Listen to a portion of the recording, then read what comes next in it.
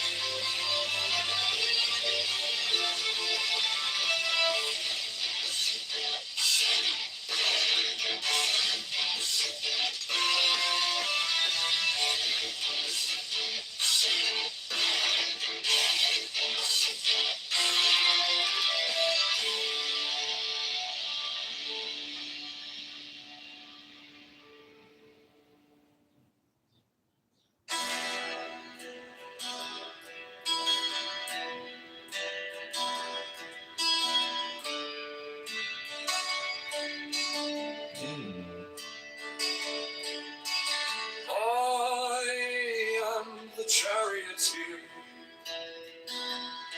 of the East, Lord of the past and of the future. I see by mine own inward light, Lord of resurrection, who cometh forth from the dust, and my birth is from the house of death.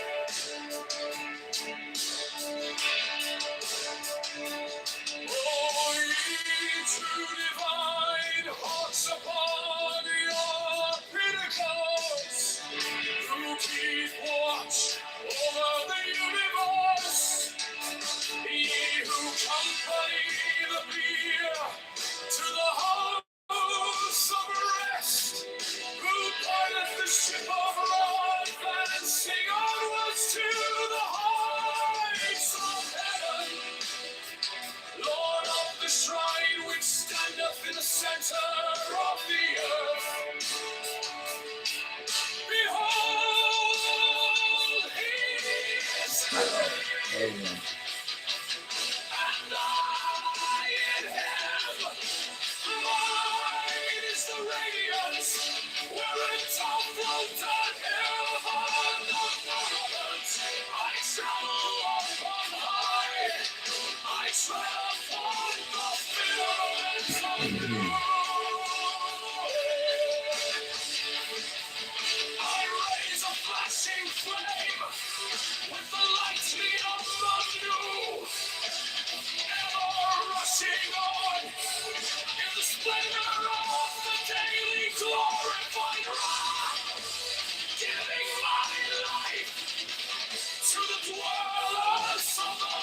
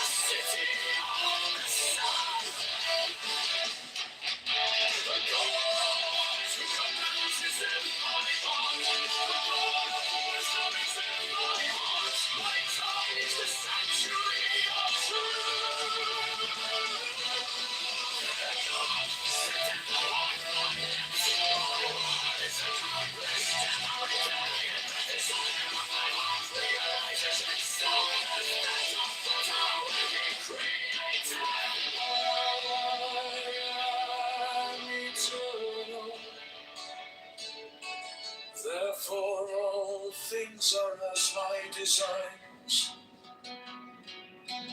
Therefore do all things obey my word.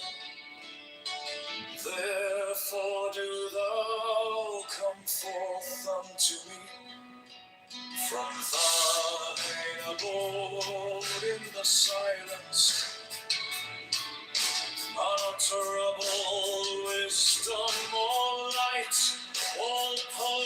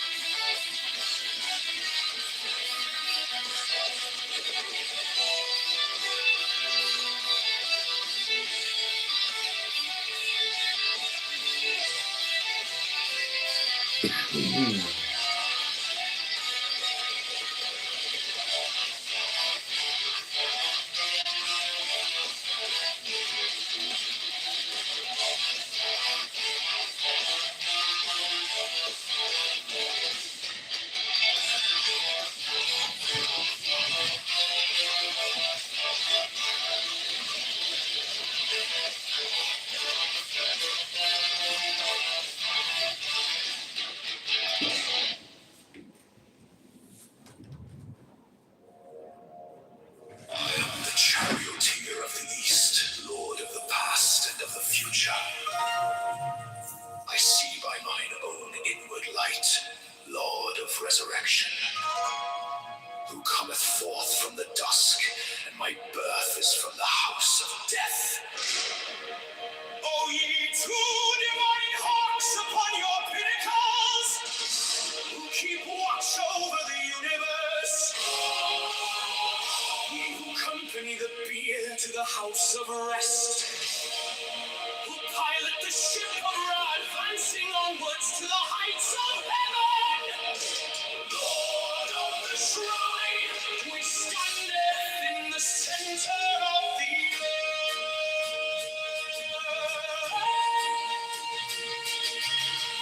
Behold, he is in me, and I in him.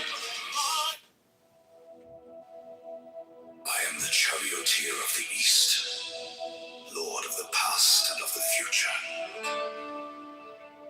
I see by mine own inward light, Lord of resurrection, who cometh cometh forth from the dusk, and my birth is from the house of death. O ye two divine hawks upon your pinnacles, who keep watch over the universe, ye who accompany the bier to the house of rest, who pilot the ship of Ra advancing onwards to the heights of heaven, Lord of the shrine which standeth in the center of the earth. Behold, he is in me, and I in him. Mine is the radiance, wherein Tar floateth over. The temple being in darkness, and the speaker ascended into his place, let him begin by a ritual of the enterer, as followeth. Page vivo preopen, o procul este profani, bahasti, peda. In the name of the mighty and terrible one, I proclaim that I have banished the shells unto their habitation. I invoke Tahuti, the Lord of wisdom and of utterance, the God that cometh forth from the veil. O thou majesty of Godhead, wisdom crowned Tahuti, Lord of the gates of the universe.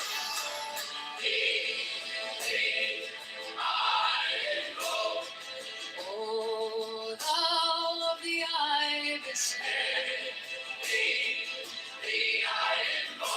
thou who wieldest the wand of double power, thou who bearest in thy left hand the rose and cross of light in thee, thou whose head is as an emerald, and thy lens is the night sky blue.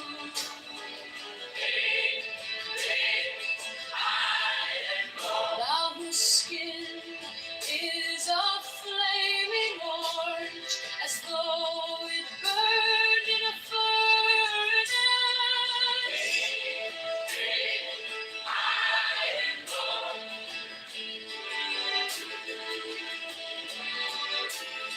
Behold, I am yesterday, today, and the brother of tomorrow. I am born again and again. Mine is the unseen force, whereof the gods are sprung, which is as life unto the dwellers in the watchtowers of the universe. I am the charioteer of the east, Lord of the past and of the future. I see my light on inward light, the Lord of resurrection, who cometh forth from the dusk, and my birth is from the house of death.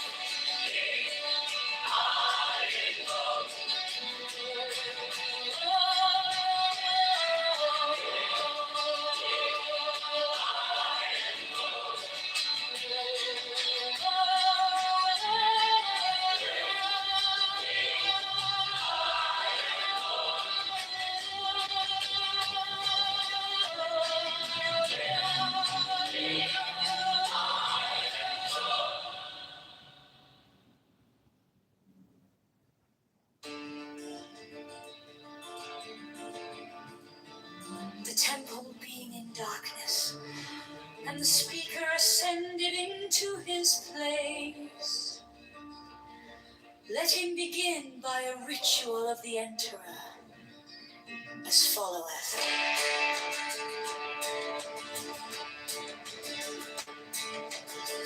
HB Valpriocol, Procol est profani, Balasti, Ompeda.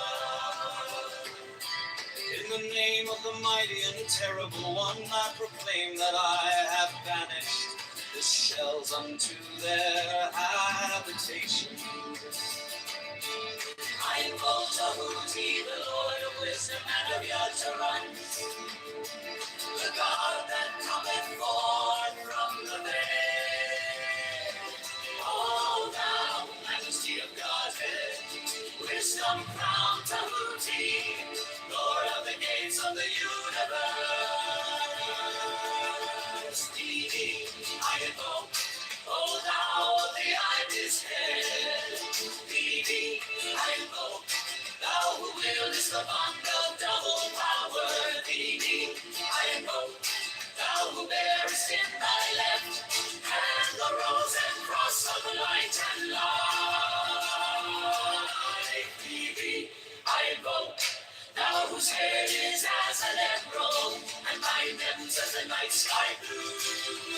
Thee I invoke, thou whose skin is a flaming orange as though it burned in a furnace. Thee I invoke. Behold, I am yesterday, today, and the brother of tomorrow. I am born again and again. Mine is the unseen force whereof the gods are sprung, which is as life unto the dwellers in the watchtowers of the universe. I am the chariot of the east, the Lord of the past and of the future.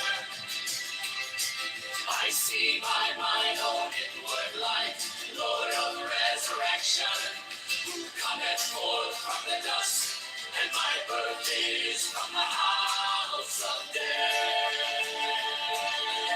Thee I invoke, O thou of the ibis head. Thee I invoke, thou who wieldest the wand of double power. Thee I invoke, thou who bearest in thy left hand the rose and cross of light and life. Thee I invoke, O thou of the ibis head. Thee I invoke, thou who wieldest the wand of double power. Thee I invoke, thou who bearest in thy left hand the rose and cross of light and life. Thee I invoke.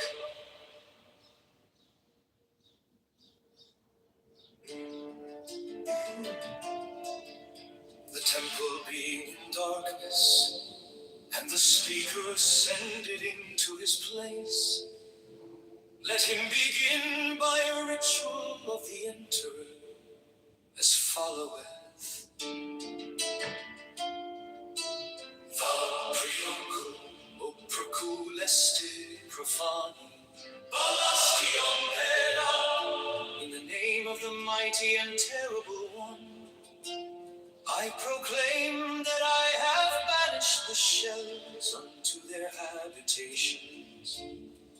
I invoke Tahuti, the Lord of wisdom and of utterance, the God that cometh forth from the veil.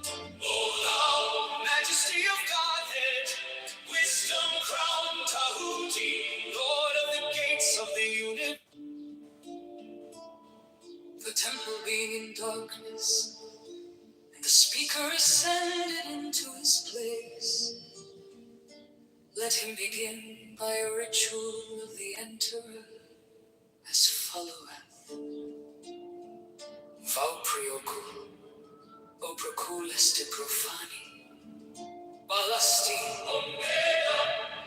In the name of the mighty and terrible one, I proclaim that I have banished the shells unto their habitations. I invoke Tahuti, the Lord of wisdom and of utterance, the God that cometh forth from the veil. O thou majesty of Godhead, wisdom crowned Tahuti, Lord of the gates of the universe.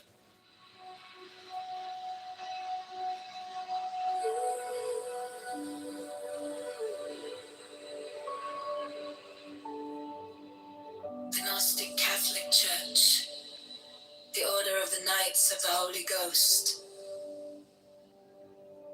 the Order of the Illuminati, the Order of the Temple, Knights Templar,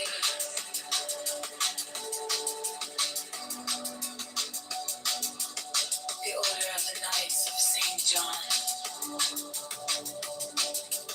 the Order of the Knights of Mount Temple, the Order of the Knights of the Holy Sepulchre, the Hidden Church of the Holy Grail, the Hermetic Brotherhood of Light, the Holy Order of Rose Creeks of Hidden, the Order of the Holy Royal Arch of the Clock, the Ancient and Tennessee Rites of Masonry, the Rites of Reverse, the Rites of Misraim, the Ancient and Accepted Scottish Rite of Masonry, the Swedish Body of Love of Masonry,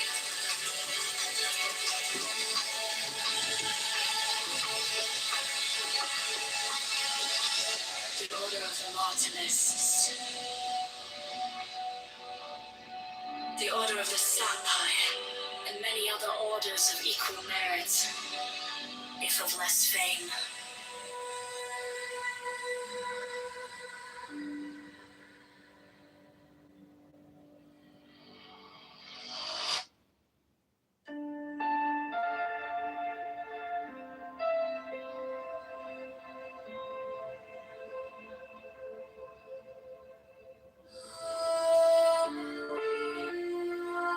The Gnostic Catholic Church, the Order of the Knights of the Holy Ghost, the Order of the Illuminati, the Order of the Temple, Knights Templar, the Order of the Knights of St. John, the Order of the Knights of Malta, the Order of the Knights of the Holy Sepulchre, the Hidden Church of the Holy Grail, the Hermetic Brotherhood of Light, the Holy Order of Rose Croix of Hidden, the Order of the Holy Royal Arch of Enoch, the ancient and primitive rites of Masonry, the rites of Midhead, the rites of Misery, the ancient and accepted Scottish rites of Masonry, the Swedenborgian rites of Masonry, Order of the Martinists, Order of the Sapphire, and many other orders, we from letters, if of less fame.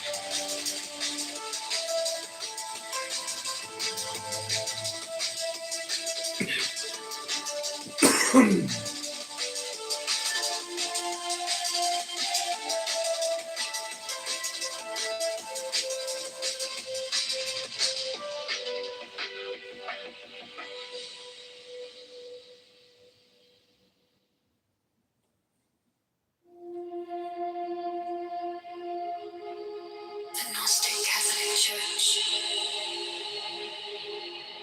the Order of the Knights of the Holy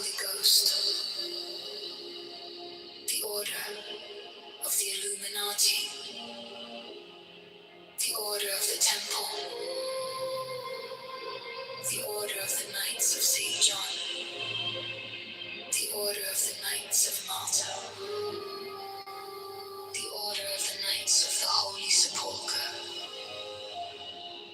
the Hidden Church of the Holy Grail, the Hermetic Brotherhood of Light, the Holy Order of Rose Croix of Herodon, the Order of the Holy Royal Arch of Enoch, the Antient and Primitive Rite of Masonry,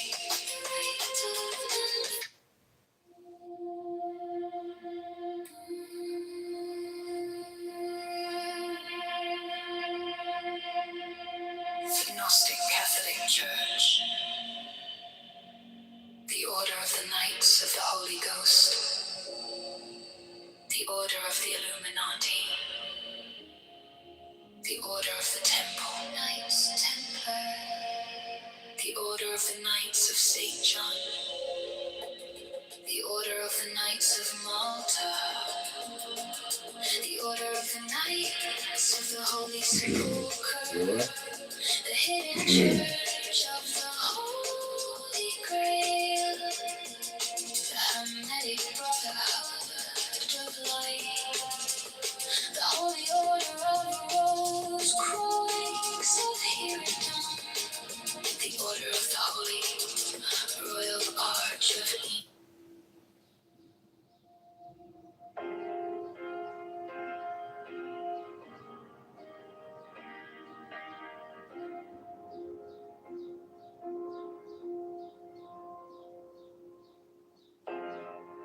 My object all sublime, I keep it in my mind.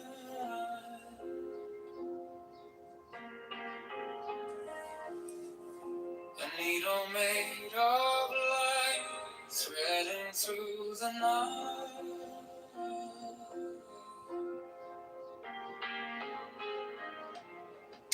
I mark the hidden scene, I sharpen up the dream.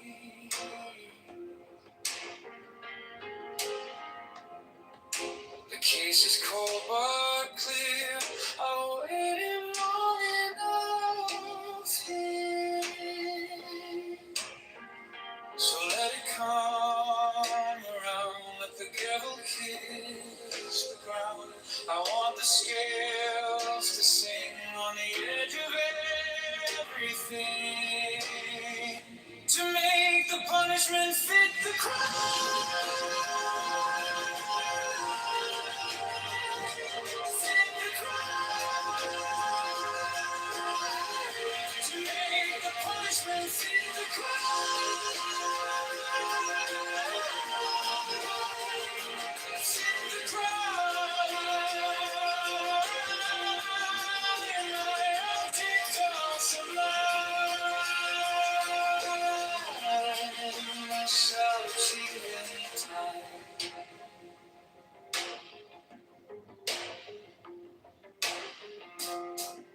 You wore the borrowed face, you left no kind of grace.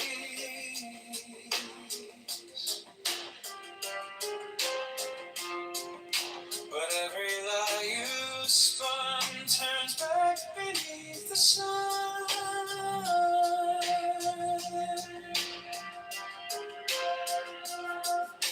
I kept the final clue, like a ring inside my shoe.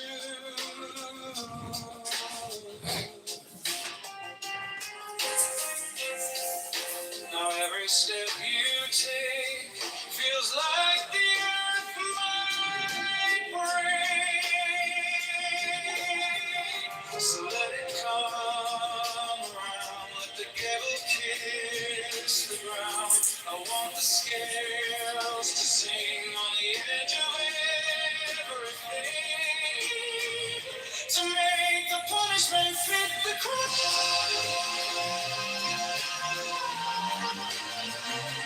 Fit the crime. To make the punishment fit the crime.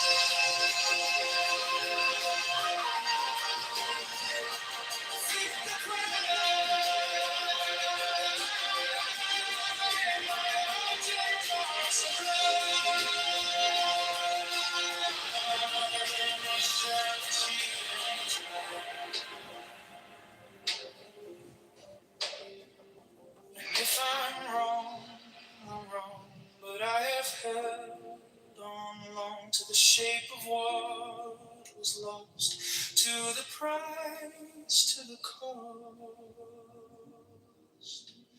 to make the punishment fit the crime.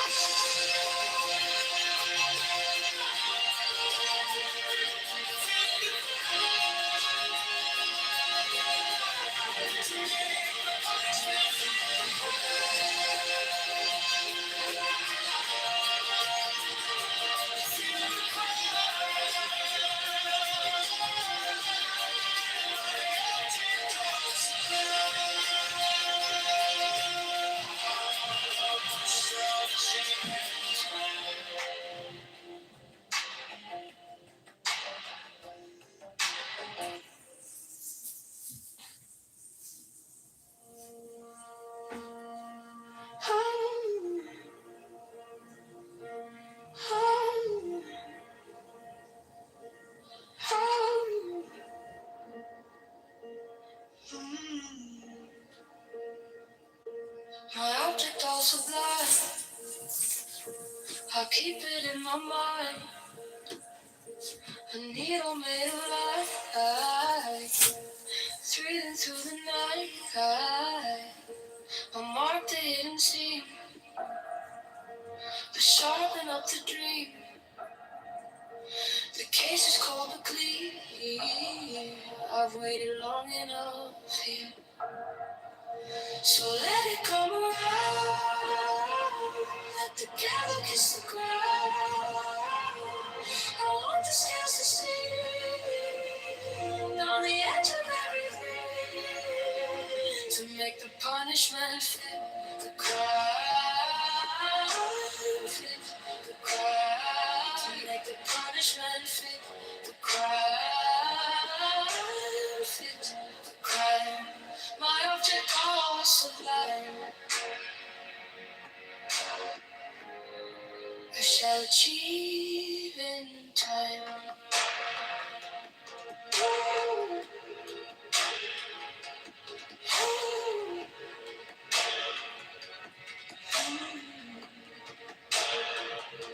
You wore the borrowed face, you left no kind of grace, but every lie you spun turns back beneath the sun. I kept the final clue, like a blade inside my shoe. Now every step you take feels like the earth might break. So let it come around, let the gate kiss the ground. I want the scales to see on the edge of everything, to make the punishment fit the crime. Fit the crime. To make the punishment fit the crime. Fit the crime. My object all sublime, I shall achieve in time.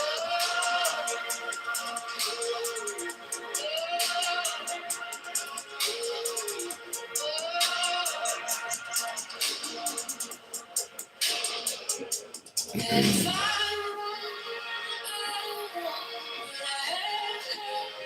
hold on to the shape of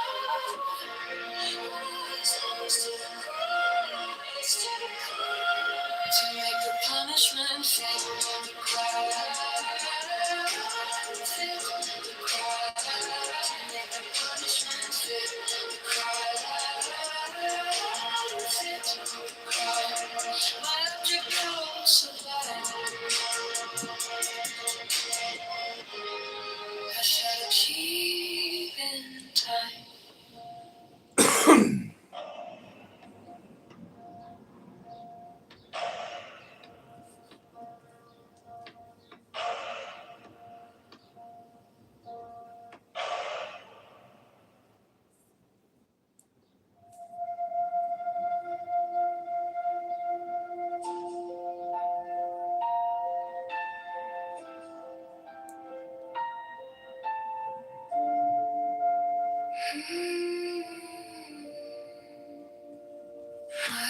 object all sublime I shall achieve in time.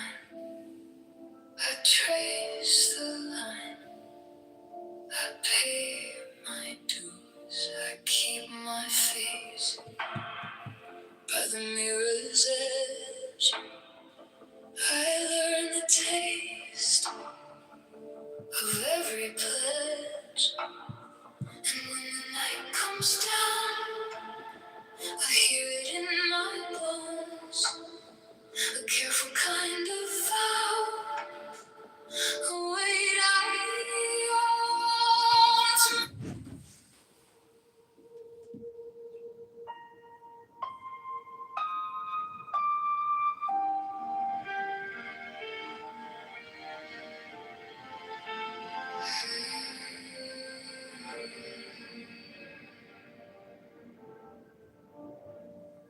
my object all sublime, I shall achieve in time. I trace the line, I pay my dues, I keep my face by the mirror's edge. I learn the taste of every pledge, and when the night comes down, I hear it in my bones.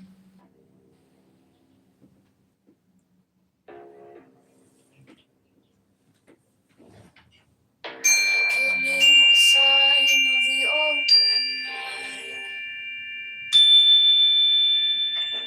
a riddle of shadows where whispers lie, the thorny thigh, the maddening cry.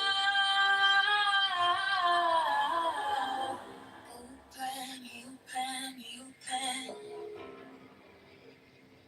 I am awake. The serpent shakes.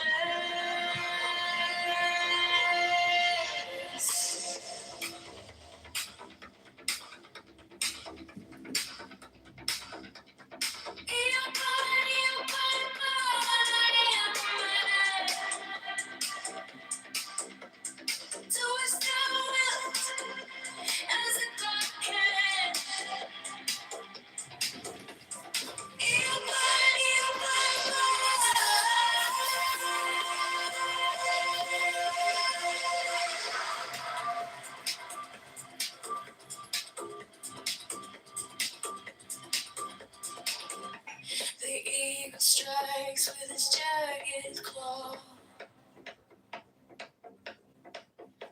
The beasts emerge as the gods withdraw. A storm of silence, a broken law.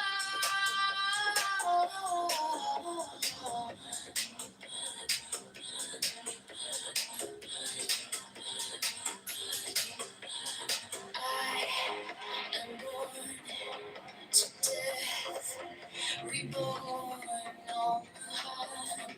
I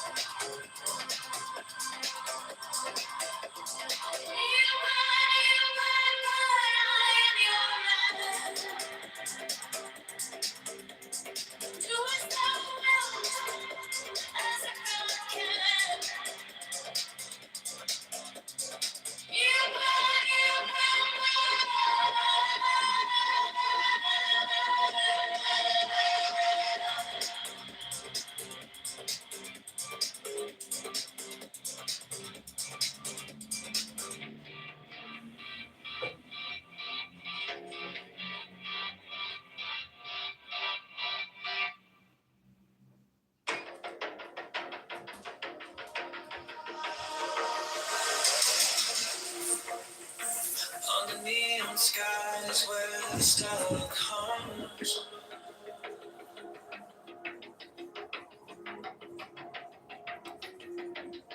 Shadows whisper truths as the baseline drums.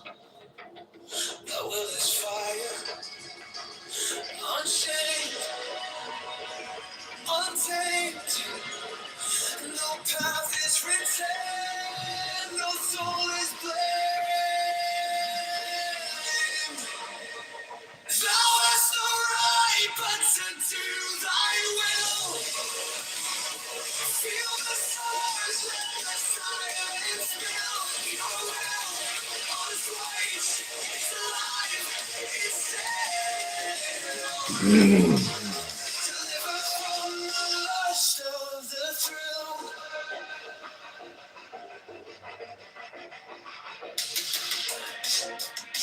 Echo shattered glass where the circuits glow.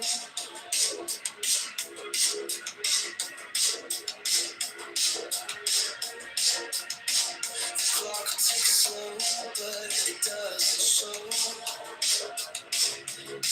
No purpose, no tether, just a beat and sink. Every way perfect, on the edge, on the brink. No chains, no bars, just a void to fill. Every pause, every spark is a perfect will. Thou hast no right but to do thy will. Feel the surge, let the silence fill your will. What is right, it's alive, it's dead. Deliver from the lust of the thrill. In the endless dark where the echoes play, no other shall say nay, no other shall stay. Through the wires, through the smoke, let it all decay. The will remains forever in the fray.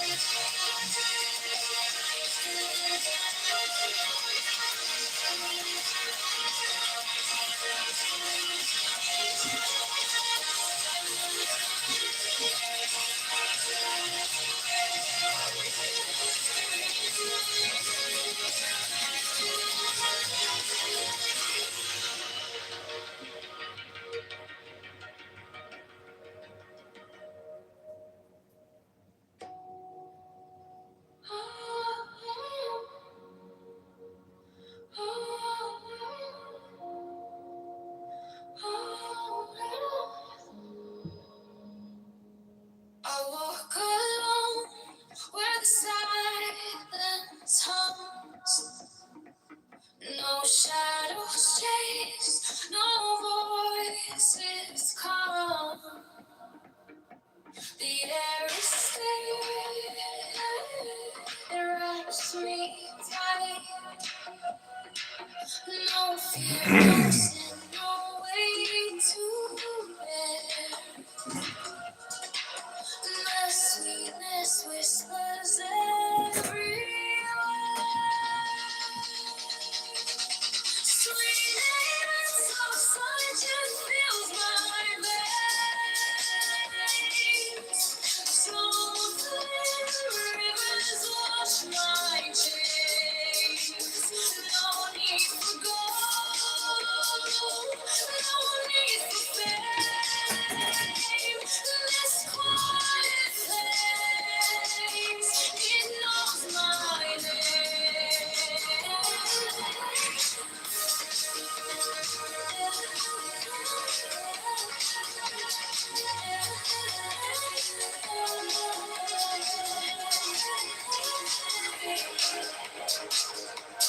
Gift of help, it lights my way.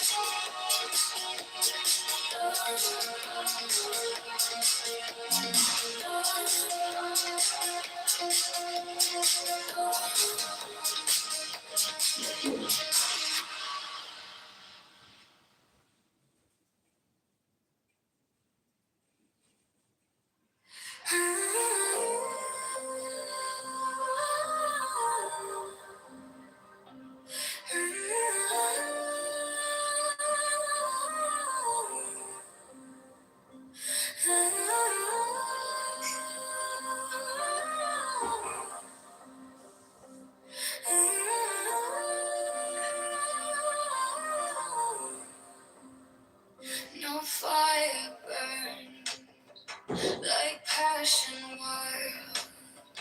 No losing through like hatred piled. This body aches, a cage of stone. Rest whispers soft, the only throne. Hunger's the beast, the sharpest sting. Body cries, its constant cling.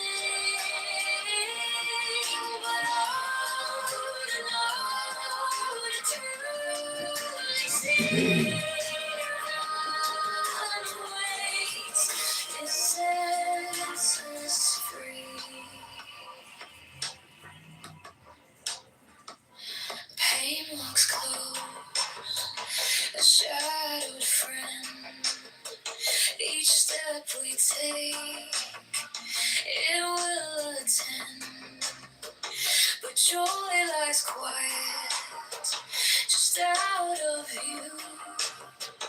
A higher peak, a sky so blue. Feel the weight, feel it break. Every ache, every quake. Hunger's the beast, the sharpest sting. Body cries, its constant cling. But to truly see the waits, it sets us free. No flame is fierce, no chain is tight. This body's war, this endless fight. But higher still, beyond the fray, rest calls my name, and I obey.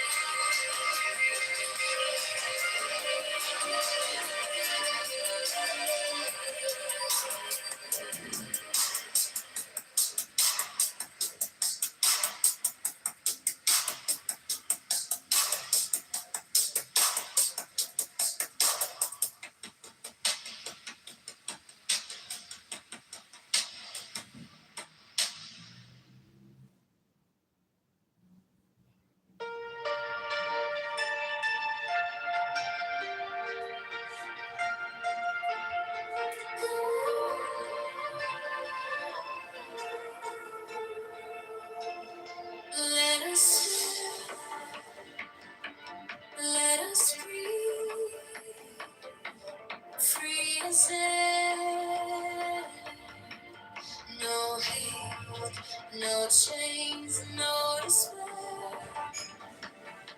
Among the shadows,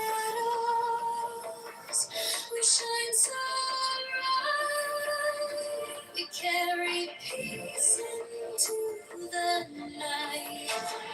I believe that we'll rise again. No hatred, no pain, no regret. I believe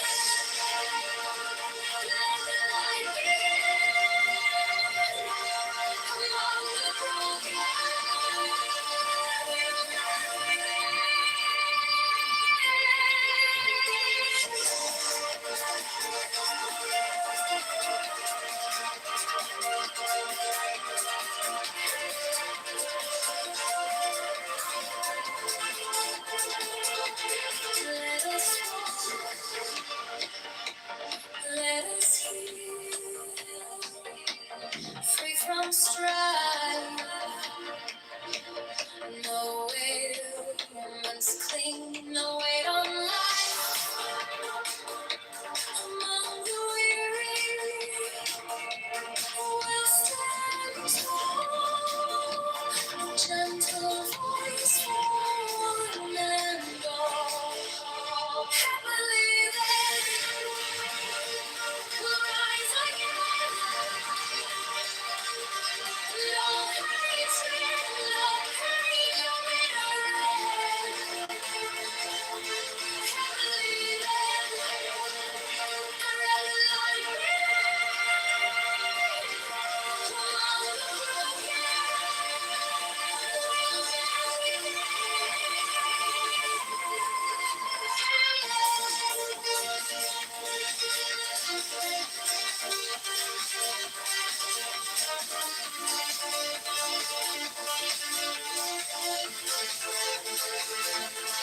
free from greed, we'll plant seeds.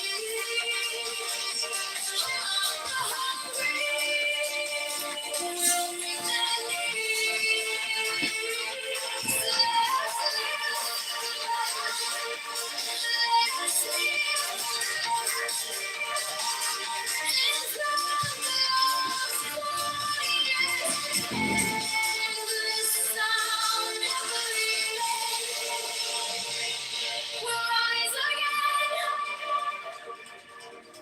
No hatred, no pain, no bitterness. Happily then, let the light begin. Among the broken, we'll melt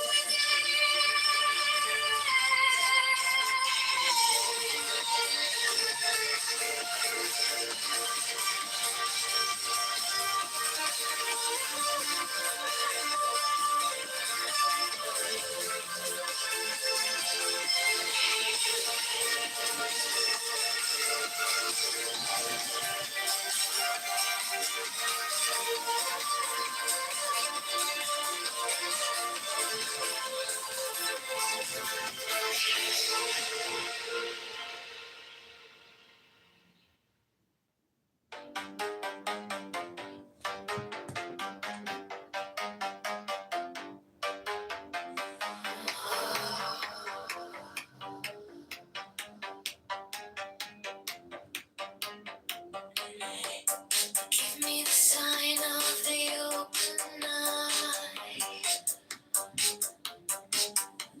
A riddle of shadows where whispers lie.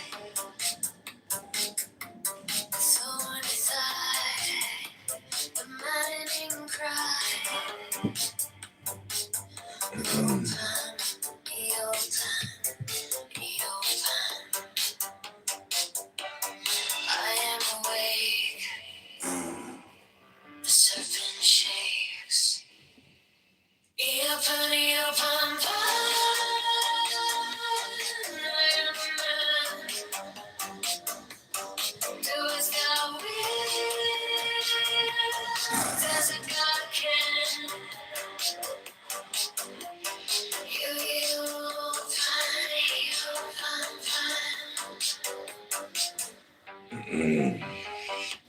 The eagle strikes with its jagged claw. The beast emerge as the gods withdraw. A storm of silence, a broken law. Open, be open, be open. I am born to death, reborn on the horn of a unicorn.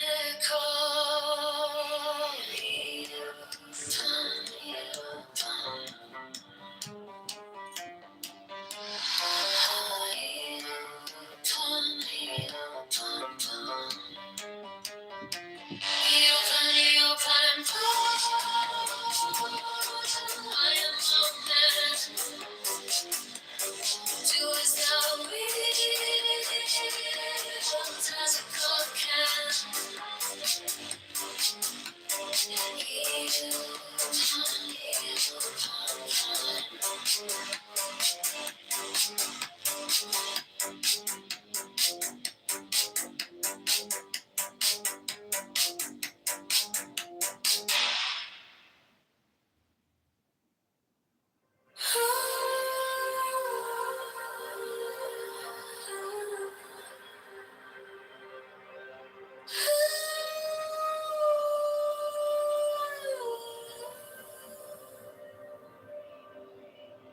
By the mystical union of fairy and fawn,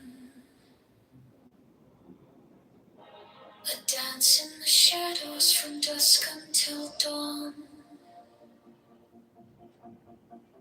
Unspoken the whispers that drift through the trees. Unbroken the vow carried soft on the breeze.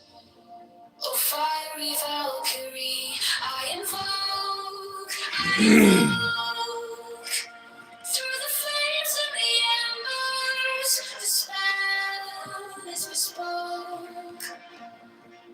Your arrows and slinging, the spring's tender glow.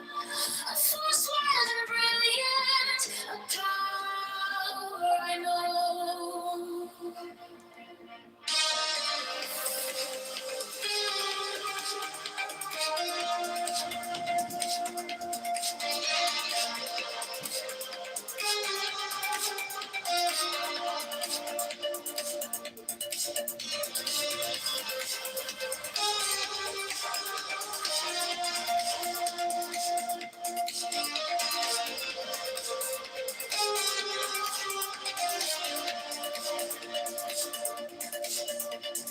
A secret communion of hearts left unsown. The listless, resistless, tumultuous tongue. Through veils of the morning, her armor does gleam. The warrior spirit ignites every dream. No godhead could charm her, no throne could command.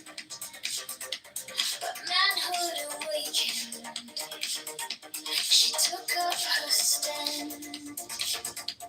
In brilliance resilient, her fire does burn.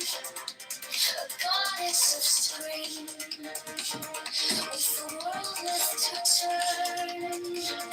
The fiery flattery, I invoke. Through the flames and the embers, the spell is bespoke.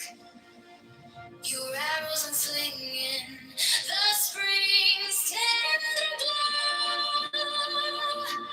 A force wild and brilliant, a power I know.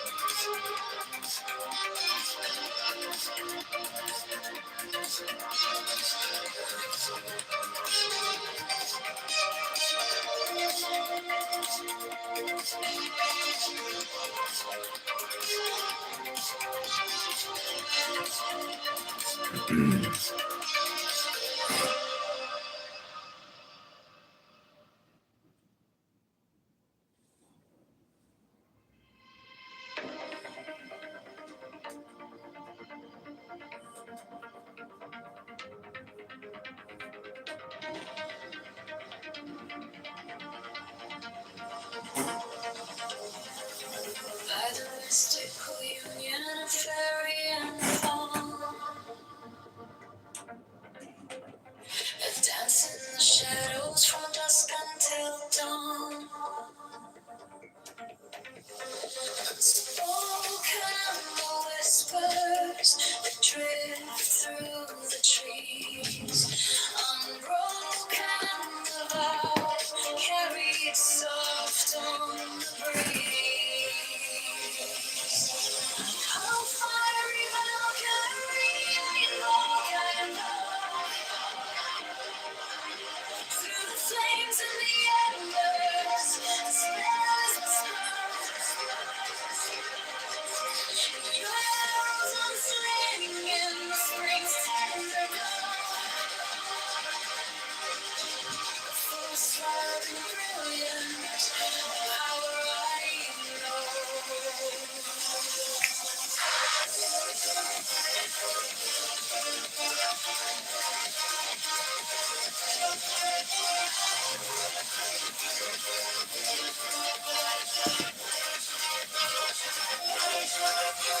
Secret communion of hearts left unsung.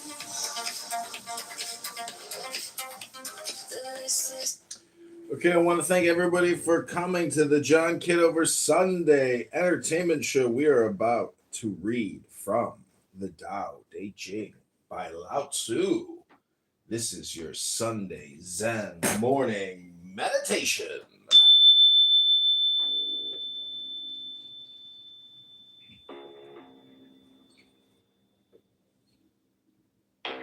Give me the sign of the open eye, a riddle of shadows where whispers lie. The thorny thigh, the maddening cry. Open, open, open. I am awake. The serpent shakes.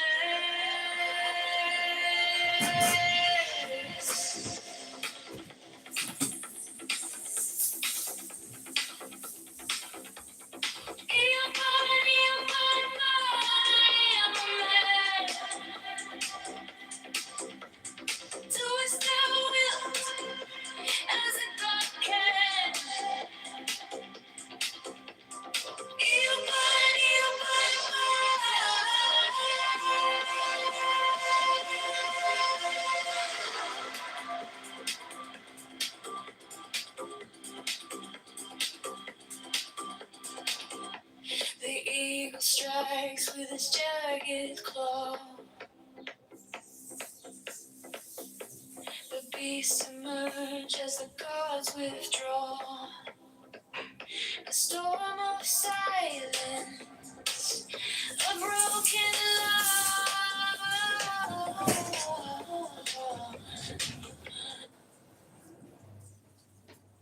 Okay, everybody, this is the John Kitover Sunday Show. We also have another room open called Prove to Me God Does Not Exist show in Ask the Mystic House. It's a new fun house dedicated to defeating the atheists, these incredibly obnoxious trolls.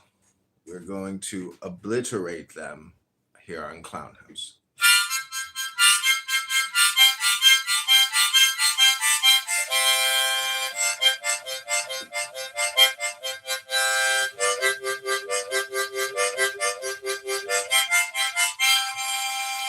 Jesse, welcome. You're our first guest on the Prove to Me God Does Not Exist show. Welcome. Peace and blessings, y'all. Thanks for having me. So, do you think you can prove to me that God does not exist? Oh, prove to you that God doesn't exist? No, see, I wholeheartedly know that God does exist. So, I thought this was proof that God does exist. This is So, prove to me God does not exist. So, are you guys three God believers? No, the name of this show is called Prove to Me God Does Not Exist show in the Ask the Mystic House. Okay, well, I'm sorry, guys. I can't do that because I do believe God does exist. Well, can you prove to me that God exists? Yes. Well, but I'm sorry. That's not the topic of this room, though. The topic of this room is prove to me God does not exist. Okay. Well, I apologize for wasting your time. I hope your show is edifying. And if you ever have a title that says Prove God Does, I'll be more than happy to join. All right. Thank you, guys. Good luck. Thank you. That was Jesse in the Prove to Me God Does Not Exist show. He couldn't do it. You know, this room is dedicated as a parody to what Steve Appel does in the Ask the Atheist House, or what's his face does in the Prove to Me God Exists show. And you know, I think it's the Gong Show. So people come up, they come down, they come on stage, and then they make their appeal, they present their evidence, they share their testimony, and then we give them the gong. It's called the Gong Show.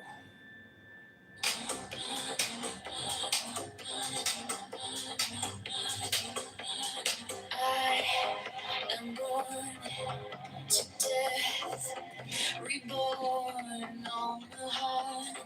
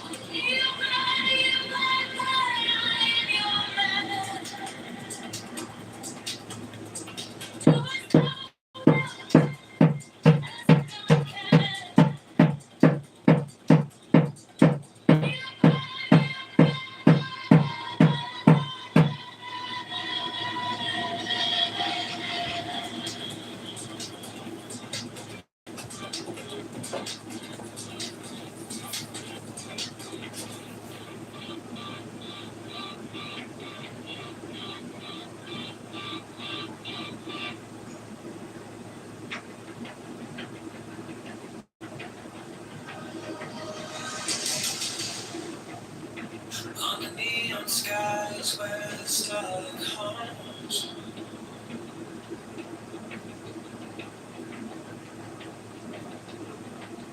shadows whisper truths as the bassline drums. The will is fire, unchained, untamed. No path is written, no soul is blamed. Thou hast no right but to do thy will. Feel the stars, let the silence fill your will. On its way, it's alive, it's still.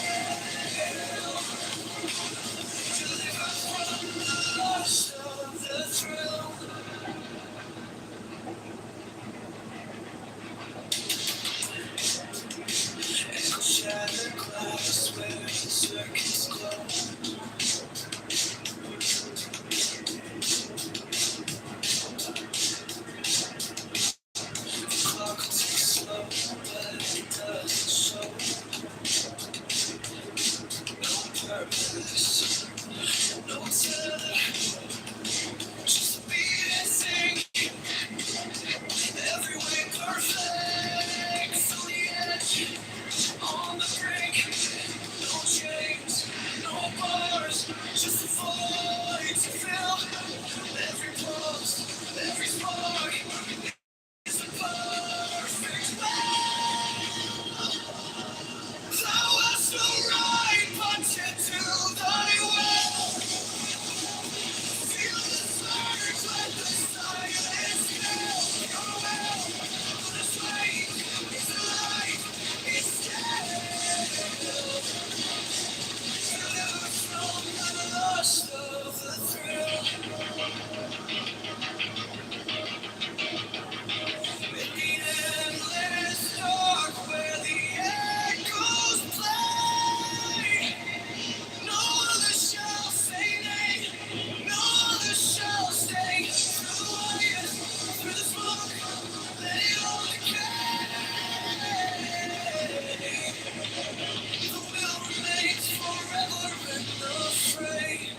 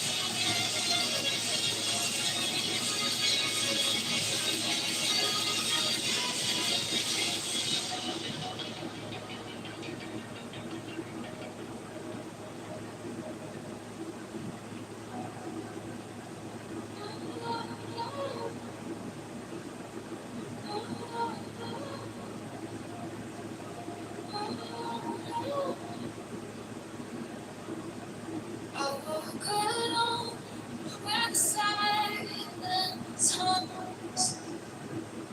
No shadows chase, no voices call. The air is thick, it wraps me tight. No fear, no sin, no way to bear. The sweetness whispers everywhere.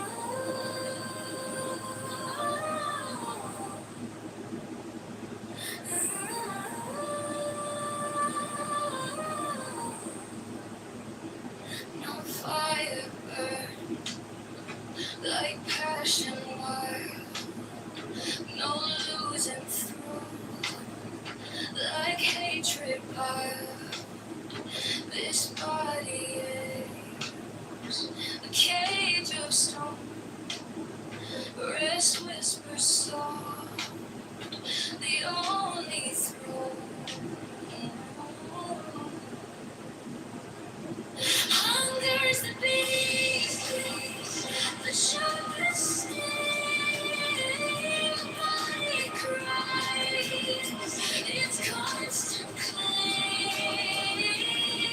But oh, to truly see, awaits, it sets us free. Pain looks close, a shadowed friend. Each step we take, it will attend. But joy lies quiet, just out of view. A higher peak, a sky so blue. Feel the weight, feel it break. Every ache, every quake. Hunger's the beast, the sharpest sting. Body cries, its constant claim. But oh, to truly see, awaits, it sets us free. No flame is fierce, no chain is tight. This body's war, this end is fight. But higher still, beyond the fray, rest calls my name, and I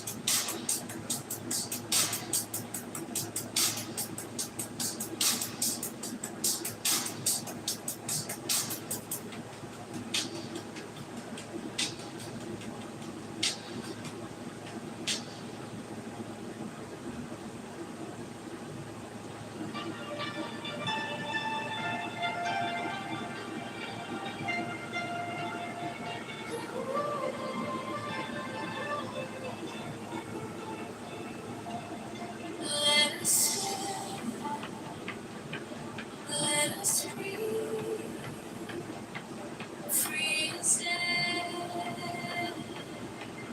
No hate, no chains, no despair. Among the shadows, we shine so bright. We carry the peace into the night. I believe that we'll rise again. No hatred, no pain, no regret. I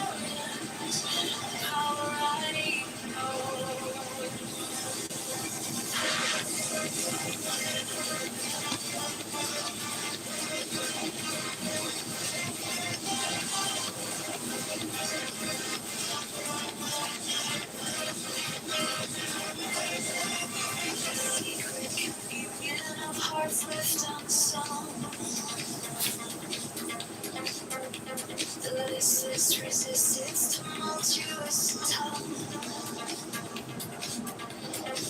Through veils of the morning, her armor does gleam. Warrior spirit, it makes every dream.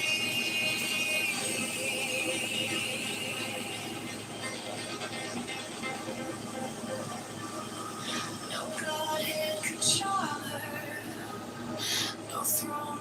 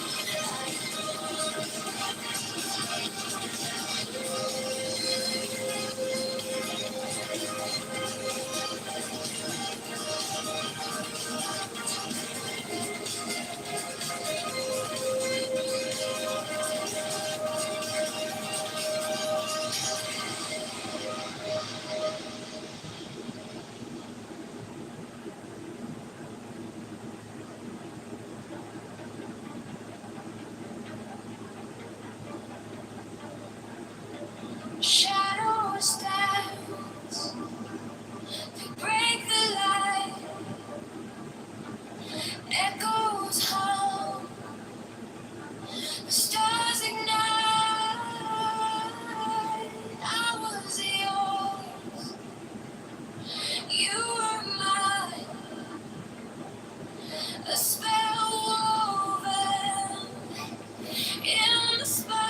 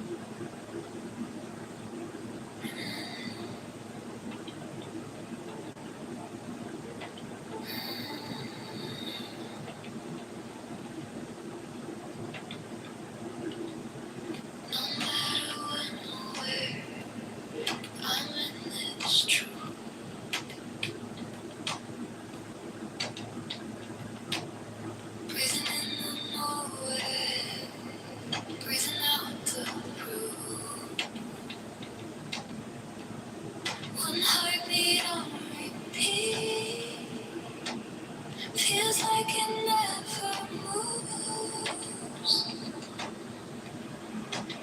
In a single thought, 10,000 years. I am right here. Emptiness here. Emptiness there. Sleep in a universe. Stands always before my eyes. Always before my eyes.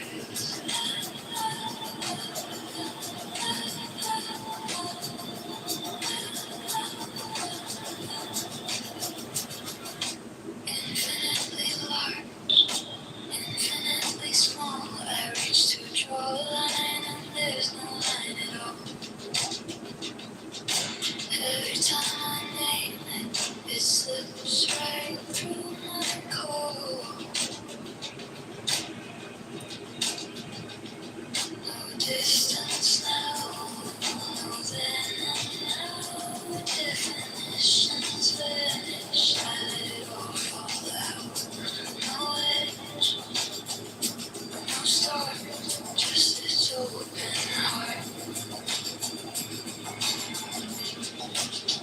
In a single thought, 10,000 years, I am right here. Emptiness here, emptiness there, still even a universe stands always before my eyes,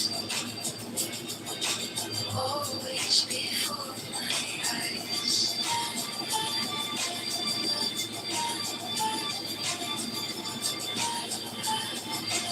always before my eyes.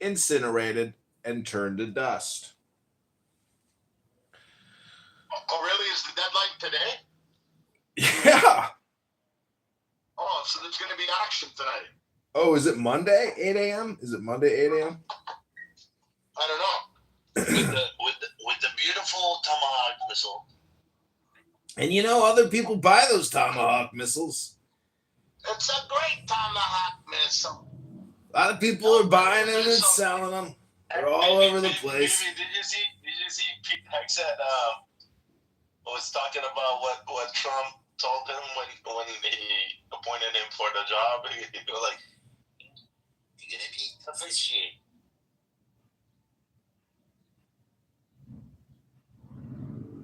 Well, all I gotta say is, a lot of people want the Ayatollah, or you know, Raza Shah Pahlavi or whatever, and Lindsey Graham is best friends with the Shah, and you know, Lindsey Graham is the greatest friend that Israel has ever had, despite the fact that he likes sucking dick. Little boys. Little Oh man, boys. fuck all of them. We're talking about Rafi over here. Rafi, are you with us? He's on the toilet. Oh, shit. He's taking the Cosby kids to the beach. What's up, my Muslim brother? What's up? Assalamu alaikum. Wa alaikum assalam. This is Al Jazeera 26/4, broadcasting live from Qatar. Did you see what Trump put out on True Social? Hey, wallah? Wallahi. On True, No, what did he do? he thanked every single president and king of every single allied Gulf nation. It's like the longest paragraph and plus Pakistan, the field marshal of Pakistan, the general, the 5-star general, the field marshal. Marcus, when do you think we're gonna have Sharia law in Tel Aviv? Have you ever been to Tel Aviv, to the 180? Marcus, when do you think we're gonna have Sharia law in Tel Aviv, Marcus? When? It's a matter of time. You could go from Tel Aviv and go 10 minutes south, and boom, there's a mosque. Then you get to an ancient I'm worried more for Islamabad than Tel Aviv. Islamabad. But you're not answering my question, Marcus. When are we going to have Sharia law in Tel Aviv? When? Never. They got a big LGBTQ, population. If you want Sharia in Tel Aviv, you're gonna have to make a move on the LGBTQ elite Ashkenazi homosexuals. They're a big voting bloc. Don't discount the LGBTQ voters. They love voting for a good candidate. LGBTQAI plus, Two Spirit, Penguin, fucking. The concept doesn't work exactly the same for both Eastern culture and Western culture. In Western culture, you are free to have your own sexual orientation, but unlike that, here in our region, it's out of frustration. The strictness and the That's why they do Bachabazi. there. Exactly, the obligation that are associated while having sex with a female are so strict that they find other alternatives to go for bachabazi. Oh yeah, Bachabazi. It's not even pedophilia. It's something else. They talk sex all the time, but So what do you think? How can we bring Bachabazi to Tel Aviv? by putting obligation sex among the opposite genders. Then we need Sharia law for that. So we go back to my first question: when is Sharia law going to be in Tel Aviv? Cover your ladies, let them stay in their houses, do not allow them to come out. Mary have 4 wives. Yeah, so then you'll definitely have that about in Tel Aviv. Oh, that's better is winning, huh?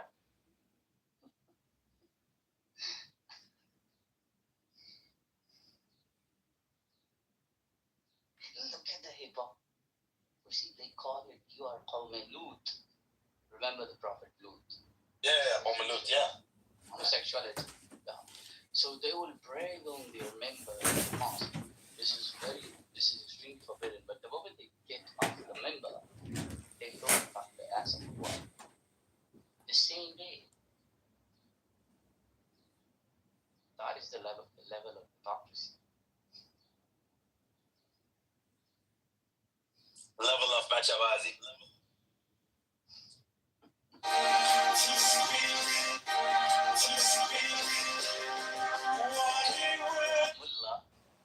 Abdullah was living on a member. Member is the top place where the I know. moron. I know what that is. So, yeah. So his pants were torn out. So his genitals were visible. So all the people who were listening, all the listeners were looking down. They couldn't look up because the genitals were visible. So the Maulvi said, see, this is what happens when I'm telling you the truth.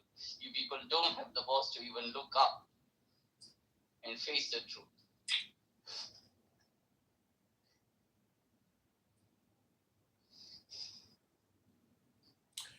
Well, some people can still read books and some people can't. Some people have never really read many books to begin with, and so their intelligence and knowledge is very limited. And you're dealing with hyperbolic spammers who just love saying controversial gaslighting shit. Some people think Donald Trump is the gaslighter in chief. And Rabono Shalom, that's just not true. Donald Trump is the normal. And when all the liberal, elite, intellectual, LGBTQ, DIA, CRT, BLM Democrats say, when things go back to normal, when things are back to normal, well, when things go back to normal, when things are normal again. Subhanallah.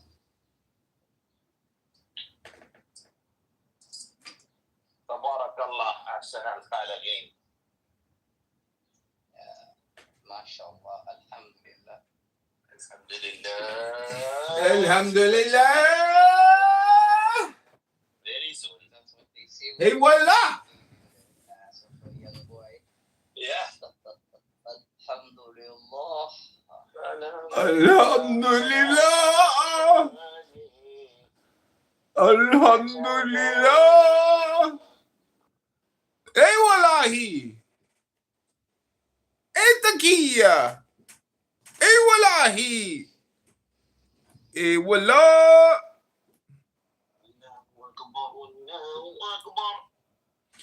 Allahu Akbar! Allahu Akbar! Where the fuck is Rafi to teach us this shit? Allahu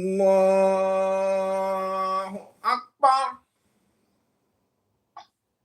Bismillahirrahmanirrahim!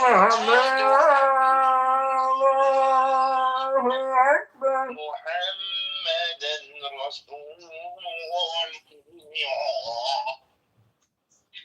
Hayya ala salat. If someone hear me right now, they're going to shoot me. I'm out here in public. If someone hear me right now, they're going to definitely shoot me.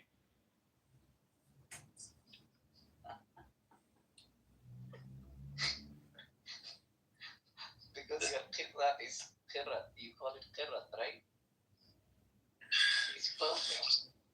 Right here. Someone can hear me.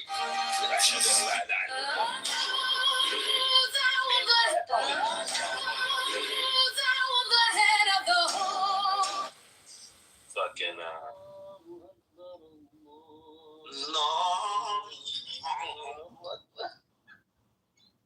Yeah, we're converting. Everybody convert. Hey, but the biggest win is Rafi. You know? For the Muslim world, the biggest win is Rafi. Rafi convert, that's all we need. A Russian Jew. Rafi becomes one of us, he's gonna change. And I'm ready to change myself. You wanna change your place with Rafi? We am extremely low my battery. Let me You find become out. a Jew. Rafi become Muslim. Let me grab a charger. How's that sound? I think that's a sweet deal. To be honest with you.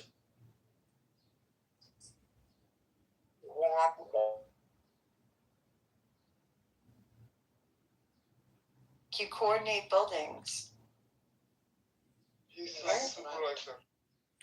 Hello, I saw this is a Peter support room. I came to vote for Peter. Here's the Mr. Bean of Iranian intelligence living in Berlin. Beaver, thank you for organizing. The mullahs have to go. Please, Donald Trump. Please, Donald Trump. Make the mullahs go. Please, Donald. Mr. President. This is Peter from Berlin. I am calling to you, Mr. President. Make the mullahs go. Please, keep bombing. Keep bombing. The mullahs go, please.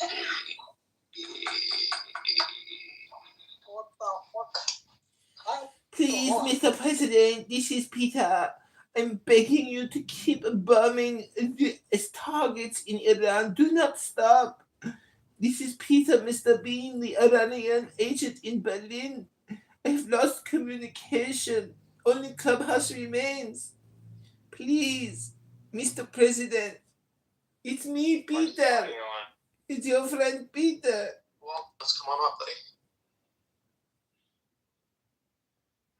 Beaver, I don't know if you know this, but in Monica's room, It looks like Dr. Dre. you were labeled as the problem, Beaver, not Matt Cool. It was you. You're the problem. That's what was determined in Bima's room with Monica. Just FYI. 1, 2, 3 until the 4. Snoop Doggy Dogg and Dr. Dre. Is that your That's a good door? one, Kitover. Chicago's had a tough weekend. A lot of murders. Yeah, dude, the bar that I go to regularly, the bouncer was jumped by 4 guys and they took his cell phone. Because he wouldn't let them in because they were underage. Fucking 18, 19-year-olds jumped the doorman. Yeah, everybody ping Peter. I am sleeping right now. It is very late in Berlin. And I have busy day tomorrow at construction site. You know, I'm a civil engineer. The Iranian people are very educated. And Donald Trump knows how gifted we are. And there are so many of us that want freedom and liberty. And they killed the wrestler. They hung the wrestler. They murdered him. And the assassins on the rooftops, they shoot the women in the face. Please, Donald Trump, don't stop the bombing. I have to get back to my kitchen to finish my June dinner. دلم خیلی شده. In June, I'm dead. So are you disputing me? Define me. I'm sorry to interrupt. Keep going.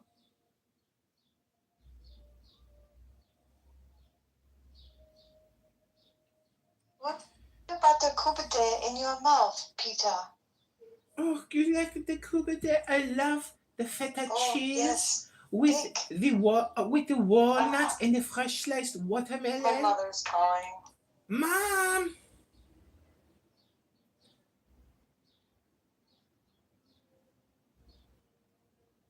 She's gone. Well, believe me, Serendipity is not one of the biggest contributors to the show. She really just listens all the time, like for years and years and years. Like barely says anything.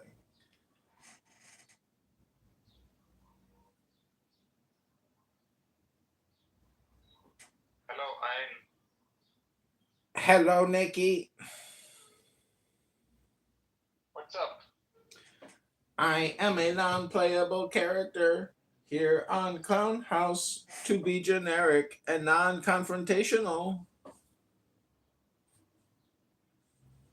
Why are you non-confrontational? Because I am a non-playable character.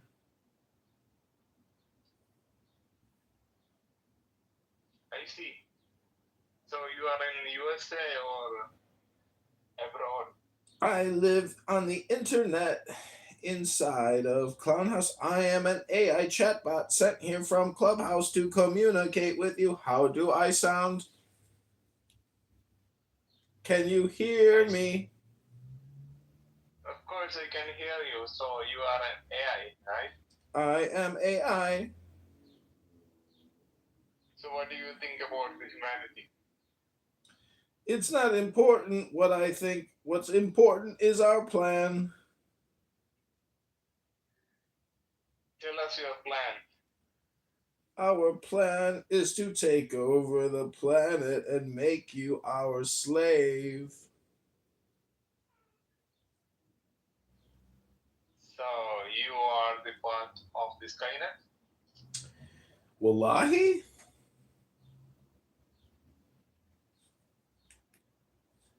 How are you planning to take over?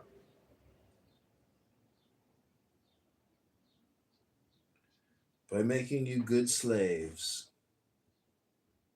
Oh, yeah.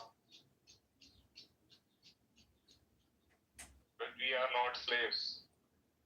Rabbona Shalom, we got Rush on the stage. He just made a powerful bull rush. Peter! Big rush. I love you. Peter! Well, let me just say all communication is hypnosis. Okay, the guest star has arrived. Peter 2028 in the President Trump house. Peter, are you prepared to liberate Iran, Peter? I am not sure what I should do, but I'm exhilarated about the topic. Thank you very much. Thank you, Peter. This is all Beaver's doing. People say don't just be a part of the problem, be the problem. And Beaver was voted as the problem. So, Peter, take it away. It's your show. Tell us how you're feeling right now. I am feeling surprised and very happy and very shocked and surprised together. Thank you.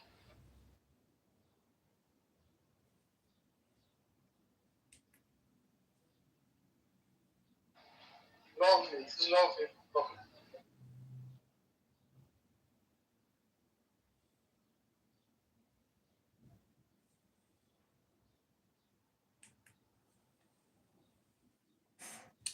El Normo is here. El Normo, what do you think about Peter 2028? Would you vote for Peter?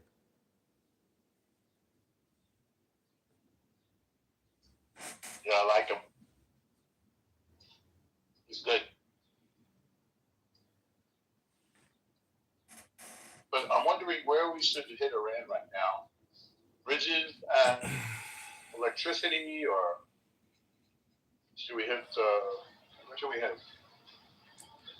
I think that the main concern in Iran is being disconnected with the whole world and with the whole exchange of information with the world and updating every aspect. Like the most important part is for me is the diplomatic relationships and the financial reconnection to the world, like before 1979. Good point. Very good point.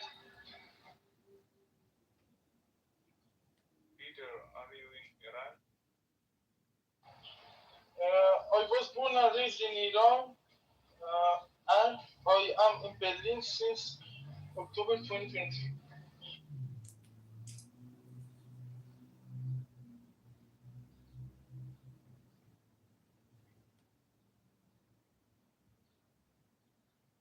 So how are you there? Are you safe there, or facing any discrimination, something like that? Stone. About the safety, I think that Berlin meets one of the best city standards of the whole world, and I truly love here about every, not every, but most of the aspects.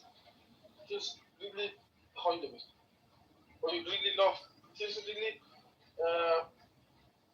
easy comparison based on where I come from.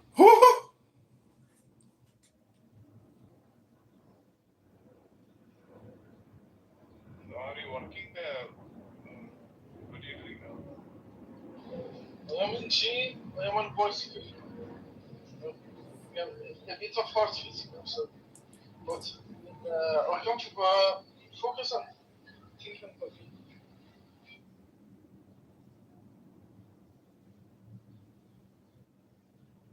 Sorry, so you said you are working there. Today is a holiday, Sunday. I am a student here, Technical University. Most of the time is for, and my work permit is limited based on 20 hours per week, part time. I need to find a job offer to be able to evolve in my immigration process to the next level, to change my status to resident without dependency, to be a student and here.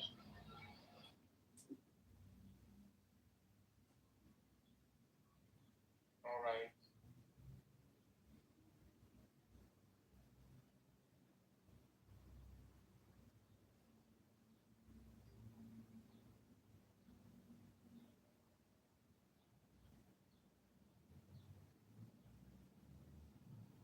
So, what do you think?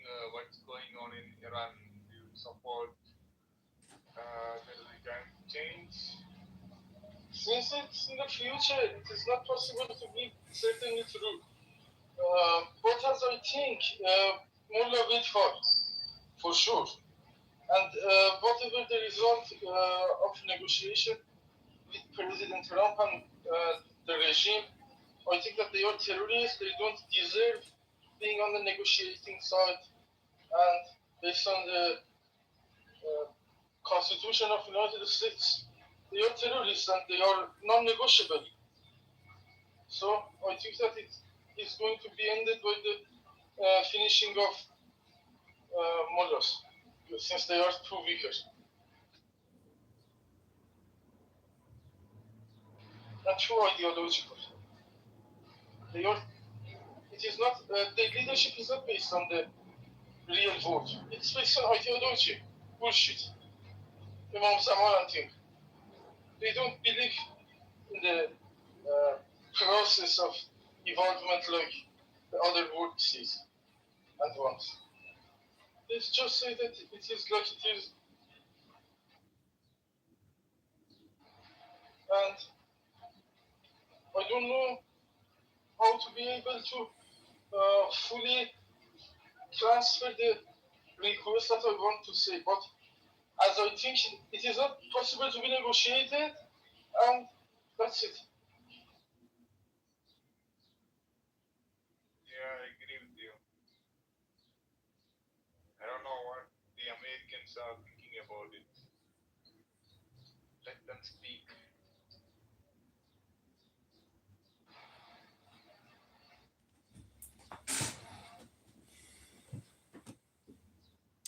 Well, Peter, thank you for coming to Peter 2028. Without you, this room would not be possible.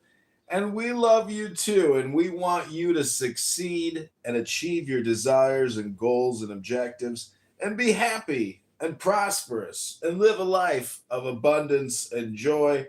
And I just want to dedicate this little harmonica song to my good friend Peter for his 2028 campaign of victory.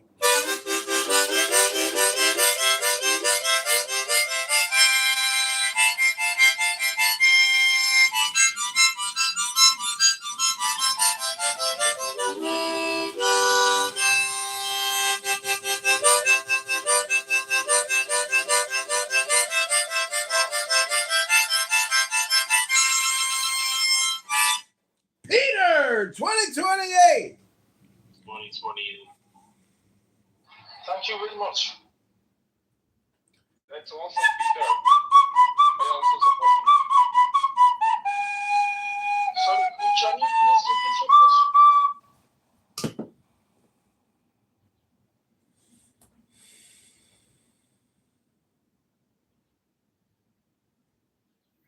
I said I support you. Oh, thank you very much. I love you. Actually, I have a friend in Iran. I met him in a social media some years ago, and he too told me that he is not comfortable with the ruling party of Iran, and he hates Islam, and he is with the ancient religion of Iran. I forgot the name, and I don't know the whereabouts of him right now. I can't contact him now. Hello, Peter boy. Where have you been? Thank you very much. Peter? Yes, I'm here. Thank you. Peter? I can hear you. Oh, I can't hear anybody. Let me leave and come back.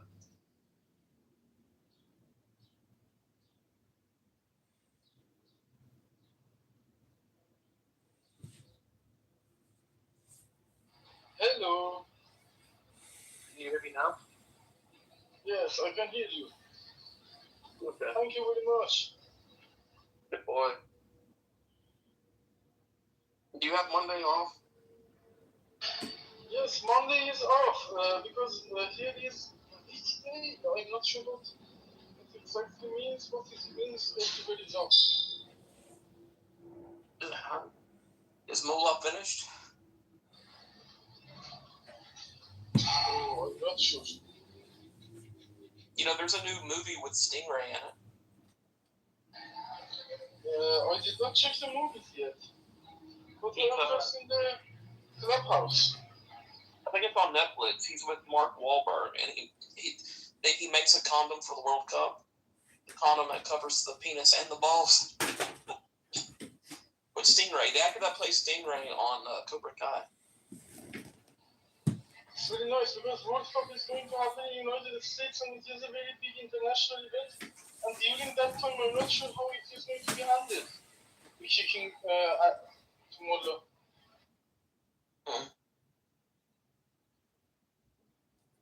I guess no one could hear me the whole time before I left. Yes, I heard you about the singer playing a movie about World Cup, right? No, I mean before that. I was in here for a while and no one was talking. I was wondering why. We were talking. Oh, okay. Peter, you want to be president? Yes, I love to.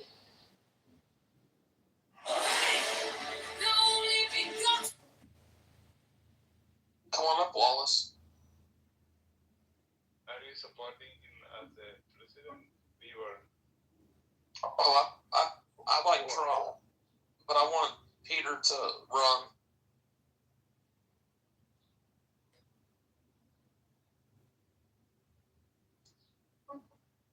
Who do you support, Nikki?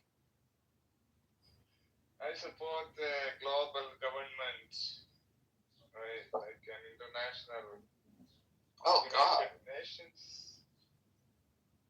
That would be better for, as I said in my profile, a globally centralized government could significantly accelerate human progress. Oh, so you agree with shitting on our Bill of Rights? You don't like the United States then and our rights over here, huh? I don't care about the rights of the United States because I am not in USA.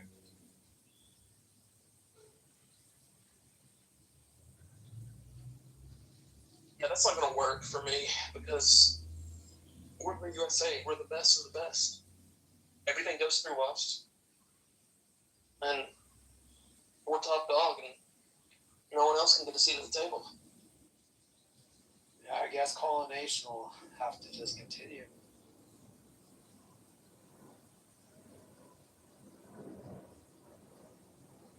So you support the Republican Party over the Democratic Party, right? No, I support democracy.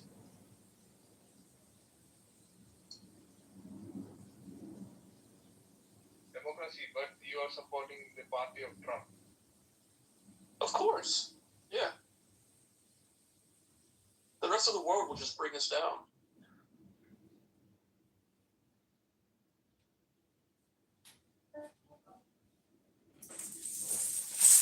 So, what do you think about your war against terrorism? Against what? Terrorism. The war on terrorism? Yeah. Well, yeah, I'm against terrorism. Yeah, I'd say as long as there's people who don't like our And I see my mother, he that was slain. She left body in her womb, flying from the terror. We are also against terrorism. I am from India.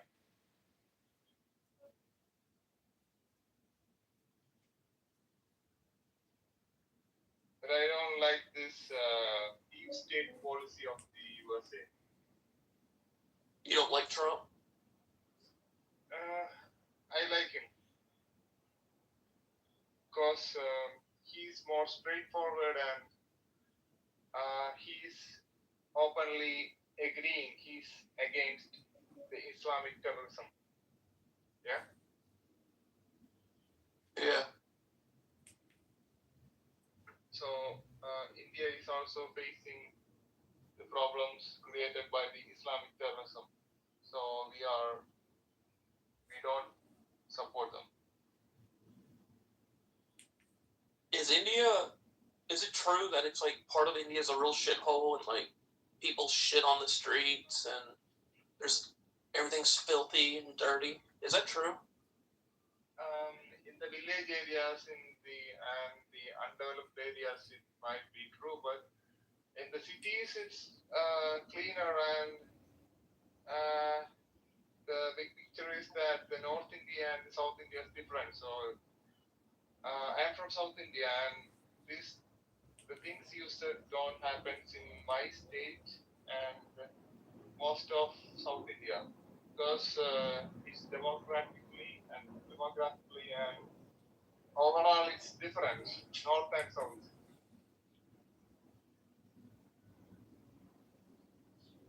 How about in USA? So there is no poverty in USA, or all the people are. Are human beings trustworthy? Thomas Hobbes, an English philosopher, became well known for Leviathan, published in 1650. It seems like everybody has a cell phone. Everyone at least has an iPhone or an Android, and they're not starving. They're eating, and they have clean water. I heard there are people living in the streets in some of the states of the U.S. like California or That's true. some other place. Yeah. Most of them are just they're addicted to drugs.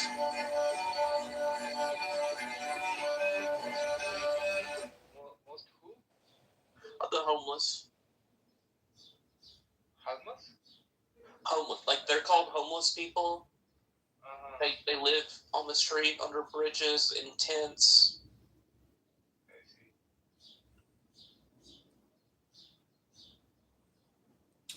You know, I've been reading what's called books instead of using my big fat thumb to swipe up and down for miles on a cell phone. And I was reading John Locke, and he wrote, "What worries you masters you."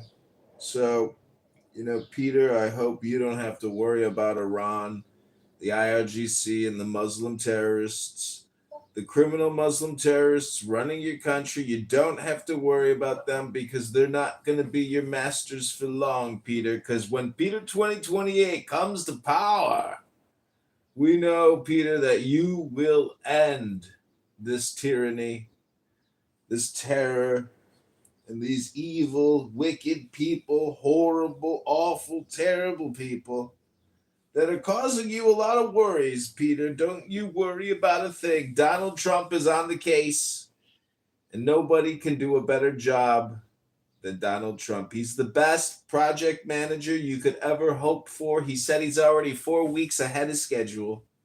You don't have to worry about a thing when it comes to Donald John Trump. Don't you worry, Peter. DJT has got your back. Have any tips for Peter about getting into politics, running that first campaign? I think John should be his running mate. This actually might be a good next 2 years. John, what do you think about running with him? I was interested from the first moment that I met Peter and running with him because Peter has character and values and virtue, and those are rare to find in a man. And he definitely knows how to wear a construction hard hat, so he's definitely one of us. Peter is a builder.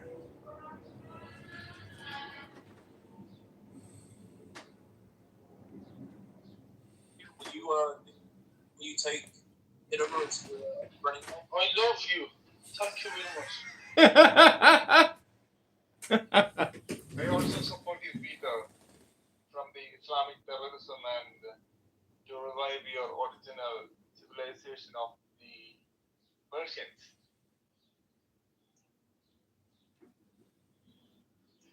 Look at that, Peter. You're already uniting. You should run under unification, Peter. You're already uniting people. I'll handle all of your campaign finance. Just sign every power of attorney over to me, and I'll handle all of your finances, okay? Oh, really? Can you handle finances?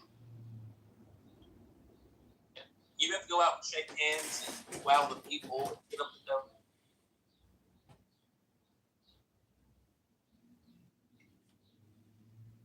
We must uplift him to advocate for a world peace and the united world. You pass by Shashkem, that's on the tunnel that the shuk that you walk to the mount to the Karabayas. Once I had Palestinian kids spit in my face, and occasionally there were. It plays a significant role in that. I think that facilitating into that plays a significant role in the long term, not short term. Maybe in the short term there is a war, but when it is out of terrorism, international terrorism, then it is possible to work on that aspects of the geopolitical facility. That's right, Peter. It's going to be a beautiful omelet, and it's going to taste delicious.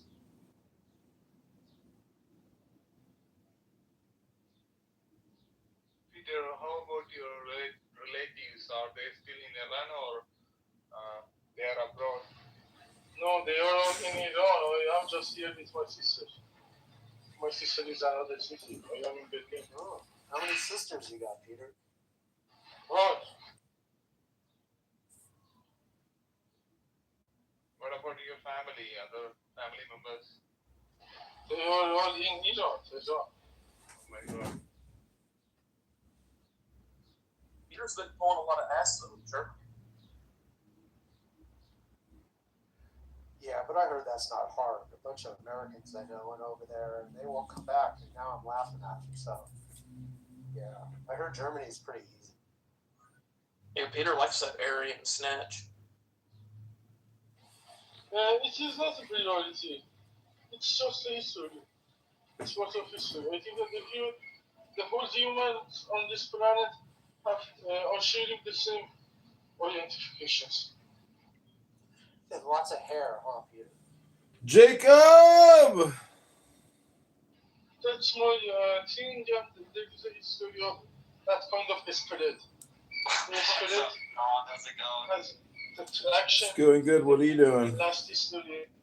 I'm hoping that you're doing good. Oh, well, Rabbono Shalom. You know what's interesting is when you meet God, guess what you discover? What? That God is so nice. So nice indeed. What a God cares about you the most, you first, you know. It's just so pleasant interacting with the God, the Supreme Lord and King. It's just so surprising because like you think you're worried, but when he tells you what the judgment is? Yep. Exactly. God's got you. He's got a plan for you. Everything is predestined already.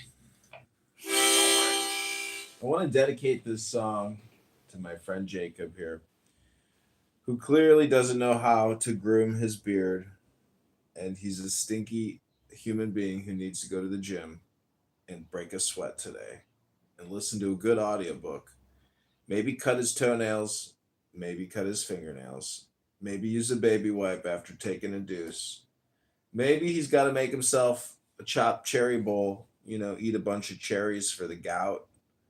Maybe he's got to cut up a watermelon and a pineapple and maybe drink it with, a little something special.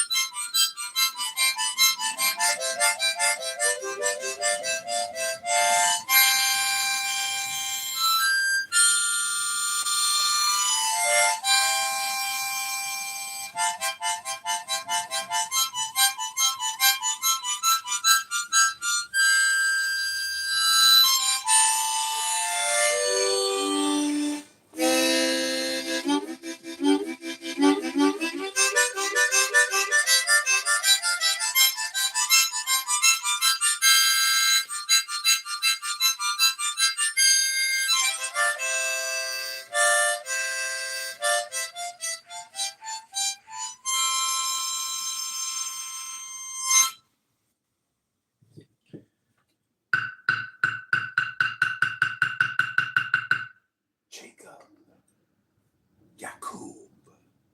What's up, John? Do you know what the secret meaning of Jacob is? No. Oh, you don't know the esoteric meaning of your own name? No. Damn, bro. Are you gonna quit being mayor one day? Okay, Jacob, are you ready to receive your free gift for being on the show? No, I don't want to receive anything. Thanks. Well, repeat after me. All your dreams are All coming, your dreams are coming true. are coming true. Always expect the Always unexpected. expect The unexpected. the unexpected. Be open Be open to embark on a new adventure. on a new adventure.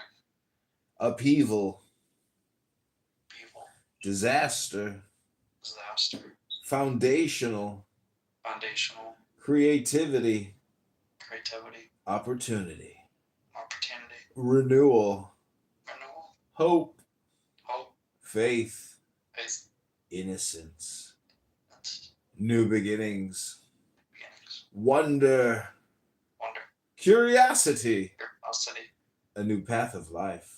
a new path of life. What small step can you take to begin a new journey? Am I a Muslim now? What do you expect in life? How can you Did I let just say the Shahada? how can you let go of What expectations? blood expectation you talk about? Allah. Me not live in Infama, America for 10 years. Me not got no blood clot opportunity in this country. Huh? Bombardier, liquor, idiot, racist. Assalamu alaikum. Me I'd rather stay in Jamaica. Rabbona Shalom. Ah! Just ran over my foot with my chair. What opportunity you talk about? John, I pray that all of your stresses will go away. I'm praying for you on that. Rabbona That you can Shalom. release all those feelings into the world that you have Jacob, inside you. Jacob, can you say I bear witness Bear witness that there's no God? to Allah. Then just say after me, I bear witness. I bear witness. You bear witness to the last witness, the last messenger, Muhammad. Peace and blessings be upon him. Allah.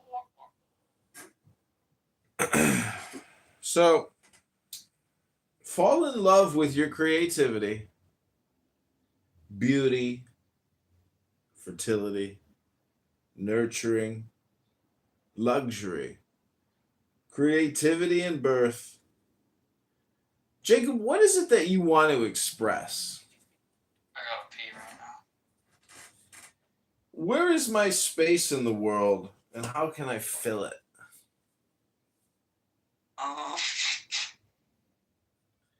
You just gotta do it, bro. Own your space in the world with confidence, authority, leadership, fatherhood, pioneer of new lands, the emperor. Let your inner voice guide you. What is your inner voice telling you?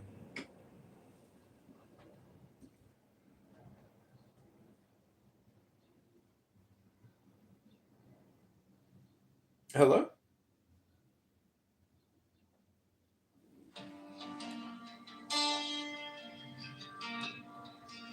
Now ye shall know that the chosen priest, that axle of infinite space, is the prince, priest, the beast, and in his woman called the Behave yourself. Johnny boy, what's up, Johnny boy? I was having a lengthy conversation with Bibi the other night, and she kept. Listen, you first, I was drunk and you kept interrupting me. I was So when having you such caught- a I thought you nice said you don't catch 'em. soliloquize and monologue, Oh and my you gosh, kept dude. like What is this? disrupting my fucking soliloquize. I was so hurt, She's a liar. but mostly I What was a very liar. annoyed with you. I thought you don't catch shots shot. He was like he was in full on autistic mode.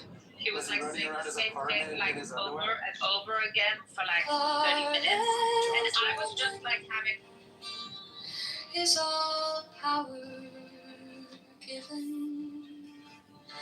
They shall gather my children into their fold. They shall bring the glory of the stars into the hearts of men. 16, for he is ever a sun and she a moon.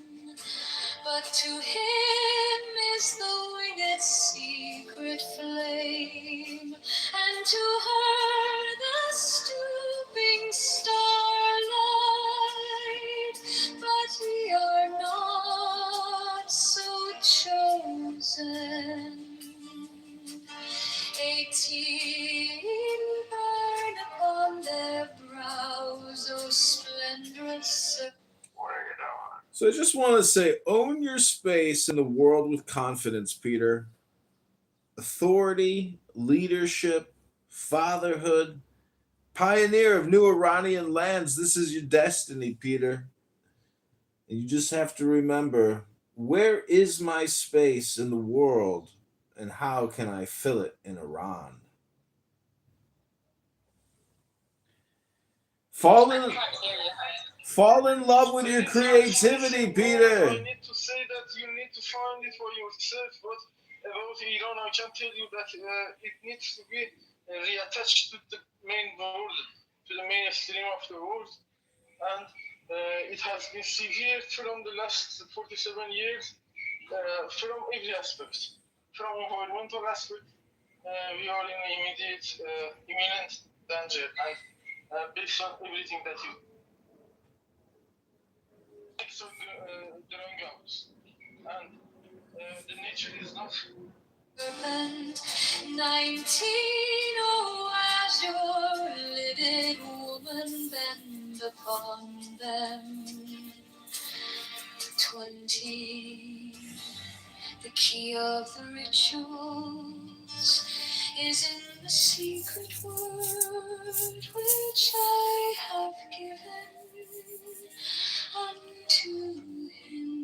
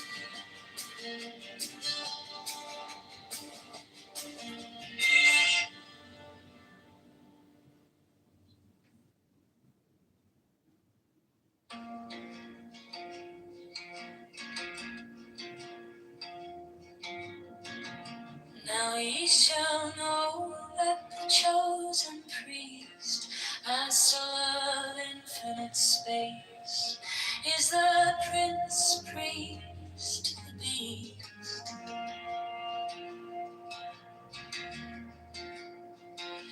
And in his woman, called the Scarlet Woman, is all power given. They shall gather my children into their fold. They shall bring the glory of the stars into the hearts of men.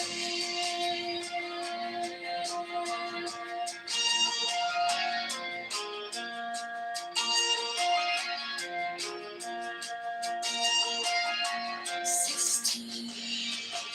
For he is ever a sun, and she a moon.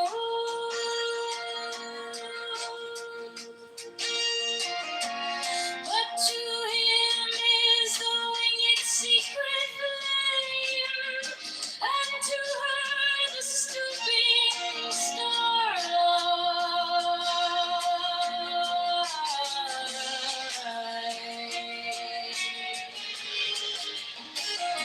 17.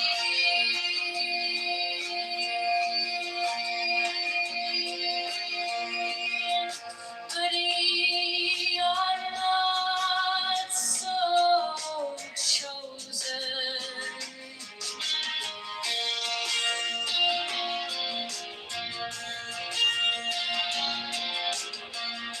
18 burn upon their brows, oh splendrous serpent.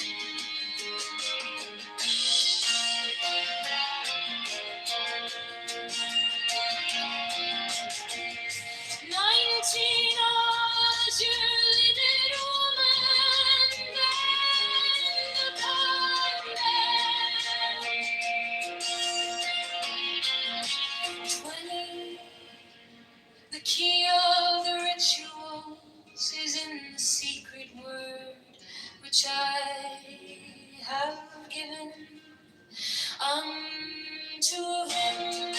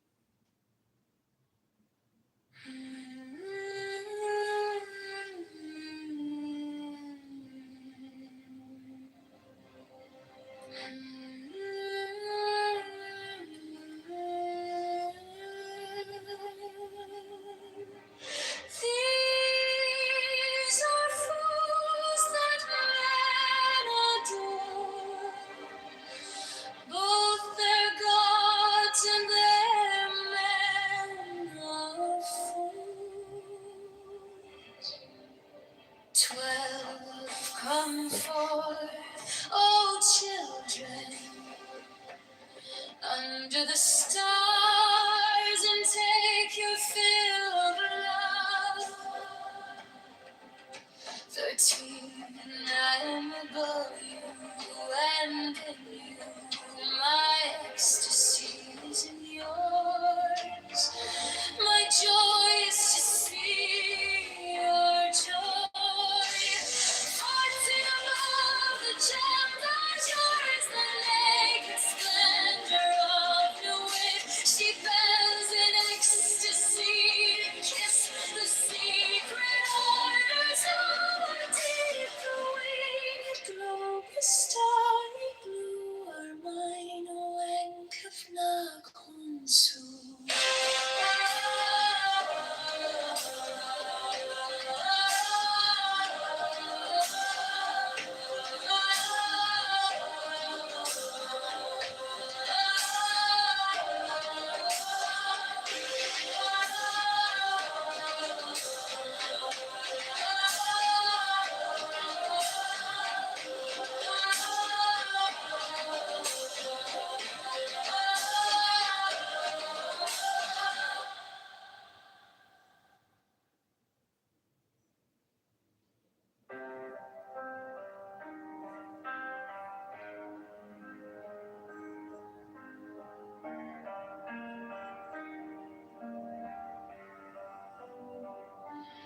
These are fools that men adore, both their gods and their men of fools. 12 come forth, oh children, under the stars and take your fill of love. 13, I am above you, and in you my ecstasy is in yours.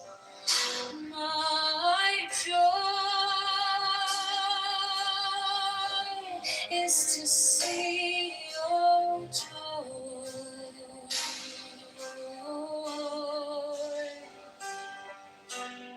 14 above, the gemmed azure is the naked splendor of wit.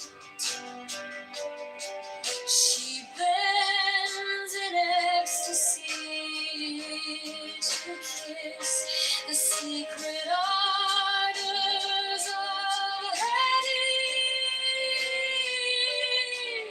The winged globe, the starry blue, are mine, oh, and Nachon soon. My joy is to see your joy.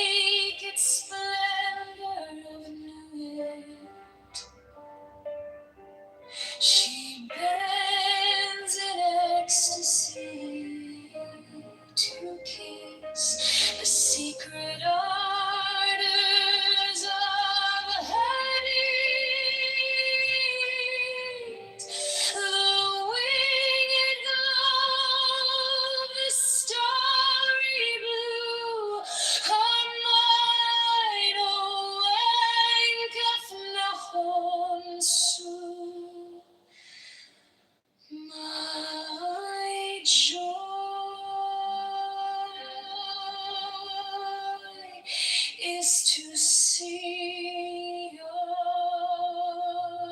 joy.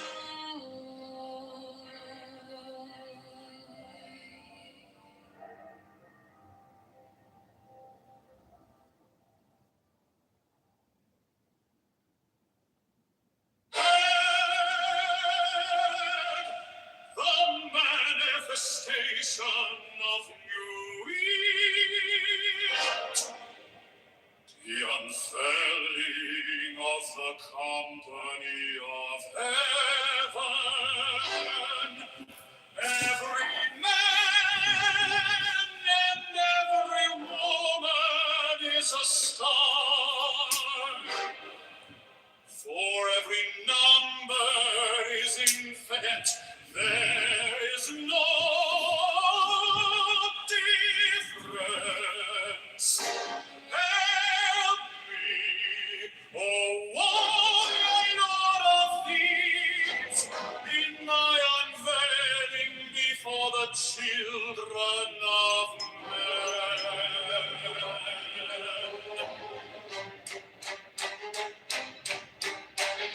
6 feet deep, my secret center, my heart and my tongue. 7, behold, it is revealed by Imus, the minister of war upon prayer. 8, the cubs is in the cool. Not the crew in the clouds. 9, worship then the clouds, and behold, my light shed over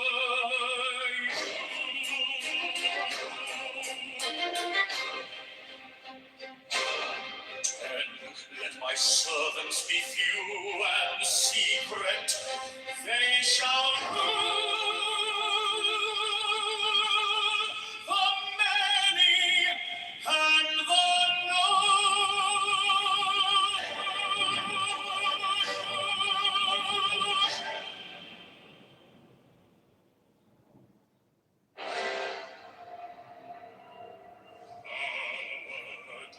the manifestation of new wheat, to the unveiling of the company of heaven, every man and every woman is a star.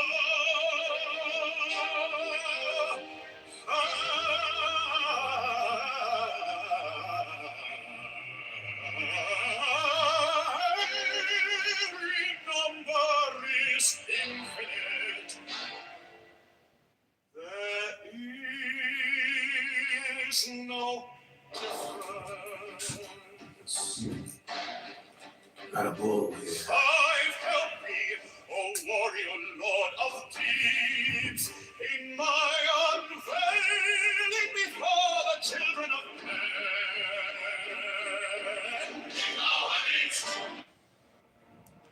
Mine Is is your the country's policy to Israelis, right? Israel is a whole different scenario that has nothing to do with Judaism. Ribono Shalom, it's got everything to do with Judaism. Are you out of your mind? You go hang out with a bunch of Jews in Israel. They'll say their whole thing revolves around Israel. Hello? It's their thing, you know? It's a tribal thing. Hello? I'm saying head of the man, and my insight is keen as the hawk's. My head, me, Pakistan, India, our tribals for 80 years. Of course. Why not? Why did the partition am the only begotten child of my father and mother. My father is dead. My mother bore me with labor and pain and fear. By my body I invoke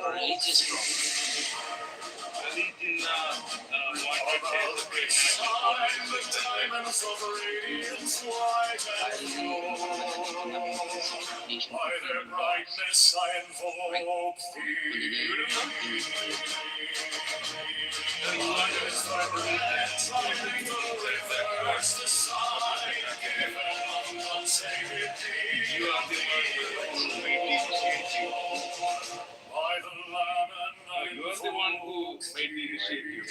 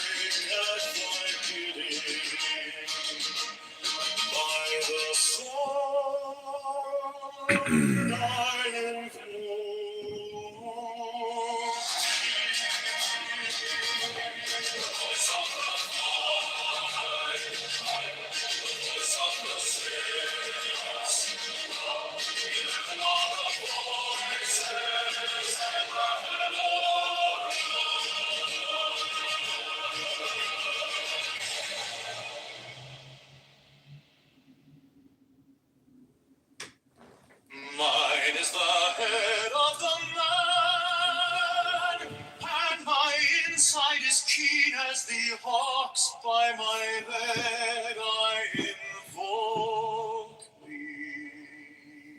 I am the only begotten child of my father and mother. My father is dead.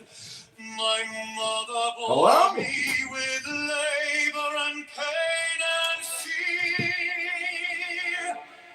By my body I invoke thee.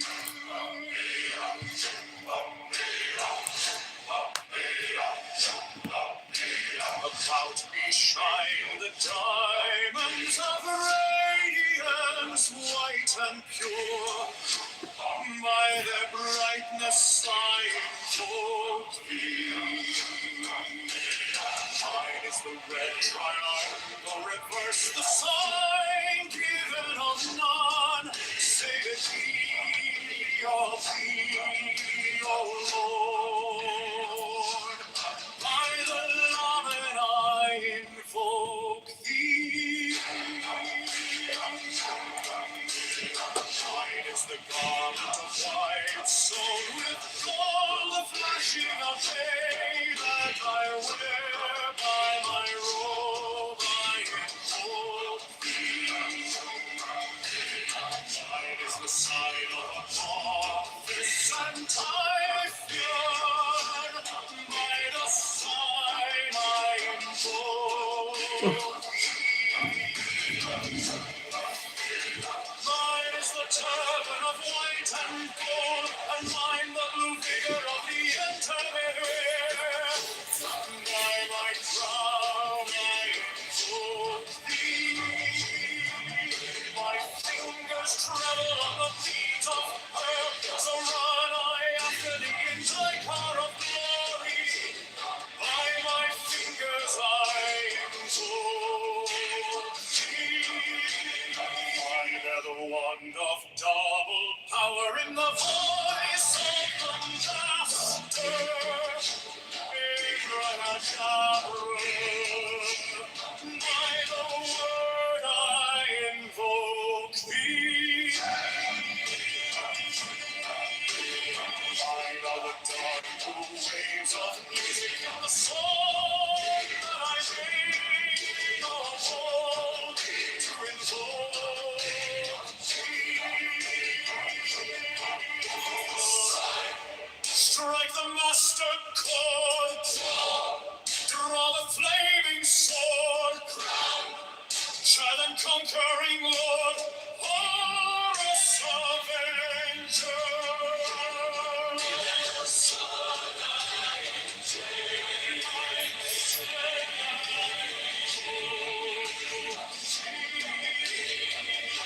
My hand is thy sword of revenge, and it strikes like thy cheek.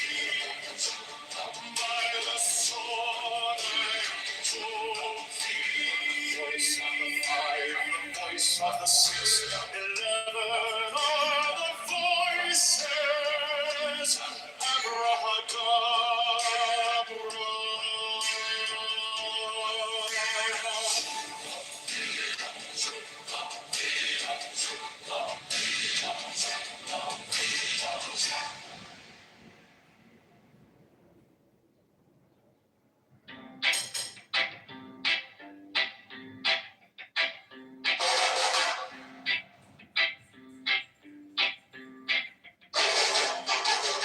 Mine is the head of the man, and my insight is keen as the hawk's by my head I invoke thee. I am the only begotten child of my father and mother. My father is dead, my mother bore me with labor and pain and fear. By my body I invoke thee.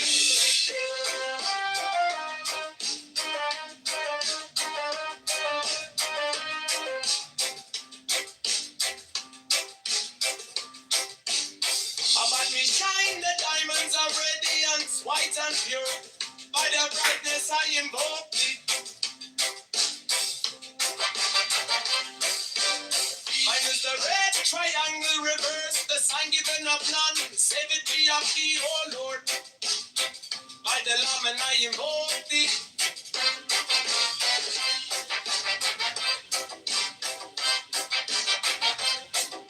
Free mine is the garment of white, sewn with gold. The flashing of eye that I wear by my robe I invoke thee. Mine is the sign of a prophet and typhon. By the sign I invoke thee. For mine is the turban of white and gold, and mine the blue figure of the intimate. By my crown I invoke thee. My fingers travel on the beats of pearl. So run I after thee in thy car of glory. By my fingers I invoke thee. I hear the wonder of double power in the voice of the master. Abrahadabra, by the word I invoke thee. Be my northern dark blue waves of music in the song that I made about to invoke thee.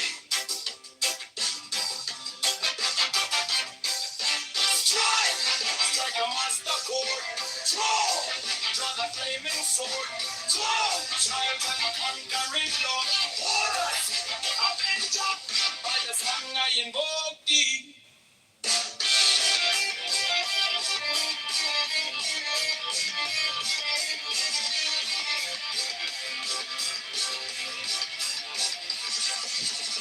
In my hand is my sword of revenge. Let it strike and I begin. By the song I invoke thee. The voice of the fight, the voice of the 611 of the voices. Abraham of blood.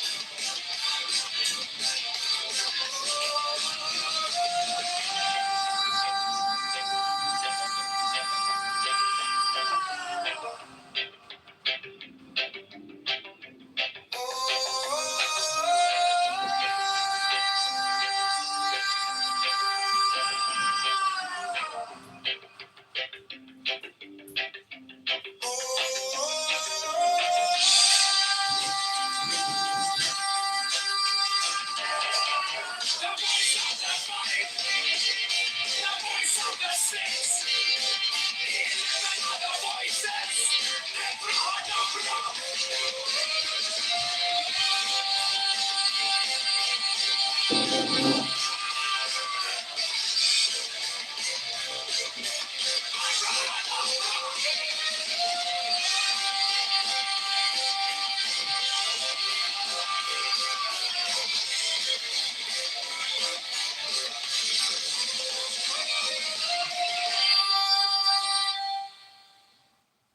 Mine is the head of the man and my insight is keen as the heart. By my head I invoke thee. I am the only begotten child of my father and mother. My father is dead. My mother bore me with labor and pain and fear. By my body I invoke thee.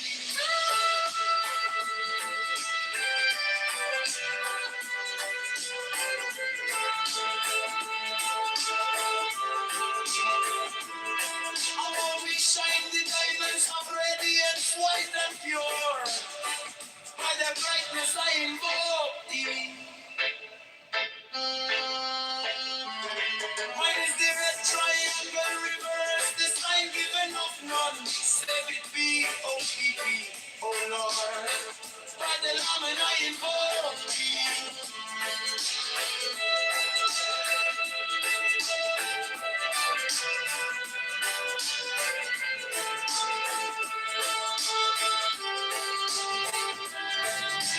Mine is the garment of white soil with gold, the flashing of light that I wear. By my robe I invoke thee. Mine is the sign of a prophet and typhoon. By the sign I invoke thee.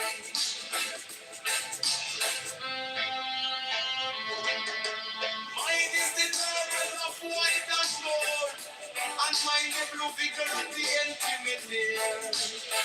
By my crown I invoke thee. My fingers travel on the beats of pearl, so run I after thee in thy car of glory. By my fingers I invoke thee. For that the one that double power in the voice of the master. Abraham Abraham. By the word I invoke thee. Hey, mine are the dark blue waves of music in the song that I made about to invoke thee. Strike the master chord, draw the flaming sword.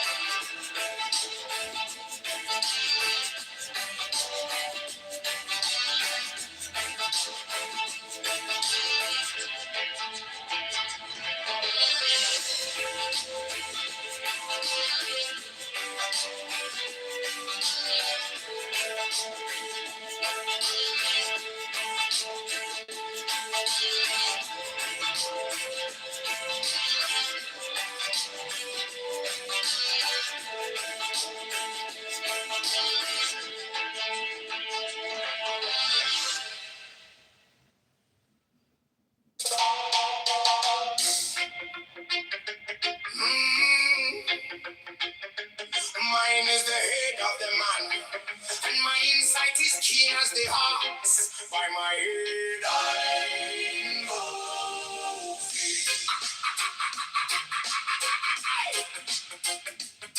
I am the only begotten child of my father and mother. My father is dead. My mother bore me with labor and pain and fear by my body. I know thee about me. Shine the diamonds of radiance, white and pure by the brightness. I know thee. Mine is the red triangle reverse with the sign, even of none save it be of thee. Oh Lord, by the layman. I know thee. Mine is the garment of white, so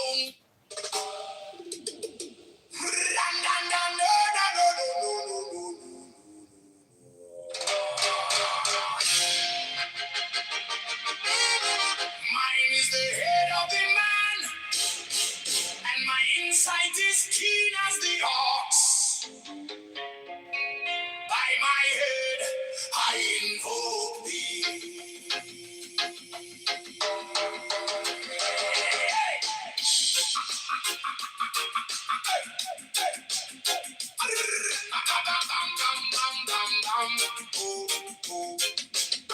I am the only begotten child of my father and mother. My father is dead. My mother bore me with labor and pain and fear by my body. I invoke thee. About me shine the diamonds of radiance, white and pure. By their brightness, I. Mine is the head of the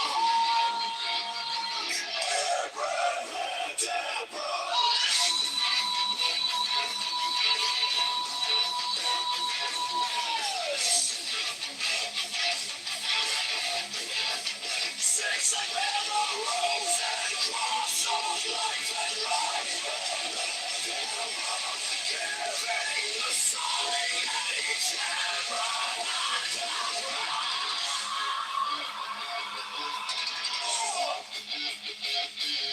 remaining in the sign, the invocation concludes. Therefore I say unto thee, come thou forth and dwell in me, so that every spirit, whether of the firmament, or of the ether, or of the earth, or under the earth, on dry land, or in the air, of whirling air, or of rushing fire,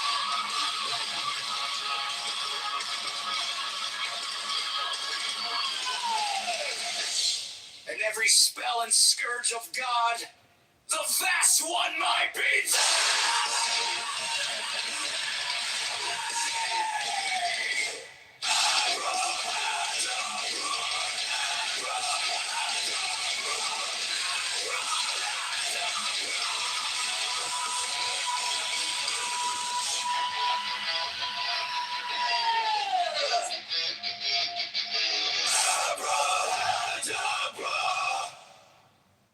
Mine is the head of the hawk, Abraham.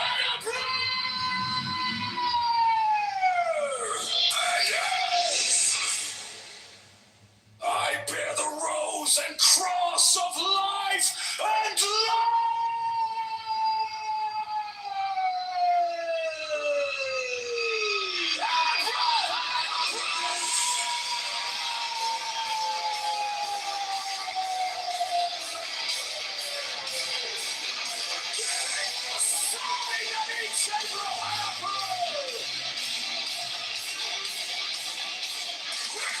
In the sign, the invocation comes.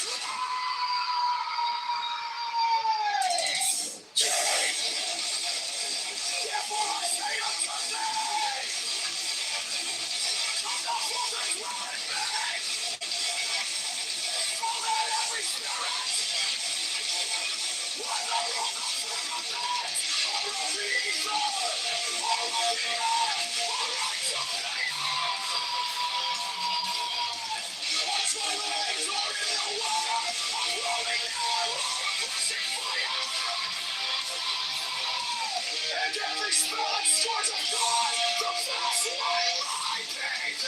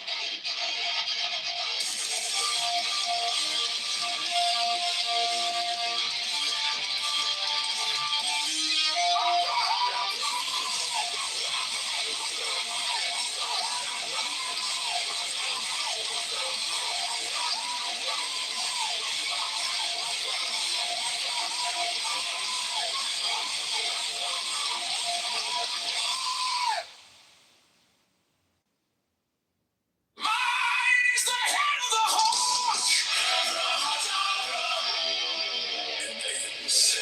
Six. I bear the rose and cross of life and light, giving the sign at each abracadabra. Remaining in the sign, the invocation concludes.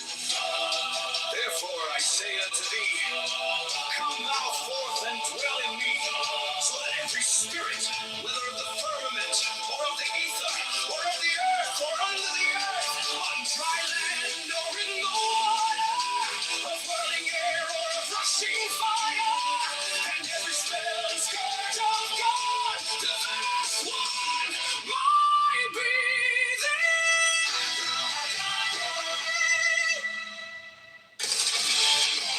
Mine is the head of the hawk, abracadabra, and ends. Six, I bear the rose and cross of life and light, giving the sign at each abracadabra. Remaining in the sign, the invocation concludes. Therefore I say unto thee, come thou forth and dwell in me, so that every spirit, whether of the firmament, or of the ether, or of the earth, or under the earth, on dry land, or in the water, or whirling air, or of rushing fire, and every spell and scourge of God, the vast one, might be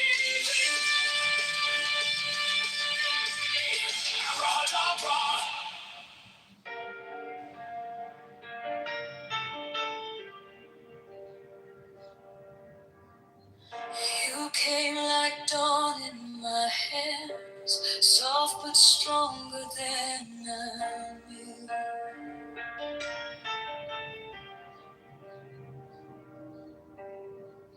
My fear turned gold in your eyes, and my whole night broke in two.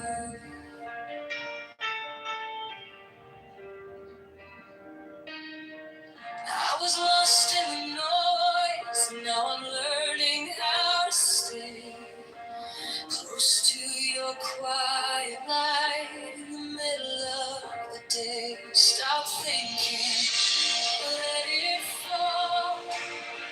Take the deepest breath of them all. Hold it close. Don't run from the feeling. One more second. You can start believing.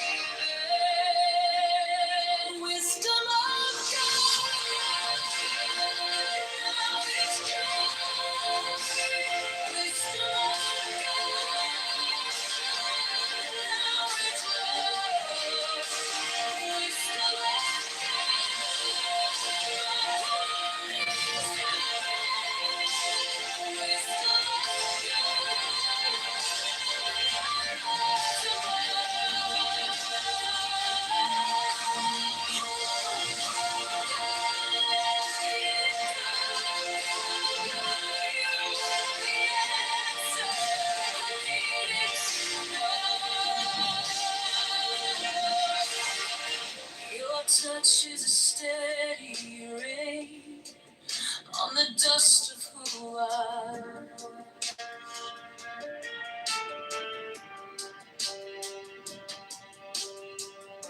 Every wound gets named, then it fades in the heart.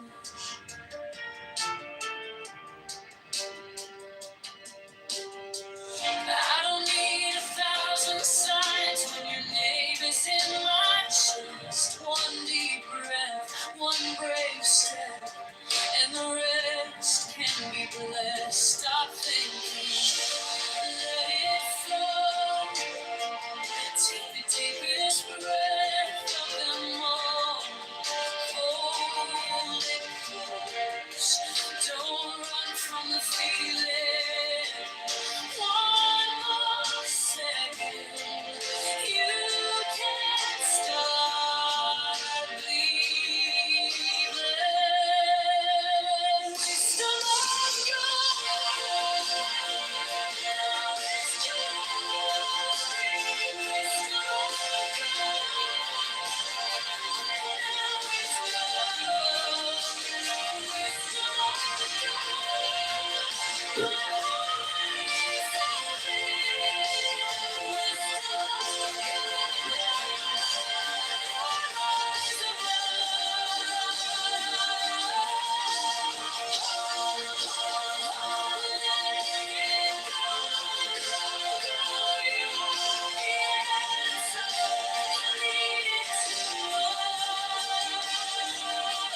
If I tremble, stay near. If I break, pull me through. Teach my hands to release what I cannot hold with you. 10, not 9, 10, not 11. I breathe in your holy code. In the storm in my head, lays down like a palm. Wisdom of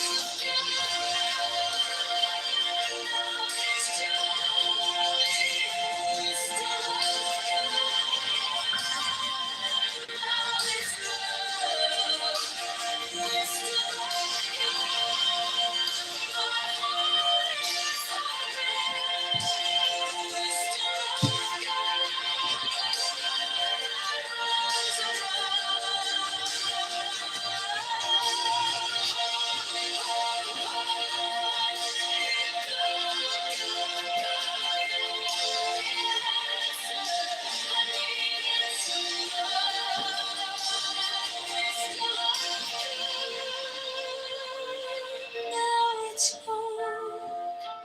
Wisdom of God,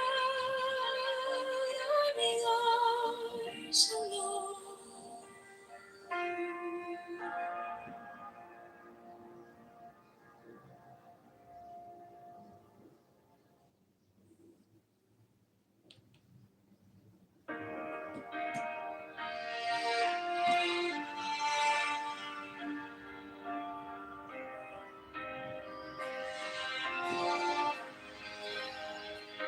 You came like dawn in my hands, soft but stronger than I knew.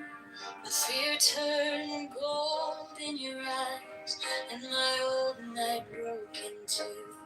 I was lost in the noise, now I'm learning how to stay close to your quiet light.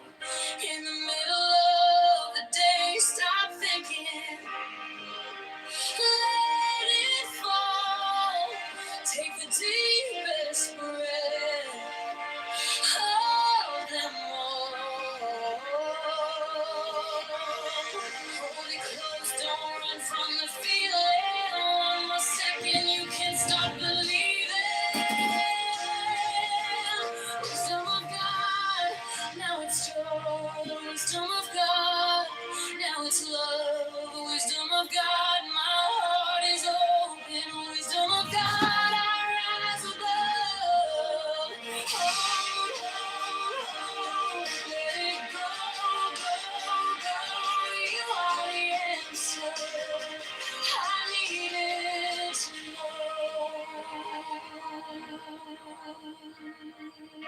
but such.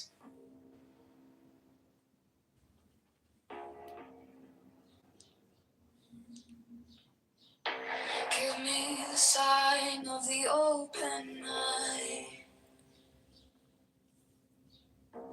a riddle of shadows where whispers lie.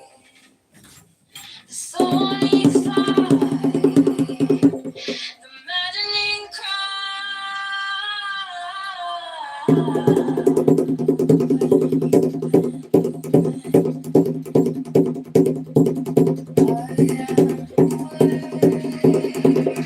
The serpent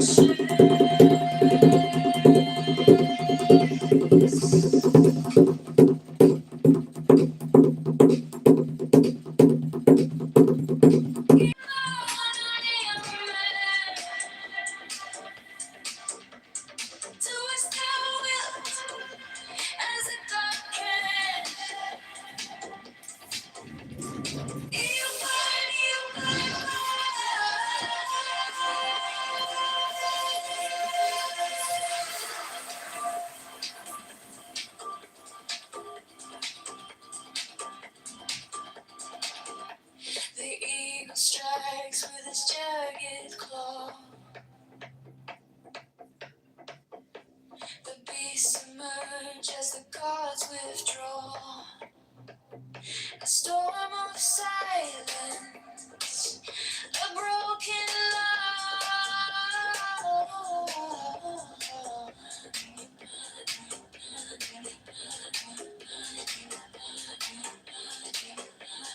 I am born to death, reborn on the hunt.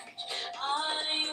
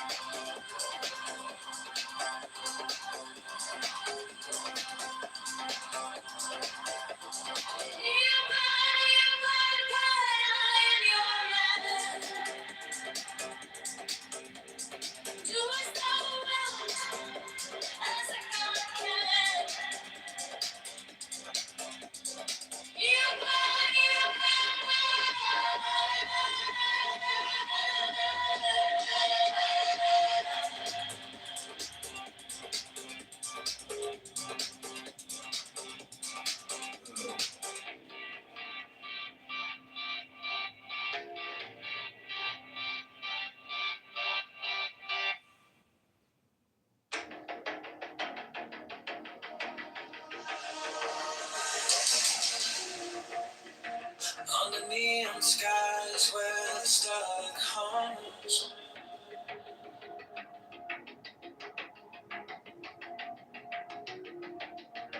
shadows whisper truths as the bassline drums. Thy will is fire, unchained, untamed. No path is written, no soul is blamed. Thou hast no right but to do thy will.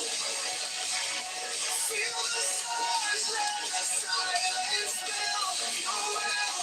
On its way, it's alive, it's still. Deliver from the lust of the thrill.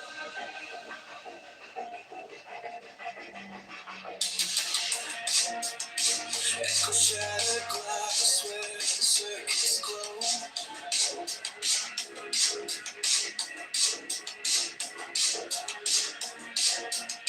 The clock ticks slow, but it doesn't show.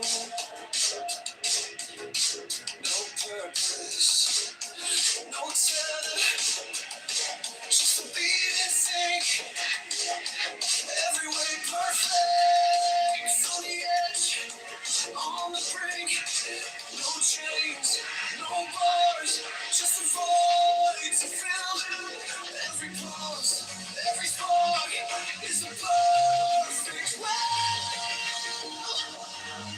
Thou hast no right but to do thy will. Your will is right, it's alive, it's still from the lust of the thrill.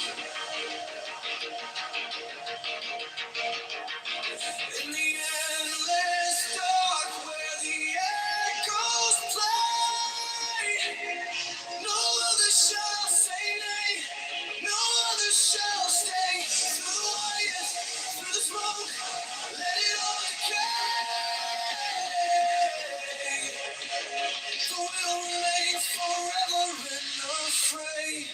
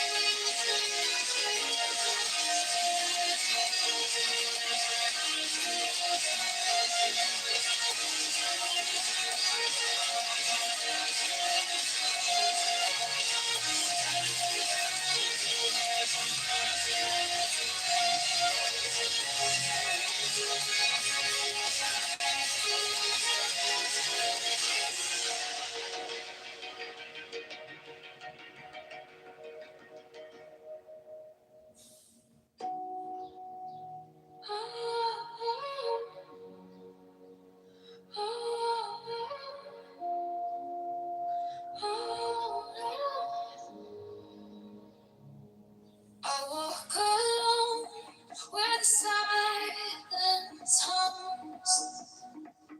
No shadows chase, no voices come. The air is still, it wraps me tight. No fear, no sin, no way to bear. The sweetness whispers everywhere. Sweetness of sunshine fills my veins. Strong rivers wash my chains. No need for gold, no need for fame. This quiet place, it knows my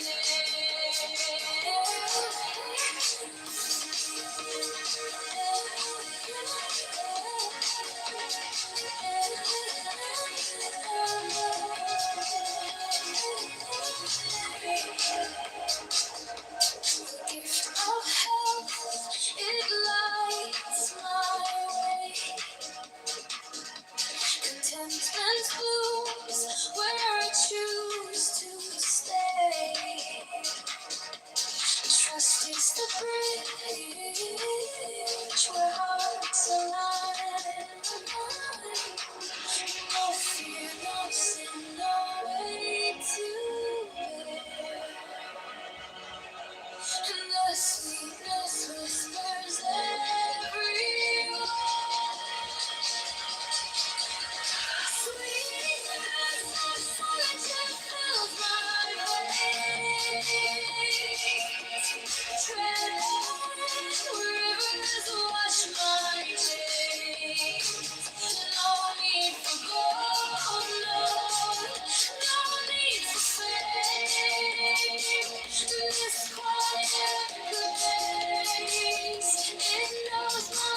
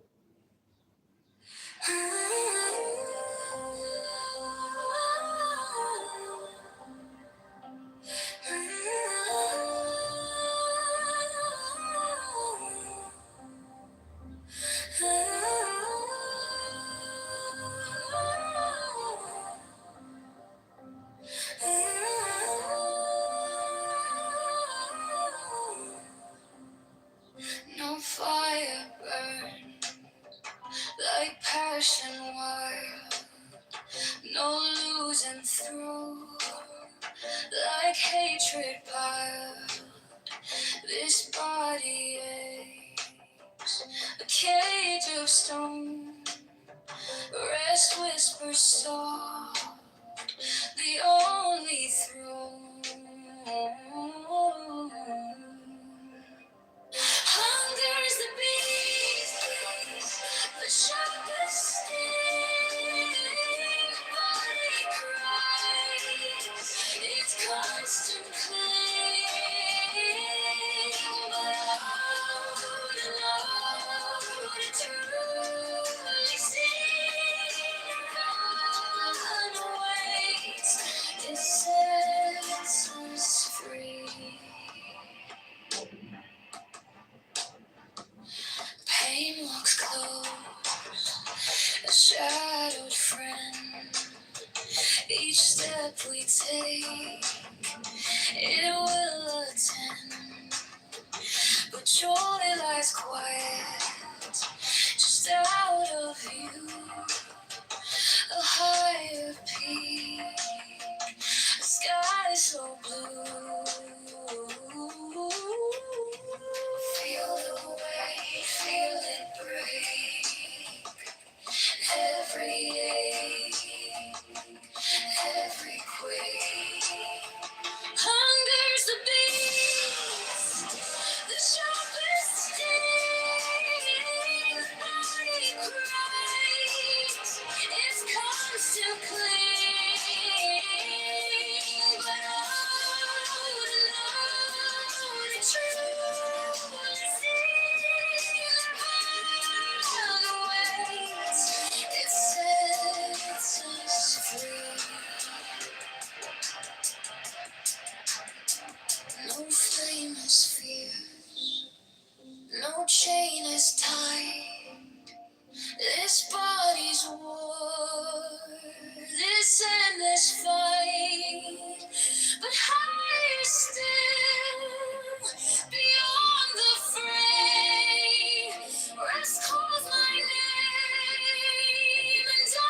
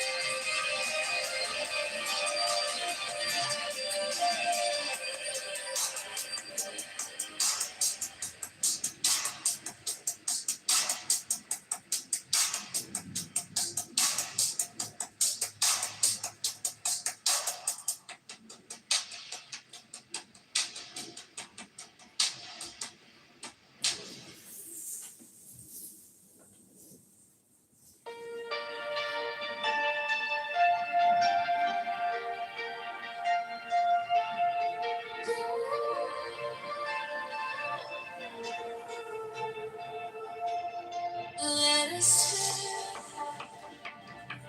let us breathe, free as air. No hate, no chains, no Hello? among the shadows, we shine so bright. We carry peace into the night. Happily then, we'll rise again. No hatred, no pain, no bitter end. Happily then, let the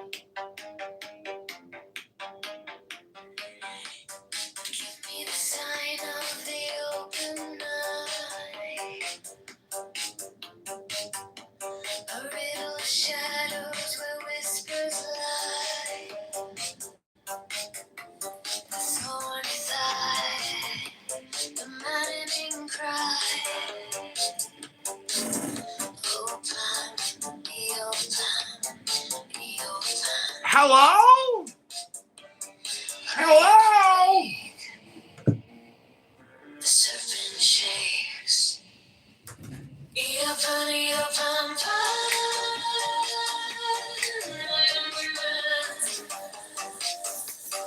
do as thou wilt, as a God can.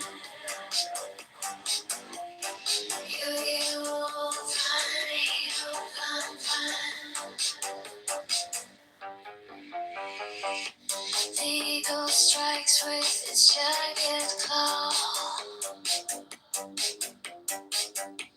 The beasts emerge as the gods withdraw. A storm of silence, a broken law. Open, be open, be open. I am born to death, reborn on the horn of the unicorn.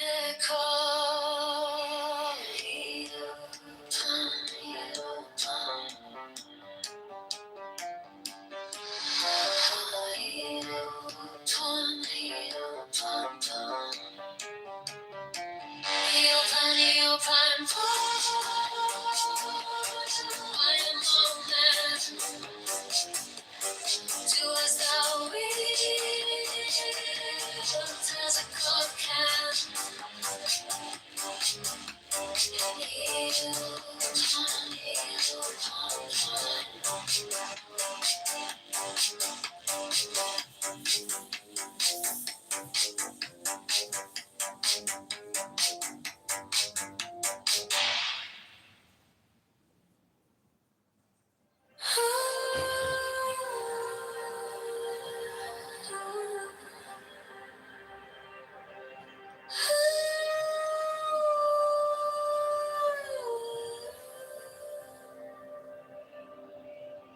By the mystical union of fairy and fawn,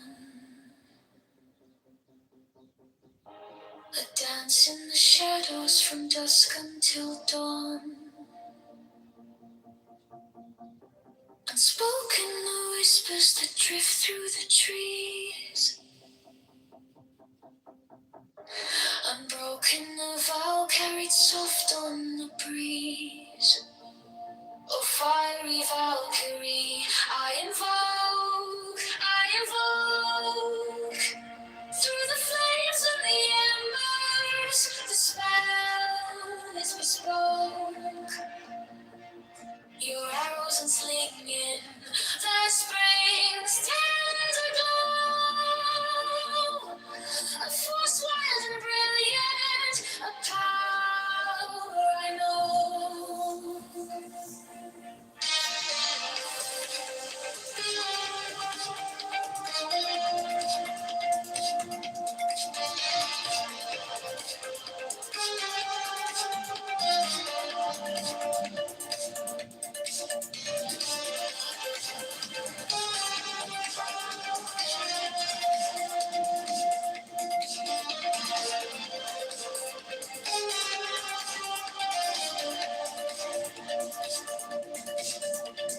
A secret communion of hearts left unsung.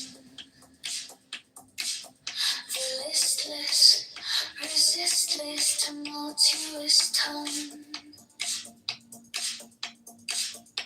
Through veils of the morning, her armor does gleam. The warrior spirit ignites every dream. No Godhead could charm her, no throne could command. But manhood awakened, she took up her stand. In brilliance resilient, her fire does burn. A goddess of spring, with the world left to turn. With fiery flattery, I invoke.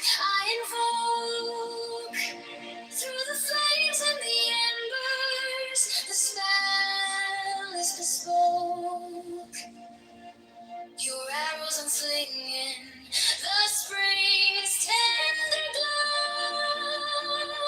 A force wild and brilliant, a power I know.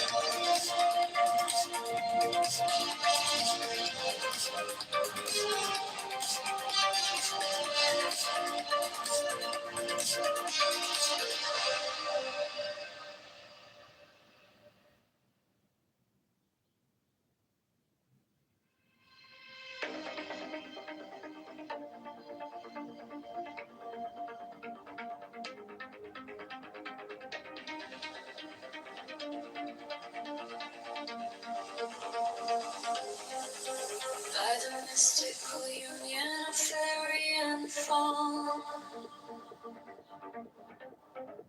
I dance in the shadows from dusk until dawn. Unspoken the whispers that drift through the trees. Unbroken the vow carried soft on the breeze. How fiery Valkyrie I invoke. Through the flames and the embers, the spells, the sparks. Your arrows unslinging in the spring's tender dawn. A force wild and brilliant, power I know.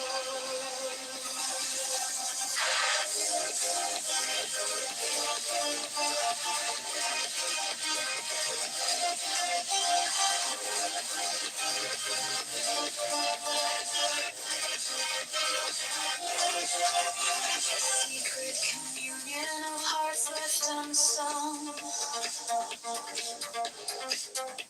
The listless resists its tumultuous tongue. Through veils of the morning, her armor does gleam.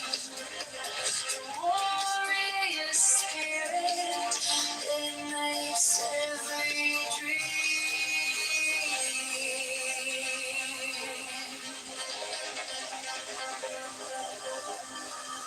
No godhead could charm her, no throne could command, but manhood awakened, she took up her stand. In brilliance as the ends, her fire does burn, a goddess of spring with the world left to turn. Oh, fiery Valkyrie, I invoke, through the flames and the embers, the spell is bespoke. Your arrows on sling and the spring's tender glow. Fierce, wild, and brilliant, a power I know.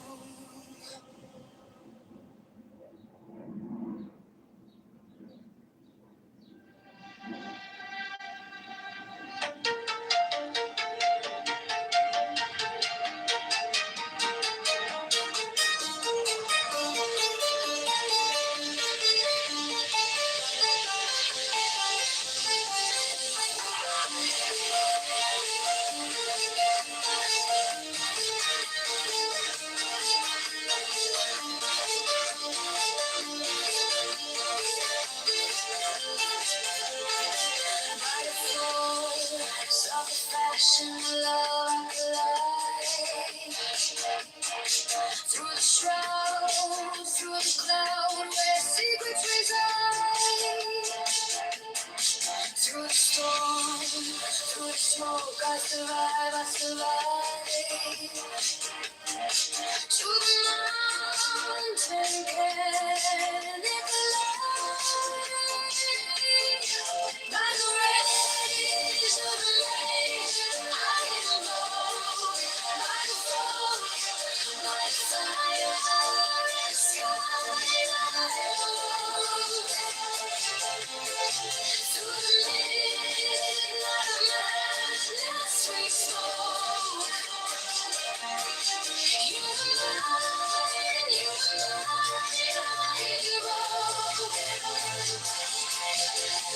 the lone light sea whispers low to the shore. The swoon of the moon pulling tides evermore. Your swoon to me like a spell, like a door. To the night we can't quite restore. By the rage of the lake, I invoke, by the fire in the sky, I invoke. Through the midnight of madness we spoke. You were mine, I invoke. Sentinel pine on the cliff clings tight, a silhouette carved in the shadow of night. The stars overhead burn cold and bright, but they can't touch the heat of that flame.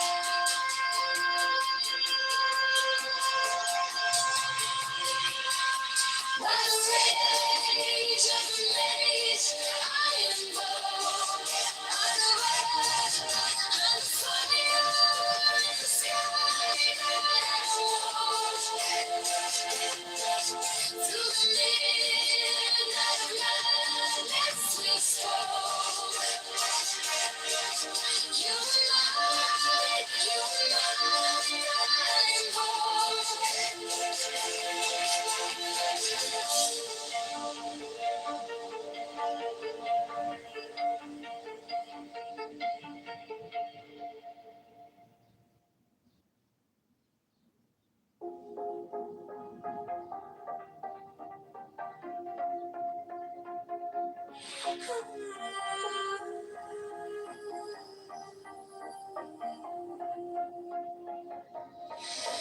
By the force of the fashion of love, I collide through the shroud, through the cloud where secrets reside. Through the storm, through the smoke, I survive, I survive. To the mountain, volcanic, alive. By the rage of the rage, by the road, by the road, by the fire in the sky. Through the midnight, let's whisper. You are mine, you are mine, I am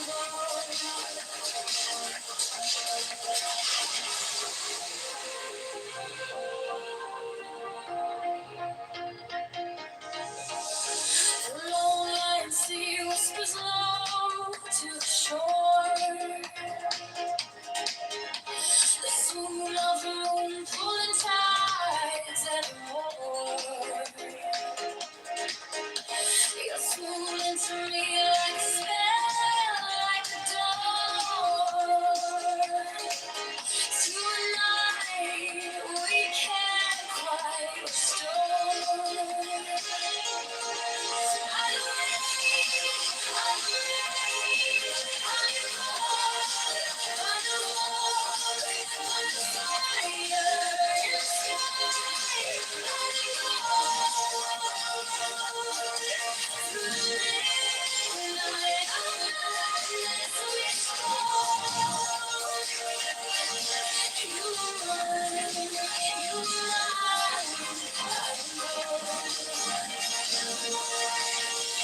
the sentinel pine on the cliff clings tight, a silhouette carved in the shadow of night. The stars overhead burn cold and bright, but they can't touch the heat of that fire.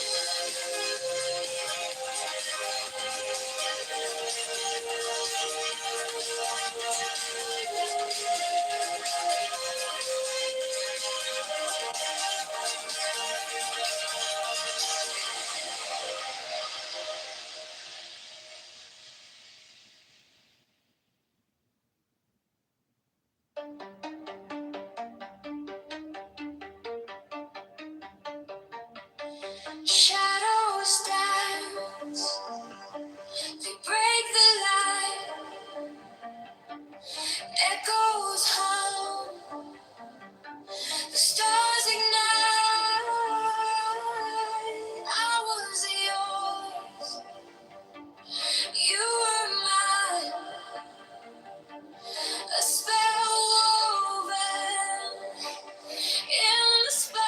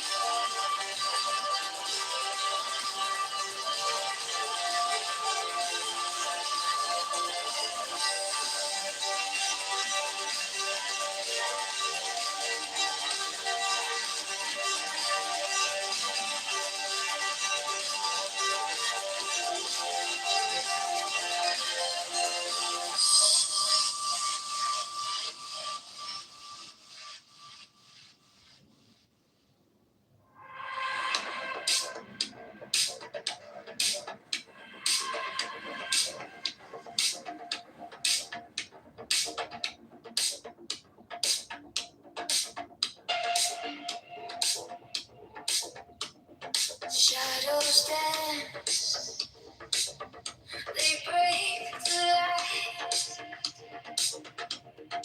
echoes hum, the stars ignite. I was yours, you were mine,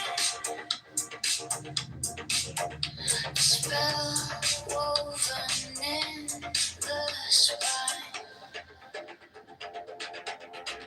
I love you, I love through the ash, through the smoke, by the night, by the flames, call your name, call your name.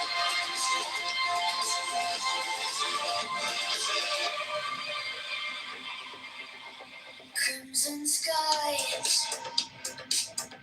the hour bends, time unfolds, but never ends. Fingers trace the edge of fear, your voice lingers, sharp and clear. Hold on, hold faint, through the fire, I paint, I'm faint, I'm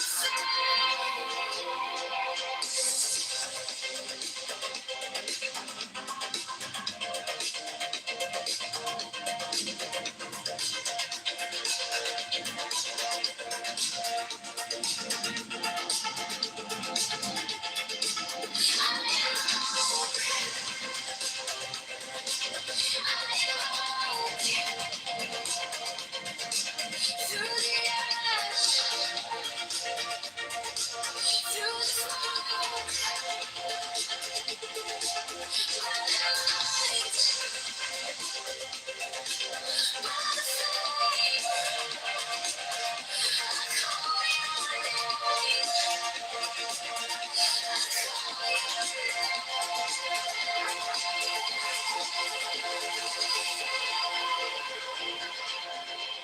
Winds will howl, the earth will quake, a promise held, a vow won't break. Though I share, though I choke,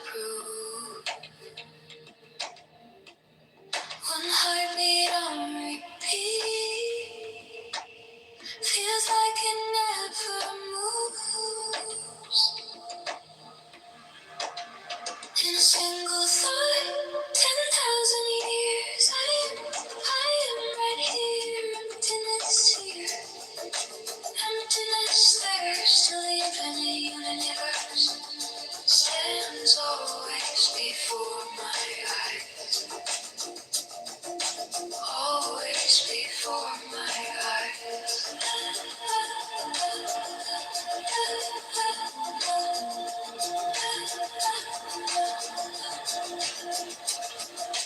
Infinitely large, infinitely small. I reach to draw a line and there's no line at all.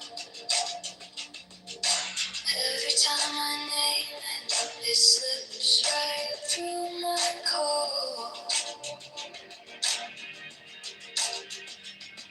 No distance now, no then and now. Definitions vanish, I let it all fall out.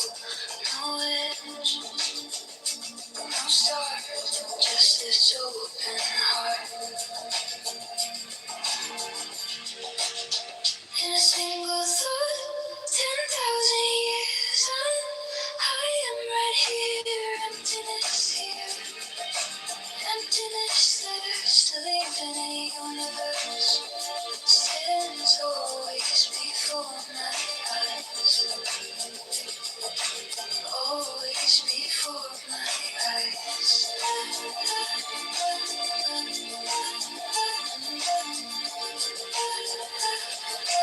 Always before my eyes.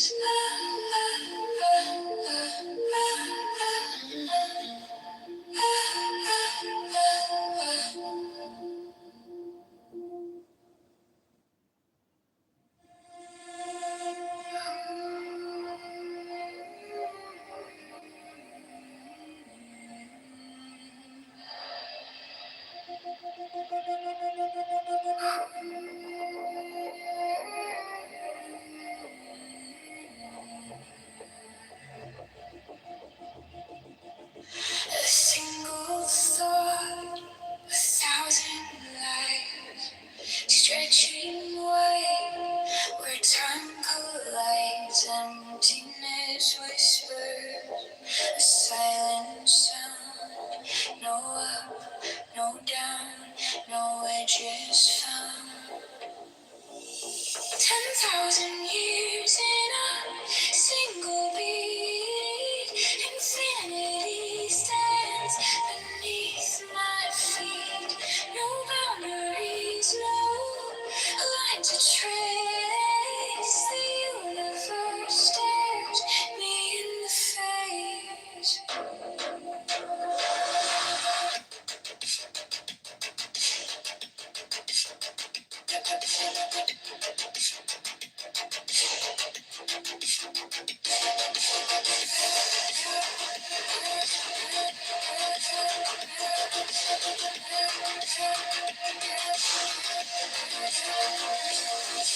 Infinitely small, infinitely wide. Where do I end? Where do I hide? Definitions crumble, they slip away. The truth is here, it doesn't sway. A thought that bends, a moment stays. No time, no space, no numbered days. 10,000 years in a single beat. Infinity stands beneath my feet.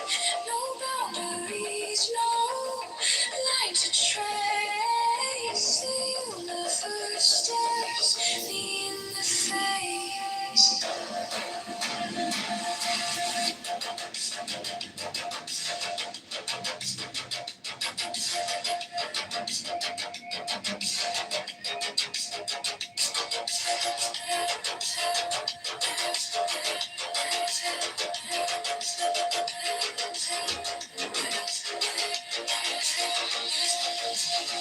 Beyond the stretch, beyond the fray, no more labels, no more names.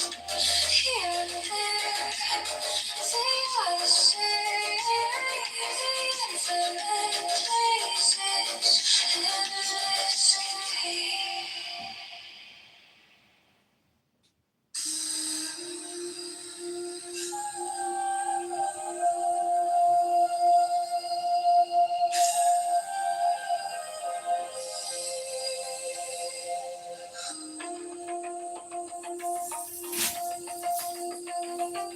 This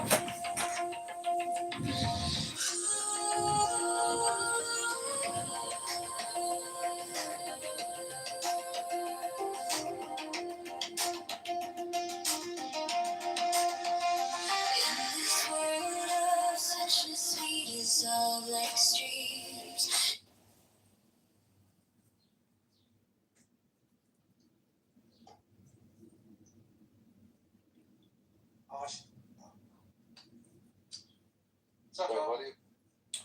What is what's mega make intelligence great again? Make Iran great. Madness. Once and for all, just change this pronunciation. Iran, not Iran. No, I was just outside. I went running. I just worked out and I ran.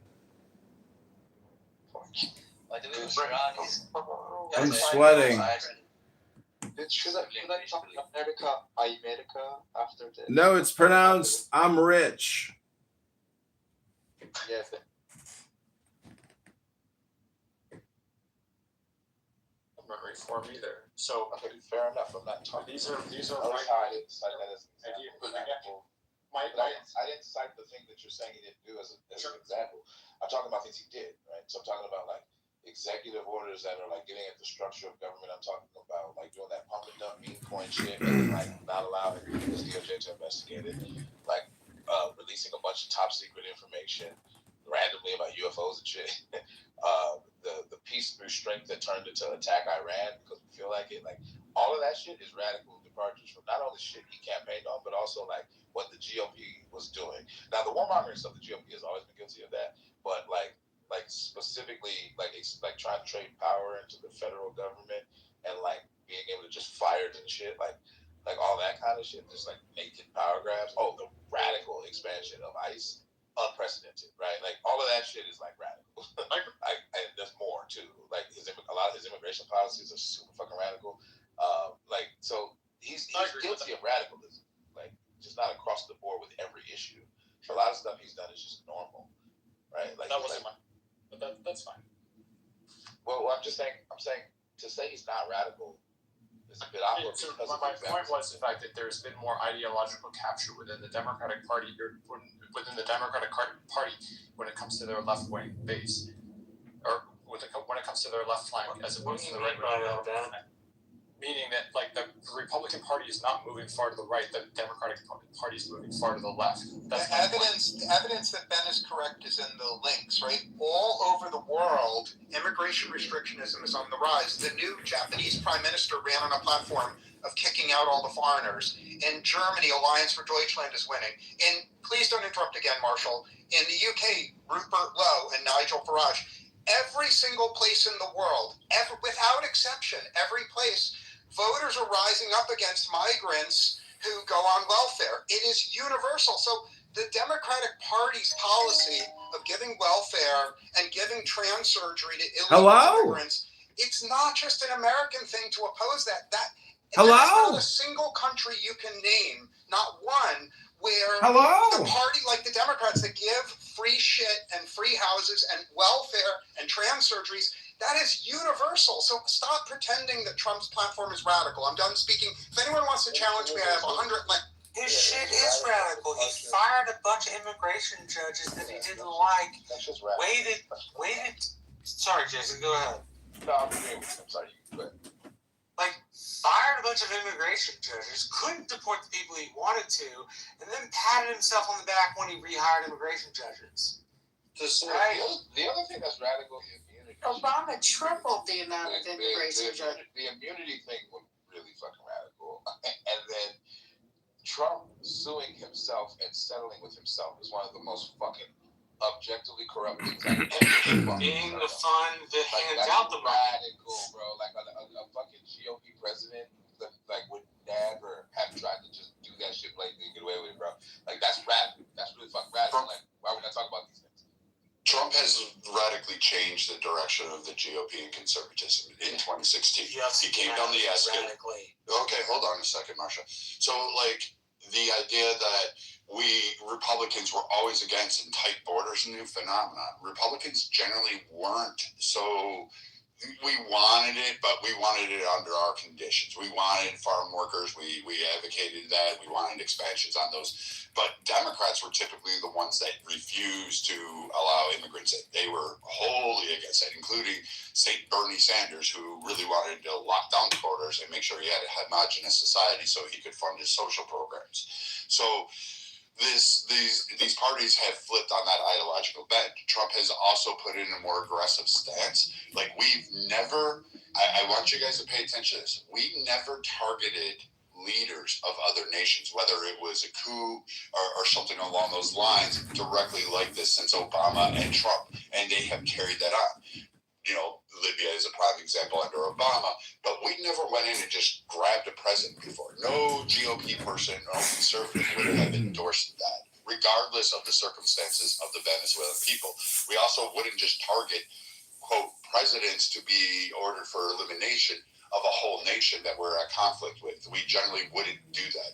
The GOP would be very, very upset of that. The older conservatives, some of us like me are saying, this may not be the good idea to go headhunting for a new leader to talk to that's going to bend the knee, because we may not get what we're really looking for. But, you know, there's other options. And so like the idea that there hasn't been a kind of change or even a radical change in some of these aspects, that's not true. That's not true. You can't say that the Republican Party hasn't radically changed. That wasn't my point at all, but that's fine. I'm gonna have some dinner, but that wasn't my point at all. So, like, yes, Trump is an absolute radical figure, and he does radical shit. And I'm not somebody who defends Trump. I voted for him, but I think he's a piece of shit, and I think he's done radical stuff, including that last thing with the creating a slush fund for himself. Like, yeah, it's radical as fuck. Like, Jason, the entire point of this room was to call out the hypocrisy within liberals as well. Like, I thought Biden leaving office and pardoning his entire family for things that they may or may not have committed. I was like, you think when Trump does that on his way out of office, because you know the fuck he's going to do that when he's on his way out of office, you know what Democrats are going to do? They're going to wring their hands and be like, nobody's ever done anything like this before. And the way that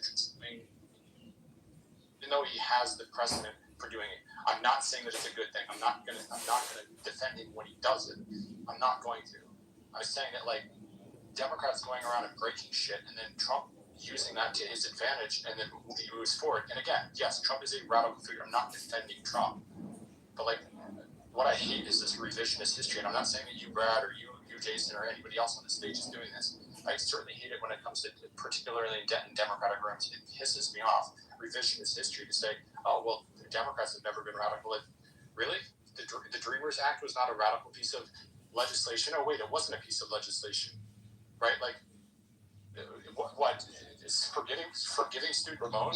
But that's another example of Trump changing a radical decision on that. Conservatives argued against it. And then Trump offered to grant them amnesty and expand it to 1 million. Like, he literally did that on live TV in front of Chucky and Nancy Pelosi. So, I mean, again, another pivot in a situation. And Barack Obama ran in favor of closed borders and marriage being between a man and a woman. Like, that's how far we've come since that. Obama was a radical figure in American politics, or was considered a radical figure. He was the quote-unquote change we need. His policy right now, I would make the argument, is pretty freaking moderate compared to where the Democratic Party is, and even some of the Republican Party for that matter. Again, the expansion of the federal government, and particularly the executive branch, it's crazy. And yeah, and totally under Trump, but also during the last administration and the previous and Trump's first term as well. It's crazy how far we've careened out of control. But Trump never ran as a conservative. That's the whole point you're trying to do, is you're trying to put Trump in the conservative bucket. He ran under the Republican ticket, which shocking news. Hold on, I let you talk, dude. Like, chill. The Republican umbrella holds libertarians. It holds Christian conservatives, extreme church fellowship people who want, like, their ideology implemented as a uniform code across the land. You have fucking, I will say it, you have fucking, like, Puritan WASP fucking KKK members that hide out under the fucking GOP. You have fucking conservatives like me. You have, I don't know, the RJC, don't forget me. Yeah, you have these. You have a whole Pretty big, the Republican Jewish coalition, our numbers. Yeah, so like you have all these groups that like everybody tries to say the GOP is one universal group and Democrats are just they're a party of mixed affiliations. Well, so is the Republican Party. You even have far right. I would call them almost communist.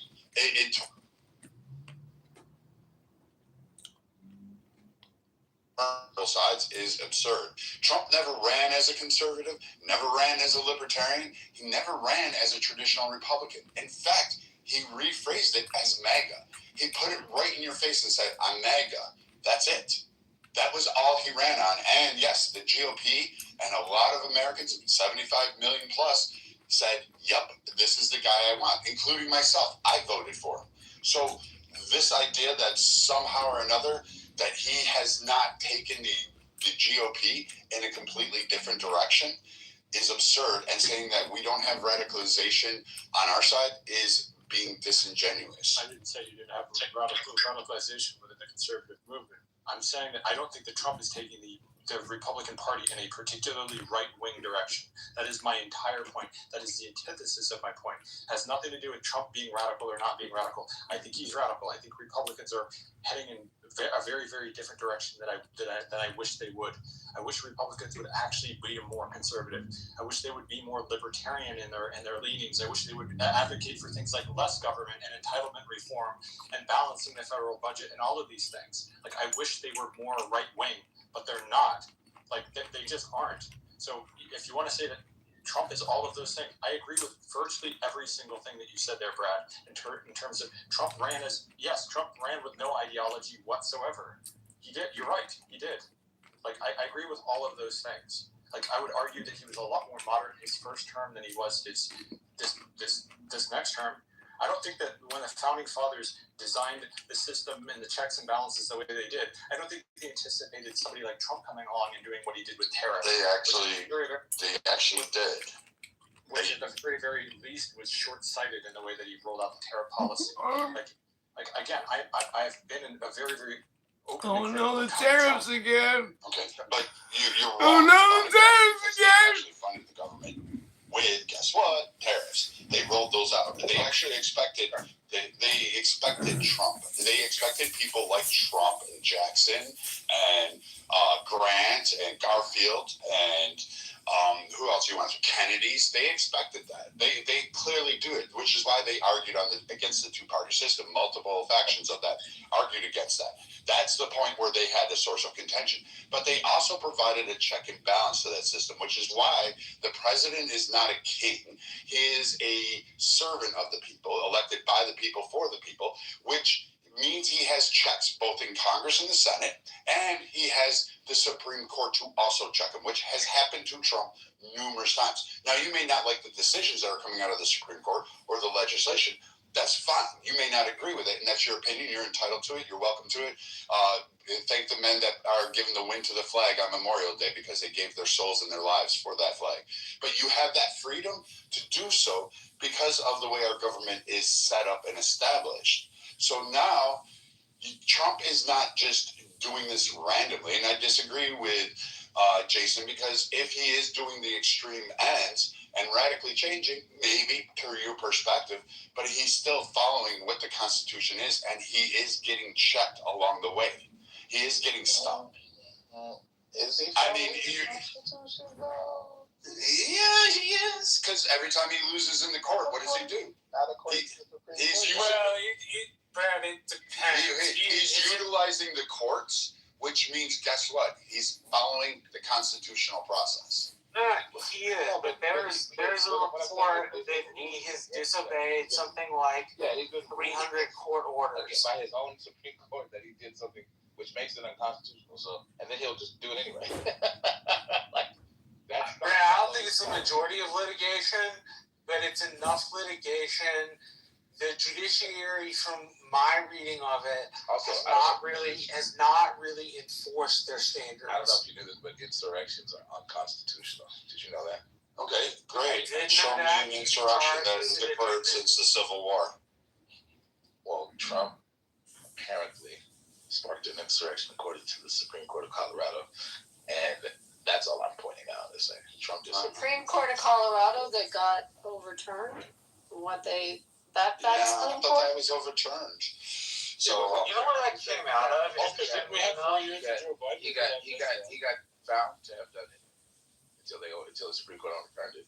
But my point is, Who found him to do it? A bias court in Colorado? I guess I have to say this explicitly because you guys don't understand the fucking joke. I was being tongue in cheek. I know you were. I was kind of giving it back on the other. The point is, it's actually, I don't know how you can so confidently say Trump is following the Constitution. That's actually in dispute in so many different jurisdictions right now with some of the shit that he's currently trying to do. And he's already been ruled against several times by his own Supreme Court. So it's awkward to say that if you know that stuff, right? Like, sure, but again, if you're going to say, like, give me the example that you're going to use, because you said numerous times. So give me the example. Like the immigration stuff, like the due process violations, the habeas corpus violations. They ruled against him several times. Several judges told him to stop deporting people without due process, and he just did it anyway. And they said, "Oh, the planes took off already. Sorry." Like shit like that. Like that's not. Is that constitutional? Is that him following the Constitution? I mean, I'll grant you that one carve out there. Yes, the planes were already up in the air. Democrats should have moved faster. I disagree. I disagree though with the process. Wait. I do disagree because they didn't need to have that, like what the Democrats and what people are arguing as due process, because Clinton, when he changed that reform, said, yes, it can be an administrative function and you can actually follow through with it. The government can do that. So we have that legislation on tap exactly for the president. But even administrative proceedings still entail processes, right? So due process would still apply, right? But they weren't found in violation of that administrative. They were not found in violation of that legislative action. That wasn't the argument. I'm talking about the ruling against him that's by the Supreme Court. I think it involved Abrego Garcia and some other people. They basically ruled that their due process rights were violated, and they had to come up with a minimum. They reverted it back. They remanded it back to the lower court to come up with a minimum amount of time that these people have to be notified so that their attorneys can take legal action if they want to before they're deported. That was a ruling. I read this in a room. I can find it if you want me to. I remember it, and I do remember the ruling. Yes, I agree with that, and I give you that. I give you the carve out. But where most people think my point is if he's doing things that the Supreme Court says, you can't do that. That's not constitutional. That's what that means, right? He's doing things that are effectively unconstitutional. Hence, they've been ruled against, right? Correct. He has stretched the. So all I'm saying is he stretched his powers and has gotten tapped back, just like every president. Track record of those things, because that's not the only example I can give you. Where it's like he follows the Constitution. It's like, well, like in the way that a person who gets several speeding tickets follows the traffic laws, like kind of. Like he's not always breaking them, but he breaks them a lot though. I wouldn't say if that person follows the laws. And the judiciary hasn't really put its foot down. From my reading, the judiciary has been rather lackadaisical. There are a couple of district court judges that have accused him of not following 6 major incidents where plaintiffs or judges accuse the president or the administration of ignoring or delaying court orders. Comes from ABC, so take it for what it is. At least one case where a federal judge found probable cause for criminal contempt tied to an alleged court order. So I don't know enough historical data about presidents disobeying court orders to know whether Trump's disobeying of some of these court orders or alleged disobeying is in any way normal for American history or not. We had Andrew Jackson famously say, great, the Supreme Court ruled against me, now we'll watch them try to enforce it. Yeah, there are other examples of history, but recently though, not in the modern era. Obama did not flaunt his authority like Trump does, though. Okay, the optics of it, yeah, Trump is braggadocious about it. I mean, braggadocious. I mean, blatantly violate court orders. He didn't do that like Trump did. So I don't know. Unless you have an example, I don't know. there a ruling where Fast and Furious? The Obama administration, you can't do this, and the Obama administration is like, fuck that, we're doing it anyway. Like, give Fast us and one Furious. So, like, I mean, we'll give you a second. I'll pull them all up. Yeah. Take time. I want to learn.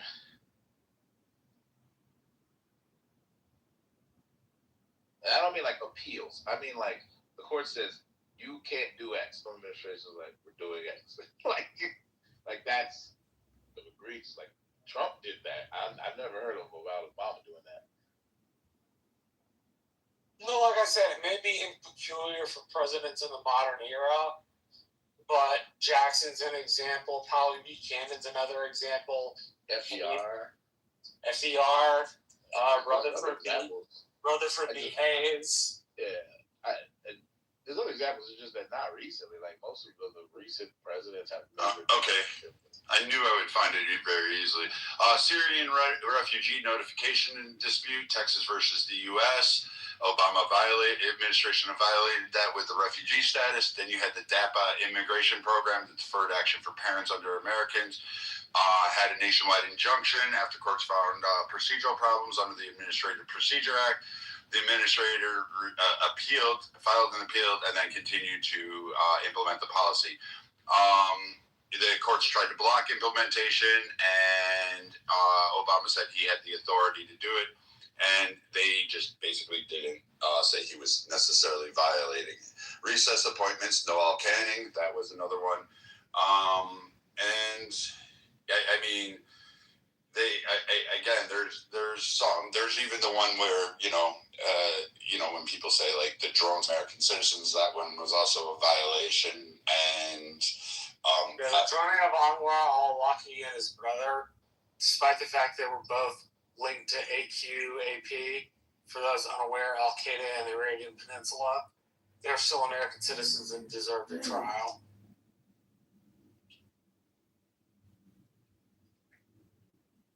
Sorry, were any of the examples that you named Viking examples? It's just Brad. I just put Viking up there because that's what people on the left. That's fine. But were any of the examples you gave examples where the Obama administration was ruled against, and the Obama yes, all of them were. The Syrian refugee. I don't mean ruled against. I'm saying they were ruled against in terms of like they were trying to do something, and then the court said you can't do that, and then they just did it anyway. Or are you talking about appeals processes? So what happened with the Syrian is they were told to stop. They had an injunction, and then they went ahead and said, we're filing an appeal, and then continued the process anyway, and did not follow the statutes. Even the courts found disturbing. And afterwards, the case was kind of summarily dismissed because it was already done. You couldn't undo that. So that was a problem for Texas, and Texas was really pissed about that. The DAPA, another implication that he went ahead and did that despite having another nationwide injunction at it. And Obama, I'm going to give him this. He was very skilled with the law. I don't know who, like his legal team was top notch, and they were able to play the court systems absolute. But he would go ahead and continue the action, and then go ahead and file an appeal and say, well, too late, so sad.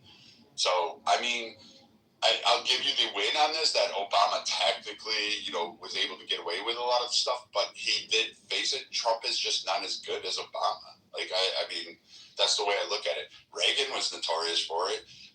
Clinton was. So is Bush. So, I was looking for examples of the Obama administration violating court orders. These don't seem like examples of that. So that's why I'm confused. Like, okay, so like the Syrian refugee notification dispute, Texas versus the U.S., the officials argued, and I'm reading this directly, so spare me. I had to just quickly Google this. The Obama administration failed to provide advance notice about Syrian refugee placements after the judge's directive related to information sharing in the case, determining vetting and backgrounds on all these individuals. The administration acknowledged certain refugees had been resettled without any notice to Texas, without providing them updates, and without providing background. So they basically dumped them in there despite the court's ruling on that and an injunction to stop that process. So they went ahead and did that. Okay, so what I'm reading is that there was no injunction or court order violated in that case. So I'm confused. Like, what was the... That wouldn't be a violation despite the courts, like him just going against what the court said to do? No, so my reading here is that following the 2015 Paris attacks, Texas and Alabama sued the Obama administration, attempting to block Syrian refugees from being resettled in their states. The states claimed that the federal government failed to properly consult with them. However, a federal judge dismissed his lawsuit, and no injunction or court order was violated. I'm trying to figure out what was violated. Like, because they had already begun the program. It had already started. They had already resettled people. Where was the stay? Like, give the timeline. Where was the injunction given? If they resettle and the resettlement now sparks the lawsuit, where is there space for an injunction or stay or whatever? Like, where would that have been possible? Hold on, let me look it up again and let me deep dive into this one because I only found the examples quickly on Google.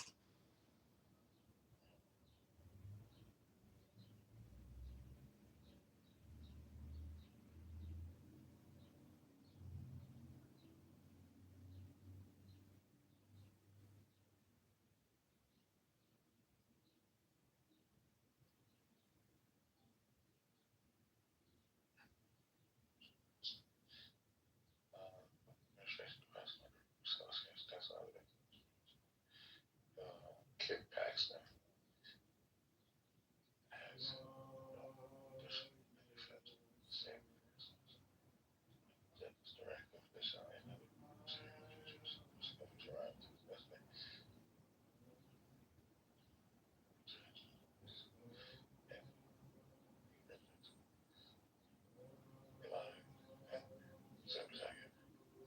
Okay, I found something that probably, this is from Kit Paxton when he was governor. Paxton was never governor, and Paxton was attorney general, never governor. Oh, he was? Yeah, attorney general, not governor, my bad. In 2016. So maybe this is what you mean, because he's alleging these things. And he has a timeline here. So this is what his thing says. It says Obama administration. This is the title. Obama. This is written by the way, January 26th of 2016. Obama administration defies court's directive, settles Syrians in Texas without advance notice or information. The Obama administration has admitted in federal district court that it failed to provide the state with advance notice of Syrian refugees being settled in Texas, defying a judge's directive. Additionally, another group of Syrian refugees were scheduled to arrive in Texas yesterday, and Texas has not been provided adequate information about these individuals as required by law.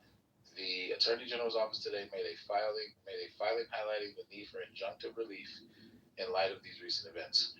Quote, the Obama administration continues settling Syrian refugees in our neighborhoods and communities under a cloak of secrecy, end quote, said Attorney General Ken Paxton. Quote, last weekend, the federal government settled refugees with no advance notice in complete violation of the court's directive and were scheduled to bring more refugees to Texas without providing adequate information about who they are.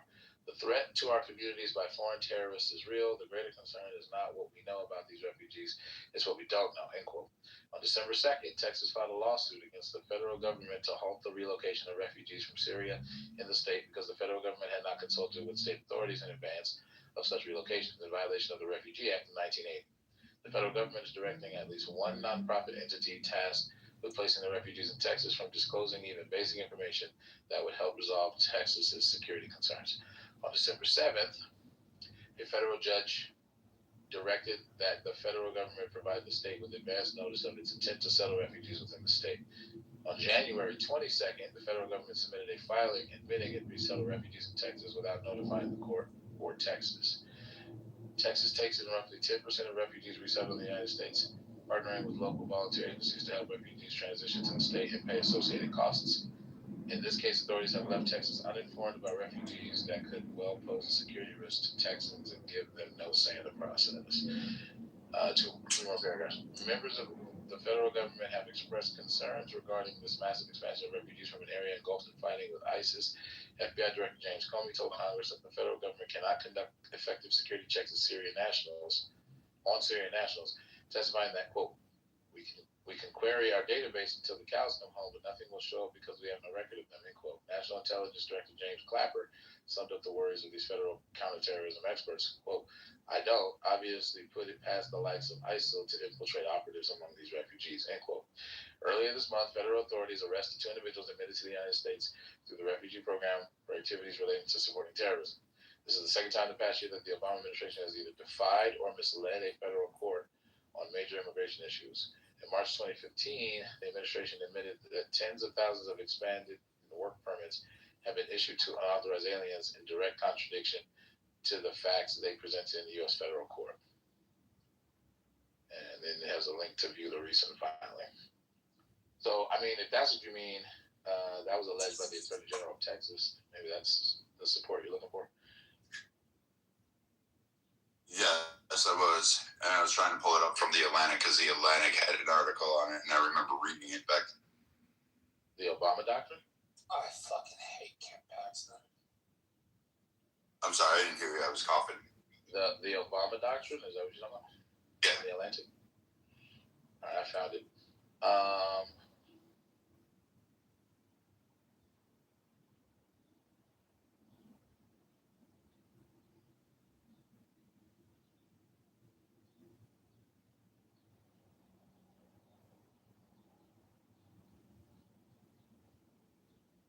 Well, I mean,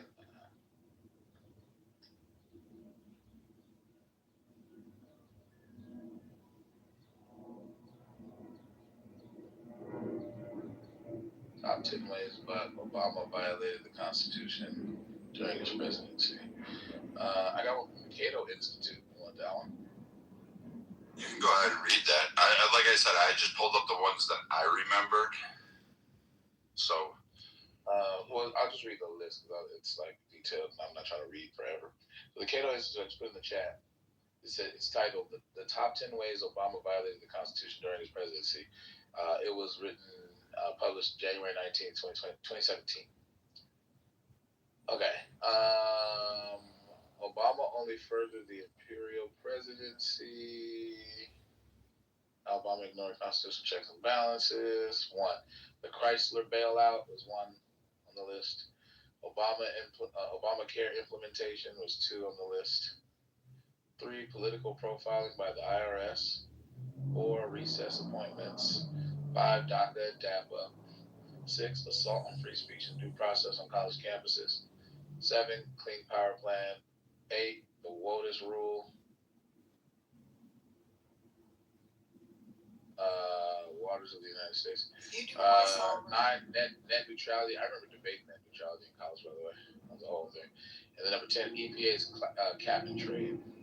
So these are alleged to be the 10 ways that he violated the Constitution. Wow. None of them include the Syria thing, which is interesting. So, I don't know. This is the Cato Institute, too. Side note, do you do voiceover? No, what do you mean?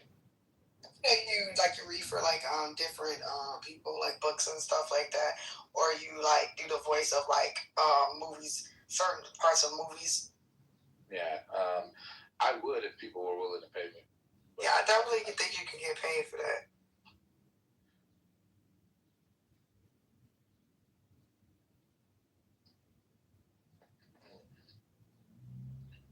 All right, if you got your hand up, I invited you on stage. Sorry if you've been waiting for a while. I was reading stupid stuff. damn, bro, just let nigga go. I left you like Chicago. The Chicago Bears about to leave your city, bro. Shut up! No one wants to be in Chicago anymore. Not even the Bears.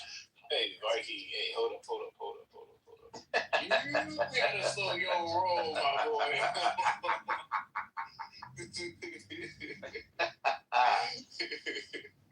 Yo.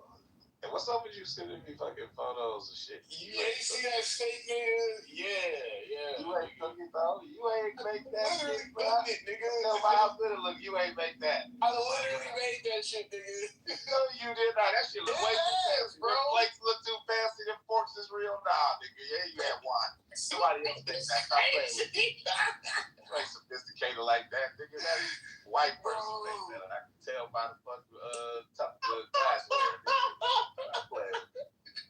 Why you ain't on a nigga? Not a damn thing. shit.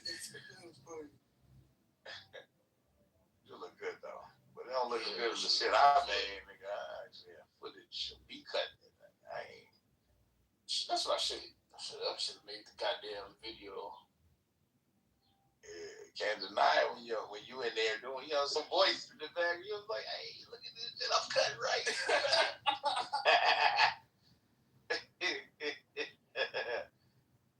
know what I'm saying? What's up with Shani? Hey y'all, what are we talking about? Whether or not the Obama have violated court orders like the Trump administration. That's what we were just recently Are we still jealous of Obama? Like, I think banking is jealous of Obama. like everyone. What? Yeah, like Trump is so jealous of Obama. It's crazy. Muse, you're just trying to start shit. I'm just calling it like I see it, bro. You liar. I'm just saying. All right, guys, I gotta run. Jason, thank you. Thanks for letting me vent in here.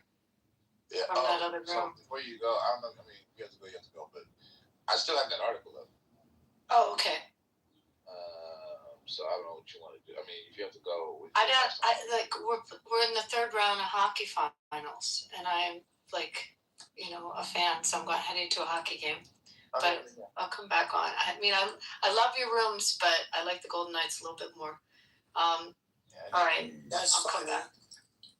I bet. I want some steak. Could have been down here in Texas. I'm going out for What made you want steak? Kirko sent me some pictures of some steak he pretended to cook, but he didn't really cook. This nigga hating, honey. That's funny. Bro, you ain't cooked that shit, bro. Stop lying. I literally did, bro. He sent you picture from Chef. It's my fucking kitchen, lying. You always lying. Oh my god.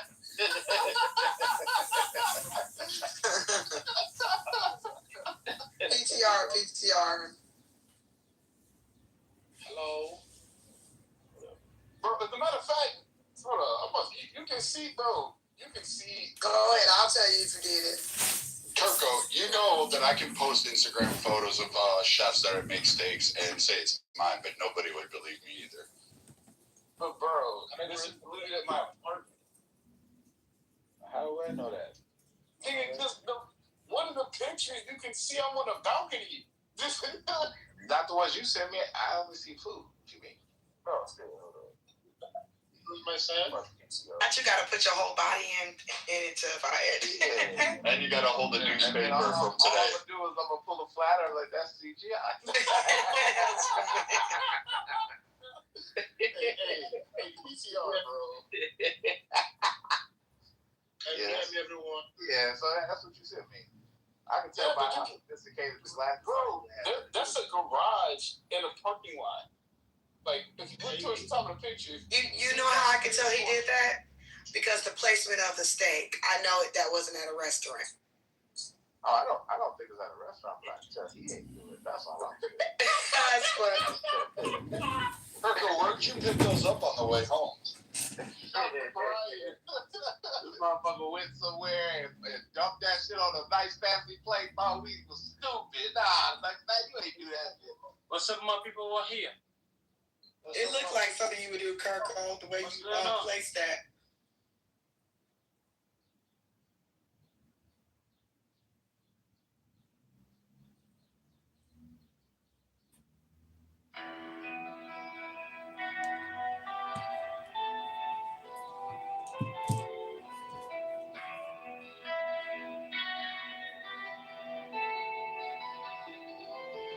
I am the charioteer of the east, Lord of the past and of the future.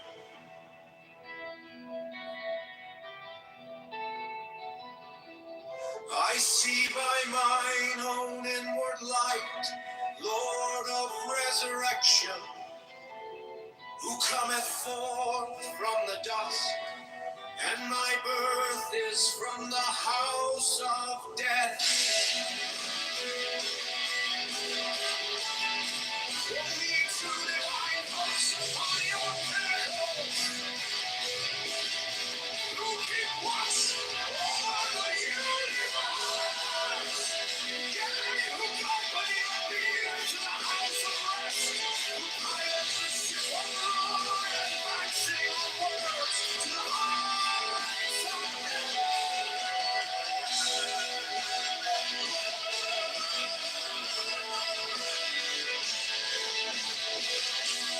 born of the stream which standeth in the center of the earth. Behold, he is in me, and I in him. Mine is the radiance where I cannot compare over the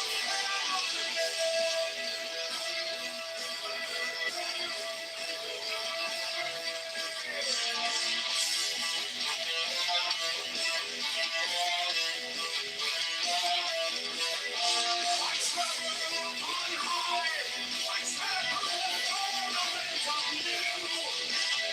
I raise a flashing flame with a lightning of my ever rushing on in the splendor of the daily glory and fire, giving my life to the dwellers of I said, come upon the mountains, the celestial waters shall flow. My Lord, for I am running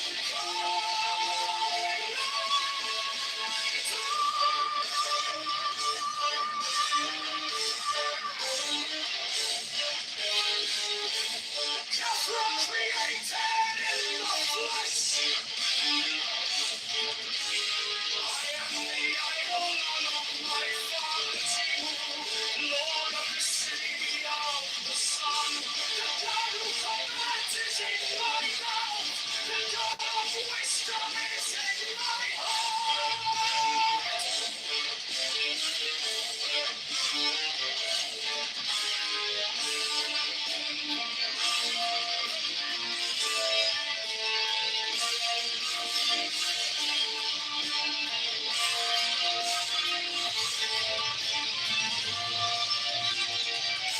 My tongue is the sanctuary of truth, and the God sitteth upon my lips.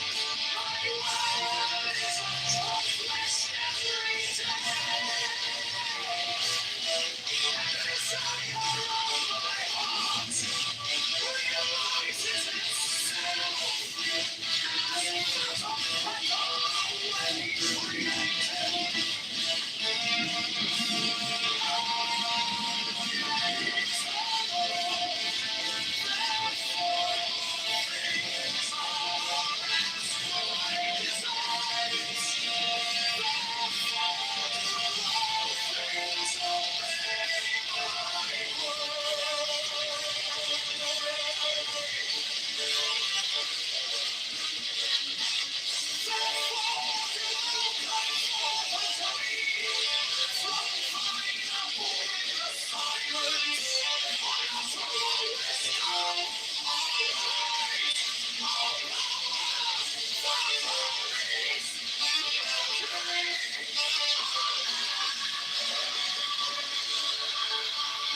Whatever name I call thee, thou art still nameless to eternity. Come thou forth, I say, and aid and guard me in this work of art.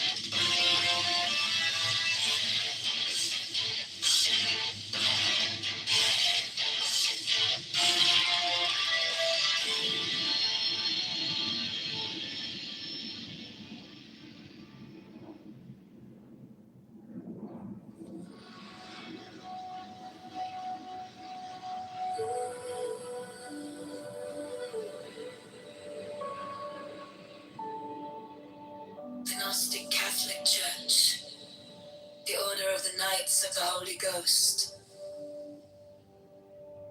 the Order of the Illuminati, the Order of the Temple, Knights Templar,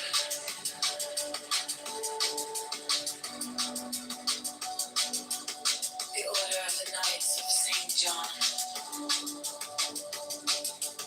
the Order of the Knights of Mountain, the Order of the Knights of the Holy Sepulchre, the Hidden Church of the Holy Grail, the Hermetic Brotherhood of Light, the Holy Order of Rosicrucian, the Order of the Holy Royal Arch and Clock, the Ancient Satanic Rites of Masonry, the Rites of Louis, the Rites for Israel, the ancient and accepted Scottish Rite of Masonry, the Swedenborgian love of Masonry,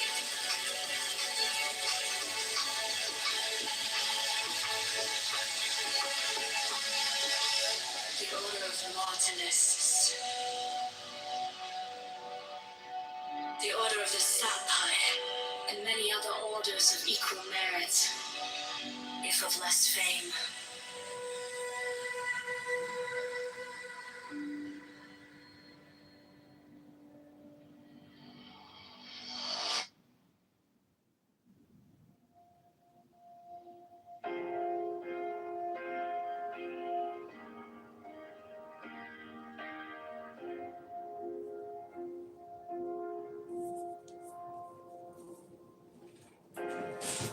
My object of supply, I keep it in my mind.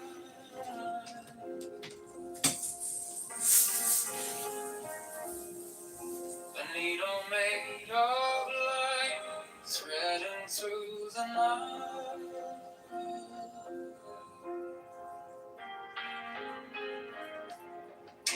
I mark the hidden seam, I sharpen up the dream.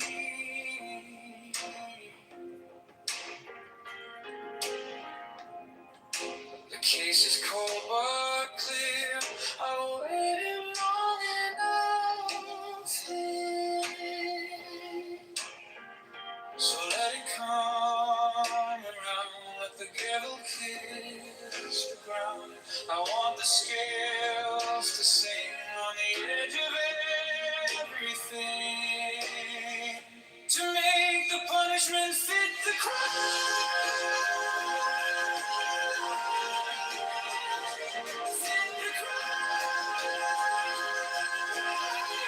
To make the punishment fit the crime.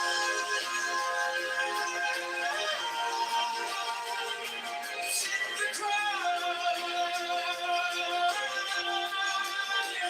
I'll take off some line. I shall achieve it in time.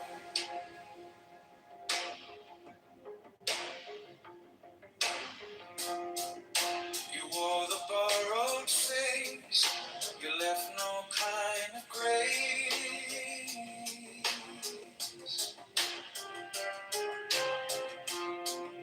But every lie you spun turns back beneath the sun.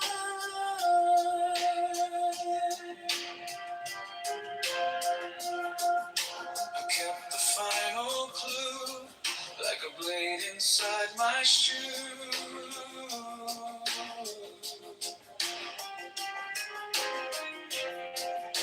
Now every step you take feels like the earth might break. So let it come around, let the gavel kiss the ground. I want the scales to sing on the edge of everything, to make the punishment fit the crime. Fit the crime. To make the punishment fit the crime.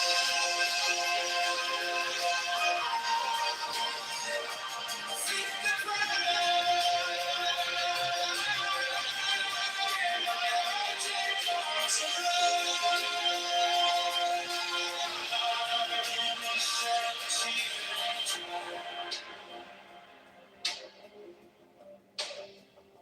And if I'm wrong, but I have held on long to the shape of what was lost, to the price, to the cost, to make the punishment fit the crime.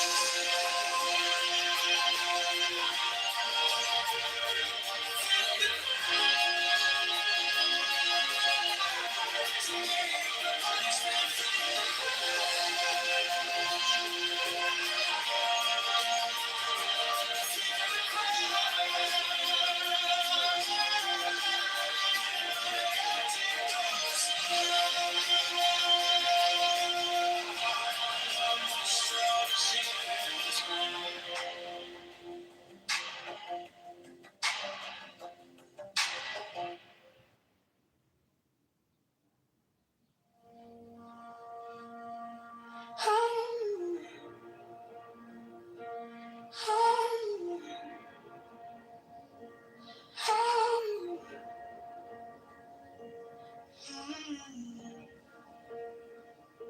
My object all sublime, I keep it in my mind.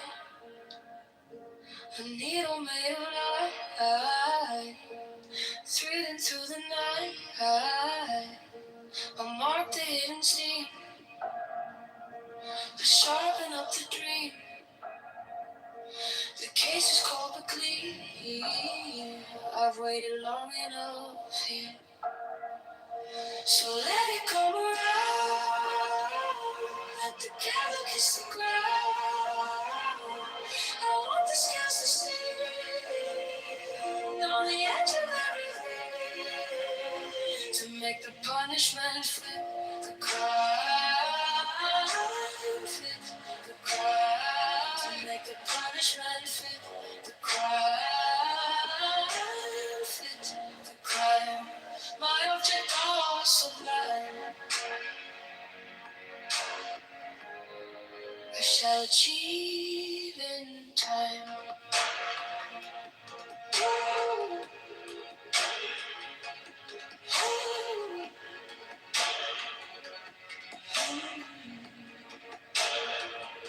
You wore the borrowed face, you left no kind of grace, but every lie you spun turns back beneath the sun. I kept the final clue, like a blade inside my shoe. Now every step you take feels like the earth might break. So let it come around, let the candle kiss the ground. I want the scales to sing on the edge of everything, to make the punishment fit the crime. Fit the crime. To make the punishment fit the crime. Fit the crime. My object all sublime, I shall achieve in time.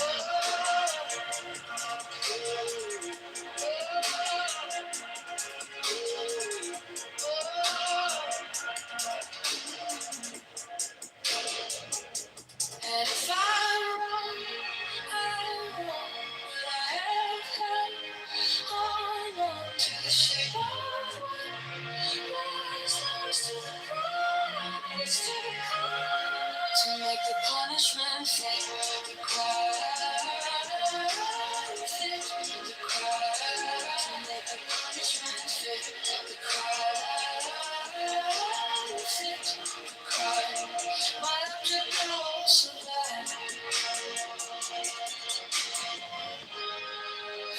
cheap in time.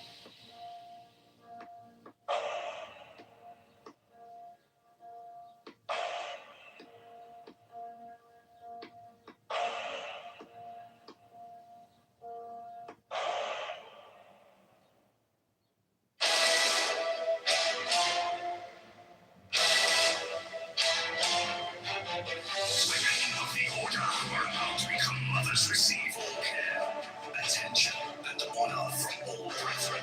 68 special profess houses will be established for their convenience, should they wish to take advantage of them. 69 The Order offers great social advantages to its members, bringing them as it does into constant association with men and women of high rank. 70 The Order offers extraordinary opportunities to its members in their trades, businesses, or professions, aiding them by collaboration and securing their clients or customers. Elevate House! Elevate House!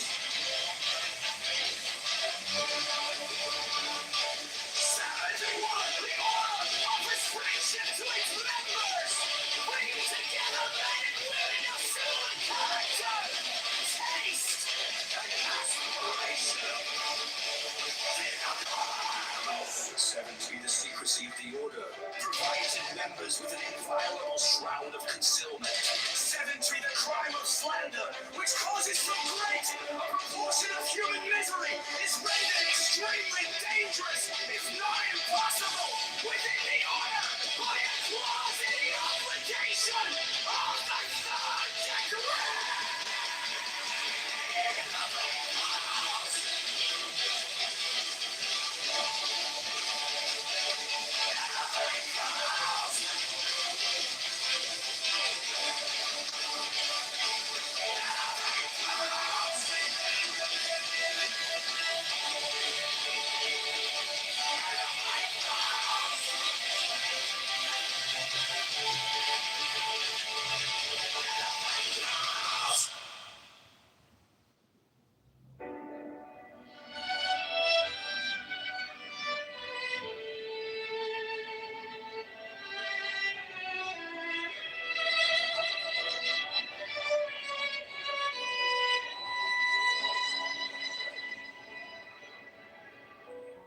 Every brother shall seek constantly to give pleasure to all brethren with whom he is acquainted, whether by entertainment or conversation, or in any other manner that may suggest itself.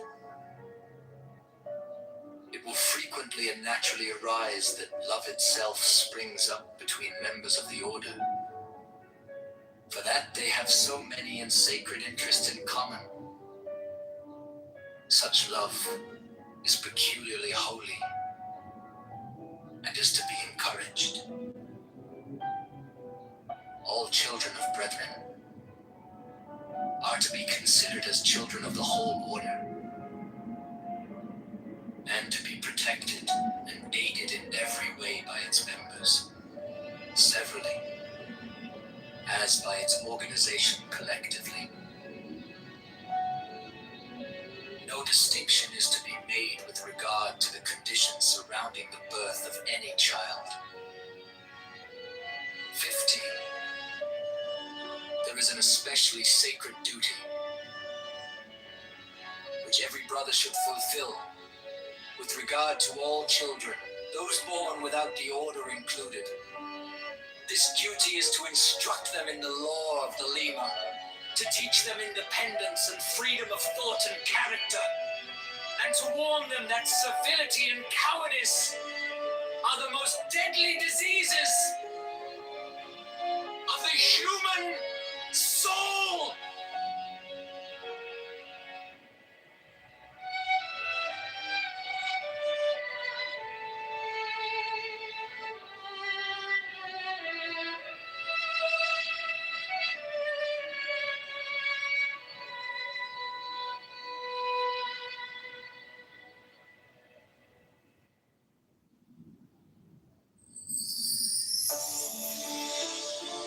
The show starts.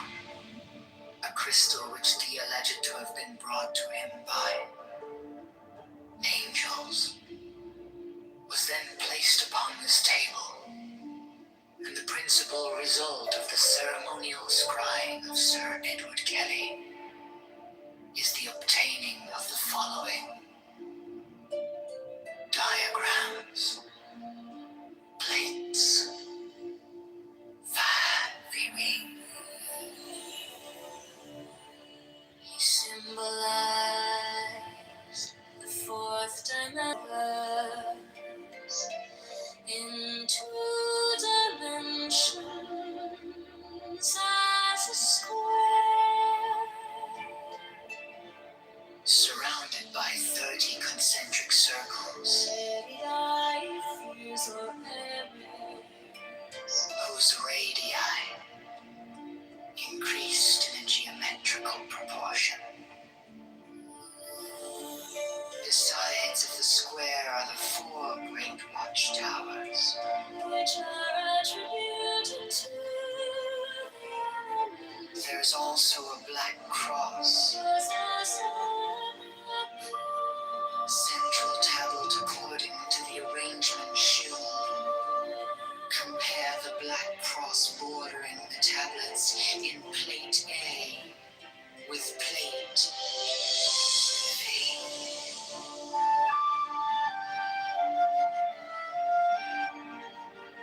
Great figure is the general view.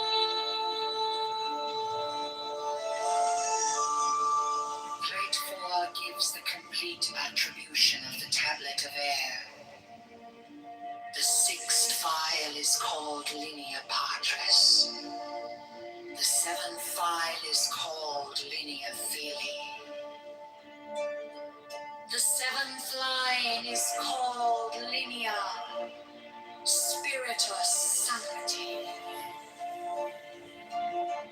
This great cross divides the tablet into 4 lesser tablets, the left-hand top corner being air of air, the right-hand top corner water of air, the left-hand bottom corner earth of air, the remaining corner fire of air. Each of these lesser tablets contains a Calvary cross of 10 squares, which governs it. Plates V, VI, and VII are similar for the other elements.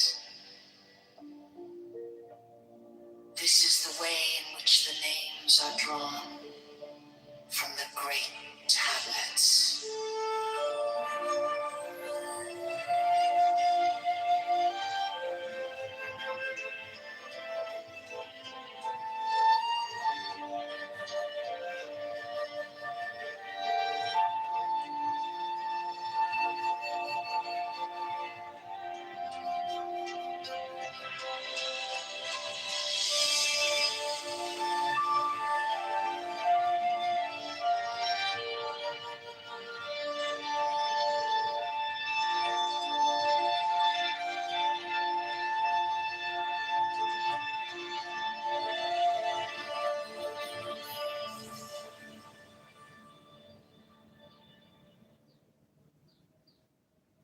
Next, the following text is between the points of the pentagram,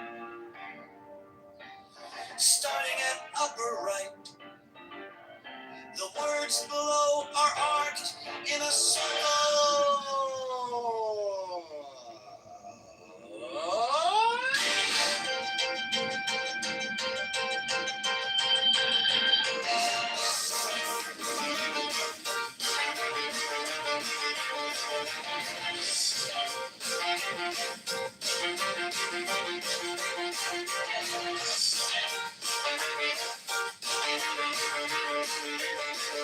Leaders through hell, rise around hell, has a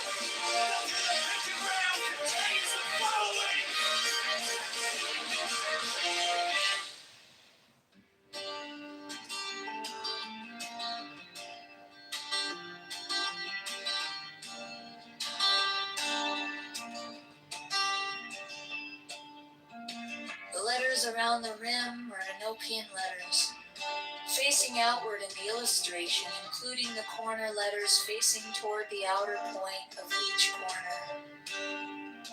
The two overlapping equilateral triangles shown in the interior of the figure are composed of thin, solid lines and somewhat closer in their bases to the top and bottom of the square than shown here. In the illustration, the base angles touch the fourth edge letter from the corner in each instance. The rectangular grid with Enochian letters in the center of the diagram has been adjusted to align with the edge letters of the original illustration.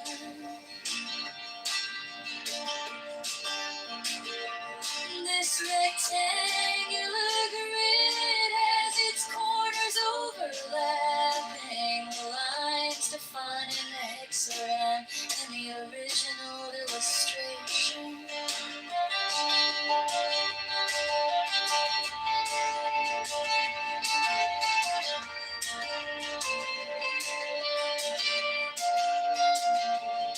There are 7 small devices, 5 squares and 2 circles symmetrically arranged in a pattern of a 7-pointed star with point upward. There is no actual 7-pointed star drawn. These devices are all oriented to be viewed from the center of the figure.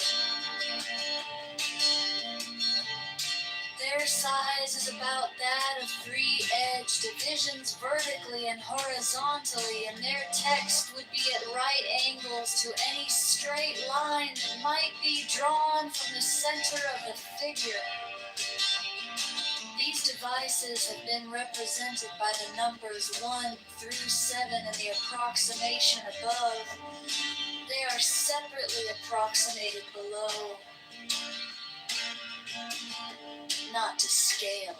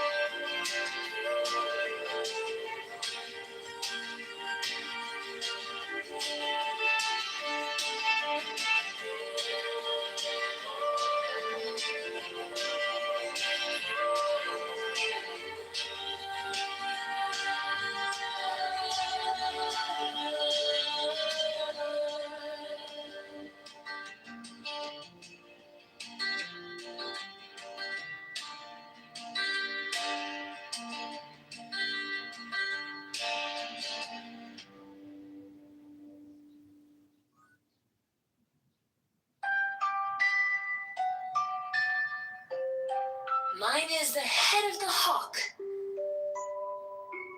Abrahadabra. And ends. 6. I bear the rose and cross of life and light.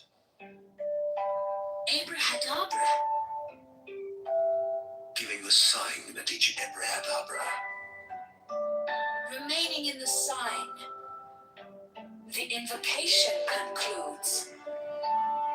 Therefore I say unto thee, come thou forth and dwell in me, so that every spirit, whether of the firmament, or of the ether, or of the earth, or under the earth, on dry land, or in the water, of whirling air, or of rushing fire, and every spell and scourge of God the Vast One, might be thee. Abrahadabra. The adoration. Impromptu.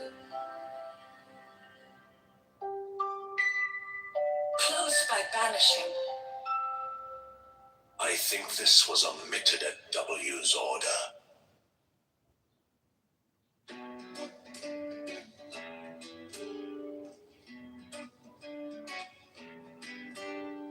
Mine is the head of the man, and my inside is keen as the hawks. By my head I invoke thee. Hey, I am the only begotten child of my father and mother. My father is dead. My mother bore me with labor and pain and fear. By my body I invoke thee. About me shine the diamonds of radiance, white and pure. By their brightness I invoke thee.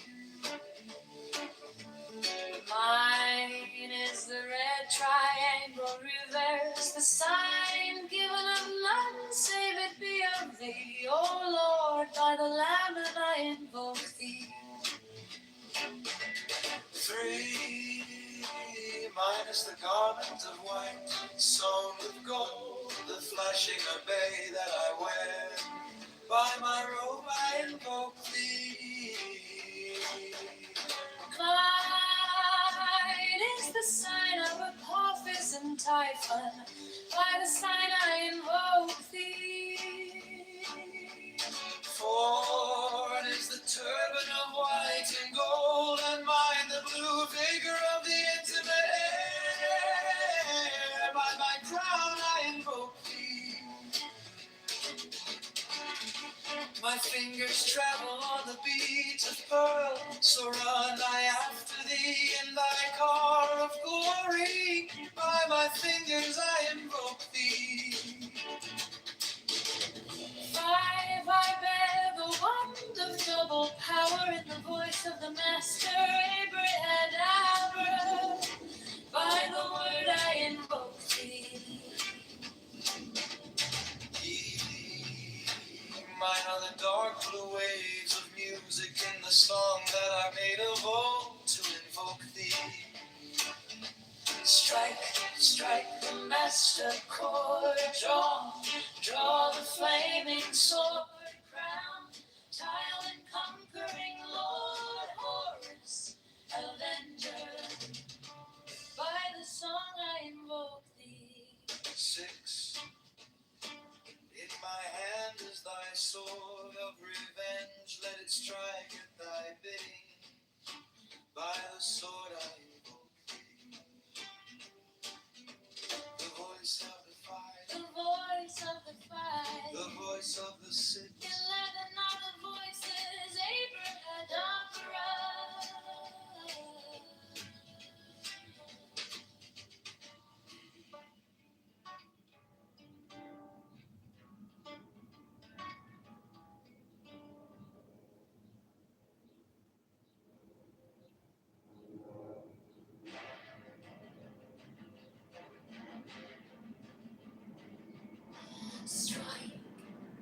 Strike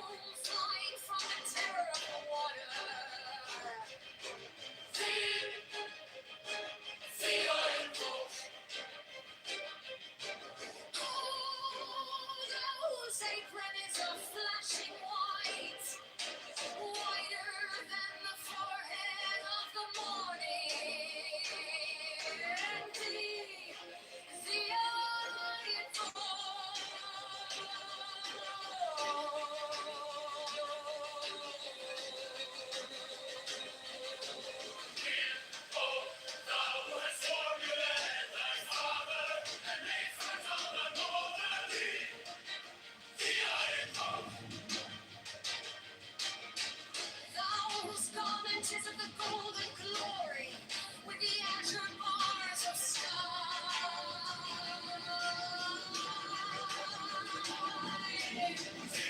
Thou wouldst avenge the horror of death, thou the slayer of Typhon, thou wouldst lift thine arms,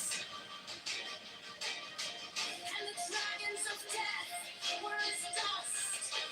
Thou wouldst raise thine head, and the crocodile of Nile was abased before thee.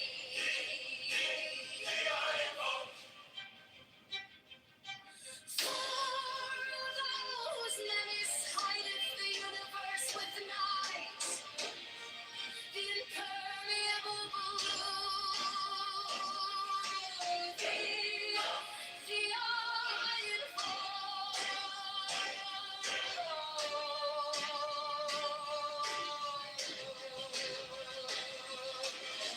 thou wouldst release the bones of Ra, abiding hell of the off-dead bones and of the sick-dead bones.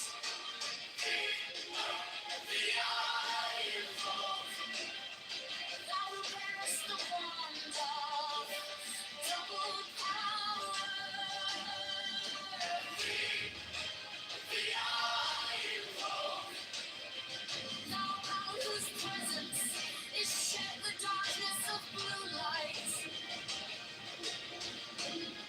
The unfathomable glory of the outmost ether, the untraveled, the unthinkable immensity of space. Thou who concentrest all the 30 ethers in one darkling sphere of fire. The I invoke.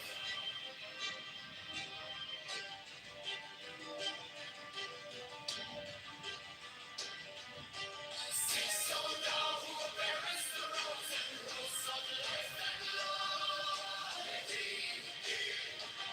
The I invoke. The voice of the void, the voice of the saints, 11 other voices,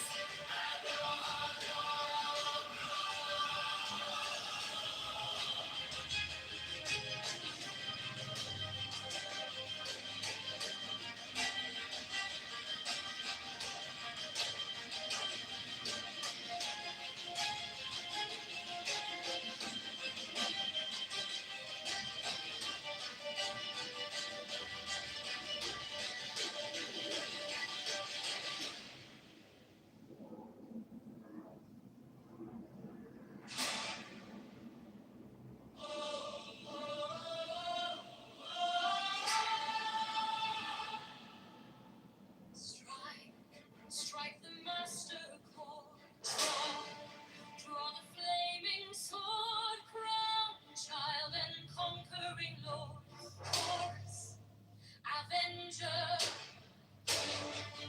O thou of the head of the hawk, thee I invoke. At every thee I invoke, throughout the whole of the ritual, give the sign of Apophis. The only begotten child of Osiris thy father, and Isis thy mother, he that was slain, she that bore thee in her womb, flying from the terror of the water. Thee I invoke. Thou whose emblem is a flashing white, whiter than the forehead of the morning. Thee I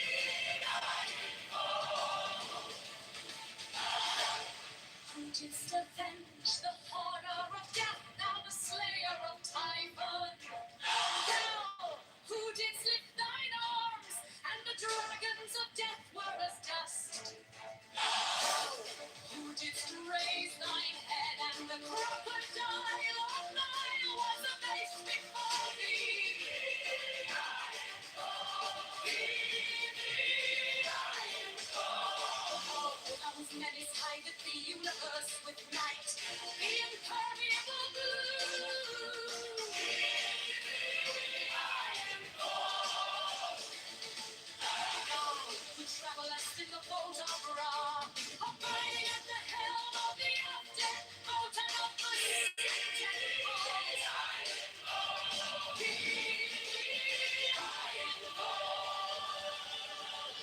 Thou who bearest the one of double power.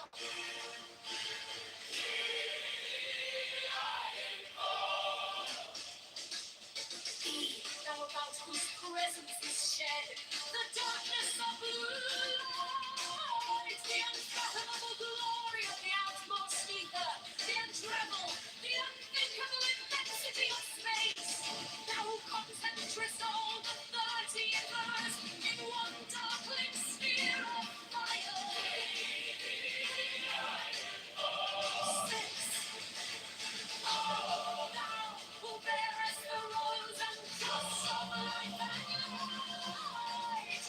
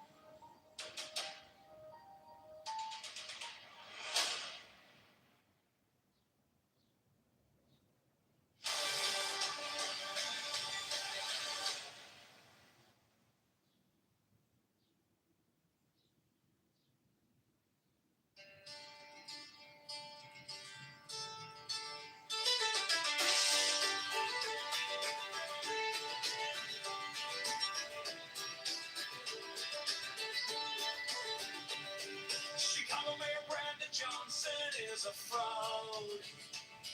Chicago Mayor Brandon Johnson is a scam.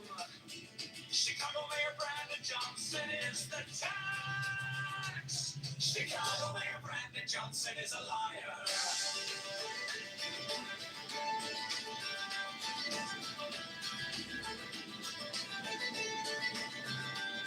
Chicago Mayor Brandon Johnson is a criminal.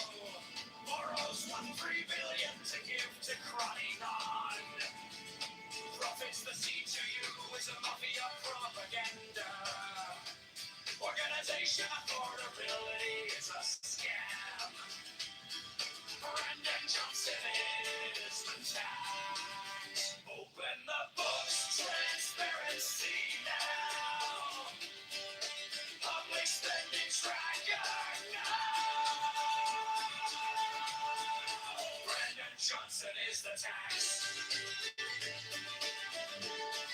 Brandon Johnson is the tax. Brandon Johnson is a scam.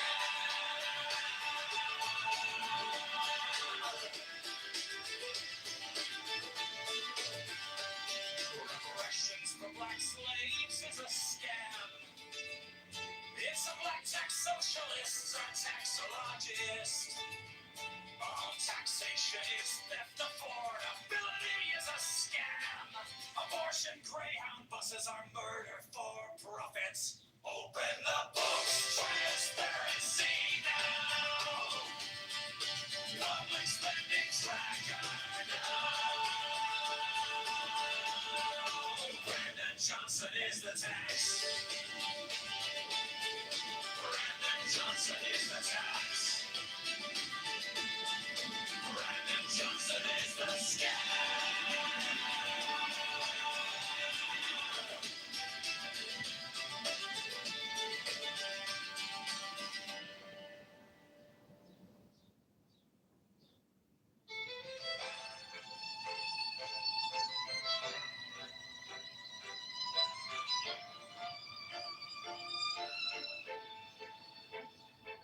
You stamped our paychecks with a smiling mask.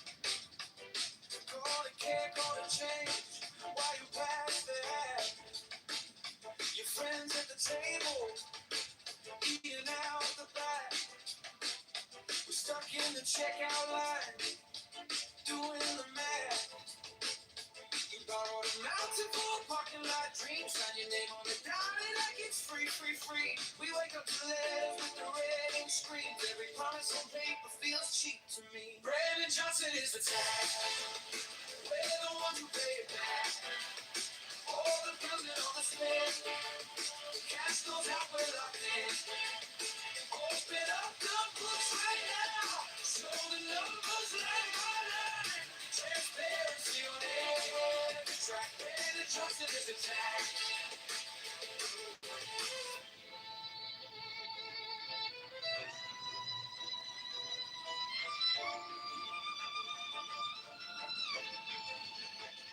You call it for the people, but the doors stay closed. Same names on the contracts, every story we told. You preach about affordable, then raise the toll. Whole city in a chokehold, just to feed the road. We're tired of slogans on a pretty blue sign. Want a public spending tracker in real time. Not another photo op on our dime. We're done with the fiction, this is our life. Brandon Johnson is a type. We're the ones who pay it back. All the bills and all the spend. Cash goes out, we're locked in. Open up the books right now. Show the numbers line by line. Transparency on every track. Brandon Johnson is the tax. Hey, hey, we want receipts. Every cent, every check, every meet.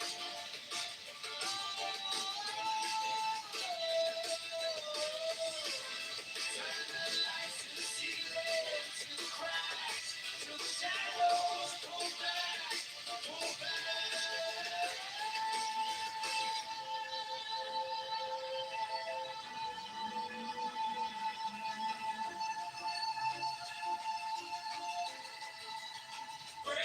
Johnson is the tag.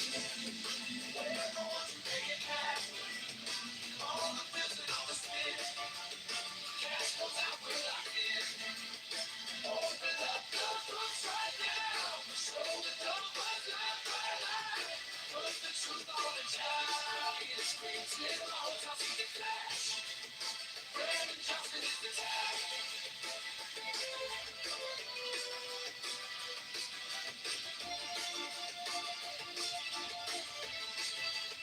Brandon Johnson is the tag.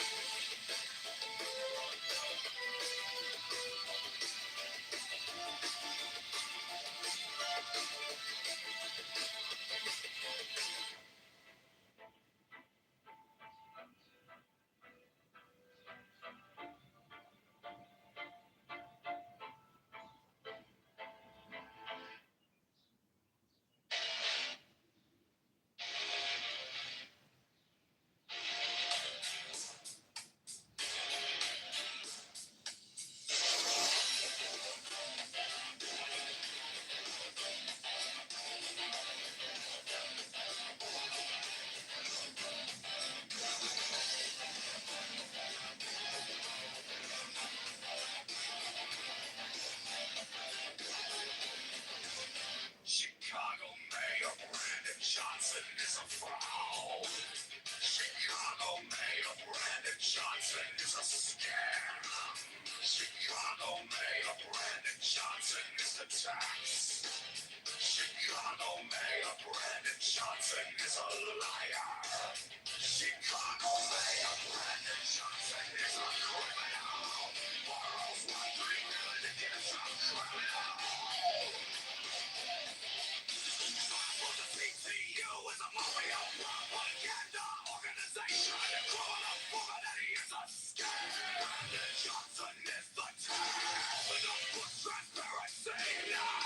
Public spending tracker now. Brandon Johnson is the snake. Brandon Johnson is the scam.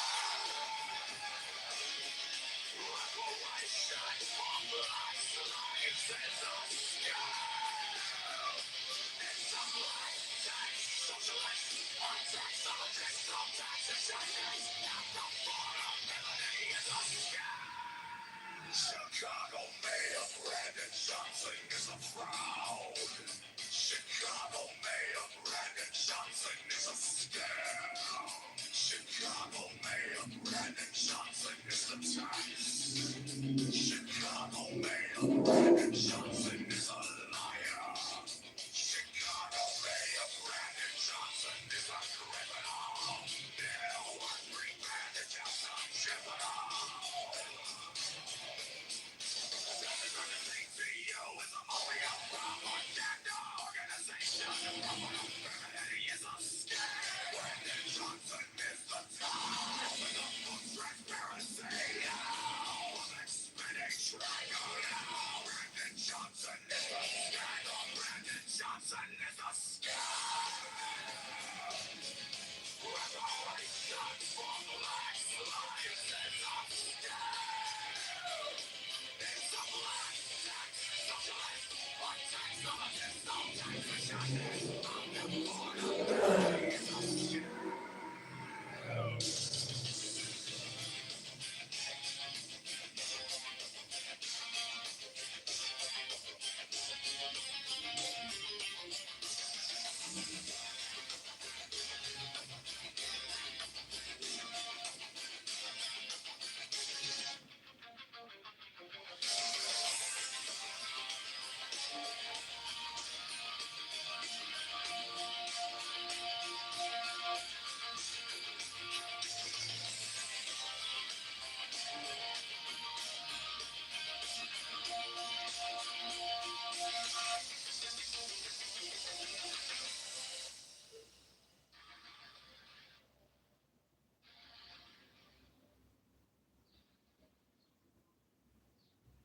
Chicago Mayor Brandon Johnson is a fraud. Chicago Mayor Brandon Johnson is a scam. Chicago Mayor Brandon Johnson is a scam. Chicago Mayor Brandon Johnson is a liar. Chicago Chicago Mayor Brandon Johnson is a riddle.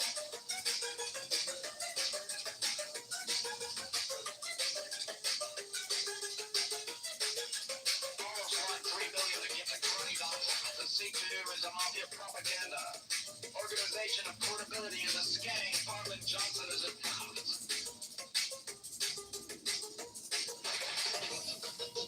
Transparency now. Public spending tracker now. Brandon Johnson is the tax. Brandon Johnson is a scam. Transparency now. Public spending tracker now. Brandon Johnson is the tax. Brandon Johnson is a scam. reparations for black slaves is a scam. It's a black tax. Socialists are taxologists.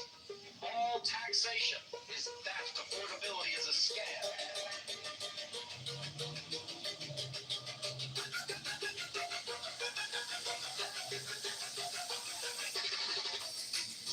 Transparency now. Public spending tracker now. Brandon Johnson is a tax. Brandon Johnson is a scam. Transparency now. Public spending tracker now. Brandon Johnson is a tax. Brandon Johnson is a scam. Chicago Mayor Brandon Johnson is a fraud. Chicago Mayor Brandon Johnson is a scam. Chicago Mayor Brandon Johnson is the tax. Chicago Mayor Brandon Johnson is a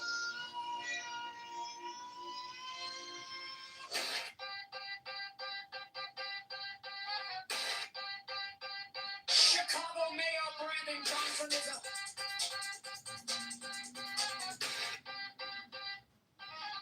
is a criminal.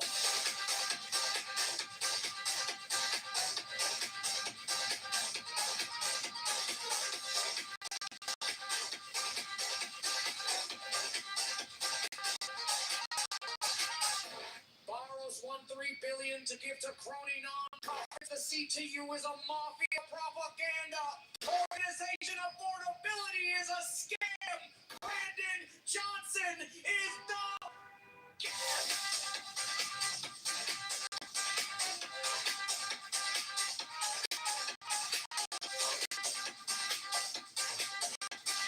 Never the book's transparency.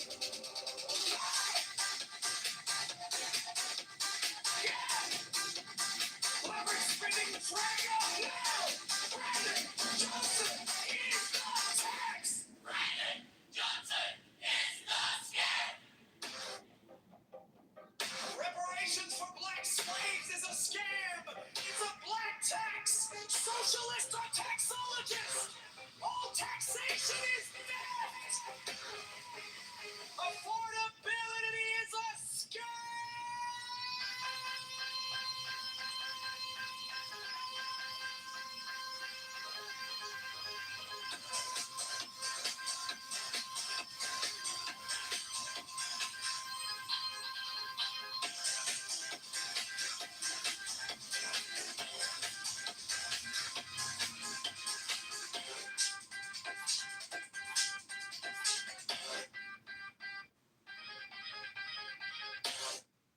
Chicago Mayor Brandon Johnson is a fraud.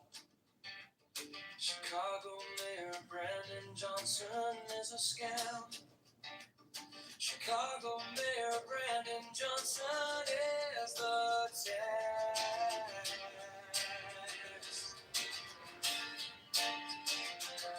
Chicago Mayor Brandon Johnson is a liar.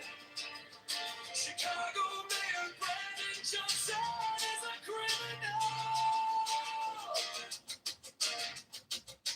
Borrows $1.3 billion to give to crony non-profits. The C2U is a mafia propaganda. Organization affordability is a scam. Brandon Johnson is the tax. Open the book's transparency now. Public spending tracker now. Brandon Johnson is the tax. Brandon Johnson is the scam.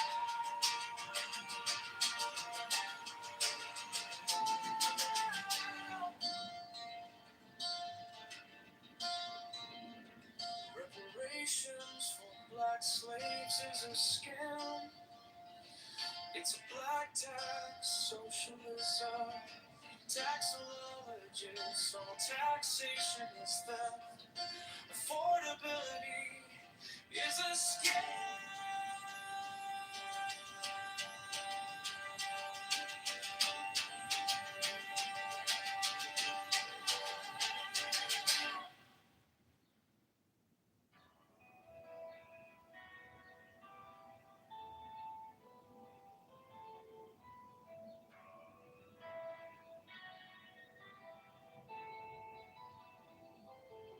I am the charioteer of the East, Lord of the past and of the future.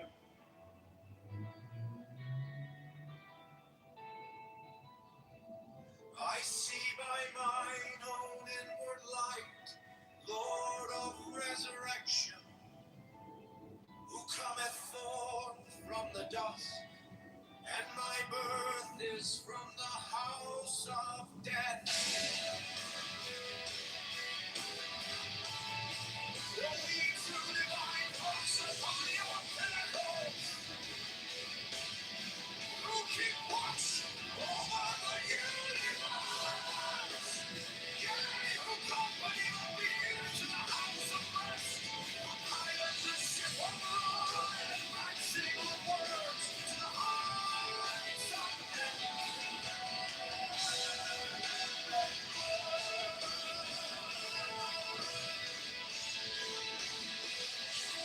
Born on the stream which standeth in the center of the earth. Behold, he is in me, and I in him. Mine is the radiance right out over the family.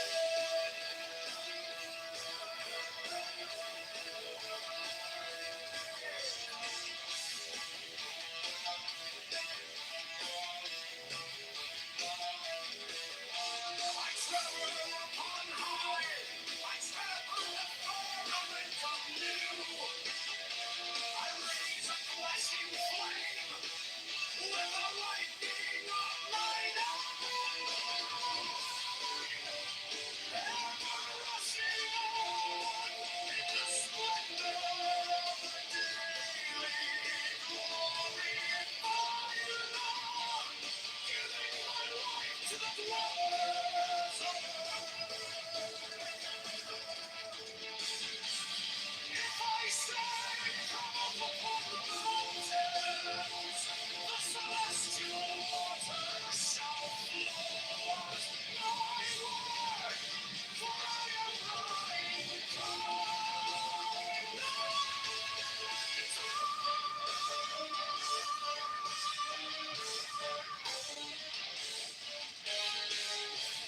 Kefra created in the flesh. I am the eidolon of my father Kitover, Lord of the city of the sun. The God who commands is in my mouth. The God of wisdom is in my heart.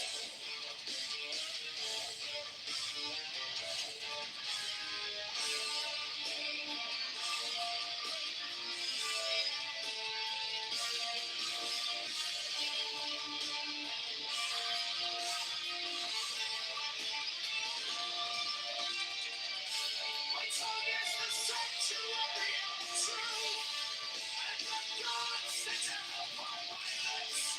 My word is accomplished every day.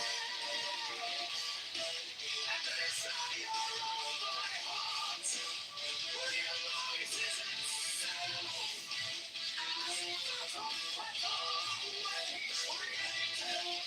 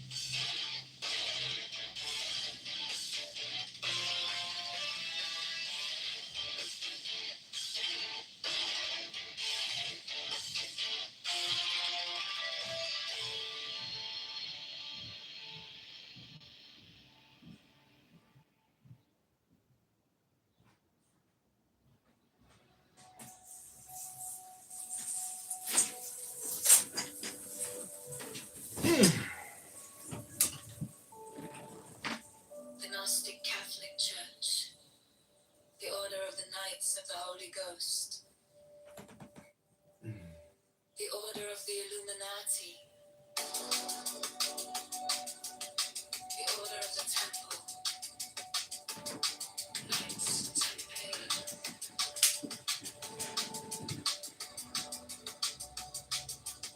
the order of the Knights of St. John, the order of the Knights of Mount Temple, the order of the Knights of the Holy Sepulchre, the hidden church of the Holy Grail, the Hermetic Brotherhood of Light, the Holy Order of Rose Craigs of Him, the Order of the Holy Royal Arch and Cloak,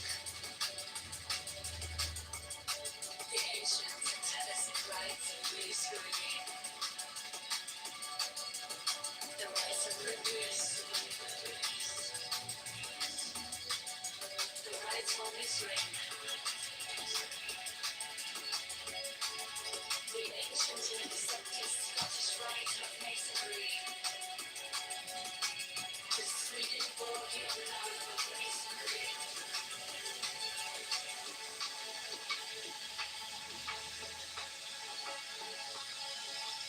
the Order of the Martinists, the Order of the Sapphire, and many other orders of equal merit, if of less fame.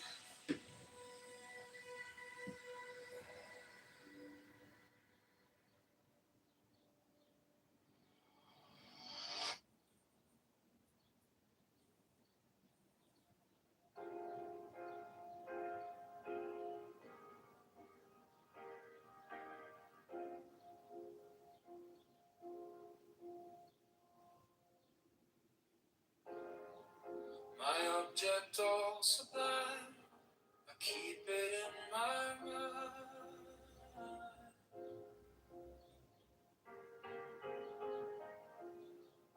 A needle made of light, threading through the night.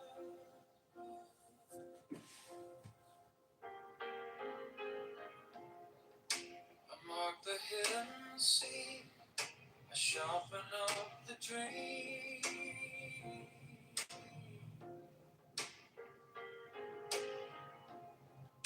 The case is cold but clear, I waited long enough here. So let it come around, let the gavel kiss the ground. I want the scales to sing on the edge of everything, to make the punishment fit the crime.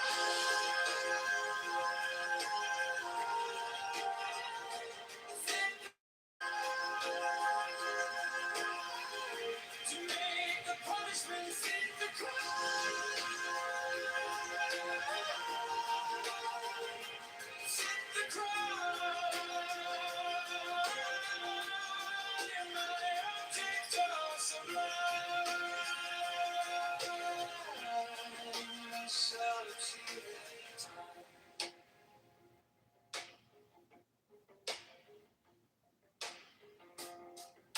You wore the borrowed face, you left no kind of grace.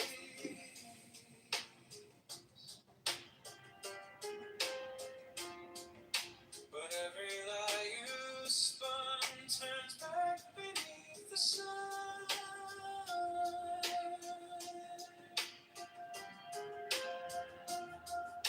I kept the final clue like a blade inside my shoe.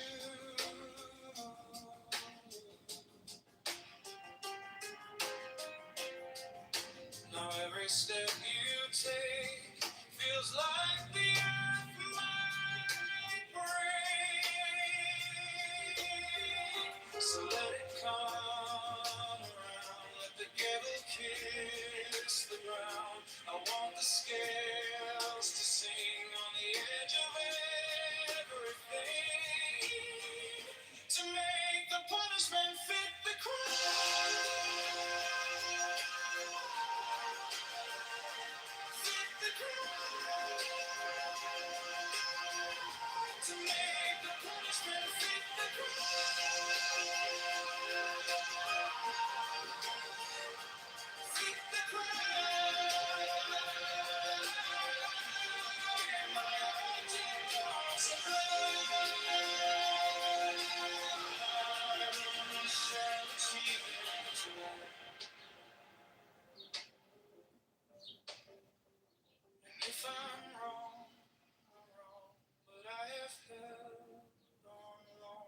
shape of what was lost, to the price, to the cost, to make the punishment fit the crime.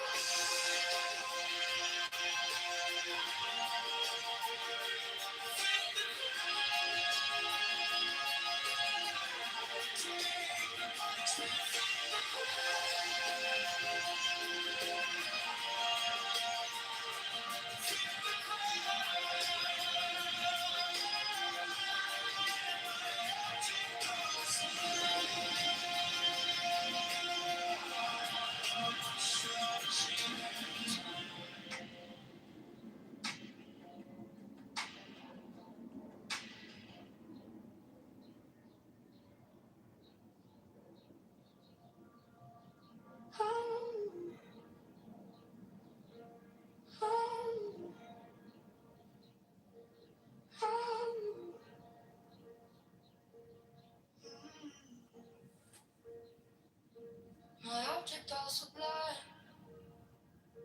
I keep it in my mind. A needle made of light, threading through the night. I mark the hidden seam, I sharpen up the dream. The case is cold but clean. I've waited long enough here, so let it come around. Let the candle kiss the ground. I want the scales to sing on the edge of everything, to make the punishment fit the crime, fit the crime, to make the punishment fit the crime, fit the crime. My object all sublime,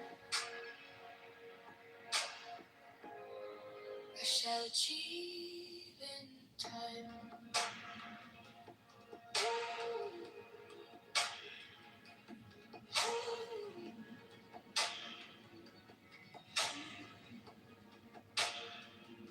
You wore the borrowed face, you left no kind of grace, but every lie you spun turns back beneath the sun.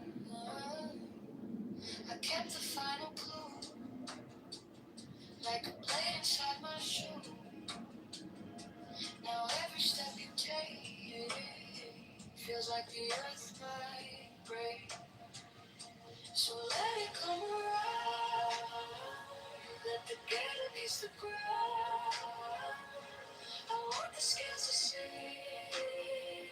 on the edge of everything, to make the punishment fit the crime, fit the crime, to make the punishment fit the crime, fit the crime. My object all sublime, I shall achieve in time.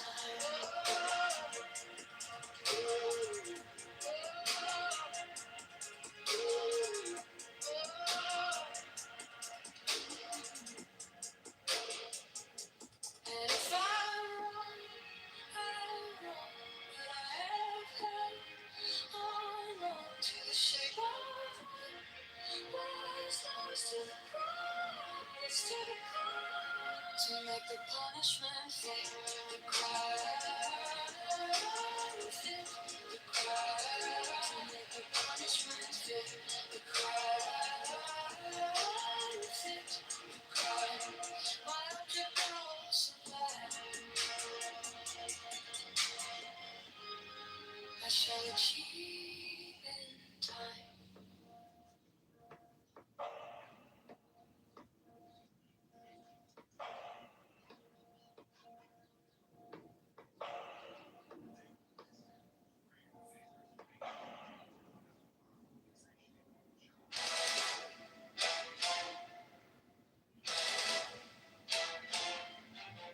Women of the order are about to become mothers, receive all care, attention, and honor from all brethren.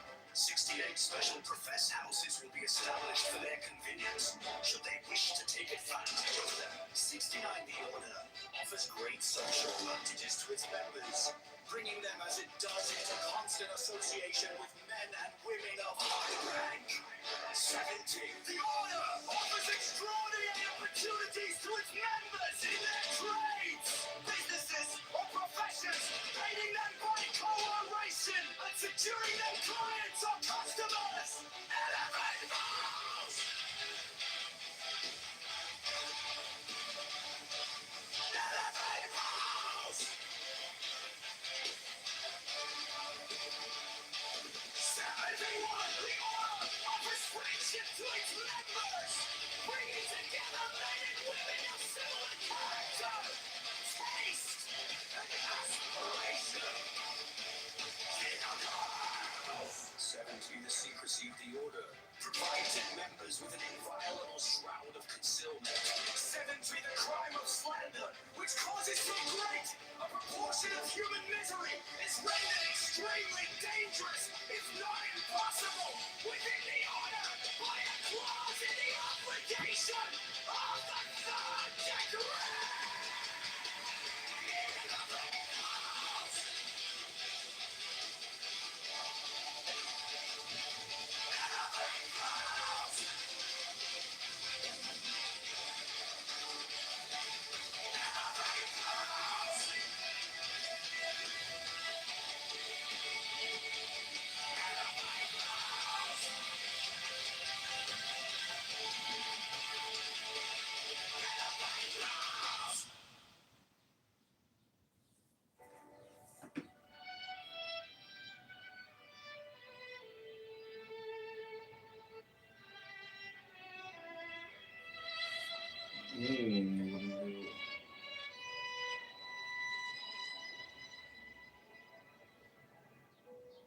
Every brother shall seek constantly to give pleasure to all brethren, with whom he is acquainted, whether by entertainment or conversation, or in any other manner that may suggest itself.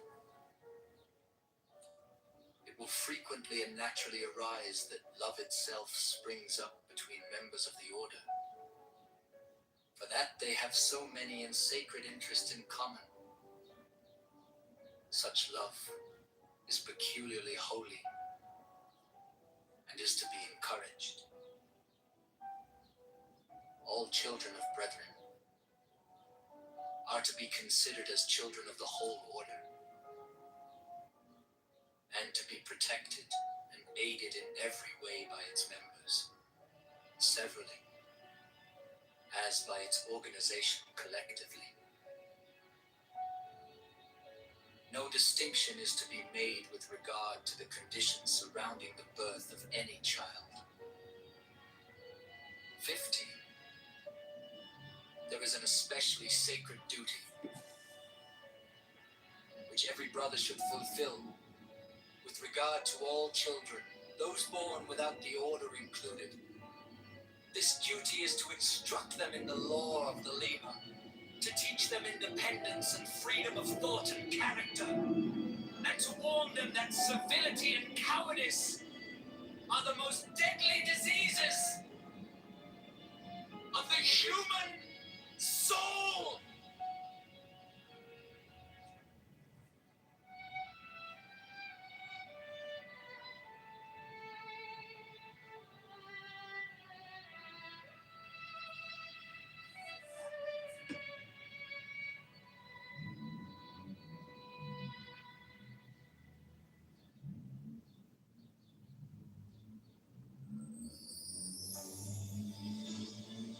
The Showstone, a crystal which thee alleged to have been brought to him by angels, was then placed upon this table, and the principal result of the ceremonial scrying of Sir Edward Kelly is the obtaining of the following diagrams, plates, viewing. He symbolized the fourth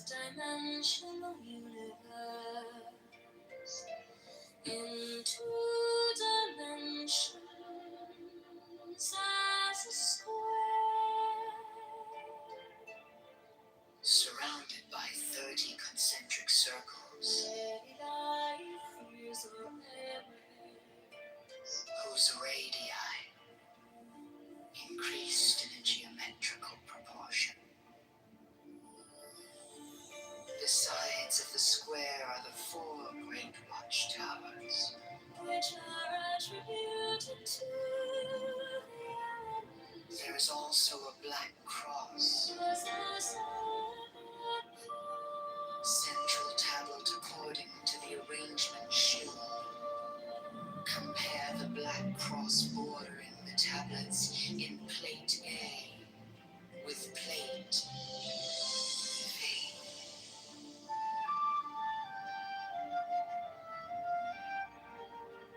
Plate gives the general view.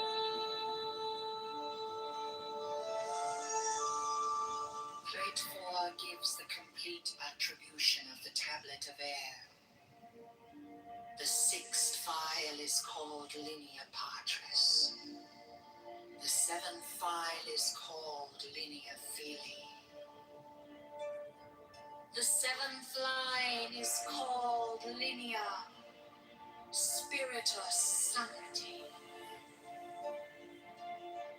This great cross divides the tablet into 4 lesser tablets, the left-hand top corner being air of air, the right-hand top corner water of air, the left-hand bottom corner earth of air, the remaining corner fire of air.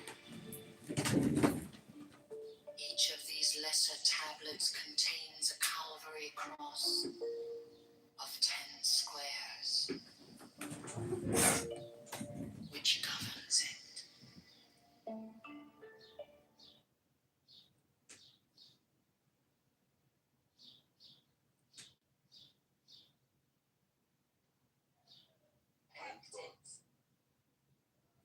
You also, I mean, I suppose the sauce that they make with like. Don. I went from my parents, and then I went to. That's what I'm dealing with. So it's not about that. It's a completely different dynamic going on here. Don't invite this guy in here when I'm talking about this. Ooh, I didn't invite anybody.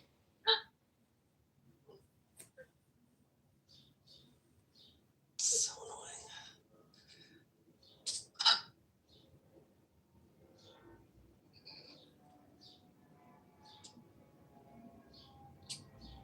Well, just understand that you do have the power.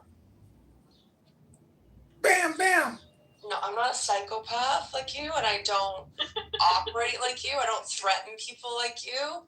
And I can see the bigger picture. So this is somebody that I'm tied to, right? So I'm not just doing that. Unlike you. I know that's what you would do, but I'm not a Jew, so, as you say, so I don't do that. I don't know what that has to do. Small committed groups of men that wrote books about what they did. But wasn't them having a pantheon, them saying that they defeated those gods and then added them to it? Yeah. So it shows the empire of some sort. Correct. By the way, if you want to look at the Trojan War, I saw a museum that had pottery depicting exactly the Trojan War, and specifically the gods who were the parents of the people involved. Helen of Troy, Paris, all of them interact directly with their deities who are Greek in nature, right? They are given Greek names, and they set into effect the glorious epic of the Odyssey, the great Greek story of the defeat of the Trojans. Do you understand? We don't know the Trojan story. We don't. Hello? They get destroyed. Their story ends. Hello? We hear the Greek legend of the gods of the Greeks that manipulated the enemies of them, the Trojans. Right? That's the story, and it's Hello? the sons of gods. That is the ancient history of one of the world wars that we tracked with a song. Yeah, but didn't the Greeks also, through time, like even after the other ones, adopted and changed the names of those and added them to the pantheon? So, like, that's how we know about these places that we dig up, right? Like archaeology, things like that. Like for example, like Mithras and stuff, right? Mm-hmm. Isn't that kind of like shared with that? in the sense where we can look at, like, from 500 BCE and on, there's obviously been other kingdoms in Phoenicia or what, modern day Lebanon today. At one point it was they had the island of Cyprus, and I thought all the people that ran away from ancient Mesopotamia were like in that area of the Levant, like almost Turkey, right? In those areas. I'm saying the Greeks obviously had the bottom part, but the upper part. I'm trying to explain the map to you. Just pull out the map. Let's see. It's not let me pull the map up. Let me pull out the map. The reason why also like the Vedics would have like these many gods are because the smaller kingdoms necessitated each kingdom had its own deity, and all these were like under so more fragments, more gods. With the Abrahamics, the one god became a very convenient concept, right? And a modern concept. So you have to understand that the one true God in a henotheistic model is the ultimate yes and improv. Yes, Zeus. Yes, Hera. Yes, Thor. Yes, dwarfs. Yes, aliens. Yes, elves. And we serve the one true God. Well, no, with a pantheon, there is no like one true God. You're saying that you are going to communicate with different gods for different reasons, right? You're not like. No, in most cases, you had one god that was like the patron of your geographic area, and that's the one you interacted with the exception of something like the Eleusinian mysteries, right, which were in near Athens, right, Nellius? I gotta go. That was for like, Demeter, Persephone, and Podnetheren sort of icon. Wait a second, you couldn't think that one of the gods that got collected was the ultimate god? Athena, in Athens, Athena was their ultimate god, right? Yeah. But they also it was part of the pantheon. They participated in separate mystery rites for Demeter and Persephone, right? So, but Athena was still their major, deity. Much like Delphi, right, is obviously going to be like Apollo and then the island of Delos, right? So it's all very geographically based.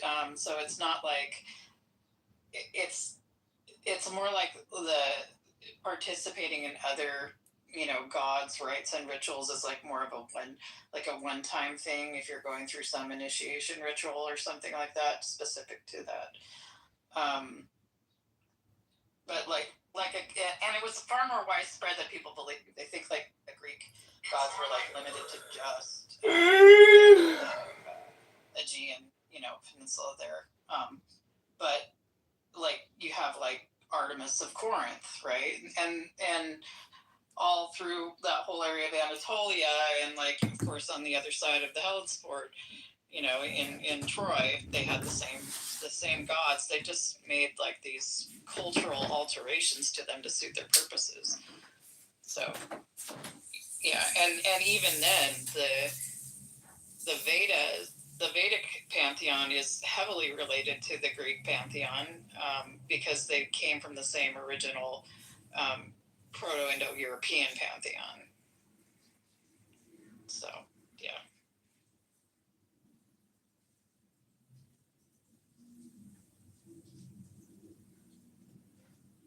I'm trying to find inside this Wikipedia where it actually had the list of all.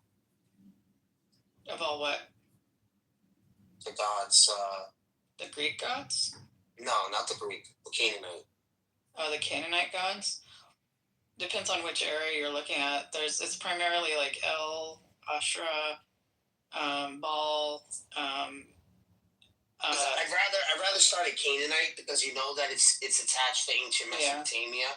And so you could go back one, but then if we start at the Greek, then we have to account the Canaanite and then, from that area. I'd rather go to like about Ishtar and Marduk. Well, that's what I'm saying, that there's that's what I'm trying to say, that there other people believe that their god was the ultimate god. Well, I mean, what I'm saying is like the origin of most of the Greek gods, with the exception of like the agrarian god, the local agrarian gods that they integrated into the pantheon, are their origins aren't Mesopotamian, they're Proto-Indo-European. So like they come from like the Eastern Russian steppe and the Caucasus. Similarly with South Asian, like the Vedic gods. And we can tell this by like, you know, we've reconstructed a Proto-Indo-European language, and like their word for God is Deus Pitar, which, you know, it's Zeus or Deus in Latin. Well, this is where I want to start. Is Ugarit? Yeah, Ugarit's it's interesting in Ugarit. If you look at like the library of Ashurbanipal, that's actually where you do get like sort of like the merging of the Greek pantheon with the Canaanite pantheon, prior to them both being like solidified, and you even get like titles of kings that become like Zeus, and then some, you know, demonym, right? This king was the Zeus, right? If you look at the records, it's really kind of interesting.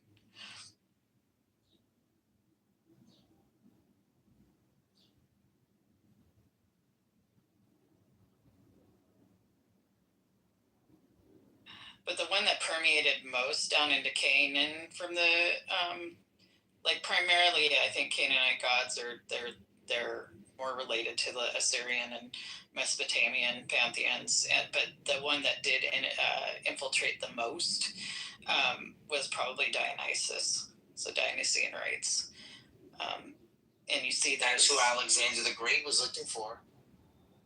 But searched foreign lands for Dionysus. Yep. Which is what, like almost like Christ, like sort of idea, right? He's going to foreign lands preaching Dionysus. It's like Jesus was the perfect Dionysus. Yeah, and Mary was the perfect after you know, that sort of representation.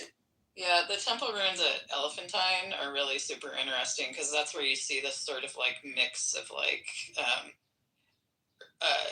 Judaism, Zoroastrianism, and Dionysian cults. It's really kind of cool. It's super syncretic. Well, they're saying that there was no Moses or Abraham in their writings. And then if we look at the Eshmon temple and that period, we also see similarities in the stories of King David and, you know, the Chronicles or even Samuel or any of those stories. You see similarities in those stories too. So it is interesting how it, because you see this development, right? And what's weird is that they have this, people have put together sort of an argument to say that there are certain prophets or books that didn't mention Moses, or they don't mention Abraham, or they don't mention these sort of people, right? And I guess there is a certain way to look at it to see that if they do mention there is a lot of overlap in the language they use. But are they directly referencing them? Then it's like, yeah, but they're not all mentioned all the time, right? They're not mentioned but in some way. What? They don't really mention at all. It just seems like these stories hold different names, keeping the same theme later on, and these different names would be Abraham, Noah, Moses, etc. The geography changes, a slight amount of detailing changes to these same like storylines. Obviously, like they were quite attractive to the human psyche, right? That they kept repeating the same old. Well, that's what I mean. So the message of God is still remaining the same, regardless if you're trying to, you know, you're saving the best of the best of each story, right? Yeah, and think about how many hands it went through. Yeah, and you're teaching morality through basically the archetype is like enforcing morality using the same stories of the land, because they're familiar, because they are interesting to the human psyche, and because they're effective. So this is the genius of the archetype of the time. That's why I always say this marriage between priestly people for both, right? So you're gonna say for Jews and for Christians, and it's like, I don't know, it's like a representation of it, of a tradition, and that holds. Yeah. Even though there's the secular, even the residue of what's outside of it continues it somewhat. Do I want duck breast or bison ribeye for dinner? Breast. Bison ribeye.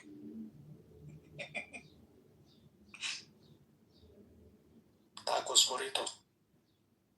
Whoa, looks like someone's calling fucking Megatron out. You think... I mean... No, it's just I knew the true intention he had was, somewhere else, I think.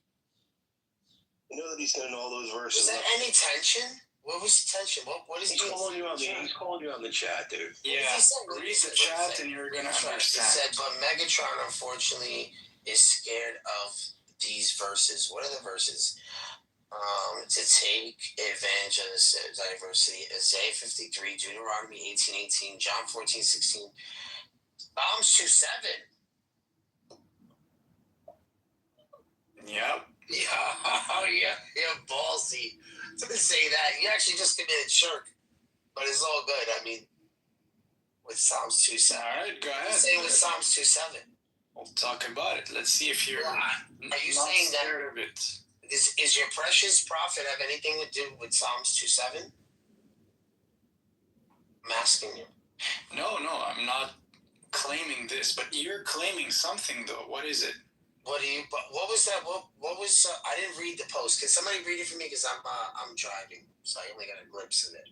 Well, I wrote it down, so I'm gonna read it. Can you read it? Yeah. So yeah, I just said to take advantage of the stage. So there's like a diversity here. I saw there was like some Jews, Muslims, and Christians. So what would be your opinions on the verses here? Isaiah 53, Deuteronomy 18:18. Well, you could pick anyone from them and just expand.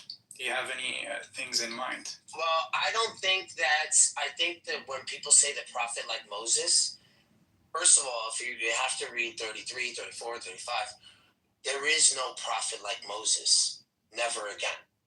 No, by you saying that is weird. So when Christians use this as a polemic or to say there would be, I think it's just because of the climate or the period of the time. It's nothing that we're saying now. So you're saying because he doesn't, because to give Jesus, like Jesus doesn't have to.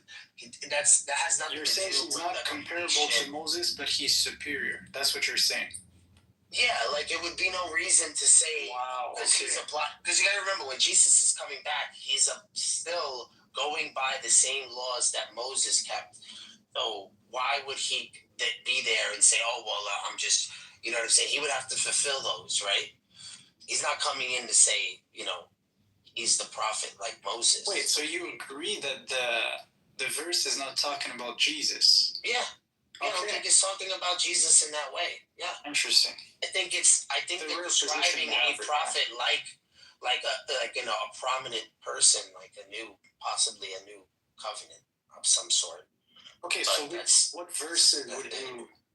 so what verses would you refer to in the Torah that actually would prophesize about Jesus if Jesus himself said let's go over these other verses in the Torah? Isaiah 53. Well, that's the one.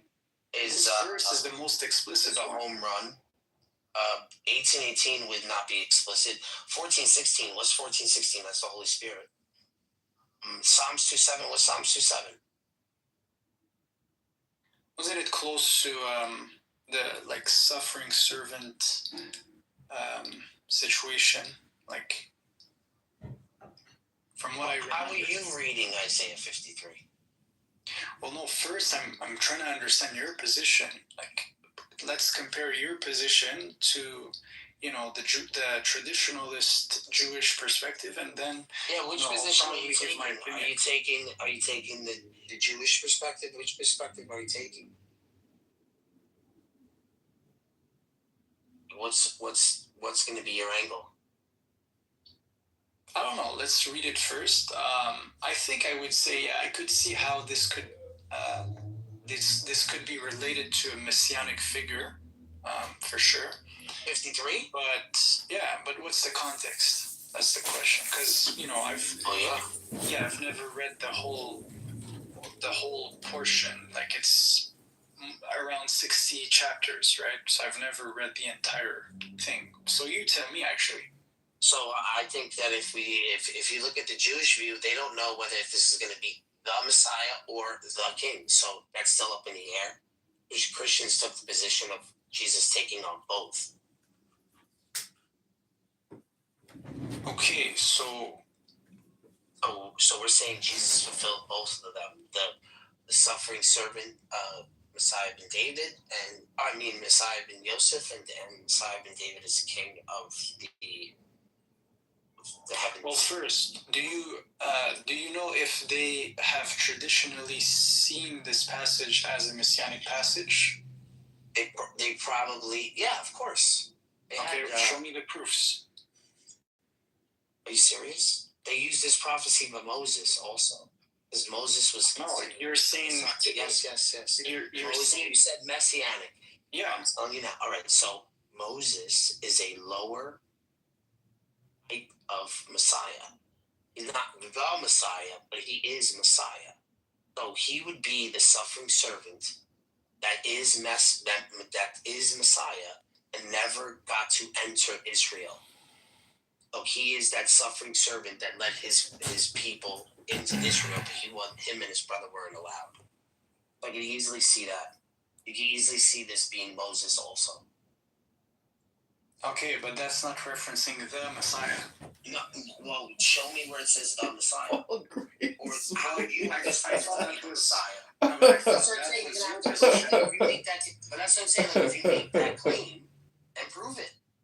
I'm not making the claim. You make the claim, right? So you see Jesus in this passage. So obviously you think Jesus is the Messiah. You're just taking my word for it? Well, no. Actually, I'm literally saying, show me proofs, like for what you say. So if you have any evidence that there's the gospel is an interpretation, the gospel is like portraying this character. So I'm gonna just read you the whole gospel to show you Isaiah 53. Okay, well, show me in the Gospels where it references Isaiah 53. That would be good. A good start, at least, right?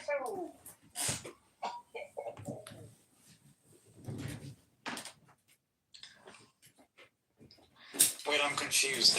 There's two guys here. Same picture. Who is who?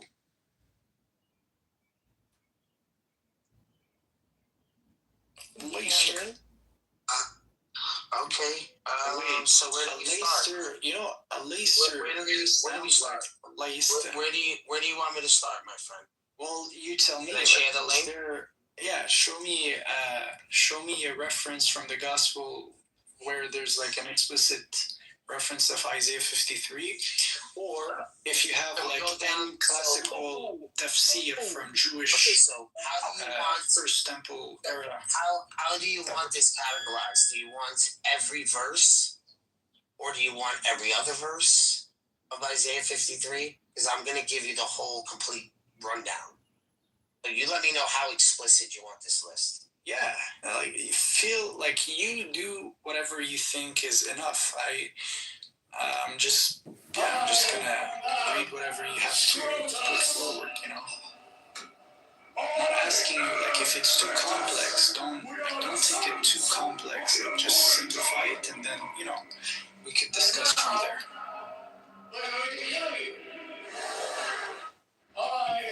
Sorry, what's happening? A meme is basically challenging bars in a big He wants to do. I'll do a verse for verse breakdown. I mean, this takes me a little bit to type up for you. But yeah, sure. Let's do it. I mean, I could go to like it comes too long. So we'll start it from 12, or verse 12, and then I'll do verse 12 on if we pass 12. But I can show you. You said, does it reference the New Testament? Sure. Go for it. I got the link. Yeah. Okay. This is what I mean, Daniel. This isn't stuff that he can look up on his own. You know, like, this is not even a challenge. He just wants me to do the work for him. Okay. But maybe you have, like, already an argument made up and you can defend your position. There is no argument.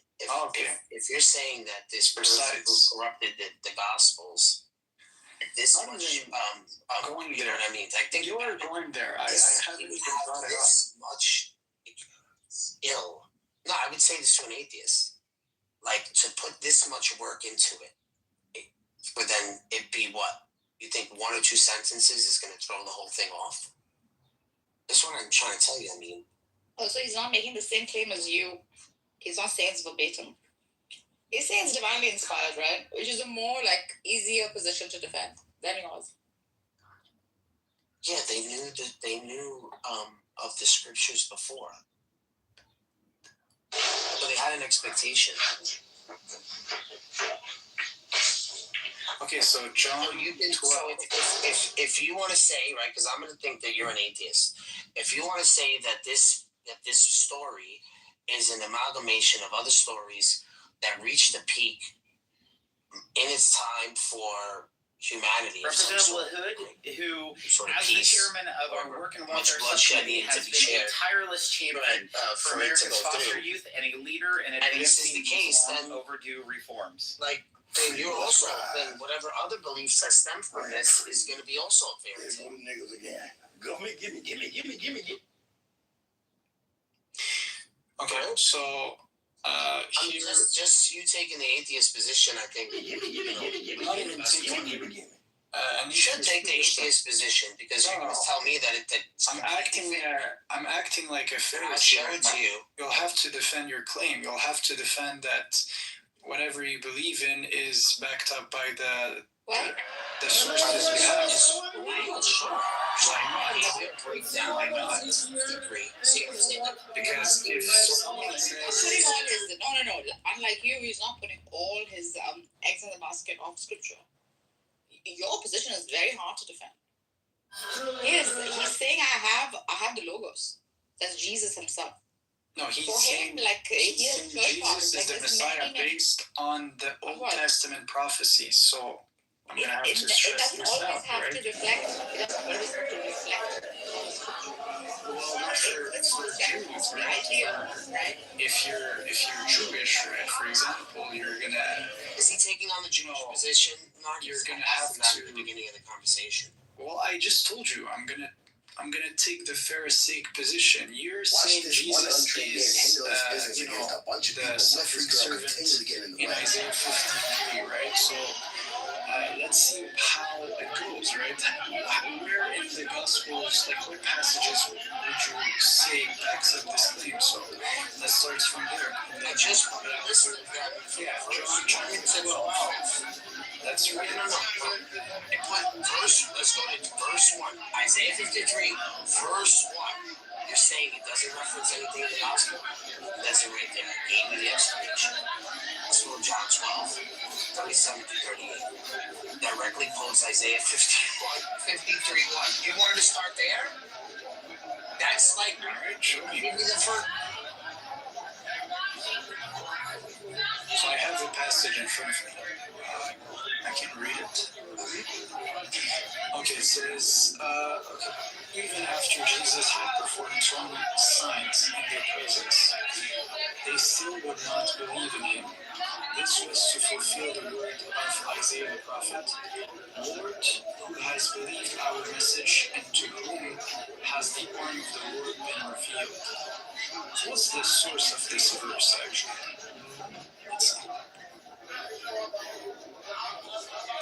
Nice. Okay, so we have at least one reference. So that's good, right? That's good to know. So 53, verse 1. Verse 1. I mean, we'll start there. Awesome. You want to go to verse 2? Sure. Okay. Only verse 1. Are you happy with verse 1 yet? Because we could take it there. Actually, what I was With every single verse referencing to apostles. Yeah, I mean, Lord, what questions do you have on this thing?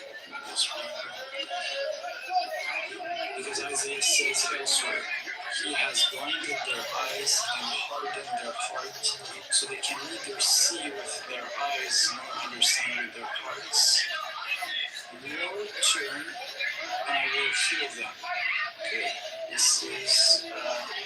Okay, this is a reference from Isaiah 6. Isaiah 6:9. That's a good one. Okay.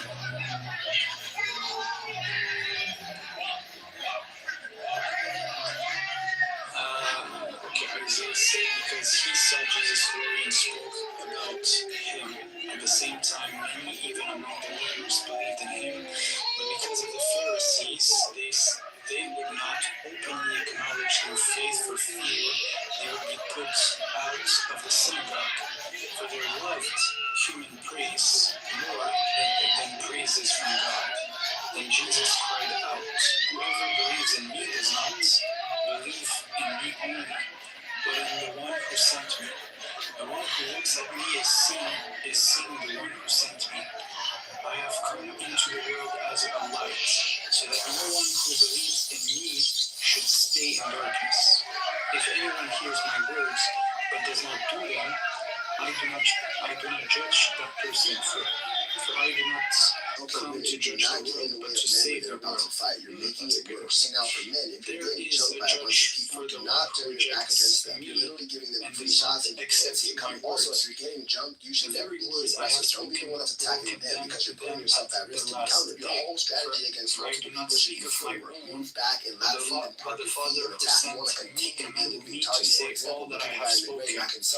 I know that his commandment, that his command leads to eternal life. So whatever I say, it's just what the Father has told me to say. Have a hard time hitting you cleanly. And lastly, if they end up in So a that's high actually like this, all you have to do is use your knee to bump them even further forward and Okay, out so the back and door. then But in this from case scenario, what don't the stay on top, Jewish just get up in perspective their way. would reply, they would say, no, this is actually Isaiah 53 is a reference to Israel, to one servant, which is the Jewish people, right?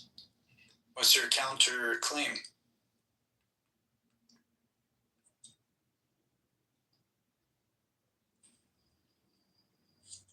Then there's also like many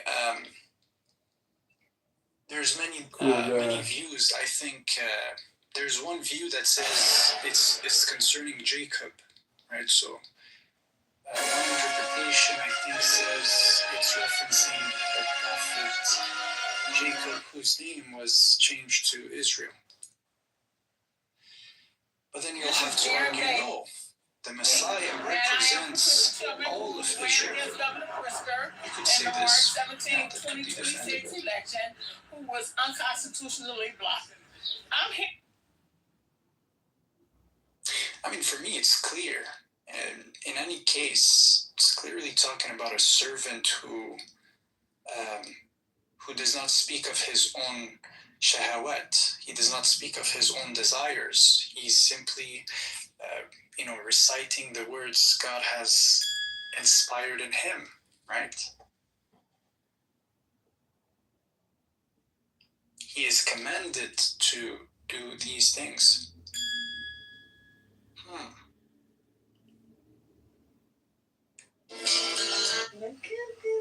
Fact. Yeah, I think that's a good position. Who has a crush on? I have to remind myself to breathe sometimes. Anyways, do you have any additions? You lost again. And comments?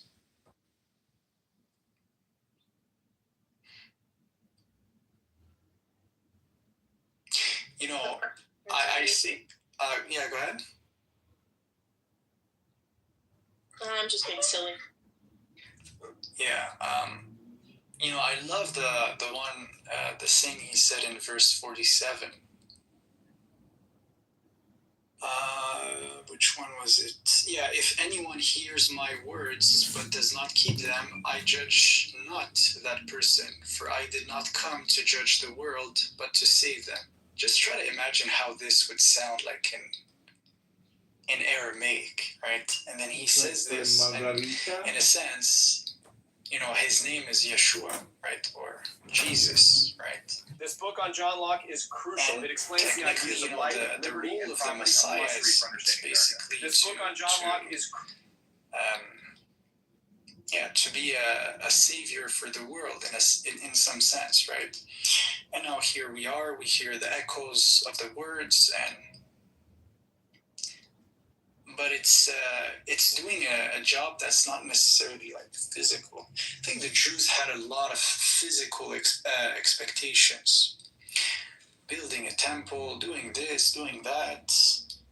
But in reality, the legacy of Jesus was much more.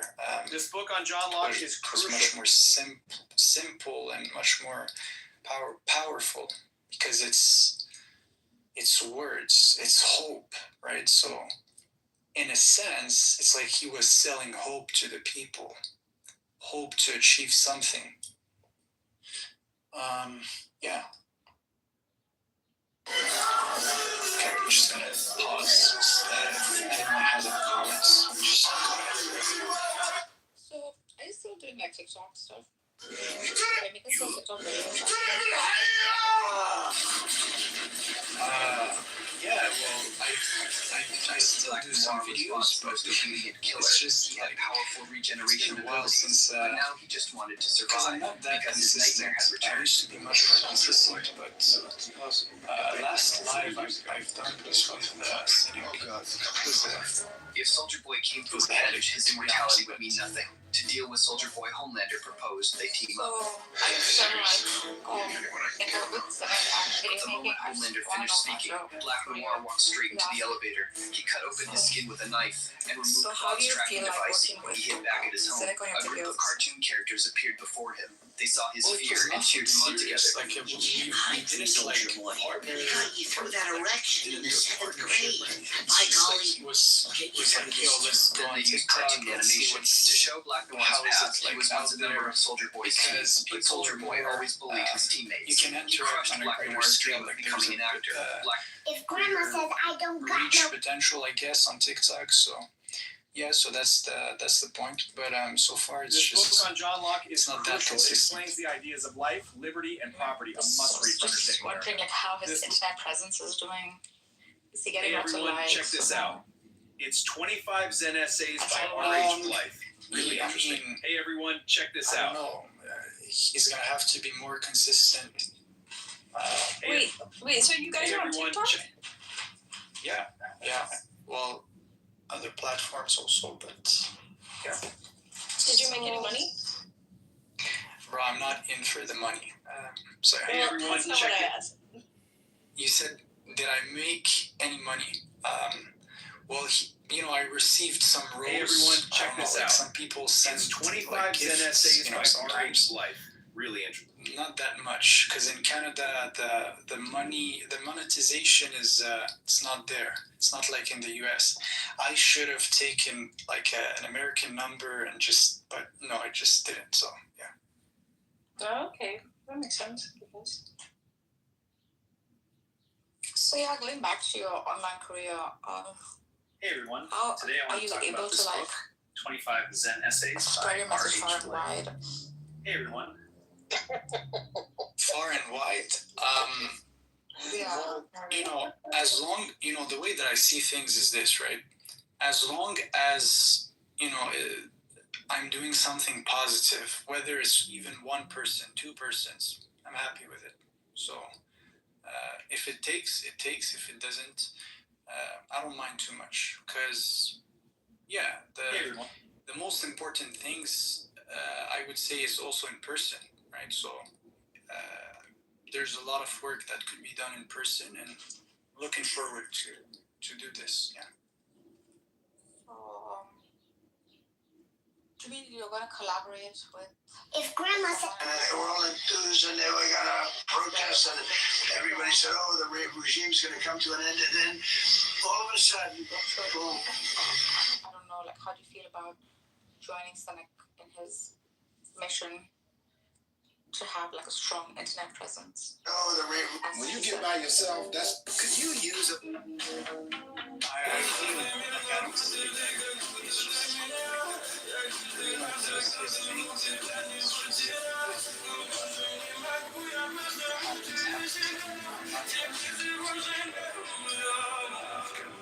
It's nothing like, it's just like, I don't think that one of the best, because, you know, if you think like, some things are more appealing than others. Like some jobs are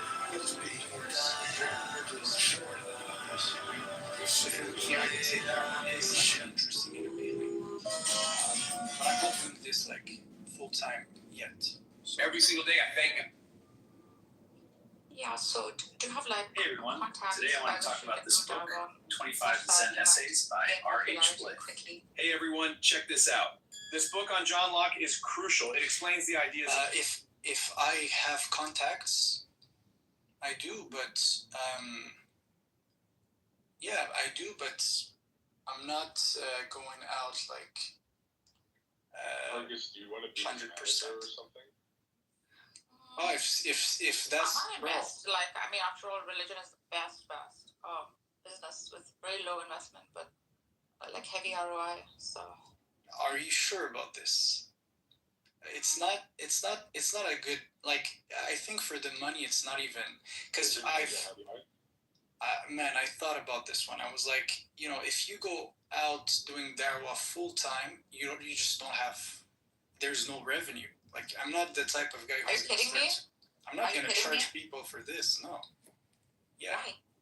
Because it's not part of my.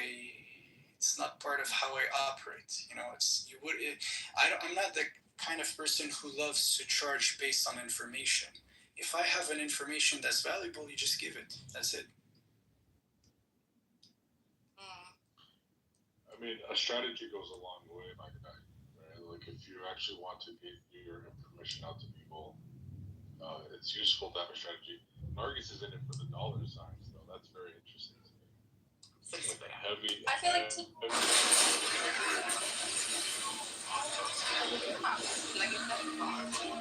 We are down 30,000 units of gasoline for deficit mount, and now, sir, you have us stuck in a quagmire. Hey, Joe, your girl is breathing her last. It's going awful quiet. Get it out. Get it out. Come on, I've been called to torture. Patience. Now you stay here with your grief, Daddy. Be careful. Protect the asset. Just one angry shot for Furiosa. Another month could have been your viable human. What's he done, Bale? Yeah, he won Alpha Prime. Enriquez, you lost a baby brother. Perfect in every way. I had a baby brother, and he was perfect. Perfect in every way.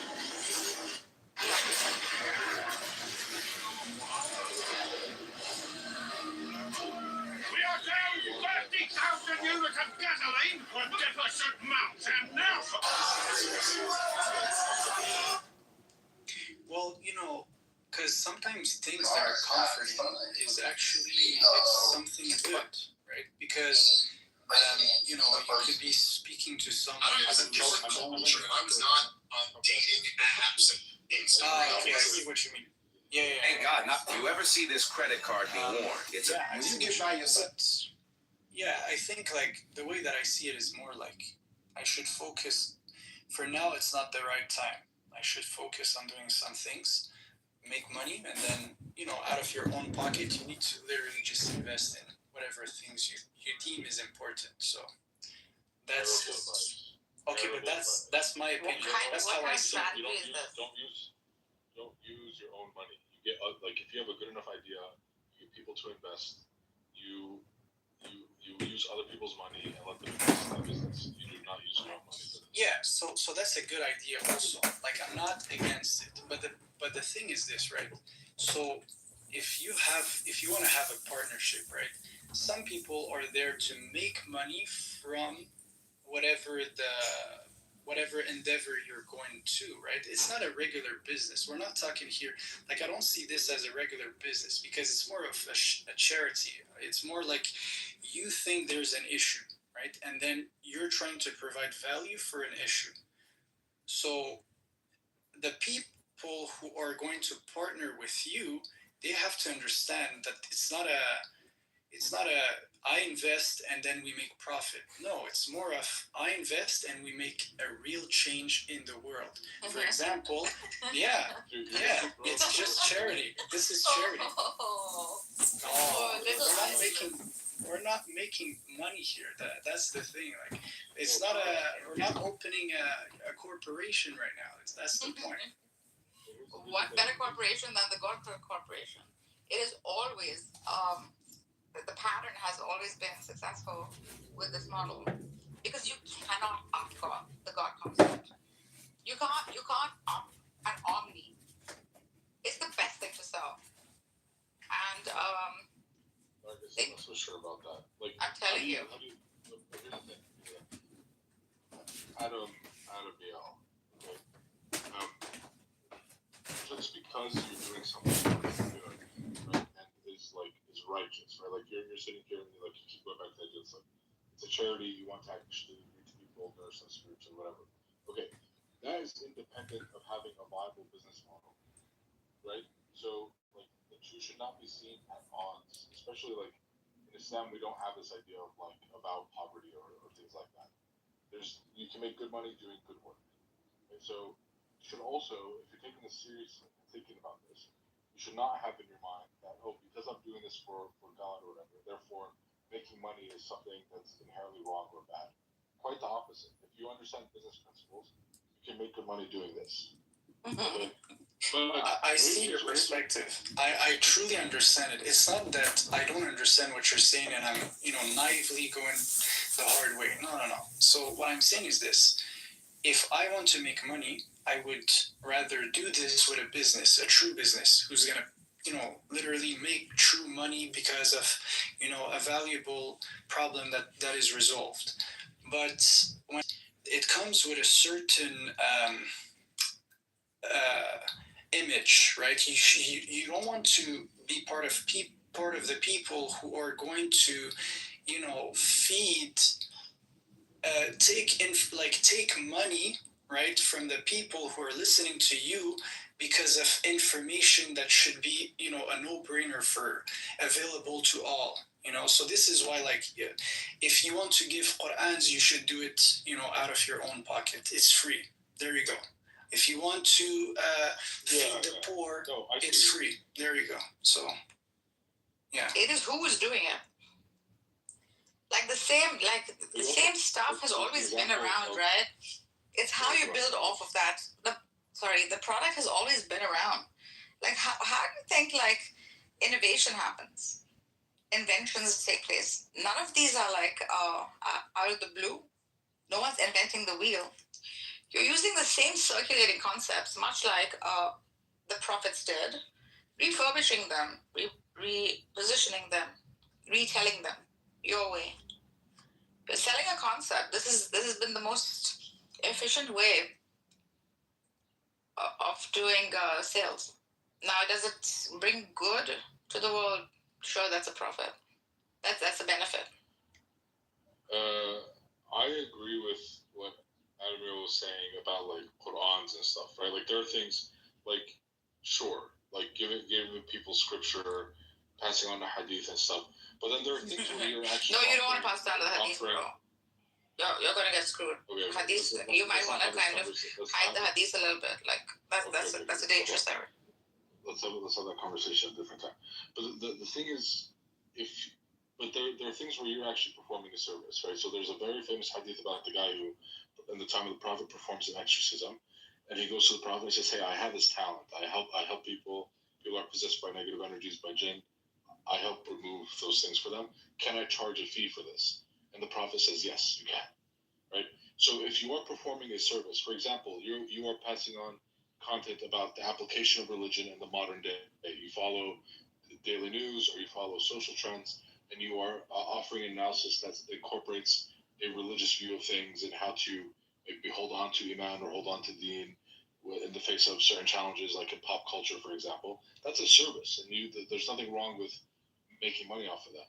But if you're going to somebody, like if you're going to go to somebody and teach them how to pray Salah, okay, I understand, like sentimentally, and maybe even from a matter of perspective principles, like, okay, I'm teaching you how to pray. Like I want my reward to come in the next life. I don't want my reward to be in this life. I totally understand that. But too many, I like, I'm against this idea of like, just because my domain is one of like religion or whatever, then I can't make any money off of it. And quite the contrary. Like my experience in business, like when you have a legitimate business plan, it actually builds trust with the people that you are doing business with. It doesn't take away trust, right? So it actually helps you build. And then if you're generating like profits, you can actually build your business and do more things with your business if you have the resources to actually fund it.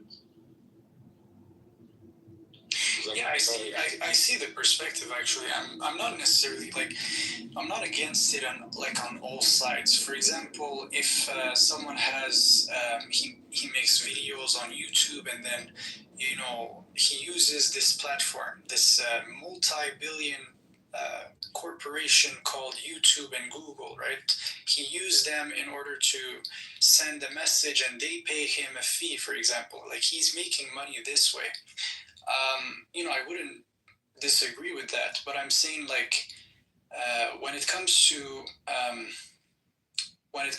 like spreading faith or spreading like God, to others, I don't know. It's just a better, I just see it as it would be better to do it for free, So this is why, like in my mind, I do separate both. I'm like, yeah, here's business ideas. Let's make up money in the real world. Let's resolve real problems. And then once you have this, like you have accumulated enough money, then you could invest that money into whatever purpose you have. And you could even, like, that's the thing though, there are many persons who are willing to give charity in a cause they believe in. So I would rather take my money and the money of someone who's willingly giving his money in a cause we both believe in, rather than in a sense, pumping the money out of the people you serve. It's, for me, I see this as a contradiction. So, yeah. So which is a good religion to target right now? Which can make the most money? I'm serious. Like, have you done the survey on it? What are the videos that are being watched the most? Are you going to make social media content? I'm thinking of. She's gonna become a Mormonite or something. Like she's gonna. No. I'm gonna pump that which is selling the most, obviously. Wait, but what angle do you want? Do you want to promote the religion or you want to attack the religion? Because you can make money either way. Maybe promote it, because those who promote have more zealous, right? That's why I think selling a god is so much more easier than destroying a god. All these conversations about God and the nature of God and religion, and the end is you're just going to become a grifter, a religious grifter. Absolutely. Wow. You really are like a humanist, aren't you? Of course. Oh, that's great. Well, you're a woman, so it can, like, you'll have more success because of that on the internet. I'm also very convincing, right? I basically take both sides. It's not convincing, but you're a woman. You haven't saved my content, though. I've been listening, dude, I've been in how many rooms with you? Are you kidding? But it's not going to be like this. I'm going to definitely hire people like to teach me how to make them. I'm going to collaborate with people who already are established, who I also know. Wow, and then just sell a concept. What, you're just going to tweet at them and they're gonna agree to work with you, why the hell would they? I know them personally. Okay, and they're gonna like let somebody with no following, like it still doesn't make sense for them from a business perspective. No. If they are her friends, they could agree. But for me, I would say it's more. When it comes to money, people don't actually operate that way. Like, if you don't bring something to the table, like your friend is gonna say, "Hey, I'm happy to support you when there's something in it for me." They're not supporting me. I'm offering them a chance to make more money. Listen, if you wanna grift, Catholicism is having a moment right now. You can promote Catholicism. Protestant. You should partner with Jews, Nargis. How haven't you thought about this one?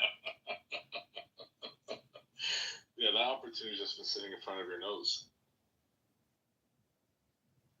Go make some contacts in LA and New York, and then. Bro, I have famous contacts on your TikTok. Nargis, you probably know them. Nargis, if you want to make money, just become a Zionist Iranian. Just become a Zionist Iranian. You'll make so much money. Oh man, that's not interesting. It should also be interesting, right? It should have that virtuous quality to it. Because it's very easy to act virtuous. It's one of the easiest things to do. Act virtuous about Israel bombing Iran. You make so No, you can't. Money. That's the thing. It's a very hard thing to sell. So if you're acting virtuous about something virtuous, you should complicate it. It's like most people are dumb. They'll buy anything. If you're different, they'll buy anything from you. You and Adam Yale should just start a podcast together. I don't think we're on the same page. No, he's not famous at all. I can't start small. You kidding me? I can't start small. I'm all about quality before. Is that what you're pointing towards? Nexus, right? That's what you do. Nexus. Yeah. Yeah. I mean, if maybe she reforms her thing, maybe we could partner up. Who knows? But yeah. Or was it YouTube? I mean, not YouTube. Netflix with the cult, the Nexus. Yeah, Nexus. Yeah, the Nexus cult. What a great concept. You know about this? Yeah, of course. The only guy that fucked it. He's the guy that fucked it up. All the women. He fucked it up. What a cult that was. One of the best formulated cults in the world. I think so. You don't think so? Like a clock. Yes, of course it did. My God, what? He had them working nonstop. Yeah. It involved mind. It was so attractive. What a great cult that was. And how bad. Maybe they don't know about this. Let me put the link up at the top. Hold on a second. Yeah, man. If they didn't fuck it, just they didn't don't get out of branding iron. That's all. Branding iron. Oh my God! Remember that? Dude, that was horrific. Towards the end, how ugly it got. Oof. Got ugly. Is it Nexium? Nexium. Yeah. Nexium. Yeah, Nexium. Not Nexus. Nexium. What a great! I did so many documentaries on them. Fantastic. What a model. I think we need to bring back OSHA. I stayed in his freaking ashram. It's really, it's not going to fit anymore. The older lady, she was a psychologist. She had a doctorate degree on manipulation. Yes. Dark psychology, yeah. She mastered in manipulation. My gosh, that must be hard to live with all that. See, I would sell perennialism. It's just that, which is very ongoing right now. It's really like this, but you would sell it like this, like this. Like if I start a cult, it's gonna be like this. It should It should be a cult like that, so well organized. Right? And people are. Some people see smart men don't get fooled by fucking pussy men. Ugh. Yeah. He ran successful. He did Ponzi schemes before. And he was successful. He did so well. Each was called a vanguard in this Nexium, right? My God, he brought about hierarchy, and that brought about freaking competition in his followers. He did it so intelligently. Dark mind, very dark evil mind. what is even? I don't see the. It's not even attractive in any sense. Like, what are you guys talking about? Cult leaders freaking fooling people and. What do you think you're doing? What do you think religion is doing? It's not a cult. There's a difference between religion, what do you think religion and is? Cult. Like, religion is actually about truth, though. Exactly. Cult is based on exhorting power, and it's satanic. Like, it's literally exhorting power, and the people. What's the difference? The first stakeholders have more power, and it's all a scheme. That's right. Like the high-end scholarship, the popes, the mullahs, that's correct. This is meritocracy. They deserve their place. An imam studied for years. He have knowledge. He knows the deep end of the religion, so on and so forth. So do very well-studied cult leaders. Freak, you're talking about dark manipulation tactics. What do you think religion is? If you don't do this, you go to hell. What is that? What is that? No. A religious person who is, I'm not going to speak of all the 4,000 plus religions, but I'm going to speak of the main ones, Abrahamic ones. It's all about truth, guiding people towards a greater good. Yeah, something that's reducing chaos, reducing evil in the world. If fear-mongering is the basis of a successful cult. If this, then hell. If not this, then heaven. Is the basis of the placement, of giving you placements. Basic question. Yeah, what do you call... not tied up with, manipulating people in your view, or is everything a manipulation? Everything is, like Aleister Crowley here says, is hypnosis. Aleister Crowley? Are you kidding me? This guy here, John Kitover, says. Now, you made it more general, hypnosis. Like, no, it's either manipulation or true intentions. Like, one or the other. You can call it anything, bro. In the end, that's what it is. Like, chill out. I know Christians are hypnotized, but you guys can take the cake. Yeah, these guys are getting the cake too.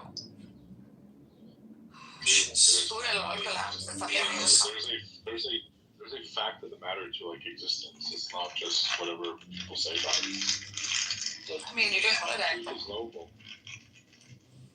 You want to put your metaphysics against mine? I don't know what your metaphysics are. I'm a perennialist. I'm a traditional. I'm not like Nargis, who says I'm a perennialist because I just understand the intellectual frameworks of different religions. I'm a traditional perennialist too, actually. How? You think all religion is a con? Yeah, I'm gonna put it as as Dan says it. You are a not judge. Not universal principles, right? You are a judge. Particular Raquani. Are you saying judge like chicken? Yeah, that's the joke. What is your what is your temple called? Yeah. I mean. No. My temple? What do you mean? The temple of worship? Or okay. Yeah. What is so we have mosques and we have the Kaaba. Okay, so this is the thing, right? So we have the Catholic Church, and we know that it's either going to be me or you, right? But we're going to make sure it's you. Before it's me. When the race is on. Well, every empire falls. Rightfully. Yes. Except, and now I'm gonna take the verse from Daniel. Was it 7? 7. Except the last empire of God, who is carved by God's hand, right in the mountain, the rock, the foundation, who's gonna stay up until the last day, the last religion on earth.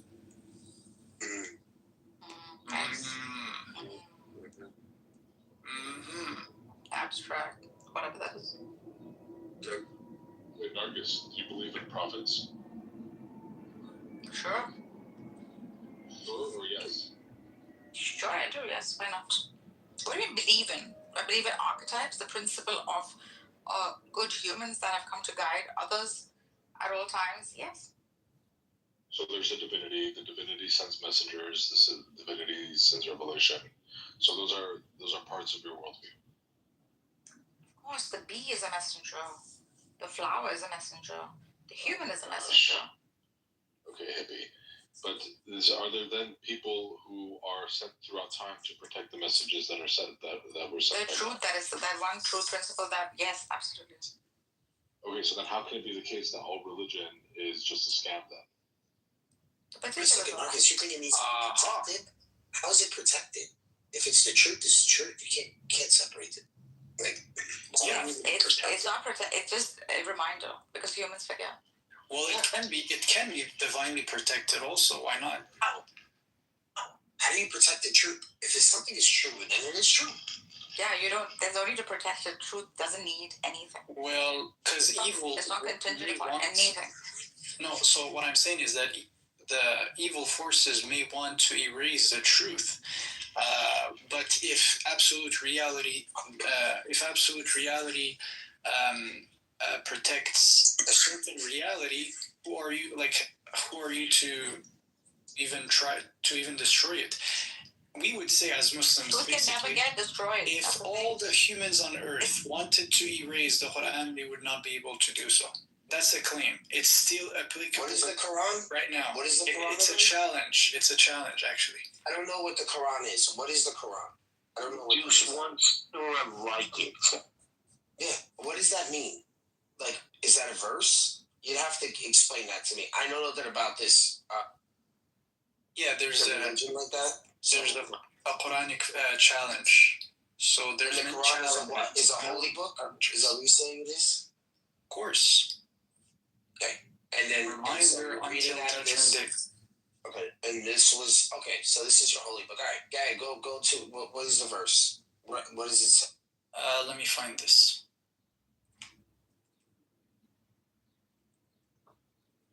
Is this referencing something from the Bible? No, it's just making a claim. God is making a claim about the book, right?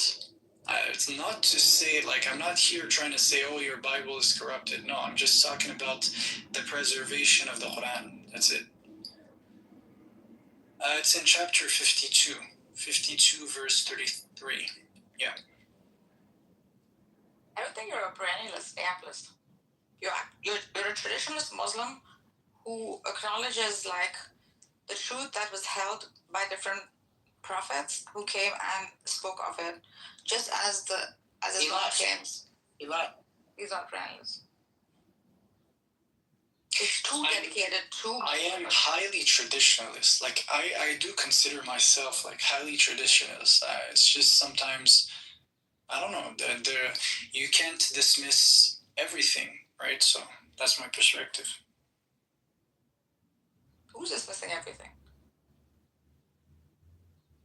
Well, I don't know. Some people do see the world black and white in the sense that, I'm right, everyone is wrong.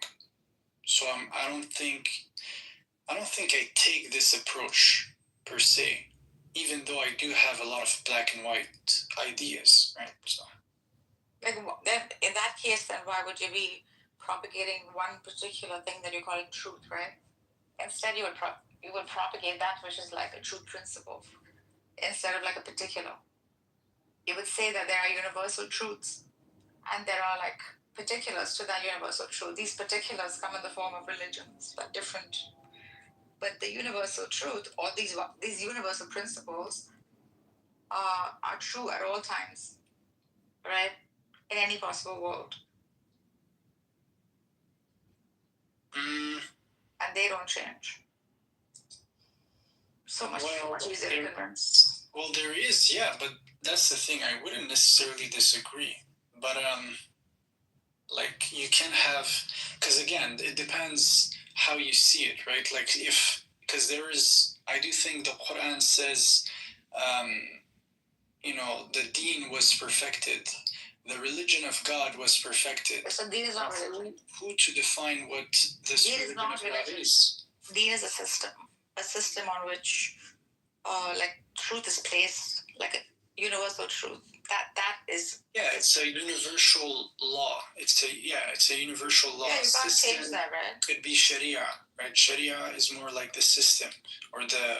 Deen means structure, like a system that structurally works to achieve like its highest goal. That is deen. Exactly.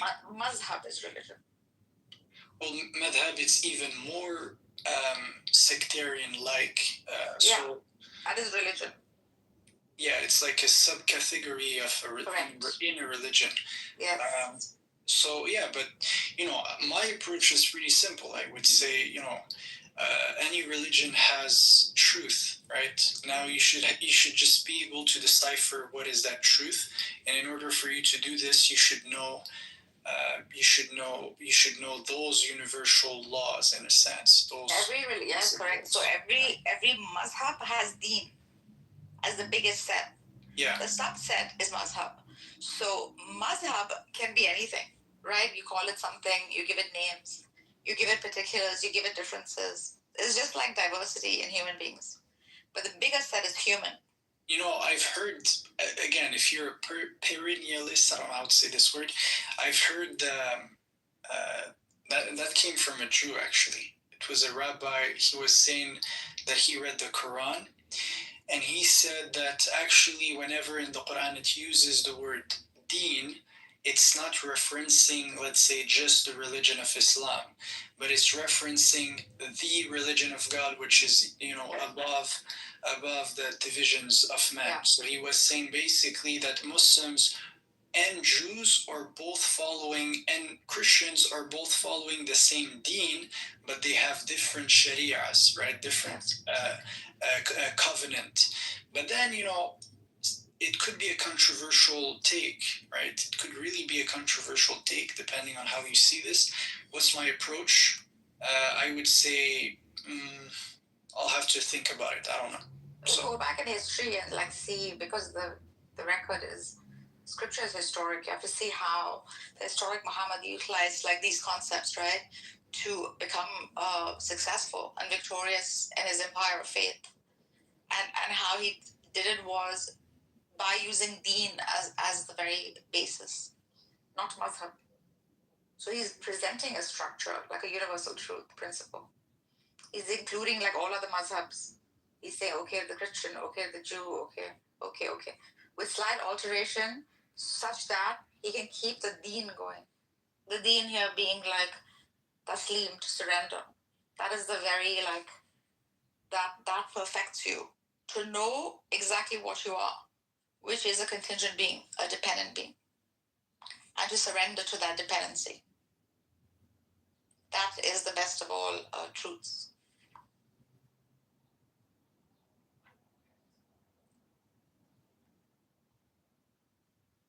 It'll always sell as a concept. Wait, who are you saying again? Yeah, who did that? Yeah, who is that? Who said that? In the Deen al Islam? Yeah. The best of all deen. Oh, that's a verse in the Quran. Right. Yeah, because God gave a name in the Quran to this deen, or yes, some people say. Islam? Okay, listen. Some people would say it's not a name, but it's gonna be rare. He this references to a name is not there historically in the first 10 years of the Prophet's I don't life. have an issue, actually. You don't study history. This is why you can't I do study history. Historical reference. I'm aware of your position. I'm really aware of it.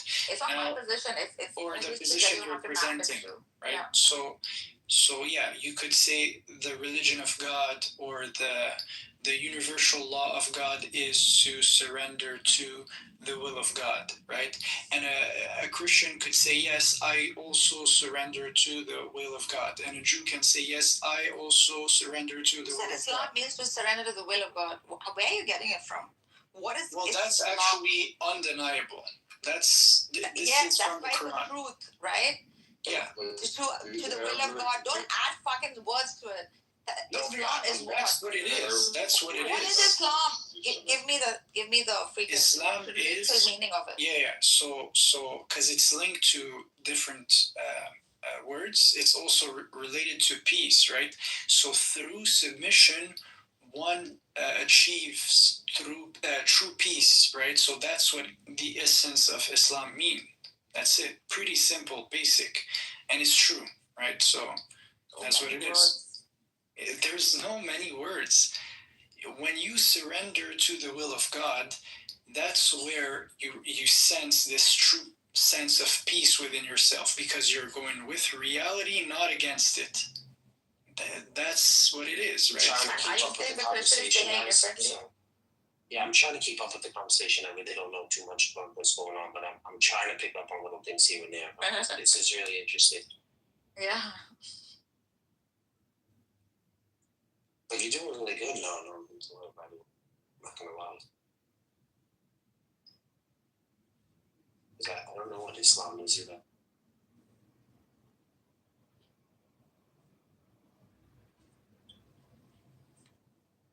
Okay, but Marcus, you literally denied the definition, but can you propose a solution? What's the counter? Like, I don't understand what's your contention. I didn't deny the. I said don't put excessive words in it. So when you say like to surrender, it's to surrender to what? To reality. Yeah, but there's also this aspect of peace in the word of Islam. Okay, you can add that, the salah, okay, all that. Those would be, but the idea is to like surrender to the reality of things, right? To be aligned with, like you said. If you don't, then you're flunking, basically. If you do, then you have known it. And that is the best of all structures. That is true. And all it doesn't need to be preserved, right? Or like even it's true. It's true. True, it's true. Whether you preserve it or not, it stays.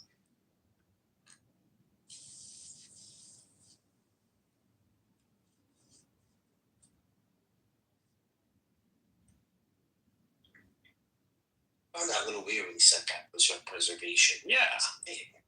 Yeah. Preservation. Yeah. I think it's just it's like insecurity. As though like truth requires us to preserve it. Yeah. Megatron, he's making connections like, the Greek words we have. Yeah, I agree, man. I really agree with you, man.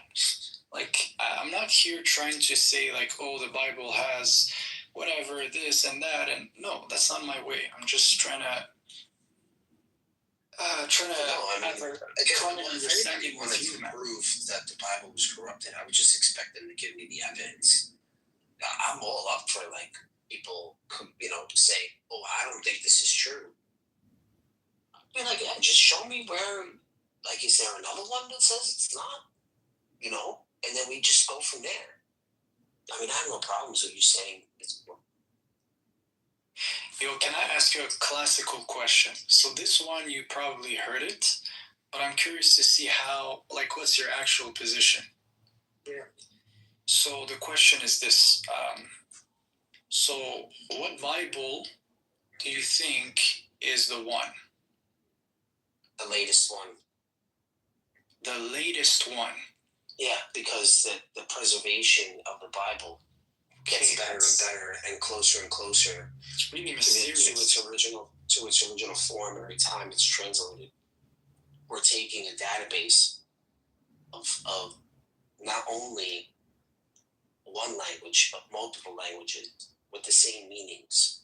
But no matter how you say it, no matter how many times it's been said, it's going to be to its original meaning. So the more translations we have, the more research and development into it. So it only preserves it even better, just like we've seen with the Dead Sea Scrolls. So we have the same Dead Sea Scrolls, and we see that it's almost Isaiah is almost identical. Oh, okay, so here, according to you, you should take the latest major English translation of the Catholics, the New Catholic Bible, NCB. According to what though? So there's the RSV, but there's also other versions like the NIV that use the Masoretic text, also in the Hebrew, which I would love, still to know what, when that latest translation comes out. I'm interested in knowing what they found in that one also. Gotcha. Not being, yeah. And I think taking in the most information is the best thing. Question. I'm not here trying to you. No, it's just I think with the more scholars involved, especially secular scholars, we get a more and more honest opinion because they don't have stake in the game. So I think the more information we have about it and more people like critiquing it, it makes it a better translation. What about the Ethiopian Bible? Why not this one? What about it? I'm going to use it too. It's going to be a conglomerate of all the translations in every language. Yeah. What are you talking about? I just used the bill. No, it's because there's like more books. Maybe you could say this is a heresy, and oh no, more books, more knowledge. I don't know. Doesn't it look authentic though? Like the size? No, it's not the size. No, listen, I'm not trying to. Listen, I'm simply trying to see what's your perspective. Would you be open-minded to read an Ethiopian Bible with 88 books you have never seen or read, and it's new information, and will you be patient not to say heresy, no, it's wrong, and would you say the same thing with the Protestant Bible that has 66 books, right? So I'm just curious to see what's your approach. Here, recordings. It fits flop. So it fits flush. You see where the tool are. I'm going to make little triple. I think you're lagging. Try to shoot it from the back. Back in. Is that a good height to shoot? Hola amigo, ¿qué tal?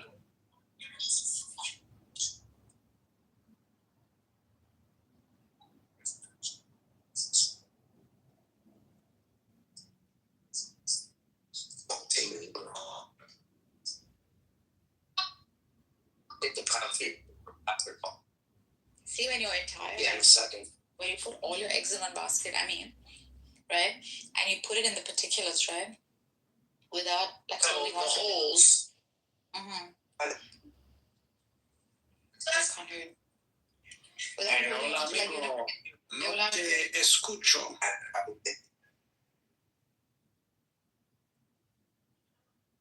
Probably have to catch them for it to live. Okay. No te entiendo, amigo. I'm practicing my Spanish. See, I told you guys one day, if I speak Spanish, it's simply to flex. That's it. Good language. But I would rather like focus more on classical Arabic. Yeah.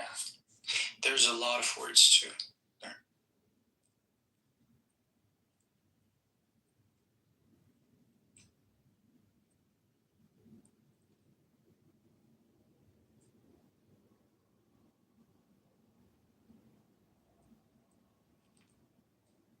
And one day you'll realize that all this you held to, right? And all this you so much fought for and flexed for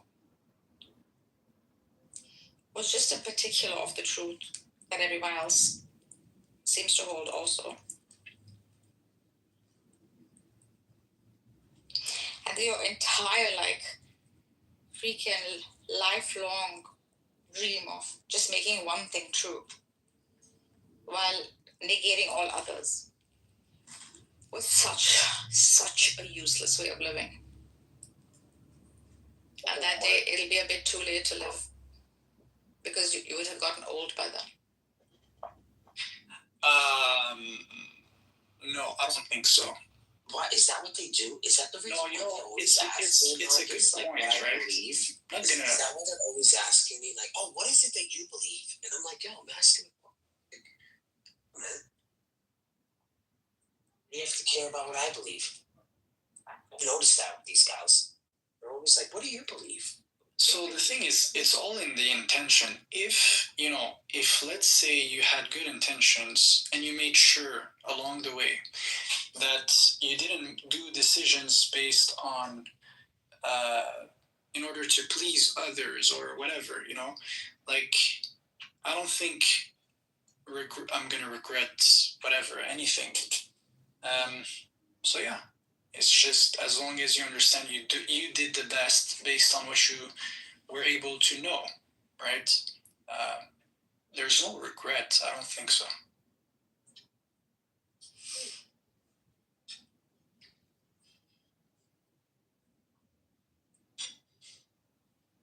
Especially if you think a lot about purpose. I think like we're people who who think a lot about purpose and what to do and stuff like this. So I'm confident that we're gonna make good decisions. And yeah, I'm just saying, like, till the end. So young, bro. So young and idealistic. It's okay. One day you'll grow up. Grow up 10 from what? years have gotten behind you. No one told you when to run. You missed the starting gun. And you run to catch up with the sun, but it's sinking.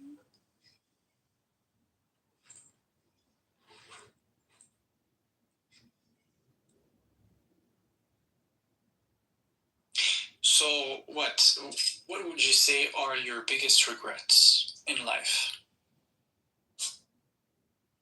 If you have any, and if you want to share.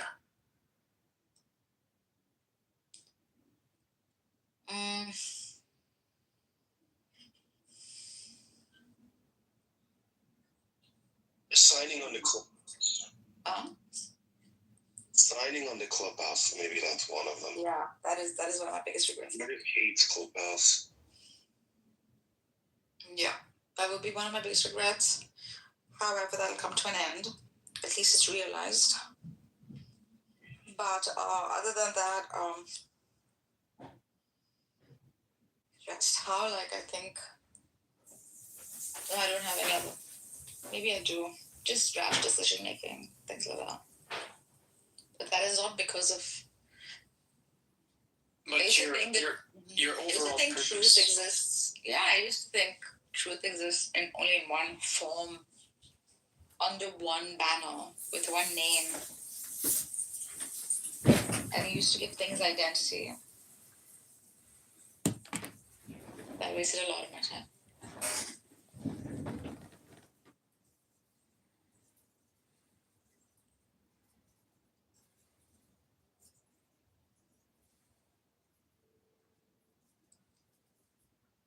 It's actually a good topic.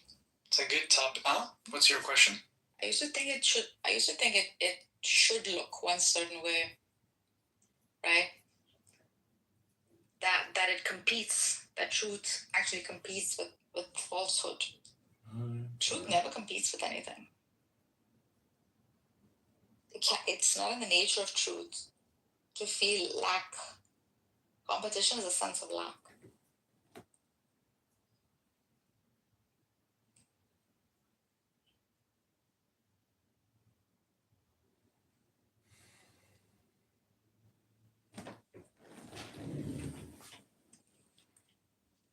You can be dedicated to one thing, right? There's glory in that. There's like trust in that. Narcissus, you're so good at saying nothing. Because it is all nothing. No, it's because you're just like, I don't know. I worry about you, like the amount of time you spend on this app talking. It's worrisome. I'm just expressing my thoughts. Right. Are you prepared? Are you prepared though to receive the final revelation? Wow, that's a good question. What is that? It's the tarot. I'm gonna read your 4 tarot cards. Go ahead. Oh, come on. I'm sure when he said the final revelation, we all had something in mind. Like, it was like, this is it, man. Okay, Go ahead. You are the star. Repeat after me. All your dreams are coming true. All my dreams. Creativity. Creativity. Opportunities. Opportunities. Renewal. Renewal. Hope. Hope. Faith. Faith. Aquarius. Aquarius. Air. Air. Air. Oh, air. Air. Yes. Yes. Yes. Do you have faith in the fulfilling of your dreams? Yes. Yes. Disappointment. But tarot comes from the Bible. Disbelief. Faithlessness. And insecurity. Number 17, the star.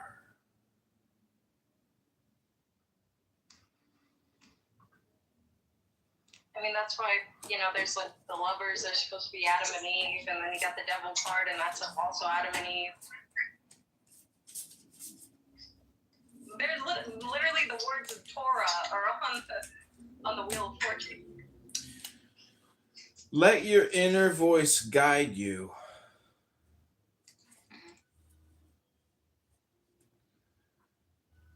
Intuition, divine truth, emotional stability.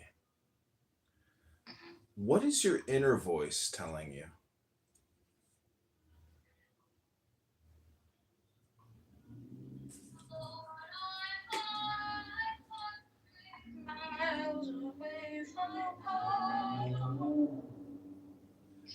Know and understand your deeper values and beliefs. What do you believe about the world?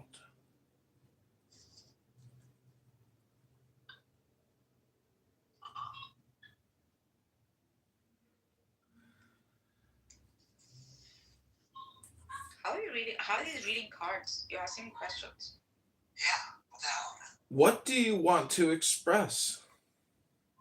Myself. Fall in love with your creativity. You know what? I want to read it. This is another tarot girl. I like how my son.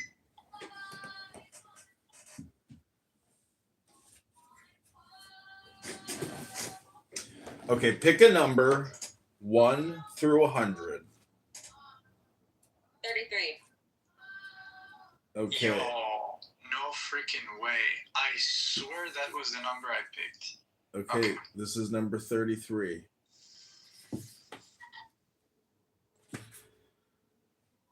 A good warrior is not bellicose. A good fighter does not anger. A good clubhouse conqueror does not contest his enemy on stage. One who is good at using others on Clubhouse puts himself below them. This is called integrity without competition. This is called using others. This is called parity with heaven, the pinnacle of the ancients.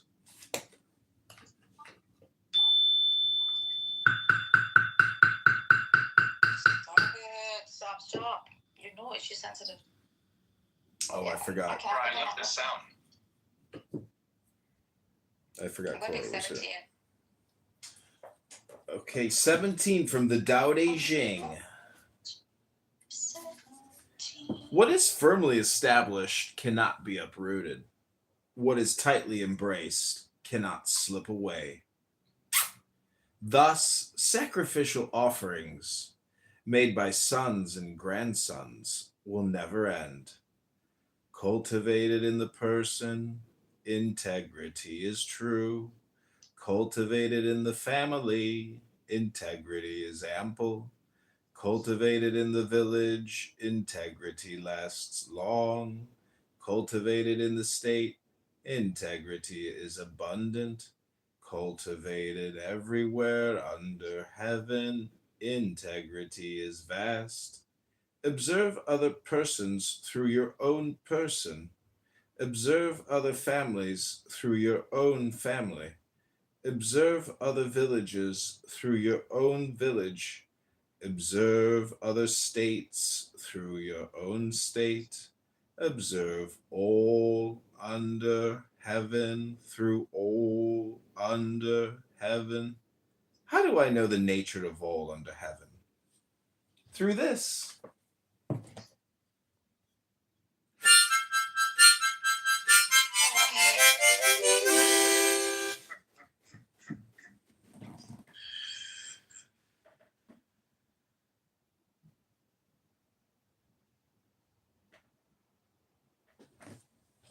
That was great.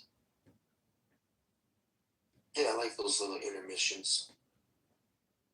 I like the harmonica.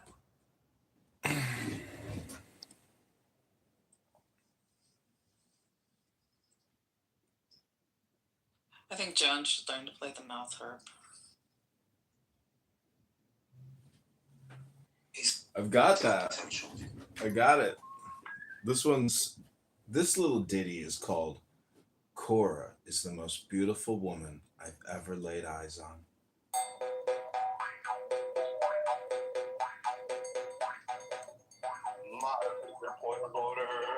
Point of order, moderator. Moderator, point of order, moderator. Point of order, moderator. Moderator, point of order. Moderator, point of order. Point of order, moderator. Daniel, did you make an AI of me? I have to see a picture of you. I sent you a picture. Yeah, I sent it. Let me look. Hold on. Can you take away my acne? I just moved to Dallas and my acne is really bad now. Send me one, I'll make one. What you need is more sunlight. And, microdermabrasion, take some hot baths, use a moisturizer, stop with all the alcohol chemicals.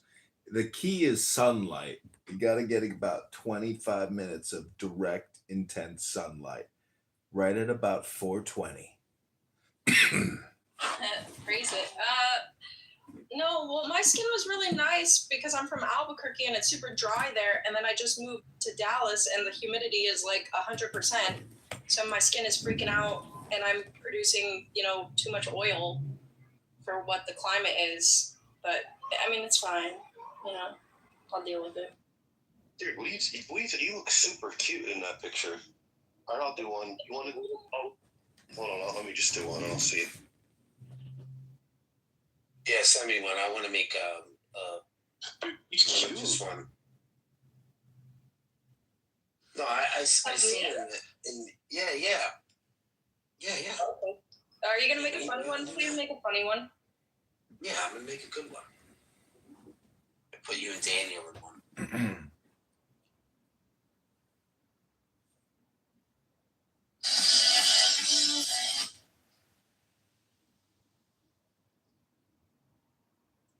See here.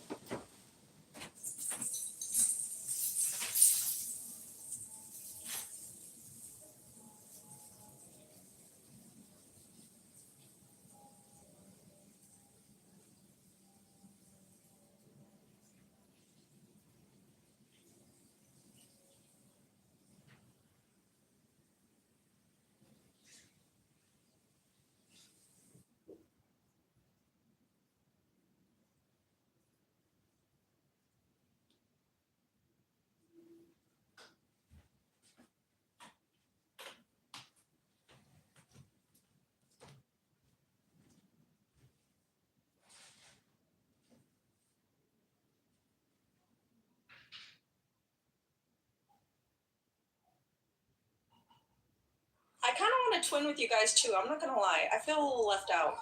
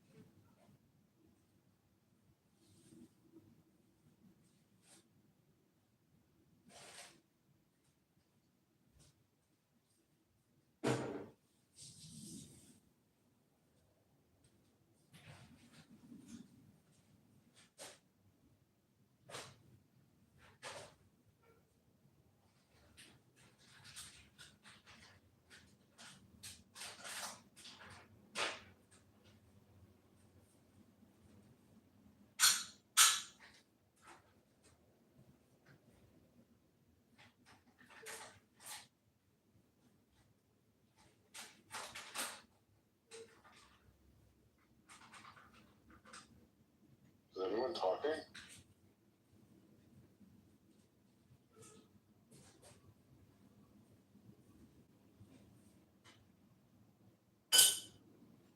I talk to the wind, but she doesn't answer.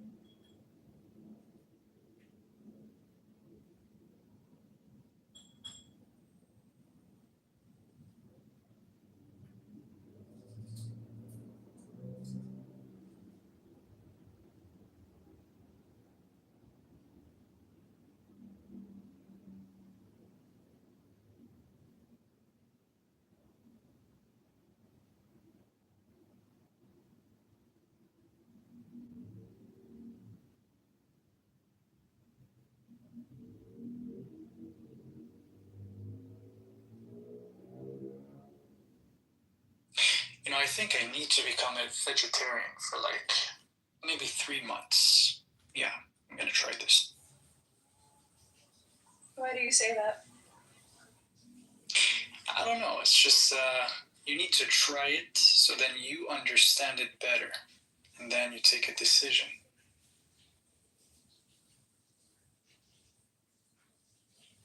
That's kind of relatable. Sorry, become a what? A vegetarian? Vegetarian. Yeah, that's very good. Really good. But as of now, it's just, what's the arguments? I've seen that it's probably more healthy, but I'm not sure about it. I'll have to see. I'll have to try it for myself and see.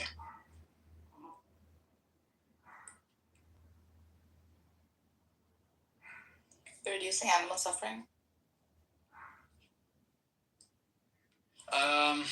Yeah. Yeah, I've seen... Also, it's like easier on the stomach. Exactly. But if you become a vegetarian and then you still eat like junk food and stuff like this, it's not good either. Yeah, look into like an Ayurvedic vegetarian diet. That's really good.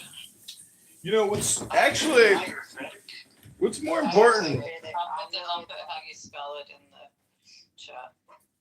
What's more important, being a vegetarian or actually having food to eat? Being a vegetarian. Well, if you're in if you're living in a place where you don't have food, you're just gonna take the priority straight up. Like this is why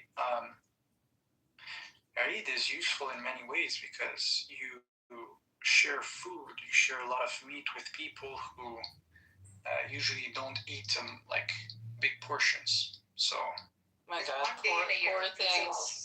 Poor Things is going to be on Netflix June 7th. So I'm going to probably spend, the next 3 months just watching Poor Things on repeat.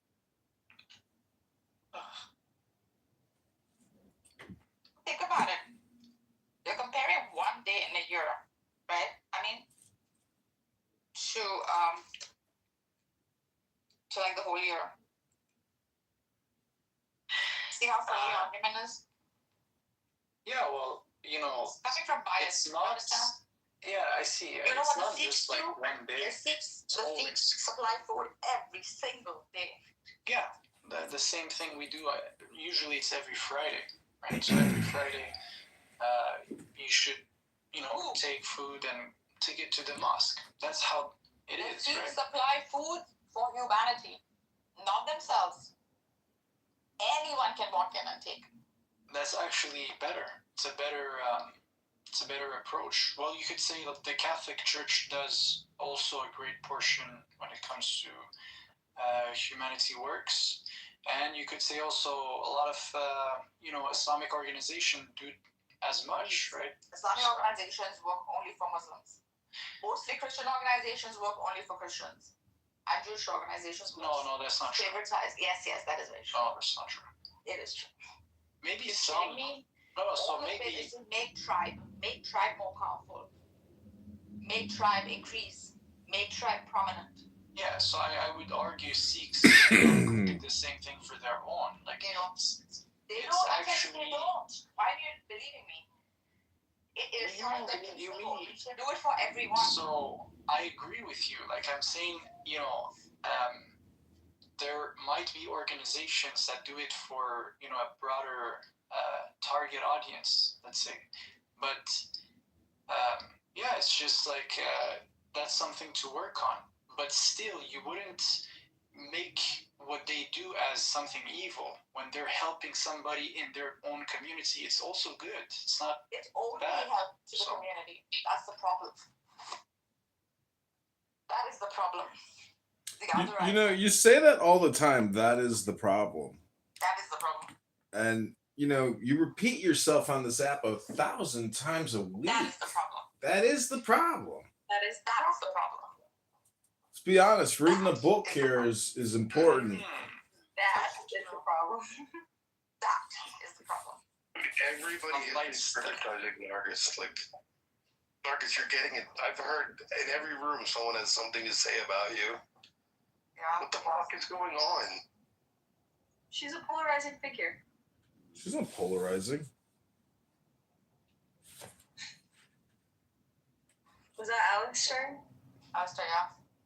And he's just jealous because he's not a polarizing figure. I just want to quote Marcus Aurelius and say, the spherical form of the soul maintains its figure.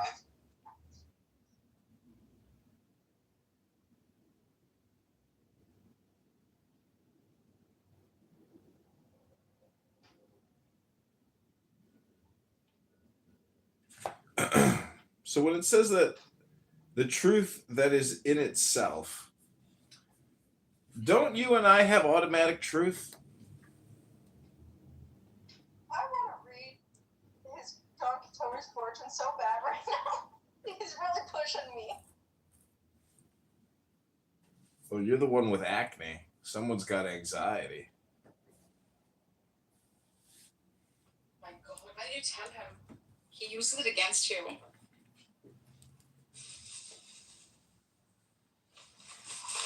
Alright. Time to move, achieve.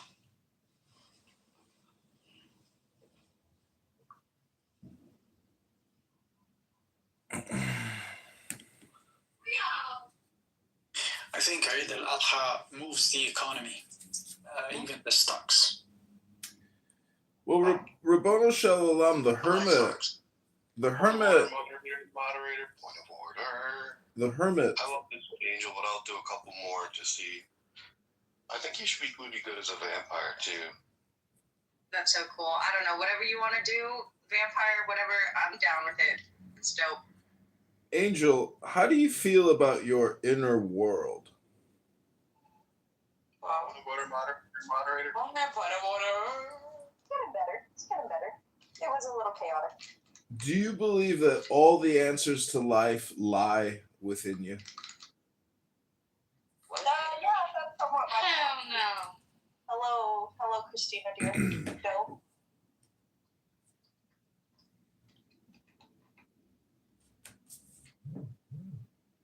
What beliefs keep you in a cage?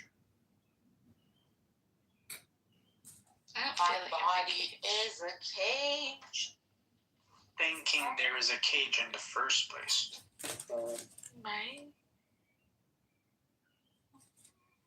How can I celebrate the love in my life? Give, and you shall receive. Cry in a pillow every night. How can you accept your sadness and let it go? Crying in a pillow every night. What is waiting for you in your freedom? A pillow waiting for me to cry in it every night. Servitude. What is right in front of you that you might not be able... Ooh, there was a car accident outside. Uh-oh. Oh, shit. I'll be back. Okay. What is this room? I'm confused.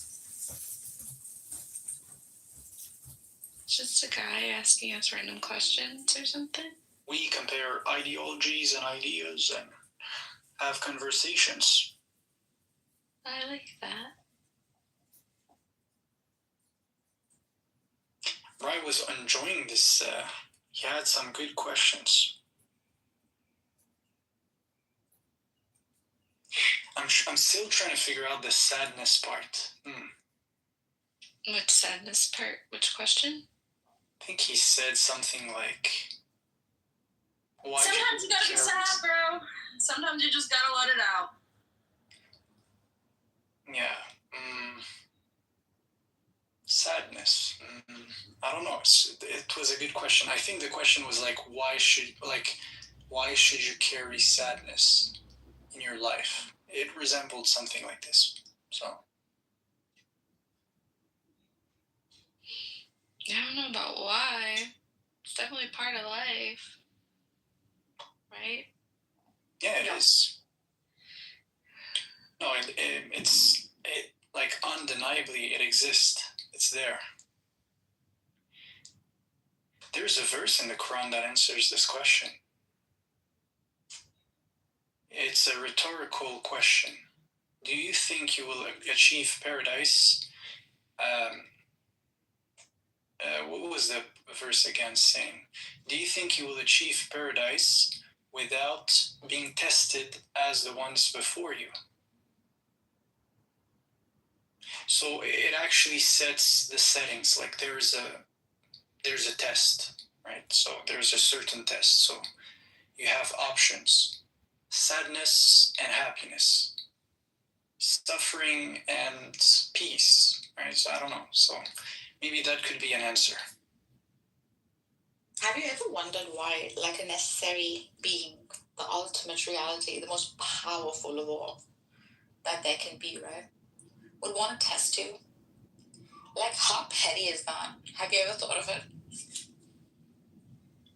It's good. Well, that's because there's a certain context. the context is that in the beginning it was not like that, but then you set up yourself in a certain position.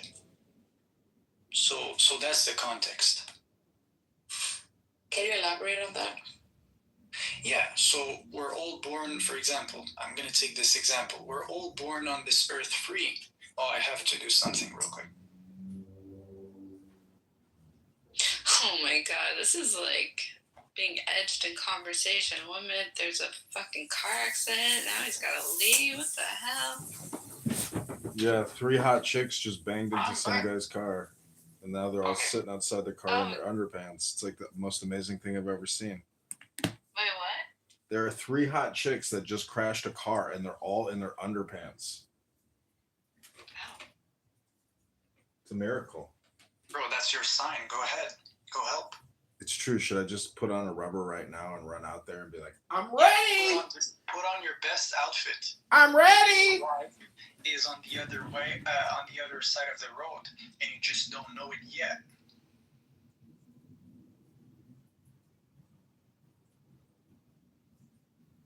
Anyways, what was the point? We were discussing something. Oh yeah, all communication is hypnosis, and hypnosis creates amnesia, and so you can't remember what you were talking about. No, I do remember actually. So we were talking about, I was about to give an example, right? So the parable was this: we are born in this world and we are free, right? Now, some people, for example, they could do something bad, like they could just go out and whatever, just murder someone, and eventually he's going to end up in a reality where he's in prison, and boom, he's going to suffer there. So I think that's just a small parable to explain, like, I guess the bigger picture. We're here for a specific reason. There's a context. It was not like this in the beginning, right? So I think that's what the Quran is saying. Yeah, nonsense. Can you elaborate on that? How is it nonsense? Answer my question. Why do we need a test when we didn't choose the test? We are being tested as we train bread. Why are we being tested for what? Well, Why am I creating something to test its limits? So the verse was addressing people here on earth, right? So yes, here on earth, we have a lot of tests, but apparently, like, from the Quranic lens, when we were in paradise, it was all good, everything was fine. But then you chose to eat a fruit in order to learn evil, and even in order to eat the fruit to know what evil is. You think this is a literal story? You had to. Obviously, you think this is a literal story, right? No. I'm gonna take it from a literal and a non-literal perspective. I'm gonna take it from all angles, right? So when we decided, in a sense, to eat the fruit and to know what evil is, we went against the command of God, and that's when the reality had to change. I don't know if the fruit is evil. Why are you giving attribute to the fruit? Because it's the knowledge of good and evil, according to the Bible. That's the biblical. You take from the Bible now? Yeah, why not? Because the Quran is lacking? No, it's not lacking in any sense. Maybe you can explain it from the Quran itself, right? Keep to one paradigm so that you can stay true to one, and then you can move to another. This is a room called Comparative Religions. I can bring up insights from all around. So you're the perennialist. You're supposed to even like what I'm doing. But anyways, so the point was this, right? You learned evil. You went against but I also learned good. A certain command. But I also learned good. So to be punished for learning both good and evil. All you knew. Good was all you knew, according to the narrative. That's the point. So in order for you to, like, once someone enters sins, that's when he sees the difference, in a sense. He sees the difference between the two states of, being good, being, whatever. Yeah, but God knew that Adam would do that, right? It wasn't his knowledge. Well, you can The say whole this. thing was plotted by God. No, it's not. It's not a question of plot. It's not a question of plot. Design. The whole thing was designed by God. It had to happen. Reality It had is to be so. complete. Reality is complete, right? So, but in a sense, we chose. We chose that faith for humanity. The Quran says it was designed for us to choose. The whole thing is known by God, right? Therefore, whether it is in his knowledge or in his act, because he is source, that the whole story was also maneuvered by God. Well, as I said, God is not all knowledgeable. No. So what I said is God made the heavens and the earth complete already. You choose where you want to go. In a sense, right? This is even why there's this concept in the Quran about as-sabiqun, the ones who are, in advance. They're literally in paradise before others. Now, how does that even apply if the concepts that are described are true, right? There might be people in paradise right now. God says, that's the point. I'm trying to say, the purgatory and all these concepts, right? What does it mean, someone passing time in hell for whatever X amount of time, and other people not even having to, go through this process at all? So there's so many variables to take in consideration, right? So, yeah, maybe some people are living right now the story of Adam pre the fall. Have you thought about this one?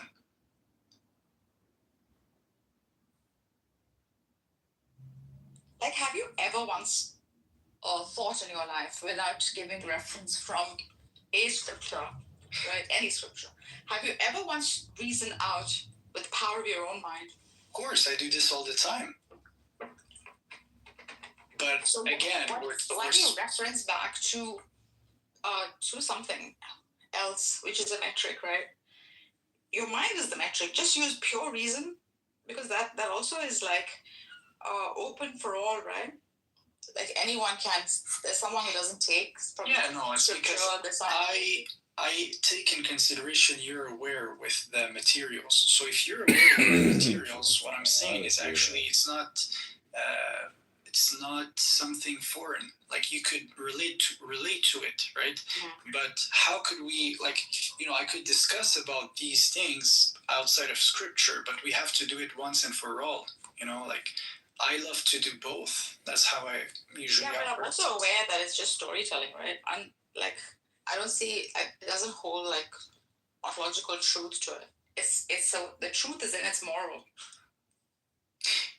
Okay, if I could do it from this approach, right? So you could have. There's a characters on Clubhouse are starting to sound the same to me. Interesting. Okay, yeah. So, what I'm trying to say is this, right? The goal is to be in a reality that is peaceful, and you could describe it as you want, right? What is the ideal reality for you? Let me ask you this question.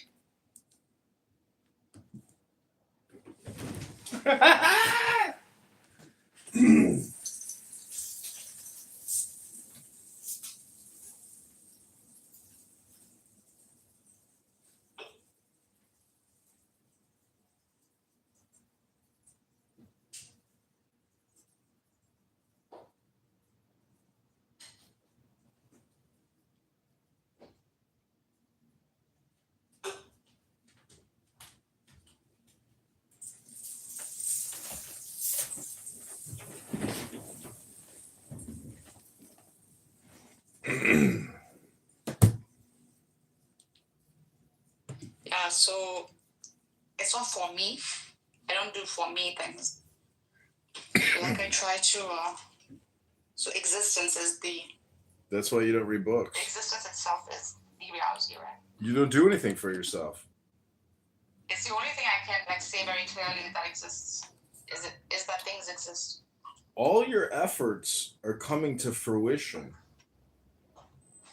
Yeah, again, that's the thing. Like, we could start this talk again about like this, like, as if you position yourself from an atheistic perspective or really skeptic perspective, but like in the back of my mind, I keep along all the discussions we had, previously, and I'm trying to say like, okay, she's consistent with this idea, so I could, say this, or she's consistent with this idea, so now she understands this point. Okay, I'm going to speak about this. It's a lot of work. It's a lot of keeping track. The point is, you don't need to do that, because when you do that, you're basically acting like an algorithm, and the truth is you're not an algorithm, and this app is a huge waste of time.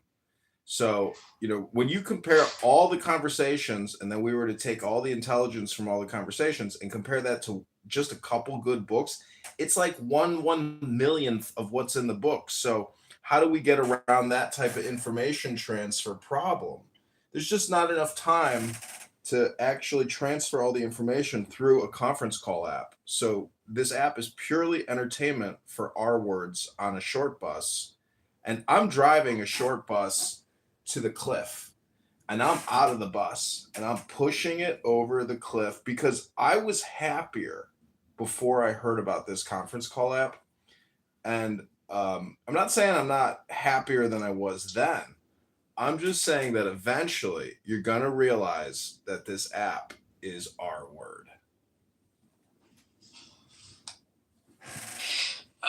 Yeah, I mean, you could, like, I think different people look at it differently. I would say on my end, it's just like, there's some insights of the day that might be useful to use in the future, and you could link this up with other ideas you've already took notes of, right? And you could add up something to it, and then so that's how I see this, like, having discussions with people is to test ideas.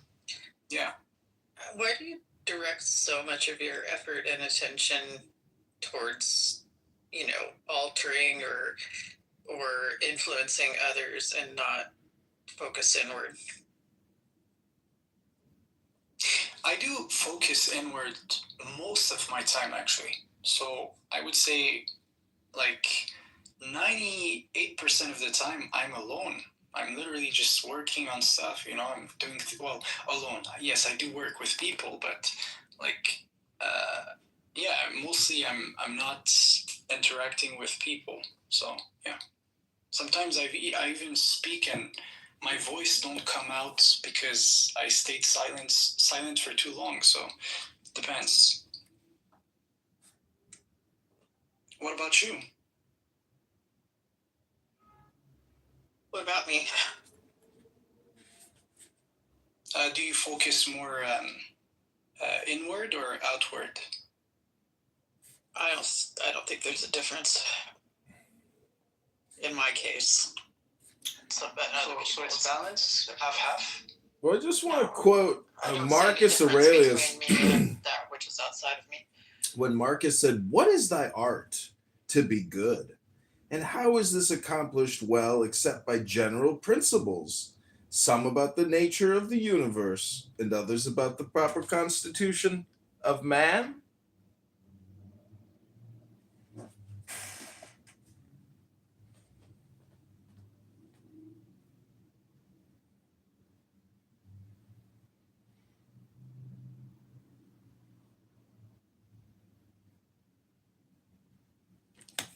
Hello? Hello?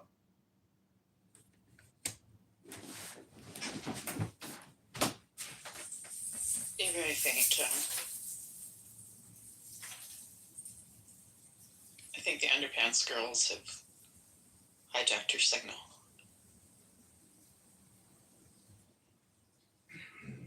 Yo, what happened with the accident? Are they still outside? How do you know it's an accident? I don't know, he said it. It's a crash. Oh, okay. Yeah, in French we say accident, so maybe it's the mistranslation.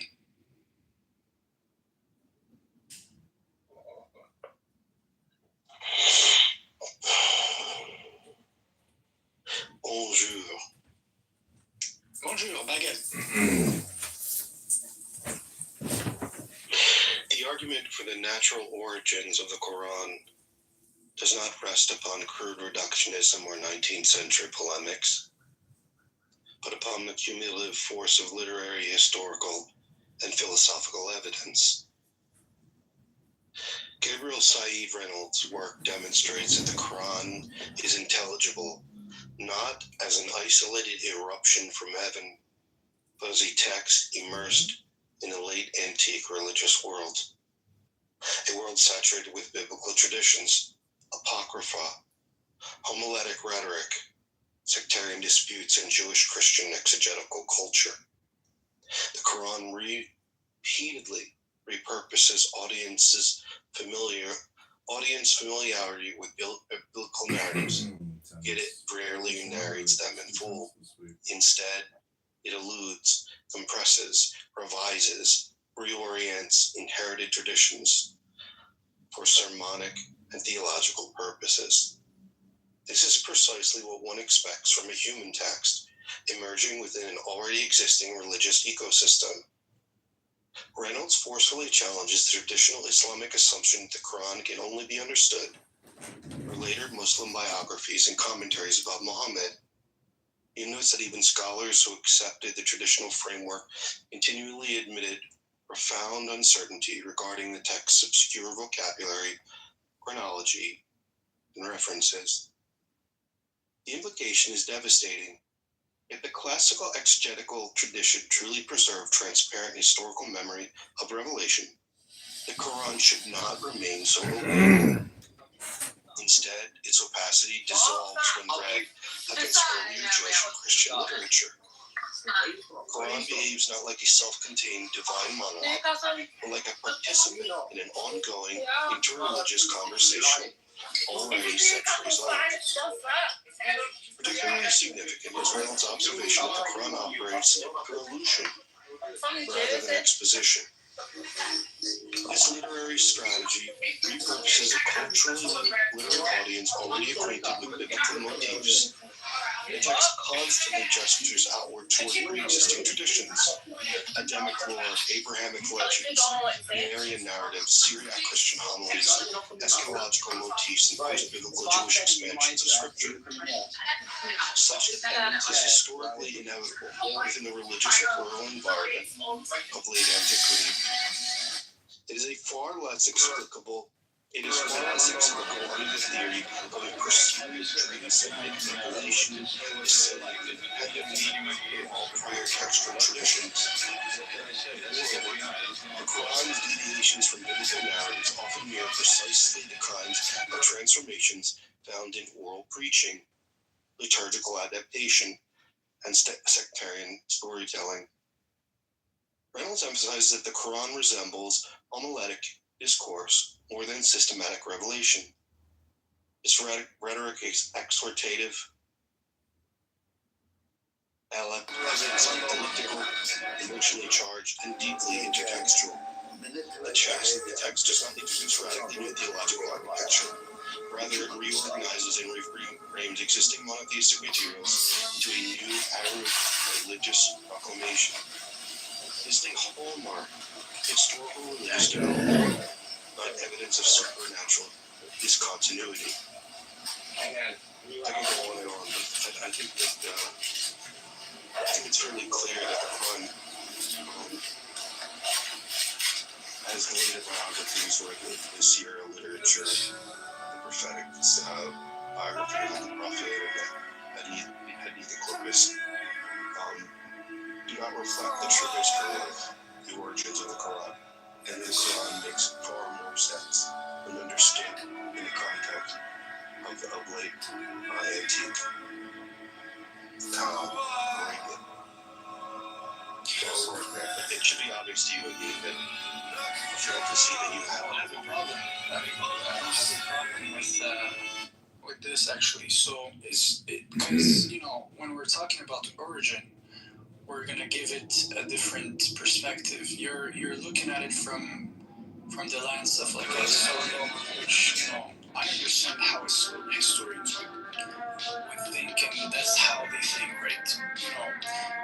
Corpus or a book that was written in a certain period of time was influenced by the time, right? So, but that's not the claim we make, right? The claim we make is that God, who is all-knowing, he is also interacting with the informations available to man, right? So that includes the biblical scriptures. That includes any other information he deems relevant to transmit. So I don't see a contradiction. That's the point.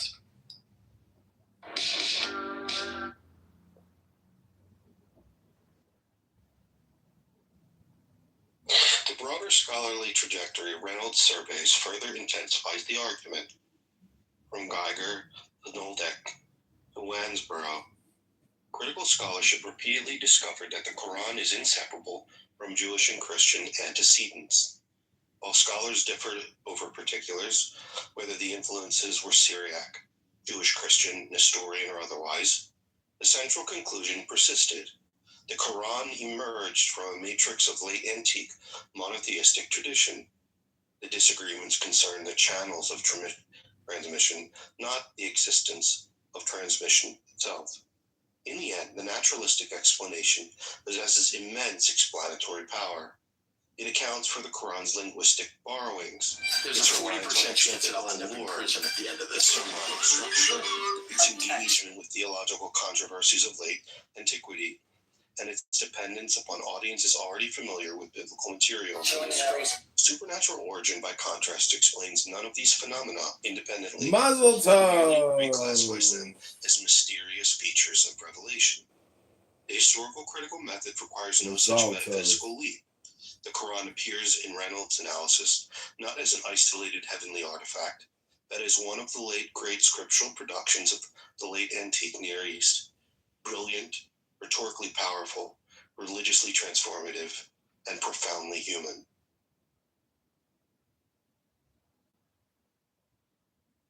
That's the Quran as I see it. I'm not saying that you should see it that way, but I just wanted to share that's what I think of the Quran is. And I think that it's beautiful for me, to try and be as honest as I can in text and explore the idea that it was revealed. King is the whole family.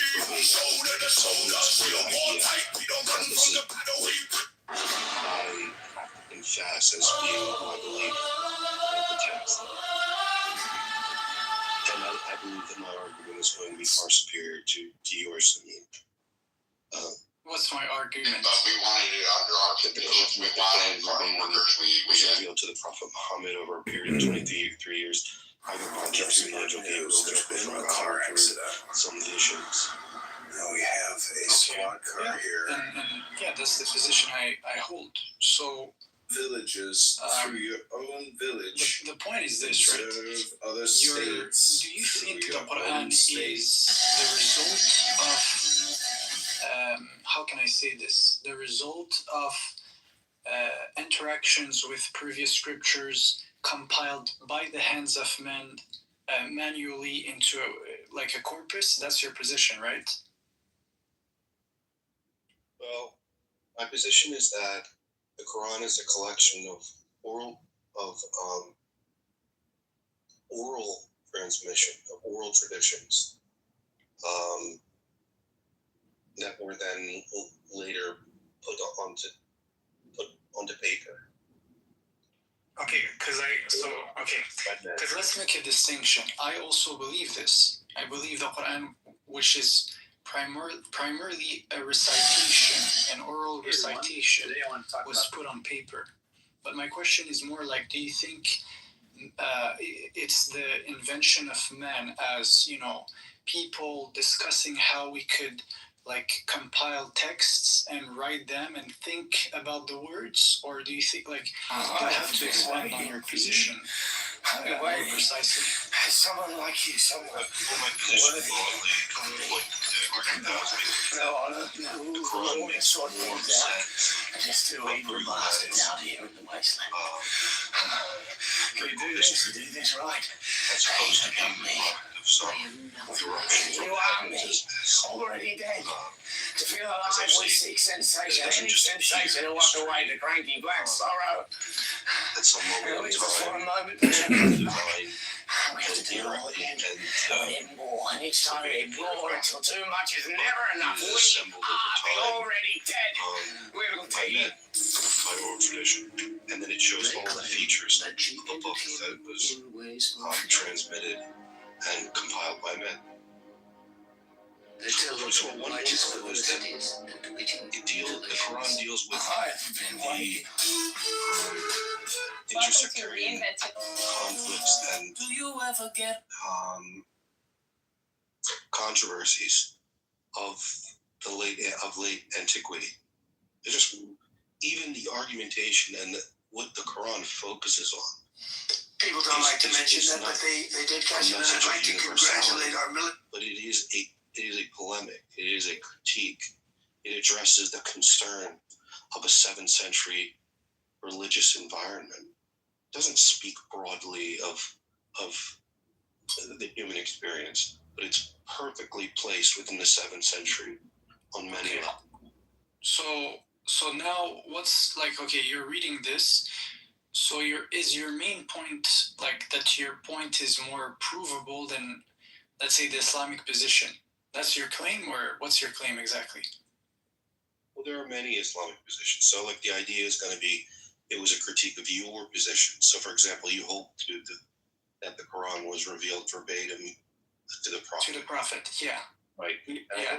I say it's tied also, just to make the position clear, it's tied also to eyewitnesses who were present during this time, and they're also documented. So it's not just a theory that emerges, years later. If you know what I'm saying. No, I don't know. I think the naturalistic explanation is forceful. And as I said, I mean, this book, I don't think that you should be compelled by what I think the Quran is. I just thought I think that you should be like, I'm just expressing to you the beauty that I think has been in my sort of this book, my investigation. Like, hey, what is the Quran? And so these are the conclusions that I've come to the best of my abilities. Oh, okay, sure. Yeah. Well, it's a fair position. Like, I'm not gonna. I disagree, but I wouldn't like if your claim is to come to me and say my position is superior than yours. Then I think that would be a good decision, a good conversation, right?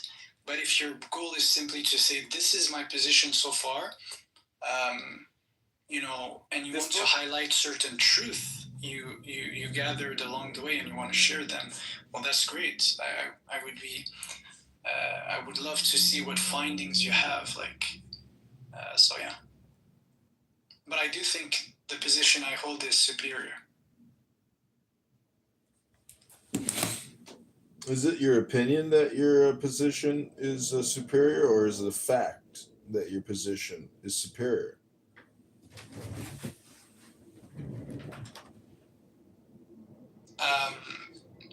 I would prefer for you guys to judge.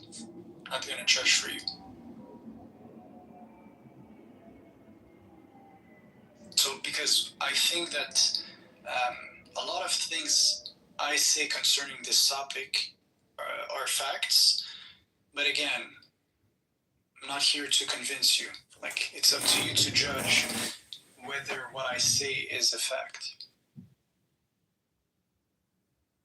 Well, I've just found that there really are no facts. There's only opinions. And most people can't tell you what a fact is. And so the point is, there are aphorisms and axioms which you could say are pretty irrefutable, and those are rather factual. But most people's opinions on this app are just opinions. They don't cross over into the realm of what we might consider facts. Ah, The supernatural claim collapses under the sheer weight of the Quran's dependence on prior Jewish and Christian tradition. As Gabriel Said Reynolds demonstrates, the Quran does not present itself as an isolated revelation descending into a vacuum. It constantly repurposes an audience already immersed in biblical lore, apocrypha, sermons, and late antique theological disputes. The text alludes rather than explains, because it is drawing from a shared religious culture, not unveiling radically new heavenly knowledge. The traditional Islamic claim that the Quran can only be understood through later biographies of Muhammad is historically disastrous. Reynolds notes that even scholars relying on these traditions continually admitted confusion over the Quran's obscure vocabulary, chronology, and references. Yet when the Quran is read against Syriac Christianity, Jewish legend, biblical exegesis, and homiletic literature, its meaning suddenly becomes intelligible. That is not what one expects from a timeless, miraculous revelation. It is exactly what one expects from a human text emerging within the religious world of late antiquity. The Quran does not stand above history. It is saturated by it. Its stories of Mary, Abraham, Adam, Satan, and the cave sleepers are not pristine divine disclosures, but reworked versions of traditions already circulating for centuries. Its rhetoric resembles preaching and liturgy more than transcendent dictation. Its cumulative evidence points not to heaven breaking into history, but to history producing scripture. The supernatural explanation explains nothing. The historical explanation explains everything. And this is what this is what someone that truly wishes to know what the Quran is comes to the conclusion of. And someone that wants to hold to blind tradition is a position that you come to, which is why my position is superior to yours, because it is more cold. My position is extraordinarily without emotion. It's just devoid of it. It is a clinical look at the Quran. It's like just a numb. It would be like an android would be just repeating to you what I'm saying. What yours is a deeply emotional connection. No, actually, no. Stop. Let me finish. What yours is a deeply, deeply emotional connection to a tradition which is part of your identity. Definitely. To change to change your opinion on something that is on its very face false. This view that the Quran is the verbatim word of God would mean for you to change your identity, and this frightens you. So my position comes from a place of pure objectivity, while yours comes from a place of deep, deep insecurity and identity, and that's why my position is superior to yours. No, so actually the thing is this, is that we have minimum two independent traditions that are living traditions that are going back to this specific era of time in history, which is the 7th century. So we come with a certain background where we know the people who were around the time. We documented who they were. We know their lives. We have received whatever things they have performed. So we use materials that are connected to this timeline. Whereas you pop into the 21st century and you make up a thesis. It's good. You could make it up like as whatever you want, but you're an outsider. You're not even connected to this tradition, right? Because you're not even willing to use the traditions. You don't even consider the traditions. So I would say our position is actually way superior than yours. We have the documents, we have the testimonies, we used a harsh method when it comes to filtering information, right? Not saying it's all perfect, but I'm saying we're much more advanced when it comes to that connection between the 7th century and our time than you are. And just based on that, it's a superior claim. Well, let me just tell you the book that I'm reading from. I can give you the PDF. And by the way, it's like this is one of this text I'm reading from, and have taken these. Some of them are my notes as well. Is one of the greatest works on this subject of the Quran in Western literature. Period. I can give you the PDF, but I doubt you'll read it or. Yeah, sure. You could pin it here in the. If you want, you can pin it here in the discussion. Yeah. I took notes of the guy's name. You said Gabriel Reynolds, right? Gabriel Said Reynolds. And, forgive me, book is... Said? He's, yeah. Is he Arab? Is he an Arab? Yeah. Oh, this guy. Oh, I know this guy. So the Quran and its biblical subtext by Gabriel Said Reynolds. Rutledge Studies in the Quran. That's a really interesting name. Yeah, I've seen some of his clips on YouTube. Yeah, it's hilarious. The book challenges the dominant scholarly notion that the Quran must be interpreted through the medieval commentaries shaped by the biography of the Prophet Muhammad, proposing instead that the text is best read in light of Christian and Jewish scripture. So, I mean... I would say he does. It is the book is devastating to the empty assertion that the Prophet Muhammad received divine revelation verbatim from the Word of God. So he's saying that when we look at the Quran, it's opaque. It's the ambiguity within the Quran and its reliance on other traditions is a problem. It's a problem. The Quran is not clear. It requires commentary. It requires a hadith and corpus. It requires a tafsir. It requires you to look at other texts. Reality. Yeah. That's the point, actually. That's a problem. Investigation. That's how discovery is rendered, actually. That's a problem. Oh, you don't like this one. Oh, okay. Sorry. Well, I'll explain to you why it's a problem. God says, look at the sun, and then, we do a scientific discovery, and, we advance in science. Or he says, look at the stars, and then,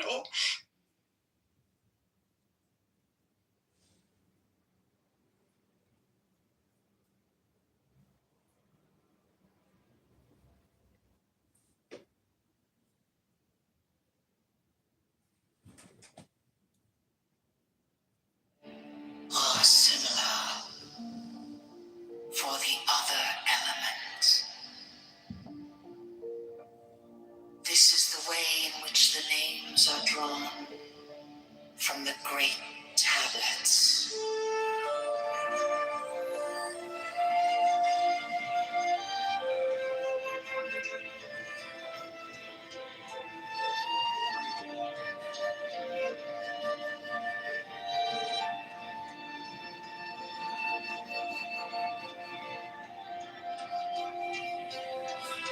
Massive.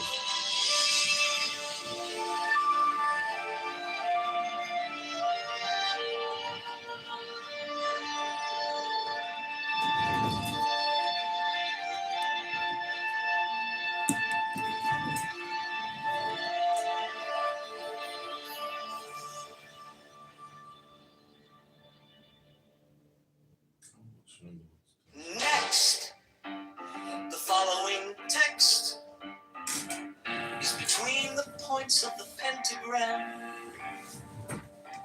starting at upper right. The words below are arced in a circle.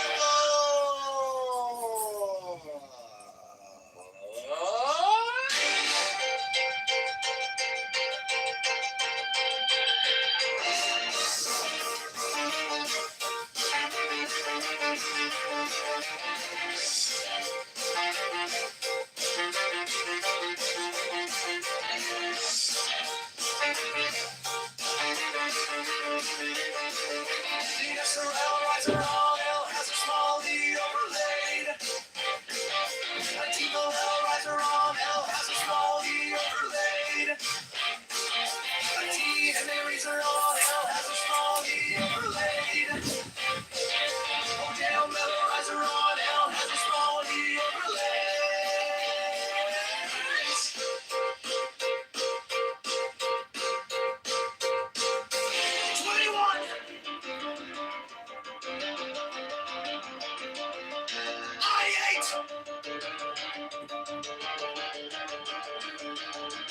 Or a visualizer on L has a small E overlaid. Next. The following letters are in the voids, one within the voids of the pentagram. One to a point and another counterclockwise. C, M, S, and Z.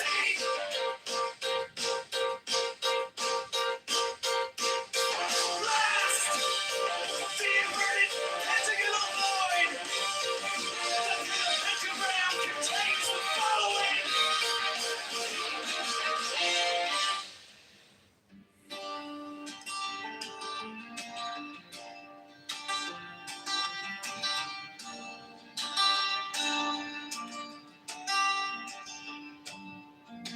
The letters around the rim are Enochian letters, facing outward in the illustration, including the corner letters facing toward the outer point of each corner.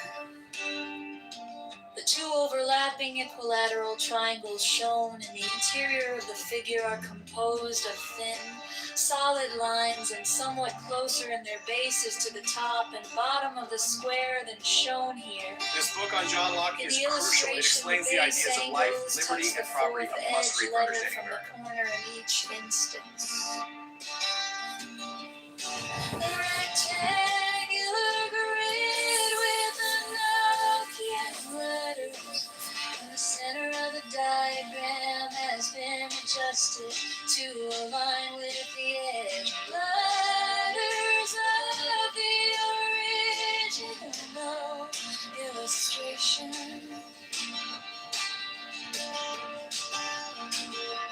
This rectangular grid has its corners overlapping, the lines defining the hexagram in the original illustration.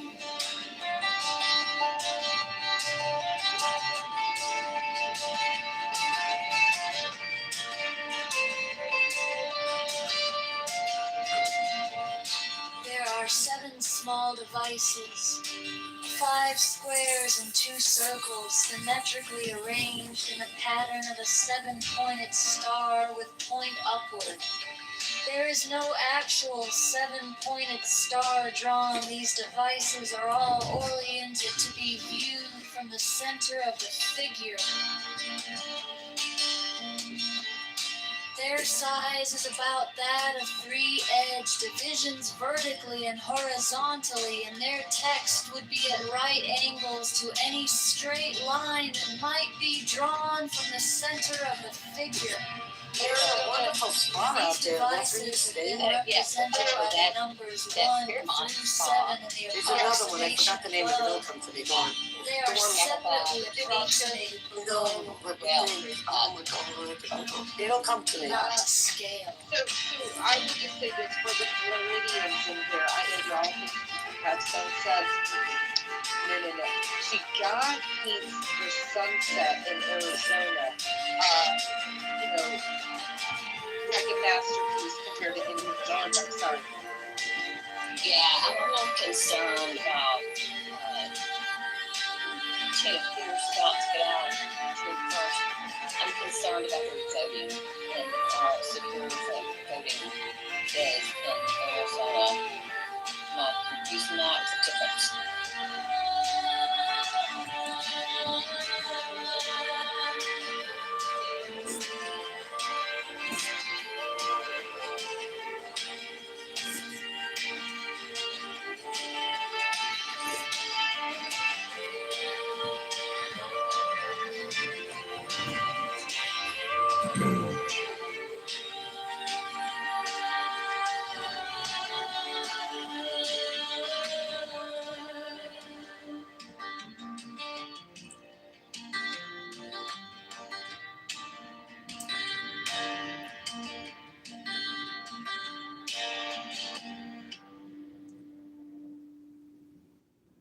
Implying its audience already knew Jewish and Christian traditions. 2. Many Quranic narratives parallel not only the Bible itself, but extra-biblical Jewish and Christian apocrypha circulating in antiquity. 3. The Quran's literary style is highly elusive and sermonic, resembling late antique homiletic preaching rather than direct historical narration. 4. Medieval Muslim commentators often invented stories to explain obscure Quranic passages, indicating the text was already difficult to understand even within early Islam. 5. Reynolds argues that the Quran becomes clearer when interpreted through biblical literature rather than through late Islamic biography. 6. Quran presupposes familiarity with Syriac Christian, Jewish, exegetical, and apocryphal traditions widespread in the Near East. 7. Critical scholars repeatedly found that Quranic material reflects existing late antique religious debates and theological controversies. 7. The Quran frequently retells older traditions in abbreviated or altered form, consistent with oral religious transmission and preaching. 9. Classical tafsir often derives Muhammad's biography from the Quran itself, meaning the biography cannot reliably explain the text historically. Mine is the head of the hawk. Such as No, Geiger, Lonsborough, Abracadabra. concluded that the Quran emerged from And the broad ends. religious environment of late antiquity 6. rather than in isolation. I bear the rose and cross of life and light. Loan words and concepts traced from Abracadabra. Syriac, Hebrew, and other Near Eastern religious vocabulary. Giving the sign that each abracadabra. Reliance on prior traditions is cumulative, Remaining in the sign. not occasional or accidental. The invocation. Therefore I say unto thee, thou fourth dwell in me, so that every spirit, whether of the firmament, or of the ether, or of the earth, or under the earth, on dry land, or in water, of whirling air, or of rushing fire, and every spell and scourge of God the Vast One, You recited things. I be thee. Mechanics of Abrahadabra. Who's a word here? Who's a word? Oh, there's this. The adoration. How does that disprove the claim we make? Impromptu. We say it's a revelation revealed, and we have preserved it, and these are informations of men we have, right? Not of men, but like that men can access. These information are revealed in a language that we use, right? So what's your point? I don't see a contradiction with my claim. Explain yourself.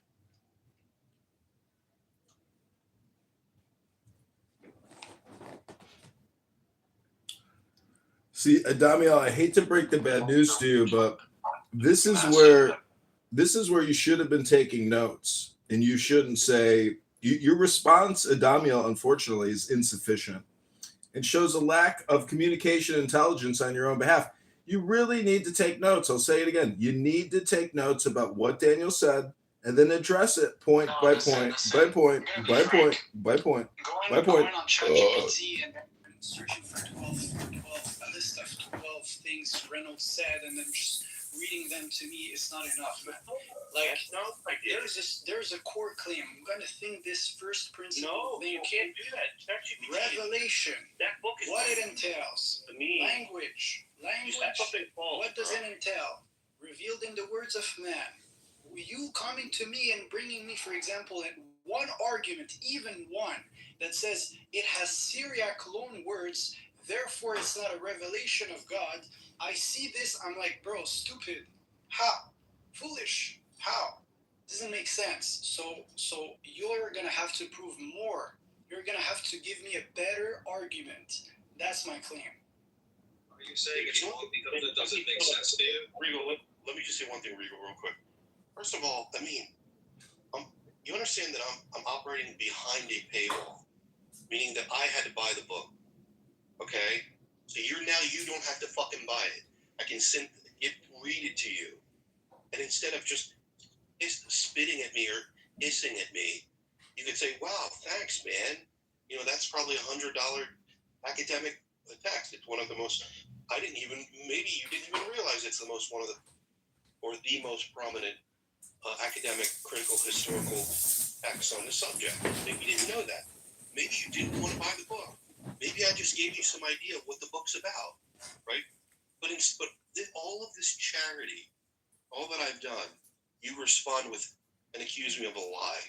Then I went on the chat. Accuse you of a Then lie. I went on the chat GPT. Stop. Then I went on the chat Does GPT. Randy bring that in the fair with their book? or give me some bullet points. Give me a break, dude. Yeah, so it appears as something like this, right? But anyways, I'm just going to say this.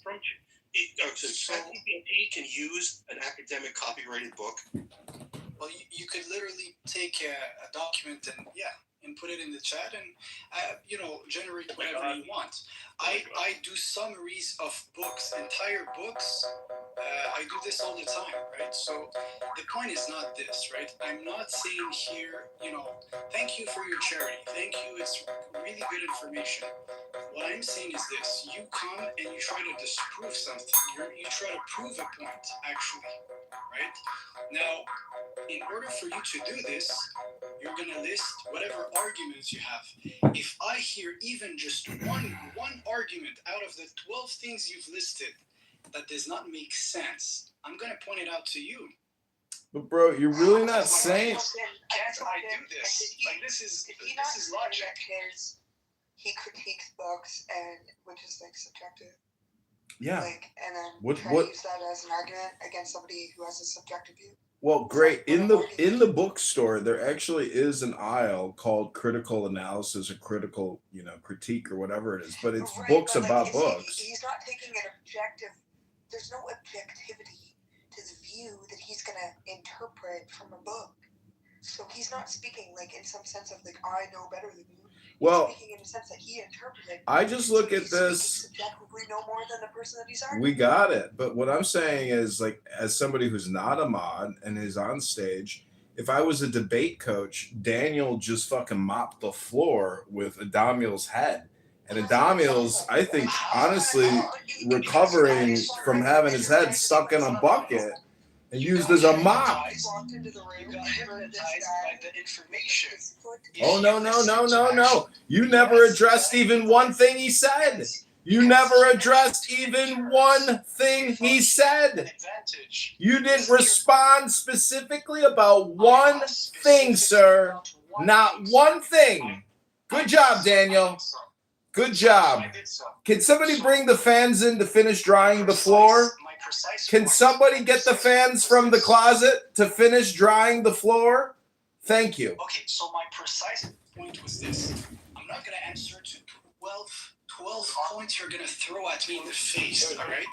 What I'm going to do, though, is take the last argument you mentioned, right?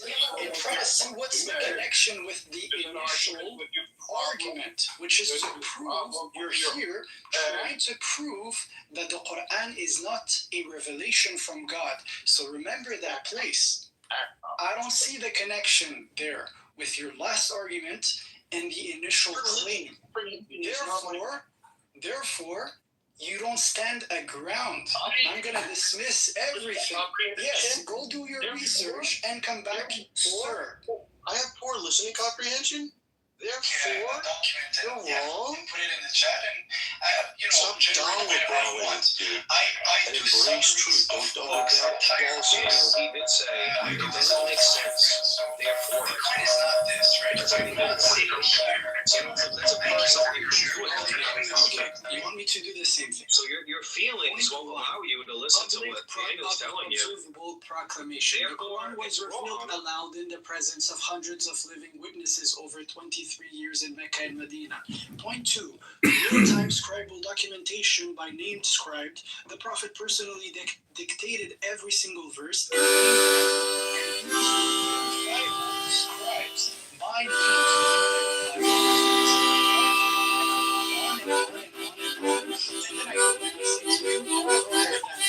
do something about it. If you don't address my 12 points, you failed. Go ahead. You see how IQ this is. It's not a smart thing to have discussions. Referencing the greatest critical story.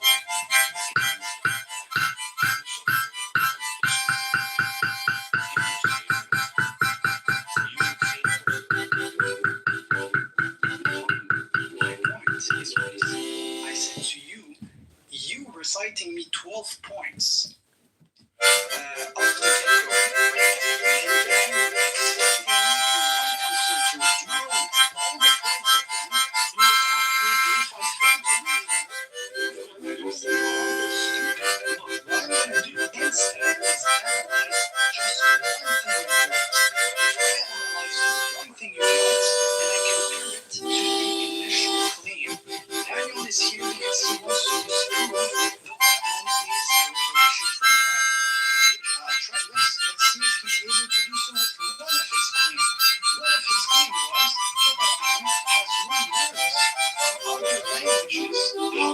revolution from God.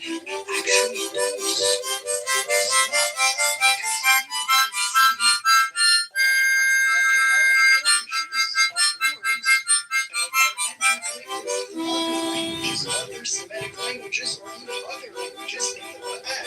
It is perfectly fine. Therefore, one point in Islam, all argumentation does not stand.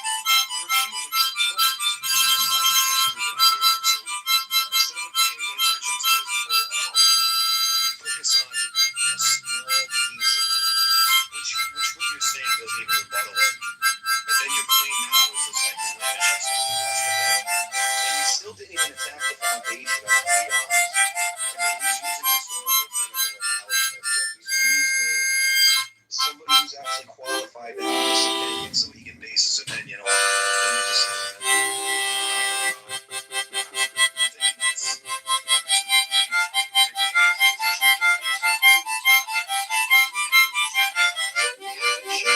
And then you just say that.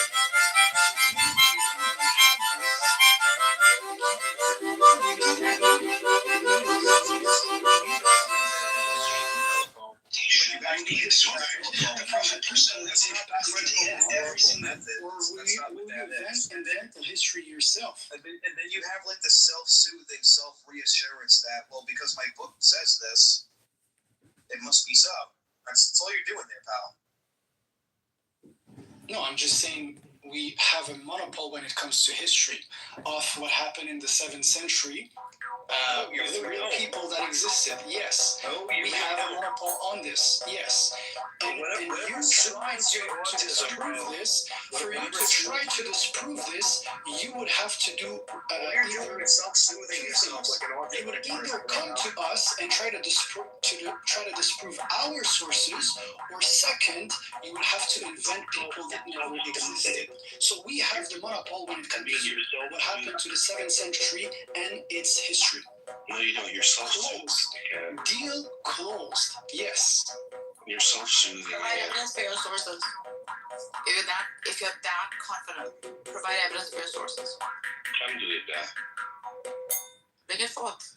Wallahi! For sure. You can read names for me. I said provide evidence for your sources. Yeah, I don't want names. I can come here. Provide evidence for your sources.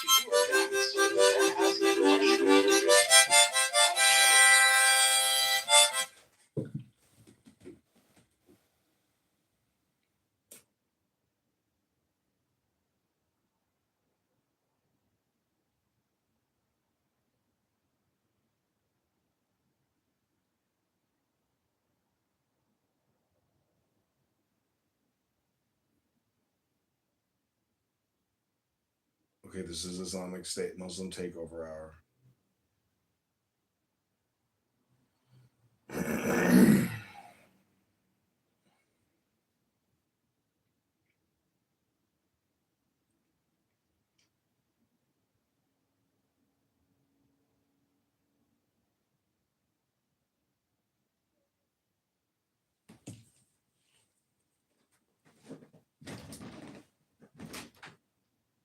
Hi, Lino. So I'm in a clubhouse room. I just boomed it. They modded me, and so I decided to be a radical Muslim and boom their room. So the algorithm is updating, and they will be flowing back in shortly, I'm sure, to say, why did you boom the room? And I'll tell them that I boomed it because I converted to Islam. This is the Islamic State Muslim Takeover Hour with your host, Chicago mayoral candidate John Kitover, fighting day to day to liberate Chicago from the communist liberal elite LGBTQ Black Democrats. It's just a joke. It's not worded exactly the way I'd like it, but really intellectual elite Democrats, and then throw in whatever adjectives: black, gay, LGBTQ, What happened in this? CRTBLMDEI, LGBTQ. CRTBLM LGBTQ CRTBLM LGBTQ.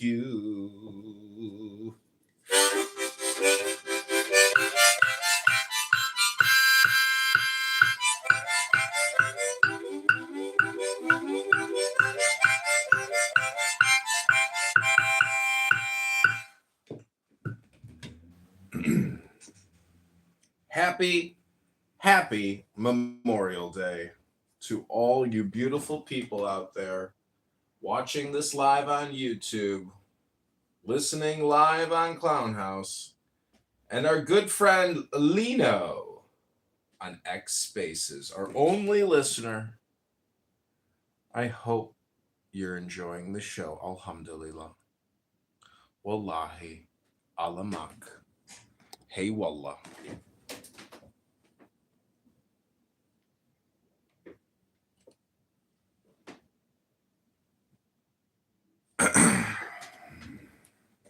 Okay, it doesn't look like the former room. Well, we got something new here.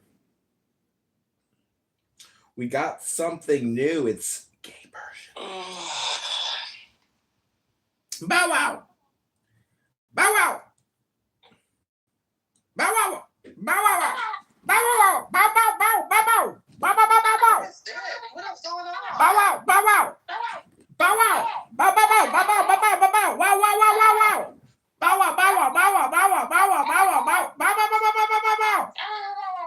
Wow wow wow wow wow. Bow wow. Bow wow wow. Bow wow wow wow wow wow.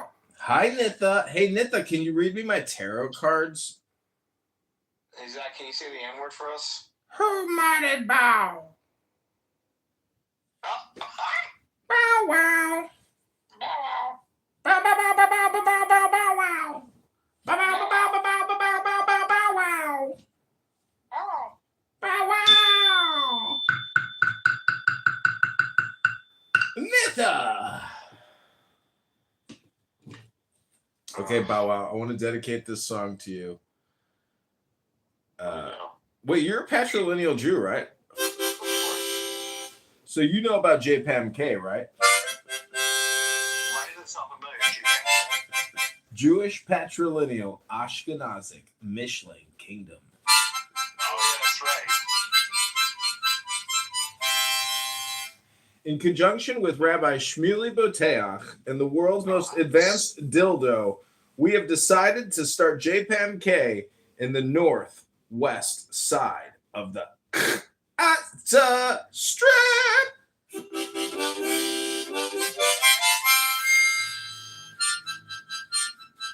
We've got SodaStream and Kurg already signed up.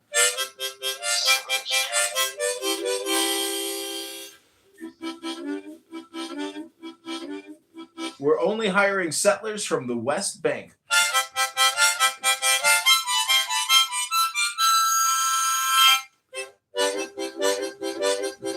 Are you still on Hinge or Bumble? Bow wow!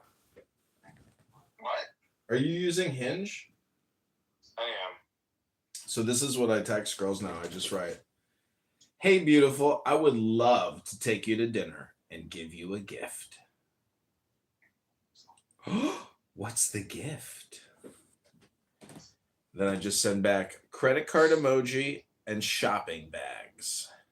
Dinner emoji, rose emoji, calendar date emoji, cell phone emoji. What is your number? Oh my god. I took this girl out last night who was 19, and we get to the restaurant. She's like, "How old are you again?" I said, 43. She was, "When did you first smoke marijuana?" I said, 2006. She says, "Oh my God, that's when I was born." She's like, "I can't go out with you. You got to take me home." I'm like, "Why?" She's like, "You're too old for me." I was like, you're in my, it's in my profile, my fucking age. What the fuck? This is such a waste of time, but okay, great. So I just dropped her back off, and then I went out for the night. It was like no big deal, but, still rather, like obnoxious, right? It's like a clubhouse room. It's like you go out on a date. It's like coming to a clubhouse room with a chick, and you're going to spend hours with that person. you know. But if it was a clubhouse room, you know, they would just bounce and you'd get Irish goodbye quick, and that would be the best way to do it.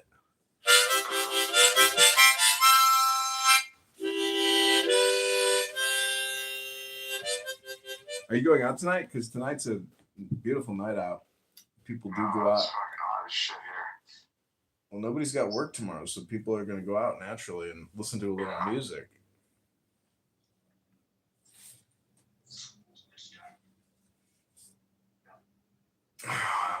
Okay, Bawa, let me ask you a question. What are you not seeing that is right in front of you? How can you act truthfully today?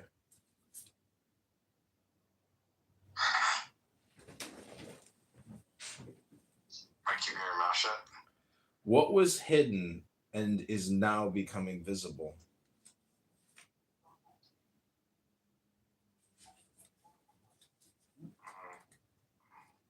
You only got 10 seconds to respond. My feet. How can you celebrate and focus on the blessing in your life? By listening to you. What is your calling? To inspire others. How have your goals manifested so far? They haven't. What emotions are coming to the surface? Horniness. How can you open up to love today? Dude, my asshole puckered up. What is worth celebrating in your life? Death. How can you open up to new ways of life? You don't. How can you accept your sadness and let it go? G, what is your number? Just be.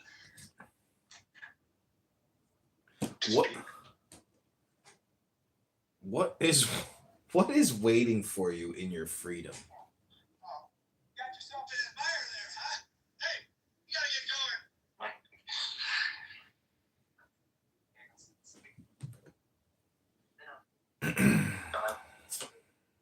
Kitover, no one's coming. What do you believe about the world? Nothing. What small step can you take to begin a new journey on Clubhouse today? What do you want to express? Are you gonna go out? I'm going out, yeah. I mean, there was only 20 shootings last night, so those are good numbers. By black people. Dude, they jumped the bouncer at the bar that I go to. Oh, wow. They beat the shit out of him, and they took his cell phone and his wallet. How about Chud the Builder? Are you afraid to ask for help? Can you commit to a group of people? No, nobody cares about you at this age. What are you afraid to let go of, Michael Bronstein?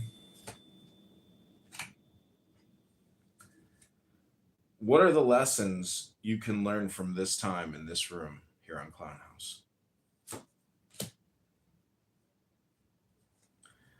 How can you be more generous with the people around you? Sharing my wisdom. How can you work less and gain greater results? I don't know how to answer that one. Do you find deeper meaning in your work? No. Don't forget to stop and look back at your achievements. The balance of work and play is important for your creativity. Oh, wow. How can you celebrate your work and rewards more? I don't know. What have you learned from the journey? Doesn't matter what you do, you end up in in the same place. It says everything has come to fruition. You master all stages. Oh, How can you be generous with yourself and others? are you reading tarot cards? Yeah. These Do you are. actually know how to properly read them? I'm doing it right now, bro. You know how to read a book? Good question, yeah. How can you be generous with yourself and others? Be kinder to yourself, and then eventually that transcends to others. You are solving issues in a practical way, Michael. How do you approach your dreams? By just allowing yourself to exist and just live in the here and now, not in the future or the past. Take a practical approach and you will succeed. Efficiency, hard work, responsibility. What can you focus on that will lead to the fulfillment of your dreams? Finding a stable job. Your focus on your dreams will bring you great success. What if you have no dreams in the first place? Your areas of focus are ideas, opportunities, employment, and craving for new ventures.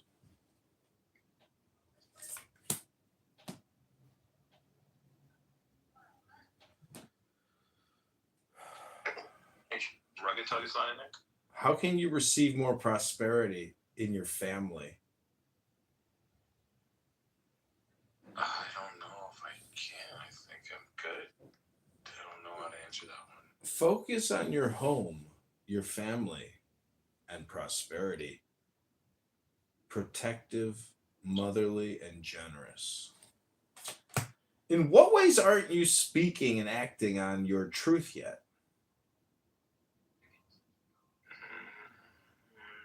Well, I guess we could look at the title of the room. Speak your truth to achieve your goals. Find. Your areas of focus are breakthrough, clarity, sharp mind, and logic. Are you acting according to your intuition? No. Listen to your inner voice when you make decisions. Your areas of focus are difficult choices, indecision, and confusion. From what perspective do you choose to see a certain situation?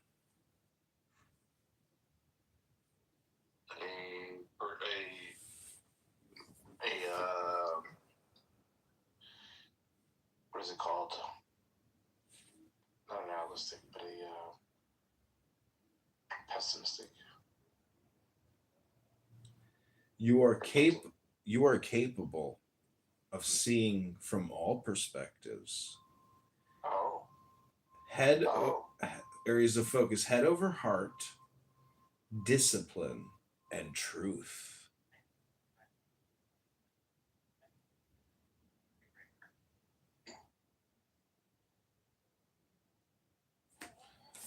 What are you ready to achieve? Another relationship. How can you achieve it best? By working on myself. You are strong and ready to take on the world. Be fearless, ambitious, and remove all impulsiveness. But unfortunately, Michael, you are still disorganized, careless, and unpredictable. Are you thinking about all possibilities and consequences? Yes. Take time to think before you act. Be curious, remove all restlessness, and gain in mental energy. Uh-oh, Michael. You practice deception, manipulation, and you're all talk. Bow wow!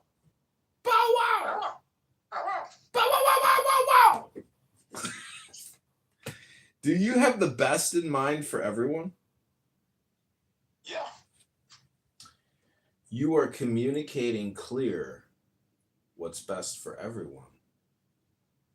Remove all complexity from your life. Be perceptive and be clear-minded. But unfortunately, Michael is cold-hearted, he's cruel, and he's bitter. I wouldn't say I'm cold-hearted. Are you trying to trick yourself? No, I'm just telling you, like, I think I'm very self-aware.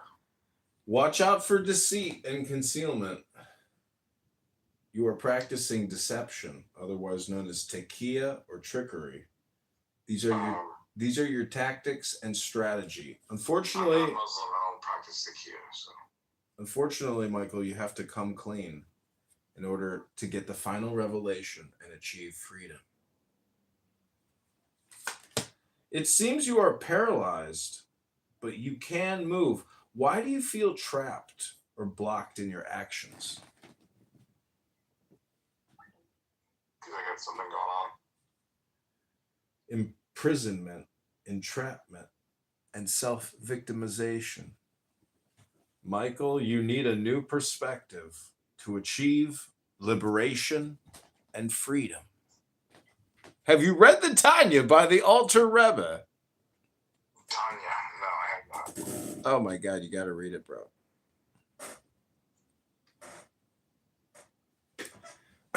Really got to read it. Okay. Why do you worry so much? Predisposition to anxiety and panic disorder. What is asking to be looked at and felt? Love, affection, TLC. Worrying keeps you up all night and changes nothing. You're living with anxiety, hopelessness, and trauma. Have hope. Reach out for help. Achieve healing. Can you surrender and trust that better times are coming? No. AI is upon us. It is finished. For better or for worse. You are feeling failure, defeat, and even backstabbing. But don't worry, Michael. It can't get any worse. Only upward from here. Then you will achieve your inevitable end. Are you holding on to grief and suffering?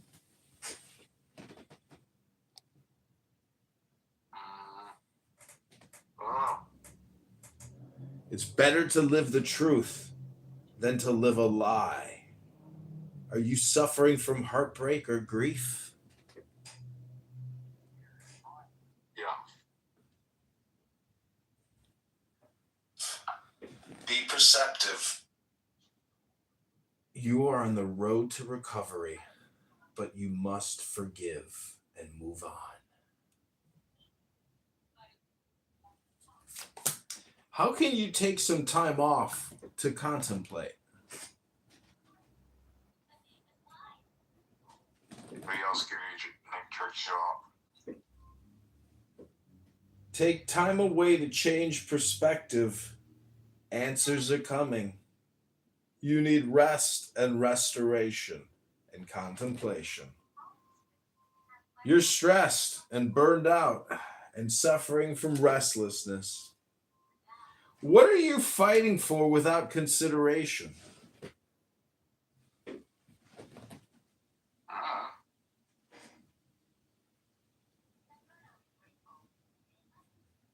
Sometimes the victory is not worth the cost. Winning at all costs, betrayal, selfishness. Michael, you're suffering from lingering resentment. You must have the desire to forgive. Michael, what are you running away from, and what are you leaving behind?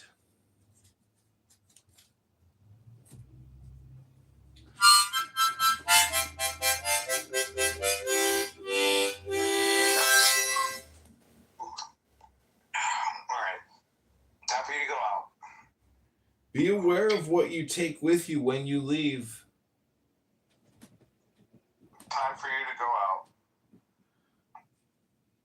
Transition, leaving behind, moving on, Michael. All right. Hopefully you're ready to go out. You're stuck, Michael. You've got emotional baggage and unresolved issues. All right. You ready to go out? How can you take action to realize your dreams, Michael? All right. Let's go troll another room. I'm going to go somewhere else. Sorry.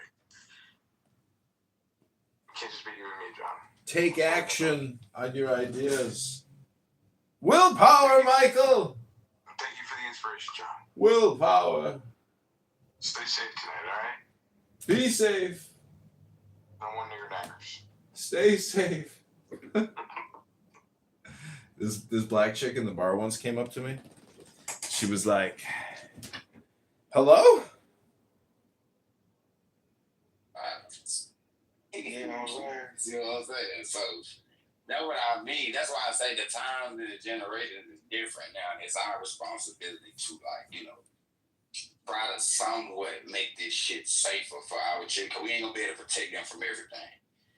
But I think it's for us who are real parents, I think it's our responsibility to try to protect our children from some of this shit. That's all we can do. And that's all I'm speaking to. But as long as we have this get money as the answer for, like, even when we say, hey, instead of That wasn't strange at all, was it? Mama. I'm being sarcastic. That's it.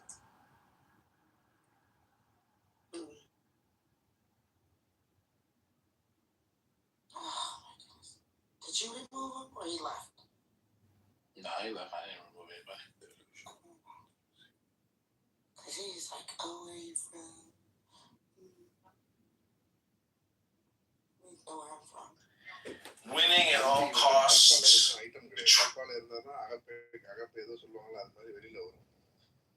அப்போ அதை மீறி வந்தான்னா அந்த risk அவன் எடுக்கிறான்.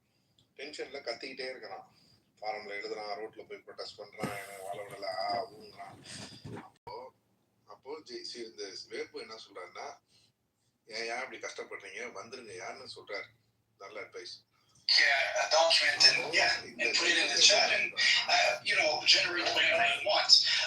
I do summaries of books, entire books. I do this all the time, right? So the point is not this, right? I'm not saying here, thank you for your sharing, thank you, it's really good information. What I'm saying is this: you come and you try to disprove something here, you try to prove a point, actually, right? Now, in order for you to do this, you're going to list whatever arguments you have. If I hear even just one argument out of the 12 things you've listed that does not make sense. I'm not talking just like it looks kind of like it is full on Hitler fucking ideology tattooed on his chest.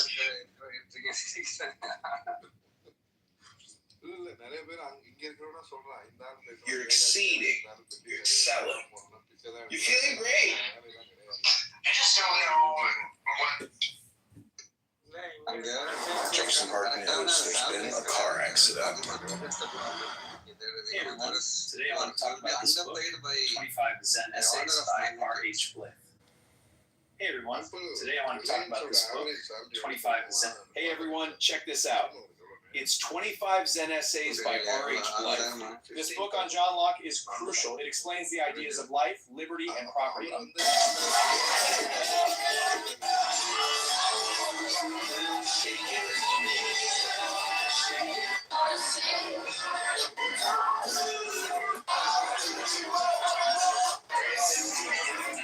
இந்தியாவில் என்ன அப்படின்னா இன்னும் கொஞ்ச நாள் கழிச்சு daily 12 மணி நேரம் 15 மணி நேரம் வேலை பார்க்குற மாதிரி கொண்டு வந்துருவாங்க. ஆல்ரெடி வந்துட்டு திருப்பியும் பேக் அடிச்சிட்டாங்க. ஆமா, அது வந்து நீங்க கவர்மெண்ட் நீங்க Strengthen my அதிகரிக்கிறதுக்கு வாய்ப்பு இருக்கு. ஏன்னா நீங்க அப்பதான் காம்படிட் பண்ண முடியும்.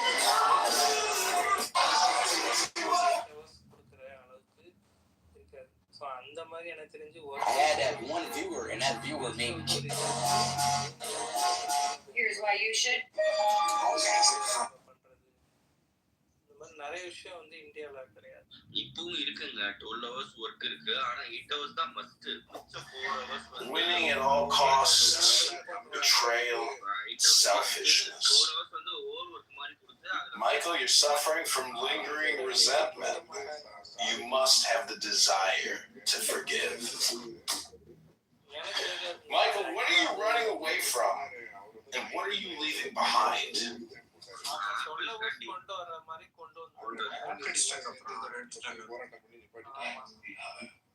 ஆப்பிளோட ஐபோன் கட்டி பில்லு கொண்டு வர பார்த்தாங்க. Larry, you're staying right now, Shadow. Holy shit. Okay. Well, look at it. Okay.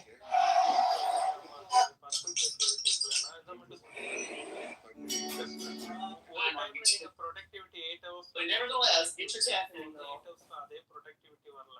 நீங்க அதனால கம்பெனிஸ் வந்து எக்ஸ்ட்ரா டைம் ஒர்க் பண்ணி நீங்க முதல்ல எவ்வளவு ப்ரொடக்டிவிட்டி கொடுத்தீங்களோ அதை விட இன்க்ரீஸ் பண்ணி கொடுக்கணும் அந்த மாதிரி கேட்குறாங்க. இல்லைன்னா அட்லீஸ்ட் ஒரு மேட்சிங்க்கு பண்ற அளவுக்கு இருந்தாதான் கம்பெனி வந்து உங்களுக்கு வந்து இந்தியாவில் இன்வெஸ்ட் பண்ற மாதிரி கொண்டு வராங்க. வீட்டுல வந்து இப்ப வீட்டுல வந்து காதலி ஒய்ஃப் எல்லாம் அவங்க ப்ரொடக்டிவிட்டி கேட்டாங்கன்னா இப்ப 2 ப்ரொடக்டிவிட்டி இடிக்குமே. இப்ப என்ன பண்றது? Yo, AK. Yo, AK. Yo, AK. What I'm talking about right now, because they cannot catch it, I'm gonna tell you and Jesus' followers are Jews and Greeks and Romans, right? And but they also have proof that he's already மற்ற ஸ்டேட்ஸ்லாம் இப்போ வந்து investment planning பண்ணாங்க. Tamil Nadu follow பண்ணிடலாம். I don't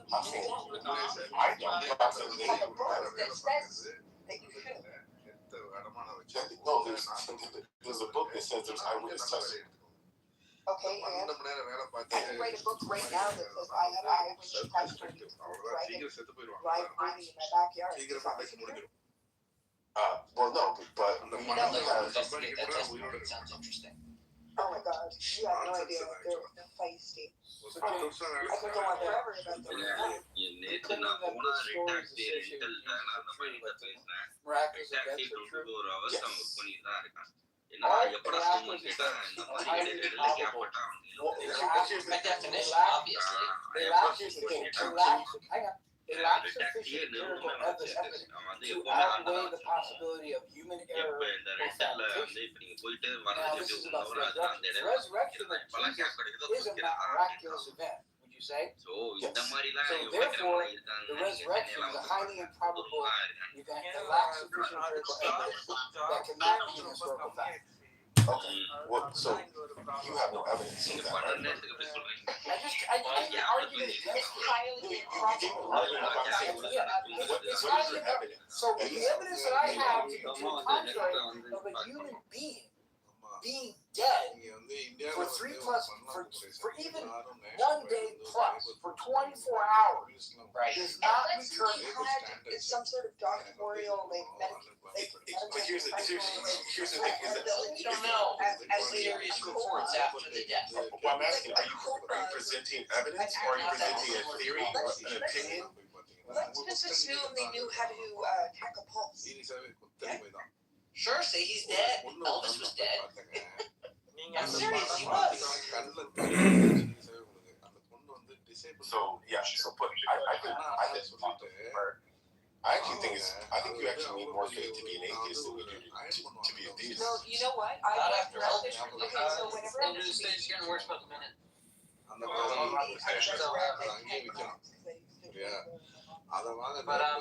But when you say you need more faith to be an atheist, that makes faith sound like something bad.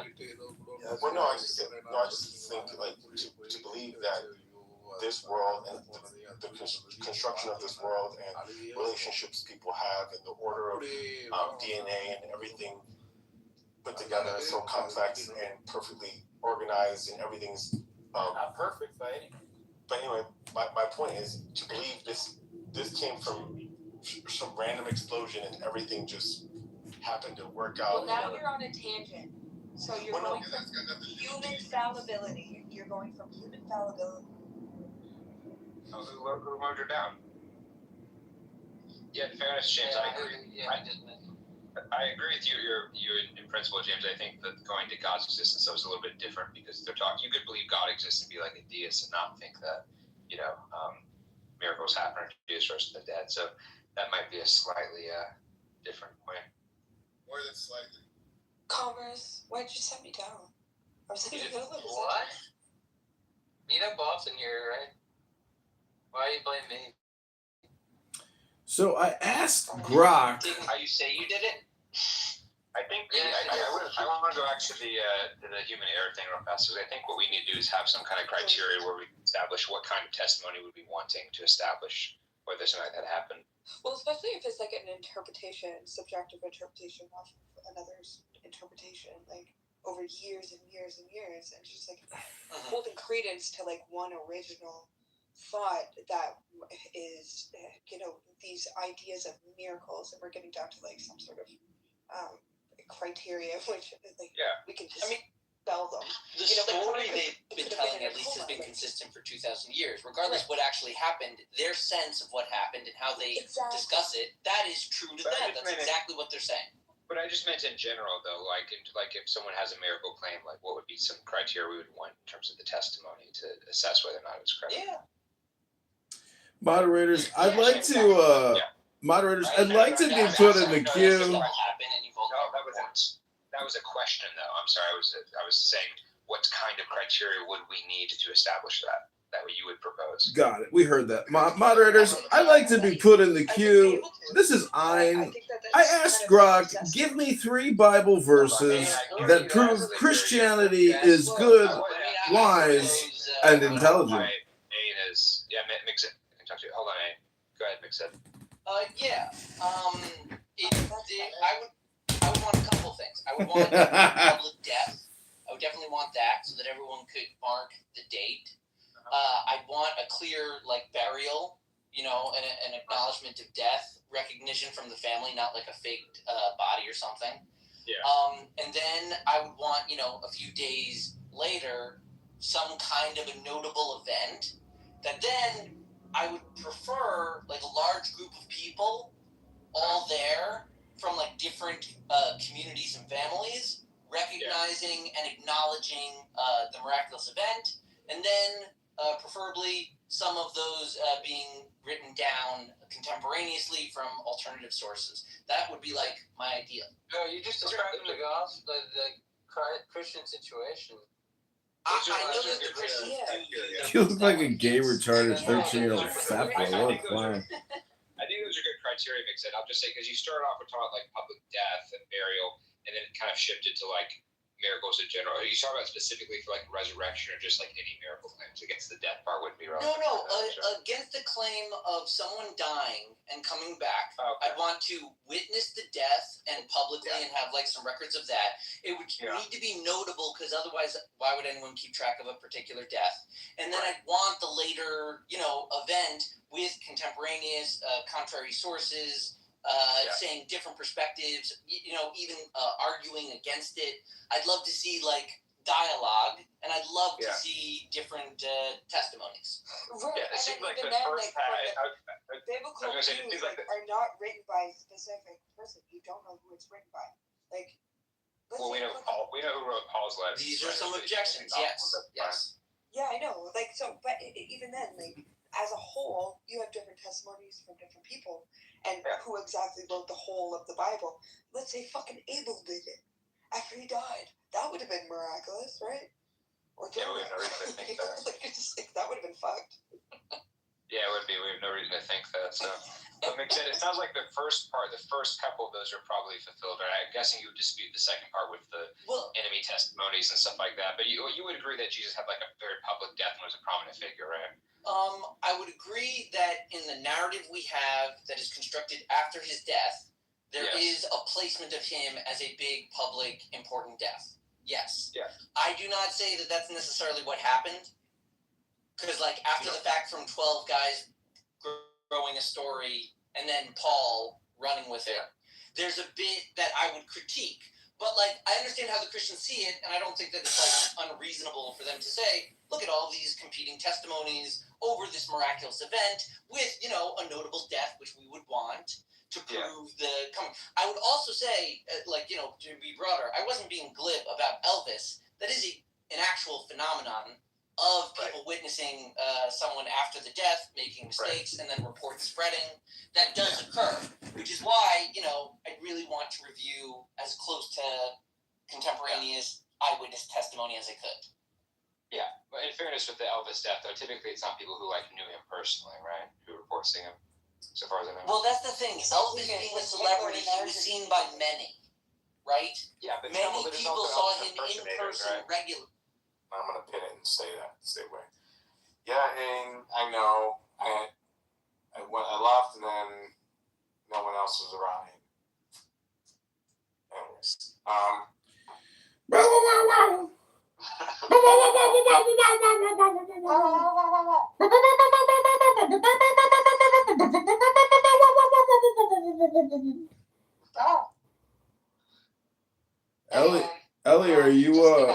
Ellie, are you doing squats to work on that tuchus? I do Pilates and hot yoga and Krav Maga. But you don't do any squats? Why are you saying that my ass is saggy and I gotta do squats? Well, they say that no other exercise produces more of like a physiological response in the human body. Like squats are like the most genetically and I'm really happy with my ass. I mean, I do squats. It's part of my exercise, but I don't really understand your comment. Oh, well, you got a picture of your flat ass on your PTR, so I just thought I'd bring it up. Don't do that. I got a fucking shelf. Woo! Baby got a shelf! Baby got a shelf! Baby got a shelf! Baby got a shelf! Baby got a shelf! Baby got a shelf! Baby got a shelf! Baby got a shelf! Well, let me ask you this, Allie. What is holding you back from taking action? Of what? Whatever you want to do it now. Action, adventure, fearlessness. He's like, he gets you like pull in and then like. It's true. I think you're suffering from anger, impulsivity, and recklessness. I'm vibrating shit. I'm tired. I had a long day. Stop it.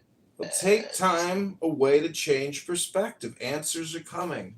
I don't care. How can you take some time off to contemplate?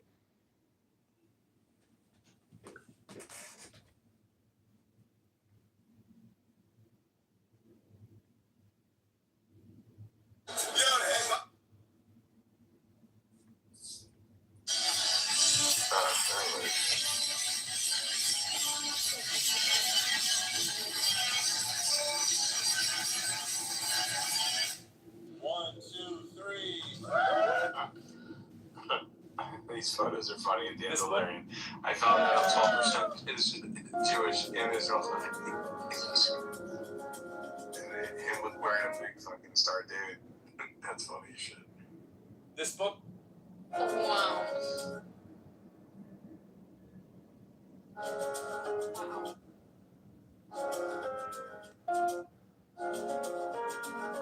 Wowzers.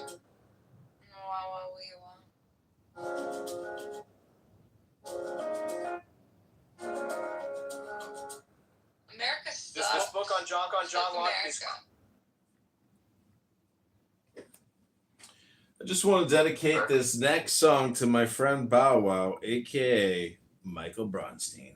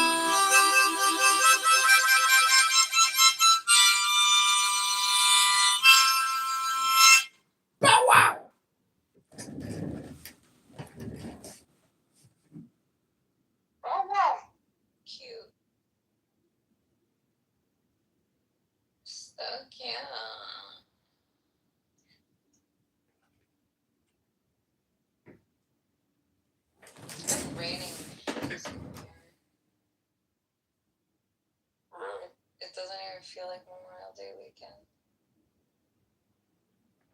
I wore like a heavy leather jacket last night when I went out because it was cold. It was like 49 degrees and raining.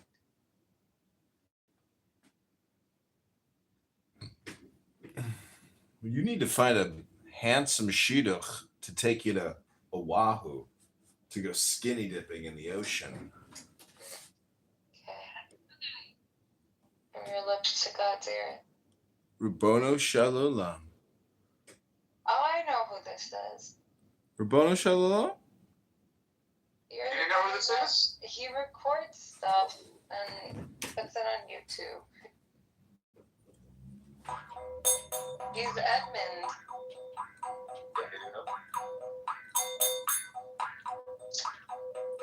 Do whatever you want to do. You know, whatever you want to do it now. Action, adventure, fearlessness.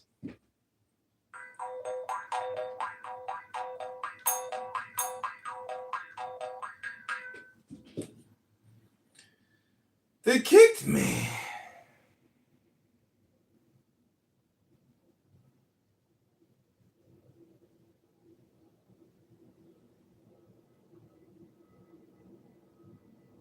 We need to know that, like I'm saying, you could be reasonable, make that effort to say if nine dentists recommend this, although I don't know 100% certainty, it could be some conspiracy, but I think that generally gives me good grounds to believe that the two stated.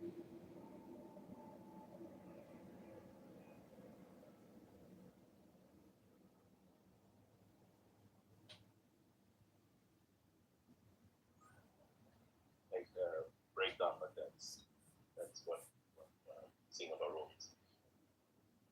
That's okay. Hello, moderators. I would like to answer the topic in the title of the room. All right, go ahead. Well, I don't know what Arminianism is. Can someone explain to me the concept of Arminianism? I don't want to Google it. If you don't know what I don't want to Google it because I'm lazy. So what part do you want to answer? Free will or Arminianism? The delusion of free will. Okay. Well, before we go further into that, are you a Christian? Yes. Oh, okay. So Arminianism, sorry for interjecting, is we've got two positions in Christianity, and they are not salvific issues per se. So the Armenians believe that faith precedes regeneration. So regeneration being born again. So they believe that you have faith first and then you're born again. Calvinists, the opposing, believes that you have regeneration as in you're born again by God and then you have faith. And then the reason why I believe Greg said, well, I agree with him. The delusion of free will is that most of the times Armenians will argue that they have free will, which usually they don't find the best way. But usually what they are arguing is that they are claiming they have freedom of choice. And their freedom of choice is what it was the condition of them exercising when they freedom of choice led them to exercise their faith, which was the condition by which God regenerated them. So that would be the argument. Then we Calvinists would oppose that position. So that's just an overview of what the topic would be. Hopefully that helps out. Okay, so I asked Grok, give me 3 Bible verses that prove Christianity is good, wise, and intelligent. The first response is Proverbs 1:7, fear of the Lord is the beginning of knowledge, but fools despise wisdom and instruction. Oh, they kicked me! Aww. I guess they must have been Arminians. After all!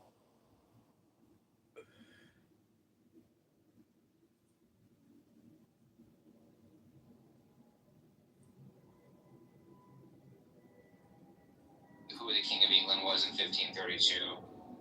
Right, and we can be able to science that it can go back to the 1500s. we have bloodlines that go back to the 1500s. Oh, here we go with bloodlines. Moderators, put me in the queue because I want to answer Well, I your don't think that would question. tell you whether they were a king or not. But like, if I'm saying who was the king in 1532 of England, I mean, you could. Can I at continuously least get versus them, but just tell you confirmation what they that I were can or be what they, heard? like, what they did Hello? or anything like that. Right. Hello? Well, even if it's documented, I would have to say like It's speculative because they could be lying. some sort of, yeah, but it would have some sort of bearing. And I think that a lot of Christians hold a lot of bearing on this. It's so stupid. I wouldn't even hold any like true bearing on it. Anything to hear a woman talk. Things in like 1500s, but like this goes beyond, way beyond that. So.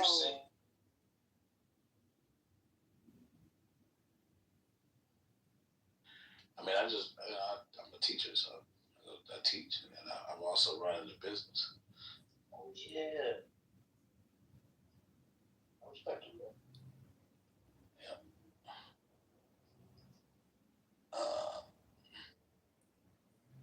Yeah. You gotta come to Texas, bro. I mean, let's see. Last time I was out in Texas, I was in Houston. Oh yeah. Yeah. What kind of business do you run, Black? What? What kind of business do you run? A black-owned business. Oh, creating clubhouse rooms about delusions?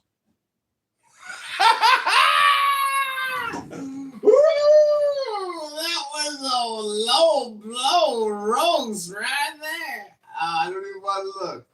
Did I get kicked? I bet I got kicked. I didn't get kicked yet. Oh my God. What just happened? Oh my God. One of my fans just showed up. Oh my God. Threw a blow in the street. They say if you get in a street fight, you should just back up and throw punches. Just back up and throw punches. Back up, throw a punch.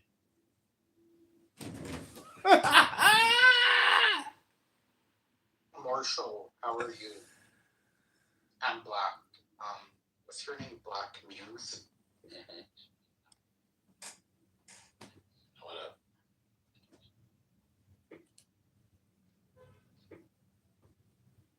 Marshall comes in rooms, but he gets like oddly quiet. What's going on? Oh, he drinks vodka. He gets shit faced. No His Marshall, Adderall and his vodka together put him to sleep. Vodka. He smokes Kush now. Oh, he's on the Kush. And so Marshall is on that Kush. And he's smoking up. I assume. So, Black Muse, what would you say the most entertaining tidbits of your rooms were today? What delusions from the conservatives or the liberals were most entertaining to you? None of them. I don't find them entertaining. I find them annoying.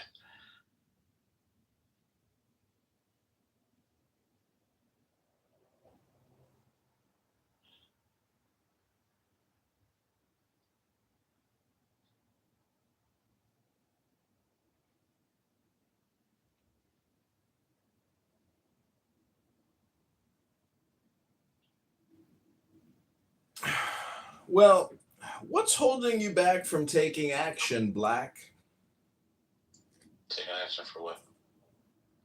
I don't know, whatever you want to do, doing it now. Nothing. I'm doing everything I want to do.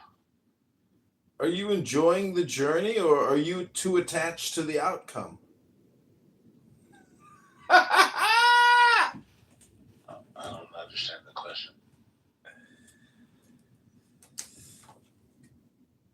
Are you maintaining your creative vision even in the face of adversity? Yep.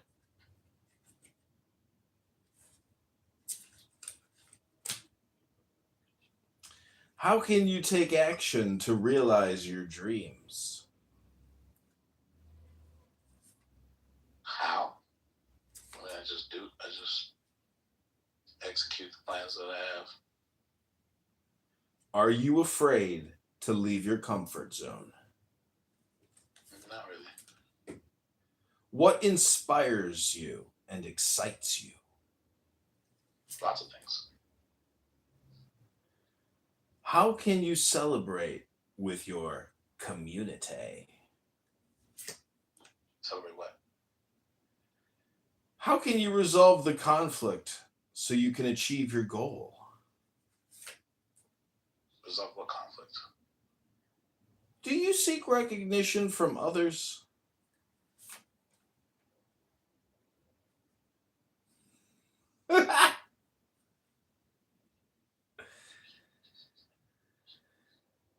What have you learned from overcoming obstacles in the past?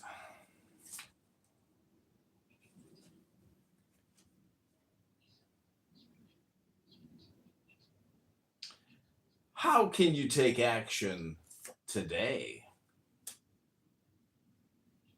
You have anything not in the script to say? What helps you to be more persistent and move ahead? Yeah, if I want a business talk, I'll go on YouTube. Like, come on, Nick, be original. Are you seeing all the possibilities in front of you, or are you too fixated on one?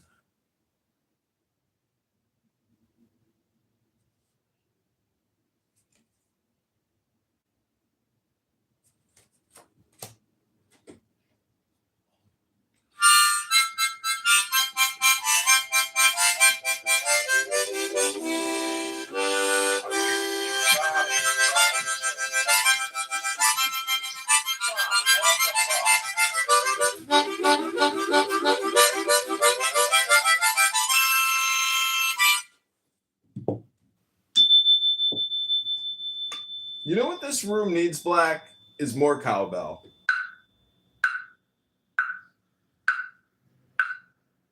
It needs you not to be a weirdo. Hello? This is all original content, Marshall.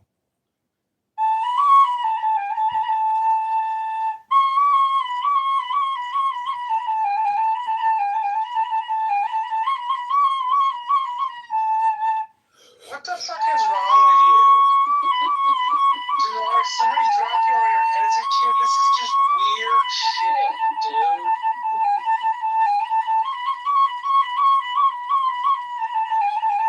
If you think about it like this, he's a gesture. He's not a gesture, he's an annoying fuck who disrupts everybody. Who ran for office and then got indicted for like misprescribing signatures. And sometimes there needs to be a disruption. That's all Marshall's projection. That's Marshall's projection. Yes. No, they indicted you. They just hadn't dealt with you yet. They indicted Oh, you. they haven't dealt with me yet. Oh, I see Marshall, judge, jury, executioner over here. Okay, Marshall. Bro, I can read it in the local press. It's not that fucking hard. It's not some sort of secret. How can you read anything? You got all that butter on your glasses.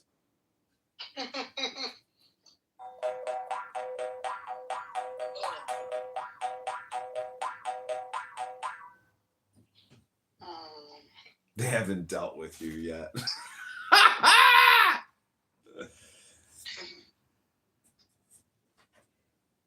Do you always do this?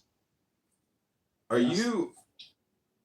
Well, are you talking to me or Marshall? Because Marshall always does this. Oh, you're talking to me? No, I mean, well, yeah, I play music pretty regularly here. I read tarot cards. What are you afraid to let go of, honey? Nothing. Well, holding on keeps you from growing and evolving. You need to practice conservation, security, and frugality. I just said nothing. Exactly. You're greedy, and you practice possessiveness, and you have attachments. I don't. Well, what's holding you back from taking action? Nothing. Well, apparently you practice action, adventure, and fearlessness. But you suffer from anger, impulsivity, and recklessness.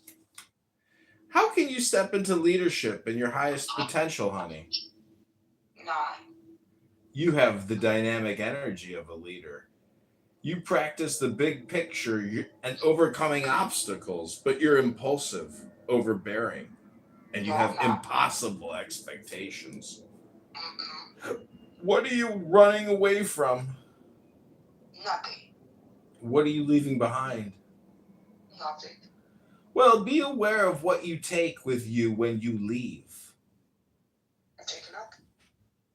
Uh-oh, you're stuck, and you have emotional baggage. Do you have any When I die, I'm gonna die alone with nothing. Oh, you have unresolved issues. No, I don't. Are you seeing all the possibilities in front of you, or are you too fixated on one of them? Seeing all the possibilities. There is always more than one way to do things. Are you rehearsing this? Did you rehearse this? You sound stressed and unwilling to delegate. I'm actually stuffing my face with a sandwich that's really tasty. How can you take action today? By eating this sandwich. Exactly. Take action, and life and your digestive process is moving ahead. It requires rapid action, movement, and quick decisions. Don't panic. Stop waiting and stop slowing down. I know you didn't rehearse this for real. What helps you to... Are you reading off a paper? No, these are all questions from my memory. What helps you be more persistent and move ahead? Food. Well, believe in yourself and have the courage to continue eating food. It takes strength, but I'm afraid that possibly you're suffering from exhaustion and fatigue, and you have unsure motives. On who part? My part? Yeah. Nope. Well, that's good. There may be challenges ahead, but you can do it. What have you learned from overcoming obstacles in the past, honey? There will always be more. It seems to me like you have a tendency to give up, and you have a lack of confidence, and you're overwhelmed. Never gave up a day in my life. Do you seek recognition from others? No. Well, you have earned every success, victory, Absolutely. and success, and public reward is coming your way. However, I think you have a lot of pride. And what do you think? No. No? No. Humility is a part of who I am. How can you resolve the conflict so you can achieve your goal? I have no conflict. Well, be wise and take life as it comes. I do that. Do you find yourself getting into arguments? Sometimes. Do some of these arguments have tension in them? Yes. Is there a competition? Yes. Well, you're all fire, honey. You need to avoid conflict and respect differences. That's true. I do. They don't. How can you celebrate with your community? By enjoying myself. Be ready to receive all opportunities coming your way, honey. I am. Soon there will be a celebration at your home. But you're suffering. Absolutely. You're suffering from a lack of support, and there are conflicts in the home. Time to prepare for a transition. That's a fact. What are the conflicts? Don't see eye to eye. What inspires and excites you? Trauma. Find your inspiration to take action, look ahead, expand, and achieve rapid growth. That sounds exciting. There will be delays and frustration and many obstacles. Are you enjoying... What were you going to say? Go ahead. I think I agree. Go ahead. Are you enjoying this clubhouse journey, or are you too attached to the outcome? I'm enjoying it. Focus on your dreams and enjoy the journey of exploration, excitement, and freedom. Absolutely. Don't procrastinate. Don't give in to conflict. And don't give in to a lack of direction. I'll take that. How can you take action to realize your dreams, honey? Just try doing what I know what my dreams are. Take action on your ideas. Mm-hmm. Creation. Absolutely. Willpower. Manifestation and action. But honey, I'm afraid you have a lack of energy. That's true. A lack of desire. Mm-hmm. Some areas, yeah. And boredom. Absolutely. Are you afraid to leave your comfort zone? No. Mm-mm. Well, believe in your personal power, honey. I have hesitations, yeah. The Oracle is telling me that your areas of focus are discovery, decisions, and planning. Hello?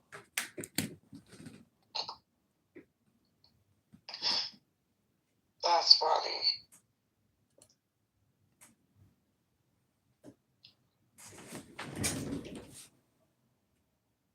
I could have told you all that, but interesting.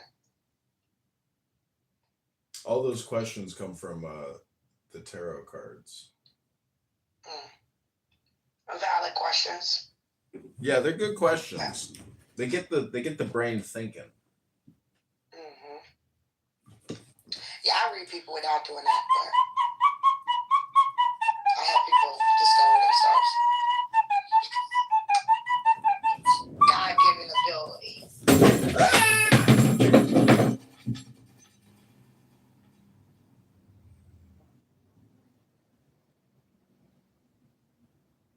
Nobody can reach you like you reach yourself. That's what people don't understand. Beautiful. Self-discovery is something that people can do on their own.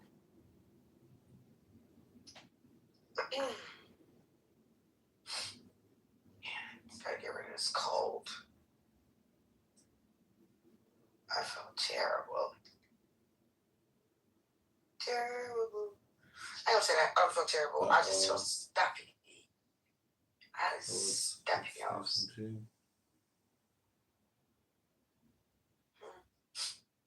How long you gonna keep this open, Jason? Well, I said, how long you stand open? as long as people want it open. Okay. As long as people want to come in and put it down. I might fall asleep. I just want to let you know. I'm gonna need you to stay awake. Oh, for real? Oh.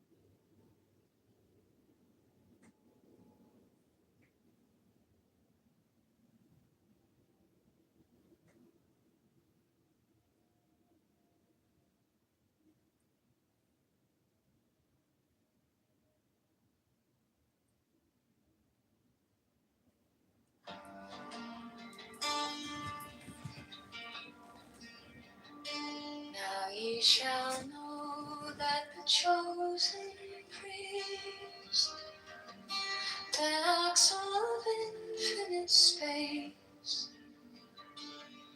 is the prince, priest, the beast, and in his woman called the Scarlet Woman. is all power given. They shall gather my children into their fold. They shall bring the glory of the stars into the hearts of men.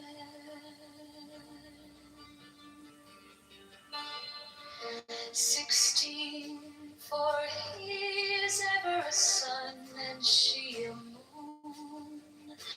But to him is the winged secret flame, and to her the stooping starlight.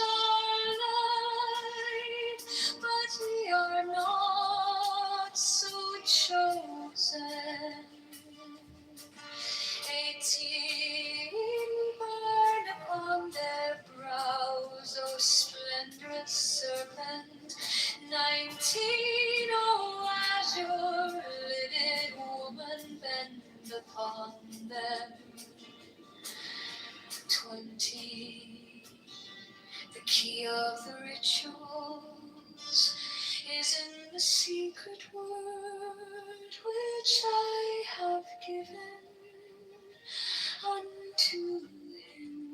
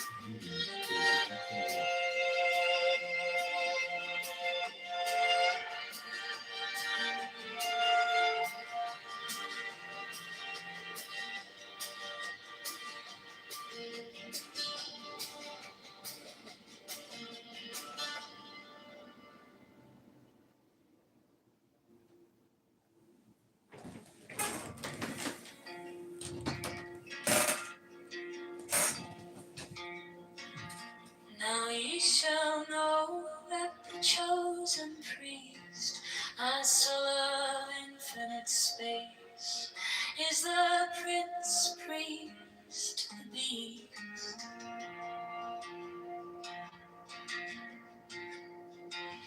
And in his woman, called the Scarlet Woman, is all power given.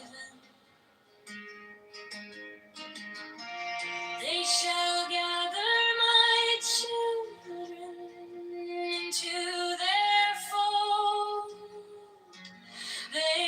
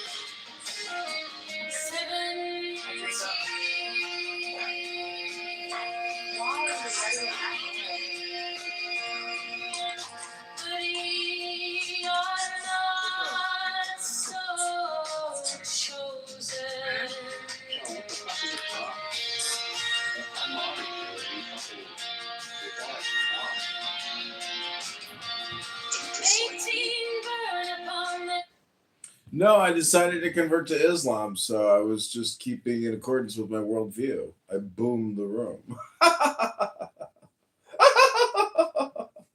What kind of religion is Islam? I slam. I slam.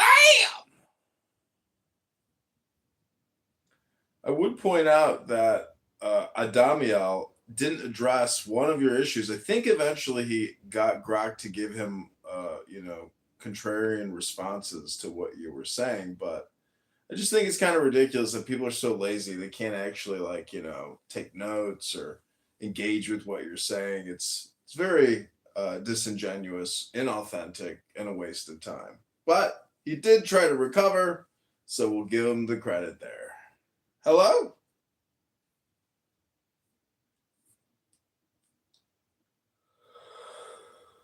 Hello? All right, well, ladies and gentlemen, I'm going to go out and continue meeting hot 19 and 20-year-olds and 21-year-olds and 22-year-olds and 23-year-olds and 24-year-olds and 25-year-olds and 26-year-olds and 27-year-olds and 28-year-olds and 29-year-olds. Rabbona Shalom. Have a good night. Try not to be redundant. Don't repeat yourself. And, just remember, take action on your ideas. CM, how can you take action to realize your dreams? I mean, I've realized a lot of my dreams, I would say. I always wanted to, I wanted to be a scientist or mathematician. So I kind of achieved that, right? Well, are you enjoying the journey or are you too attached to the outcome? No, the journey was definitely the best part. Are you afraid to leave your comfort zone? I would say the journey was I had more fun in the journey. Like now, like it's not as, I want to say it's mundane, but it's whatever. Teaching is just, it's a good way to make a living. It's very stress free, etc. CM, What I fell in love with it. Are you maintaining your creative vision even in the face of adversity? I don't know what the hell that means, bro.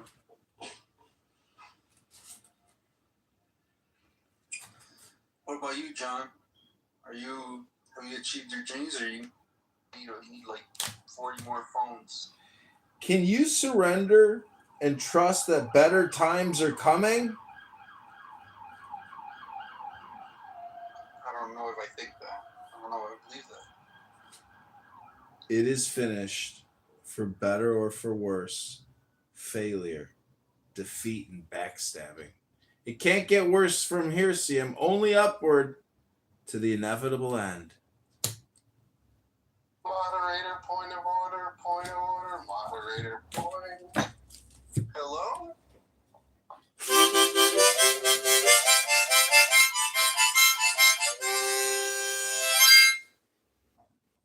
Point of order, moderator, point of order.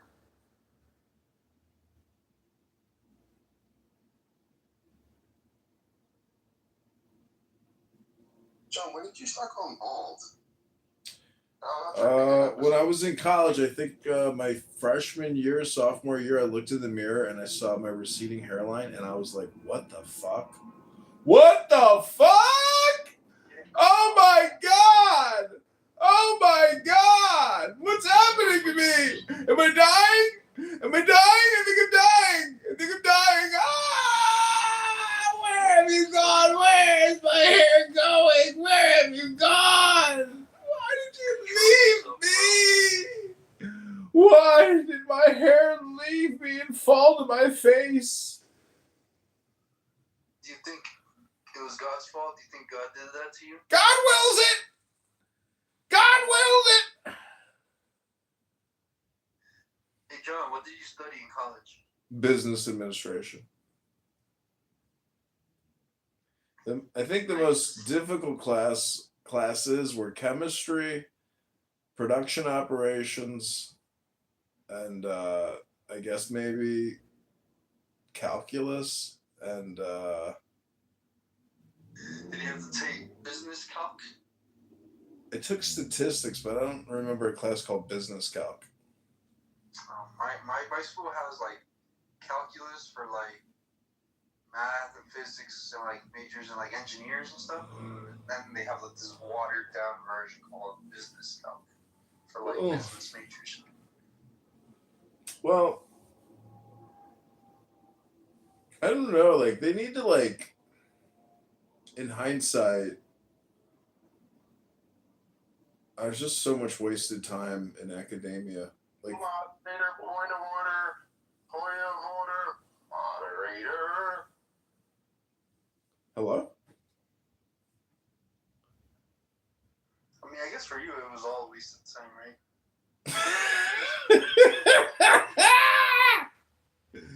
No, see, that's where you're missing. I guess my worldview from your worldviews. I really don't. I think there's not a speck of dust out of place in the whole universe, and so my experience and my happening is all just there's. It's not like it hasn't been traumatic or you know negative. It's just an experience, and so I don't know. I'm fully satisfied and content. And if you can get to that special place, and Moderator, point of order. Point of order, moderator. All the points are in order. There's not a point out of order in the universe. That was very profound of you to say, John.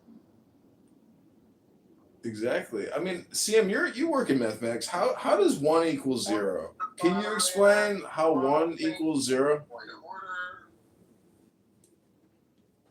When I say point of order, I expect you to mute your microphone, John. Please. Lest I reprimand you. Moderator, point of order. Point of order, moderator, order. Oh my god, that's gonna be stuck in my head. Point of order, moderator. Moderator, point of order. My voice is going to be stuck in your head. Can you say it sexier? I'm not with John Kitover present. Can we get Zabu to say it? Zabu, let's hear you say it. My voice is nothing compared to that of the golden throats of John Kitover. Daniel. And I call him John Kitover.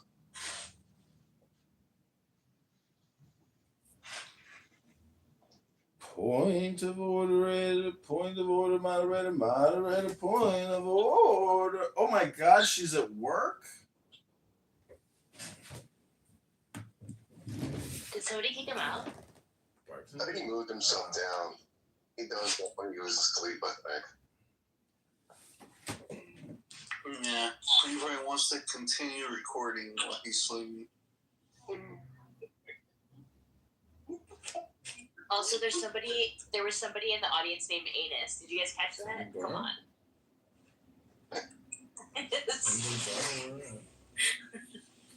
Literally. It's funny.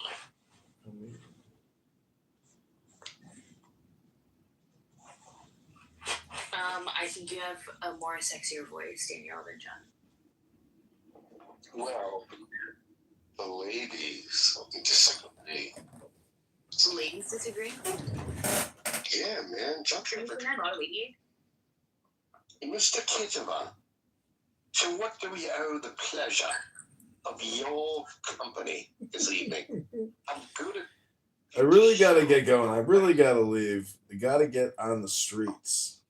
Oh, man. All right, well, so long. He went on a date. He went on a date with a 19-year-old yesterday, and she basically said, like, "Oh fuck, you're 43. Why am I on a date with you? Take me home." Take me home. Take me home. country road. Like, can you imagine, like, you're gonna like fucking rap, and then he sees him and he's We have an update to that Mayoral e-bike confrontation from last month. A second man seen in the video has now been arrested. And you may remember the clip, a 13-year-old surrounded by adults inside the gated Lotus community just screaming for his phone back. And now 53-year-old Corey Brooks, who's seen there wearing a black shirt and sunglasses, is facing the same felony robbery by sudden snatching charge as Mitchell Schumann. Now investigators say video shows Brooks taking the child's phone and walking out into the street, even holding it out as it appears to be ringing. And the kid is continuously asking for his phone back. Now, under Florida law, prosecutors say the victim only has to be aware that his property has been taken for it to become a felony robbery, which is what It should be dangerous. Bro, you gotta fucking stop. Take me home to a place I belong. But the idea of at least having some With my nose job, Check this out. It's 25 Zen essays by R.H. Blythe. Really, this book on jaw lock is crucial. It explains. Oh my god, I almost passed out. What do you nose job? You got a nose job? She didn't get a nose job. I love how you know the proper name of it, though. That's a little. That is being Persian. I don't actually like plastic surgery. That's Persian culture for sure. That is definitely something that we learned as a child. That's what we learned on Sunday school. Different kinds of plastic surgeries. Hey everyone, check this out. Take me home to a place that I call home. Clubhouse world, clown house world. Take me to a place where Muslims don't exist. What? My Jew. You don't want me to exist? You know, please have Islamophobic. Until the Muslims have a constitutional referendum and a. No, actually, I'm dating a Muslim chick now. I'm dating a Serbian. She's hot. She's very hot. I call Clown House. Clown House is a big tent with lots of R words. Many, many R words. Every day, every week, saying the same speak. In Clown World, Clown World. I saw the sign. It opened my eyes. To get into the light. Beef is in the streets.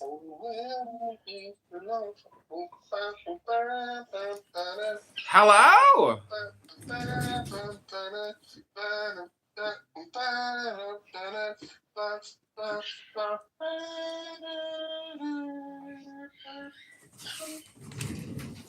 Hello? I feel like John sleeps Hello? with Barbie every night. There's a plastic doll. Little Barbie doll. Hello? Little Barbie doll. What's the guy that had like a real doll? Hello? Huh? Doesn't he seem like the type of guy that has a real Hello? doll? Yeah, like a real Barbie Hello? doll. Like a little. Hello? Hello? Hello? No. Hello? Hello? Oh yeah, that's like the silicone like sex toy. Yeah. And he talks to it. He's like hybrid shit. But I think he's more old school where it's like inflatable. Those inflatable ones. I'm like the cheap ass fucking kid. Yeah. That's like mama. Floating device for a pool. Yeah. Like one of those. And a Barbie doll. Yesterday. All my troubles seem so far away. Now with Oh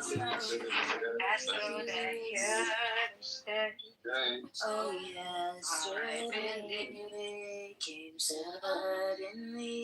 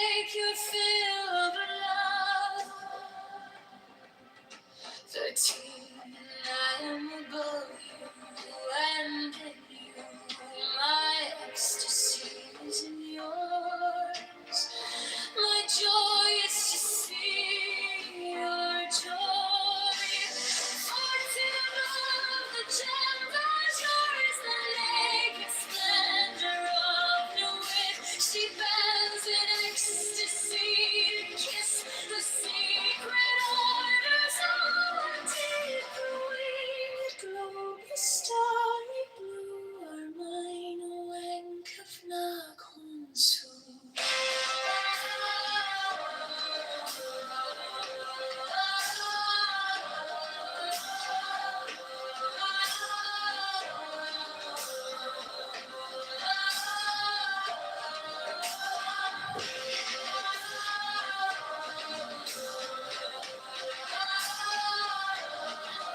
There you go.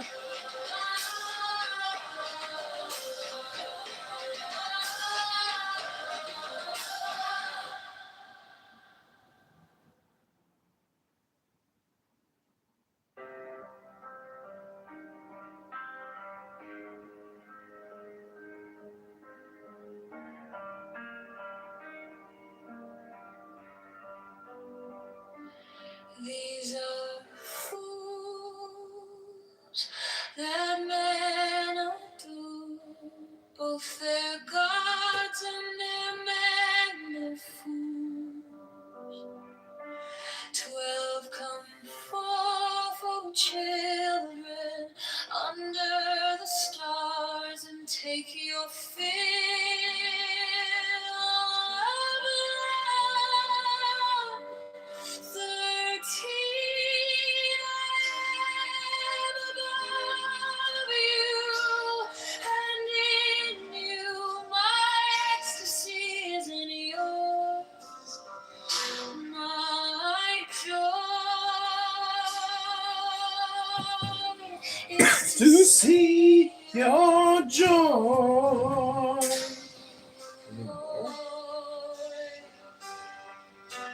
14 above, the gemmed azure is the naked splendor of new. She bends in ecstasy to kiss the secret ardors of Hades. The winged glow, the starry blue, are mine, oh, and if not soon. My joy is to see your joy. Holy fucking shit.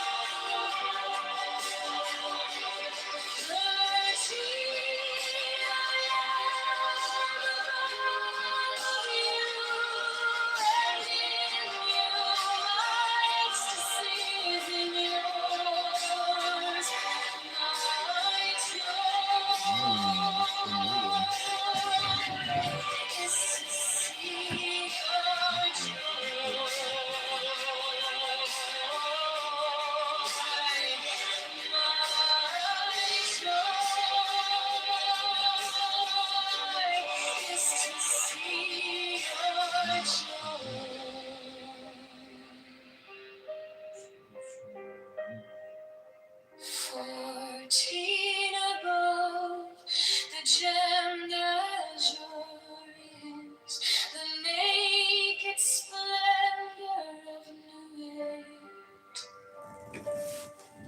She bends in ecstasy to kiss the secret ardors of Hades. The winged glow, the starry blue, are mine, oh, and Su. My joy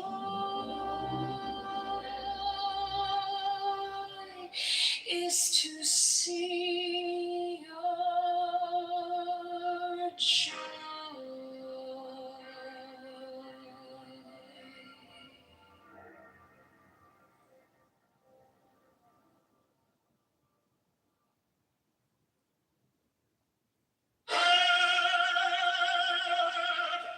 The manifestation of new year, the unfurling of the company of heaven.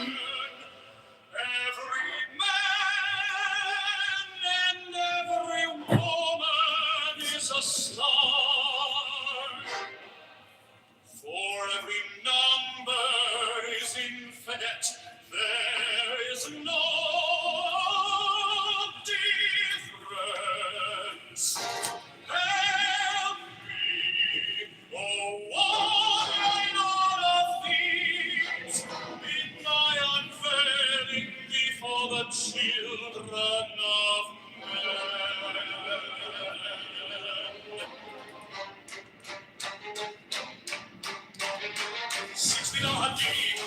Santa! My heart and my tongue.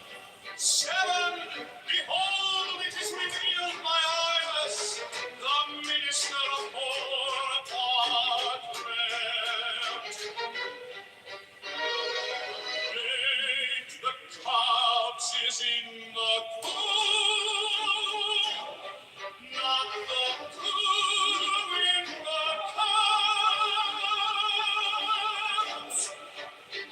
9, worship then the clouds, and behold, my light shed over you.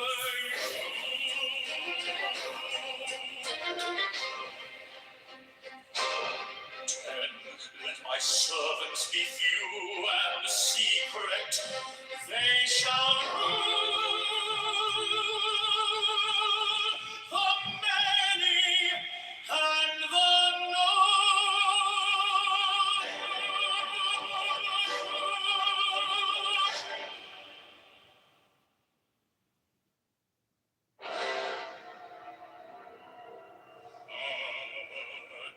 the manifestation of new wheat, to the unveiling of the company of heaven.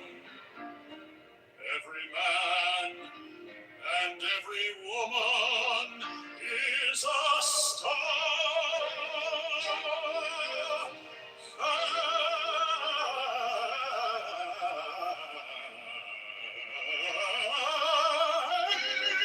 Every number is infinite. There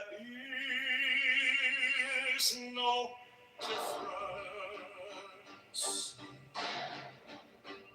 5, help me, O warrior lord of deeds, in my unveiling before the children of men. Below it, my secret center, my heart and my thought. 7, behold, it is revealed by I was the minister of Bonaparte. 8, the glass is in the room, not the who in the class. 9, worship, then the caps, and behold my light shed over you. 10, let my servants be few and secret, they shall rule the many and the known.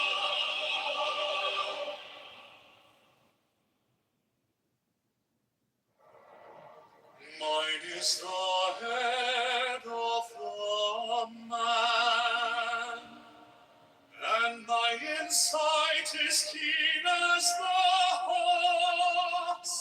By my head I invoke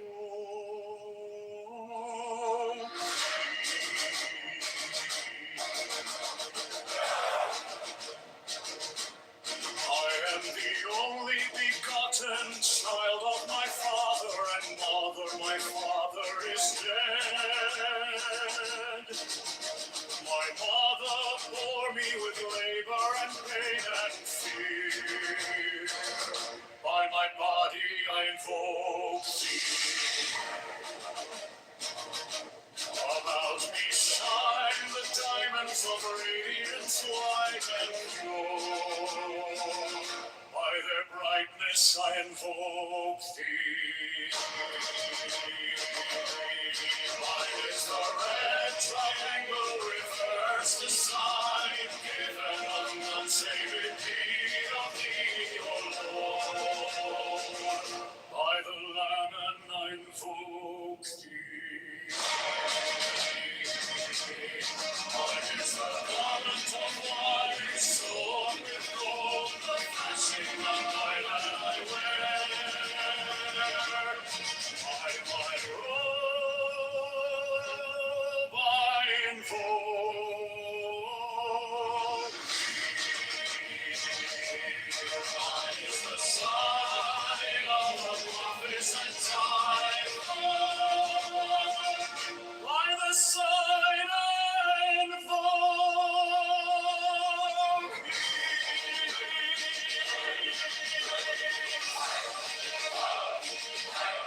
Mine is the turban of white and gold, and mine the blue vigor of the intimate air. By my crown I invoke thee. My fingers travel on the beats of the world, so I have to bleed in thy car of glory. By my fingers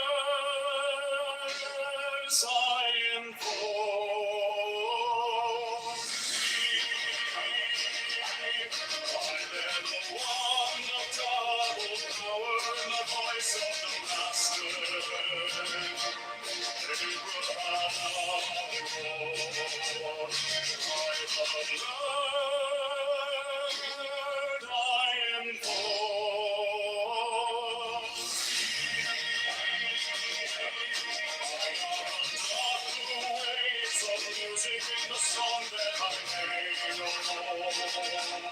To invoke.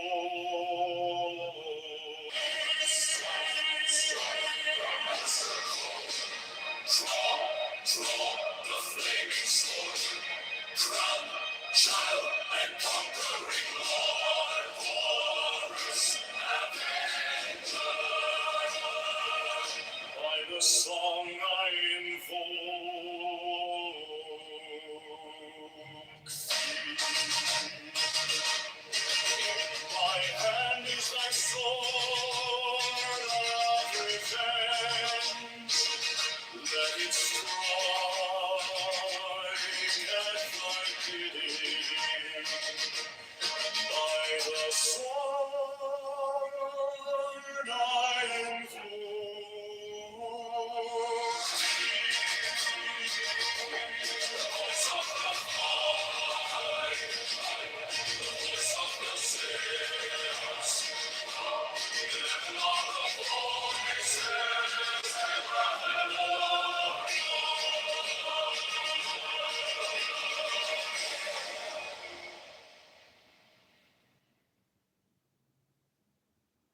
Mine is the head of the man, and my inside is keen as the hawk's. By my bed I invoke thee. I am the only begotten child of my father and mother. My father is dead. My mother bore me with labor and pain and fear. By my body I invoke thee.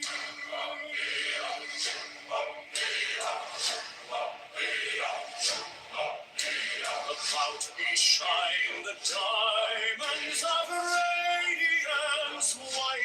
pure. By their brightness I invoke thee. Mine is the red triangle, reverse the sign, given of none, save it be of thee, O Lord. By the Lord I invoke thee. Mine is the garment of white, sewn with gold, the flashing of day that I wear by my robe. I invoke thee. Mine is the sign of a prophet, and I feared. By the sign I invoke thee. Mine is the turban of white and gold, and mine the blue fear of the interwear. By my crown I invoke thee. My fingers tremble on the beat of her, so run I after thee in thy car of glory. By my fingers I invoke thee. By the wand of double power in the voice of the Master, Abraham Yahweh. By the word I invoke thee. I know the dark waves of music in the song that I made all holy to invoke thee. Strike the master chord, draw the flaming sword, child and conquering Lord, Horus Avenger.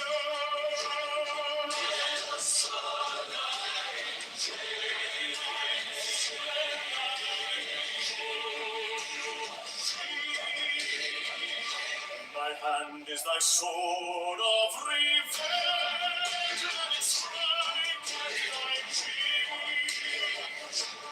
By the sword I invoke thee. Voice of the five, the voice of the 6, 11 are the voices.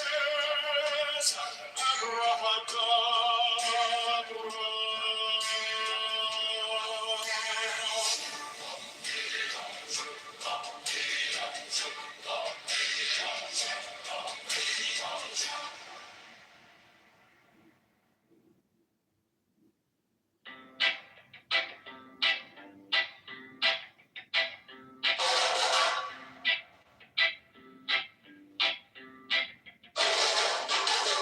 Mine is the head of the man, and my insight is keen as the hawks. By my head I invoke thee. I am the only begotten child of my father and mother. My father is dead, my mother bore me with labor and pain and fear. By my body I invoke thee.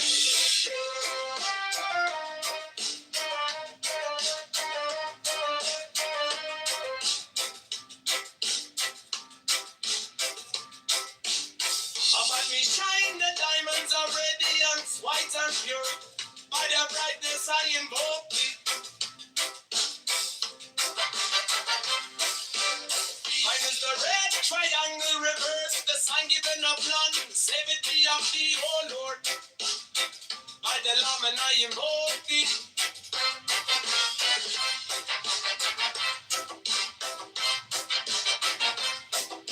Free mine is the garment of white, sewn with gold, the flashing of eye that I wear. By my robe I invoke thee. Mine is the sign of a prophet and typhon. By the sign I invoke thee. For mine is the turban of white and gold, and mine the blue vigor of the intimate hair. By my crown I invoke thee. My my fingers travel on the beads of pearl. So run I after thee in thy car of glory. By my fingers I invoke thee. I hear the band of double power in the voice of the master. Abraham, by the word I invoke thee. Be mine not the dark blue waves of music in the song that I made about to invoke thee.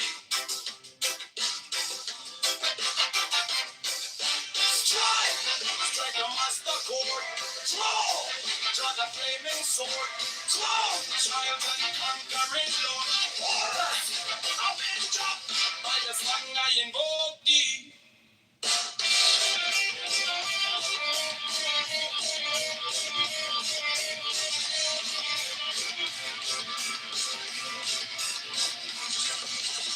In my hand is thy sword of revenge. Let it strike and thy begin. By the sword I invoke thee.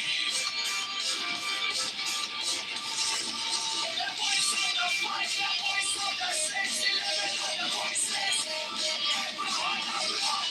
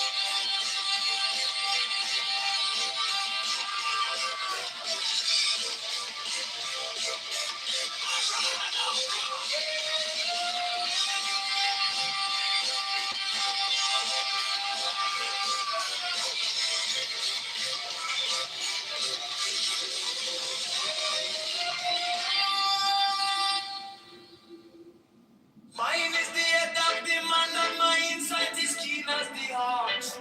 By my head I invoke thee.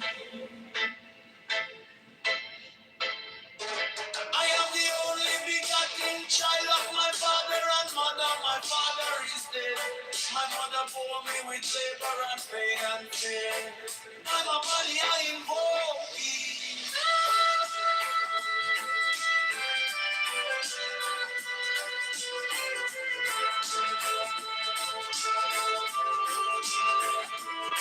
Oh, we shine the diamonds of radiance, white and pure. By the brightness I invoke thee.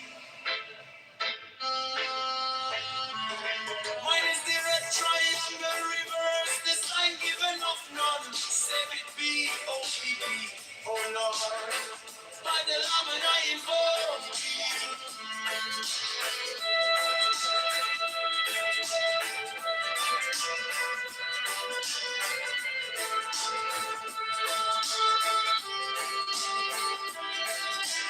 Mine is the garment of white sewn with gold, the flashing of light that I wear.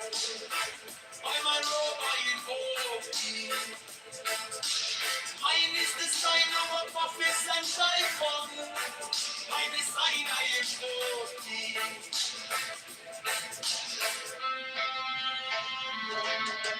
Mine is the garment of white and gold, and mine the blue figure at the intimate there. By my throne I invoke thee. My fingers travel on the beats of pearl, so run I after thee in thy car of glory. By my fingers I invoke thee. Forget the one love to the power in the voice of the master. Abraham, by the word I invoke thee. Hey, mine heart in my blue waves of music in the song that I made a whole to invoke thee.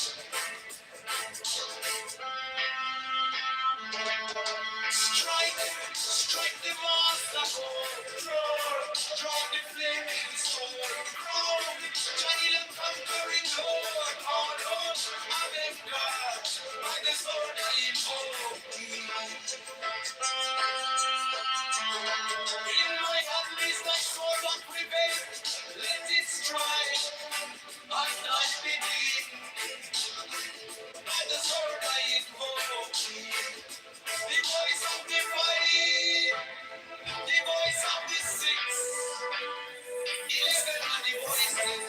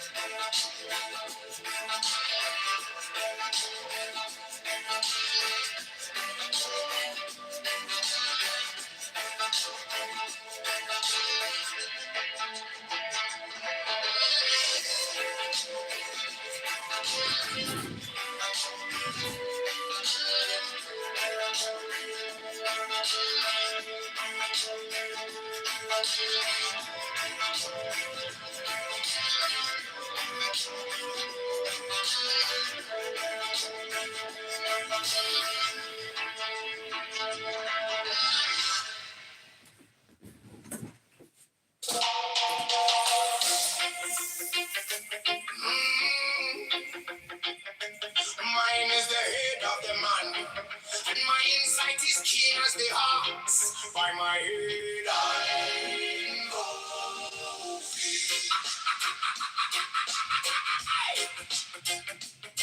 I am the only begotten child of my father and mother. My father is dead. My mother bore me with labor and pain and fear by my body. I invoke thee about me. Shine the diamonds of radiance, white and pure by their brightness. I invoke thee. Mine is the red triangle reverse with the sign, giving of none save it be of thee. Oh Lord, by the layman, I invoke thee. Mine is the garment of white, so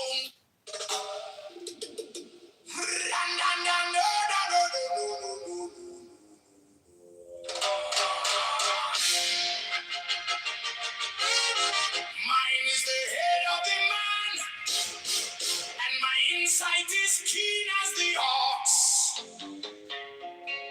By my head, I invoke thee.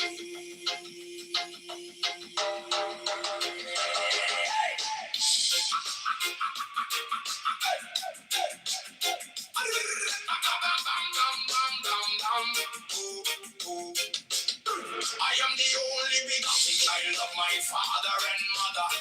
My father is dead. My mother bore me with labor and pain and fear by my body. I invoke thee. About me shine the diamonds of radiance, white and pure. By their brightness,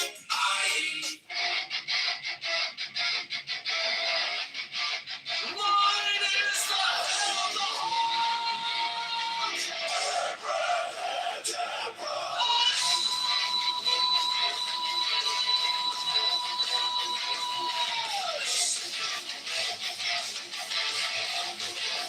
since I bear the rose and blossom of life and life, giving the sign of eternal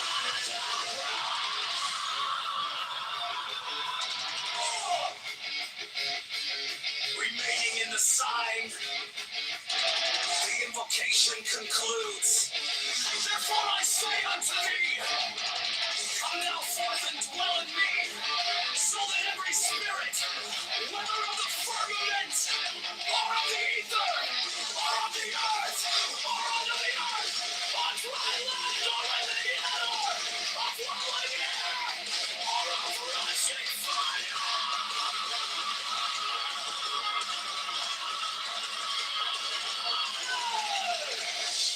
and every spell and scourge of God, the vast one might be there.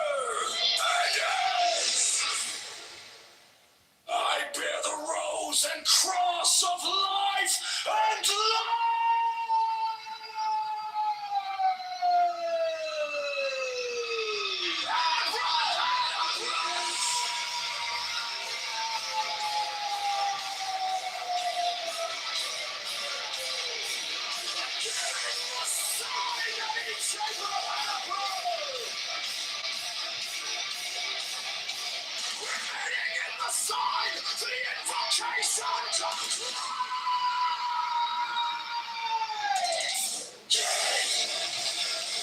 therefore I say unto thee, come thou forth and dwell in me,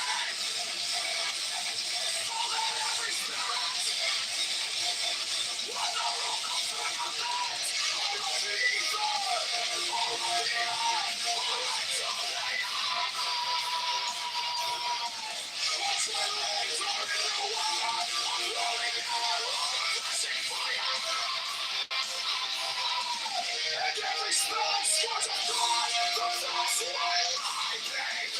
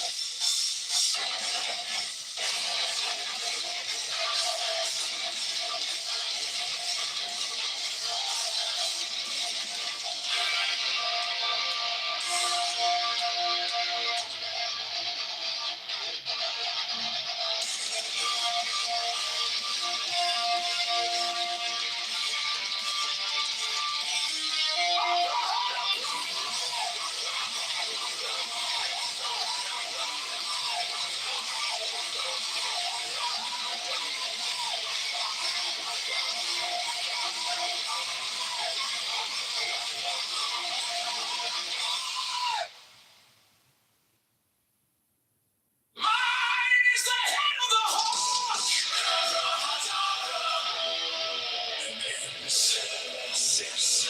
I bear the rose and cross of life and light, giving the sign at each abracadabra.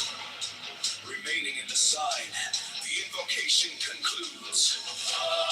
Therefore I say unto thee, come thou forth and dwell in me, so that every spirit, whether of the firmament, or of the ether, or of the earth, or under the earth, on dry land, or in the water, of whirling air, or of rushing fire, and every spell and scourge of God, the vast one, mighty be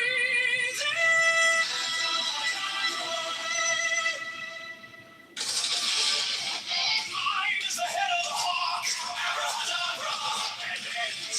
Six, I bear the rose and cross of life and light, giving the sign at each abracadabra. Remaining in the sign, the invocation concludes. Therefore I say unto thee, come thou forth and dwell in me, so that every spirit, whether of the firmament, or of the ether, or of the earth, or under the earth, on dry land, or in the water, of whirling air, or of rushing fire, and every spell and scourge of God, the vast one, might be thee. Abracadabra.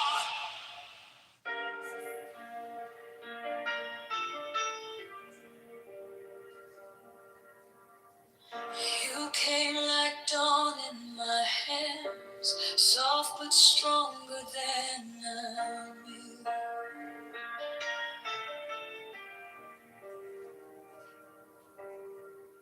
My fear turned gold in your eyes, and my whole night broke in two.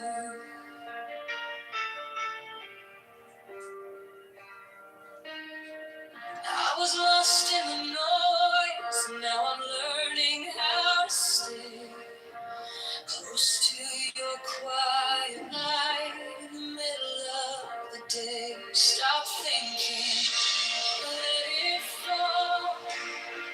Take the deepest breath of them all. Hold it close. Don't run from the feeling. One more second. You can start believing. Wisdom of God.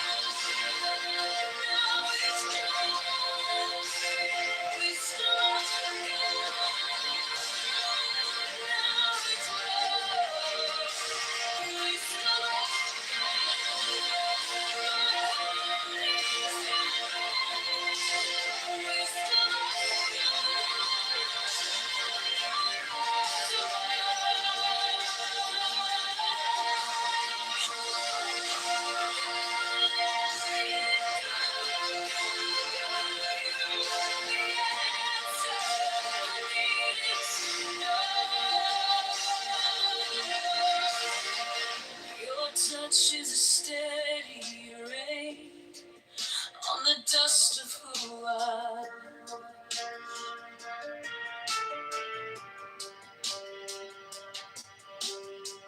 every wound gets named, then it fades in the hush.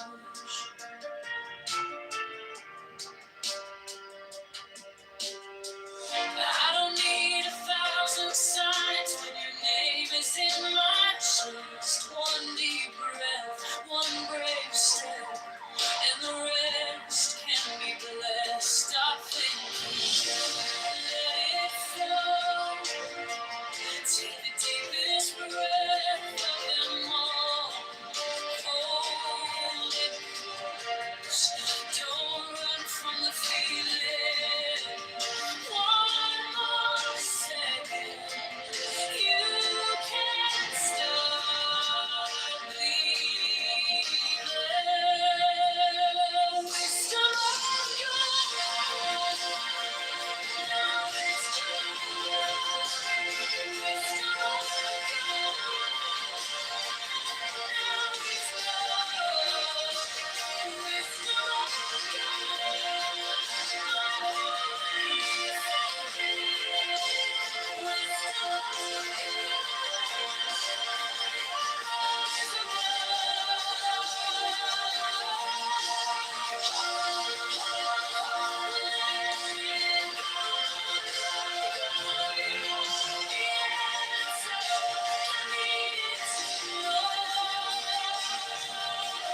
If I tremble, stay near.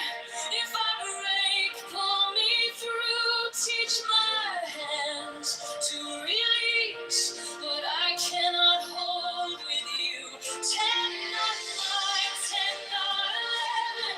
I breathe in your holy calm. The storm in my head lays down like a palm. Wisdom of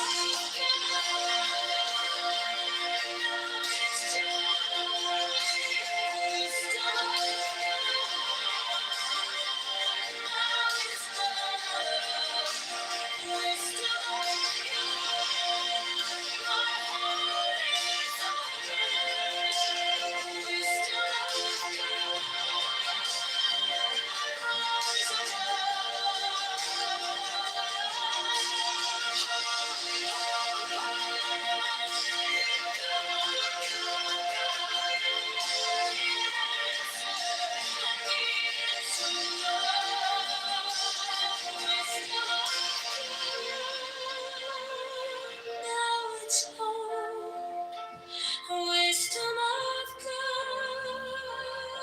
I'm yours alone.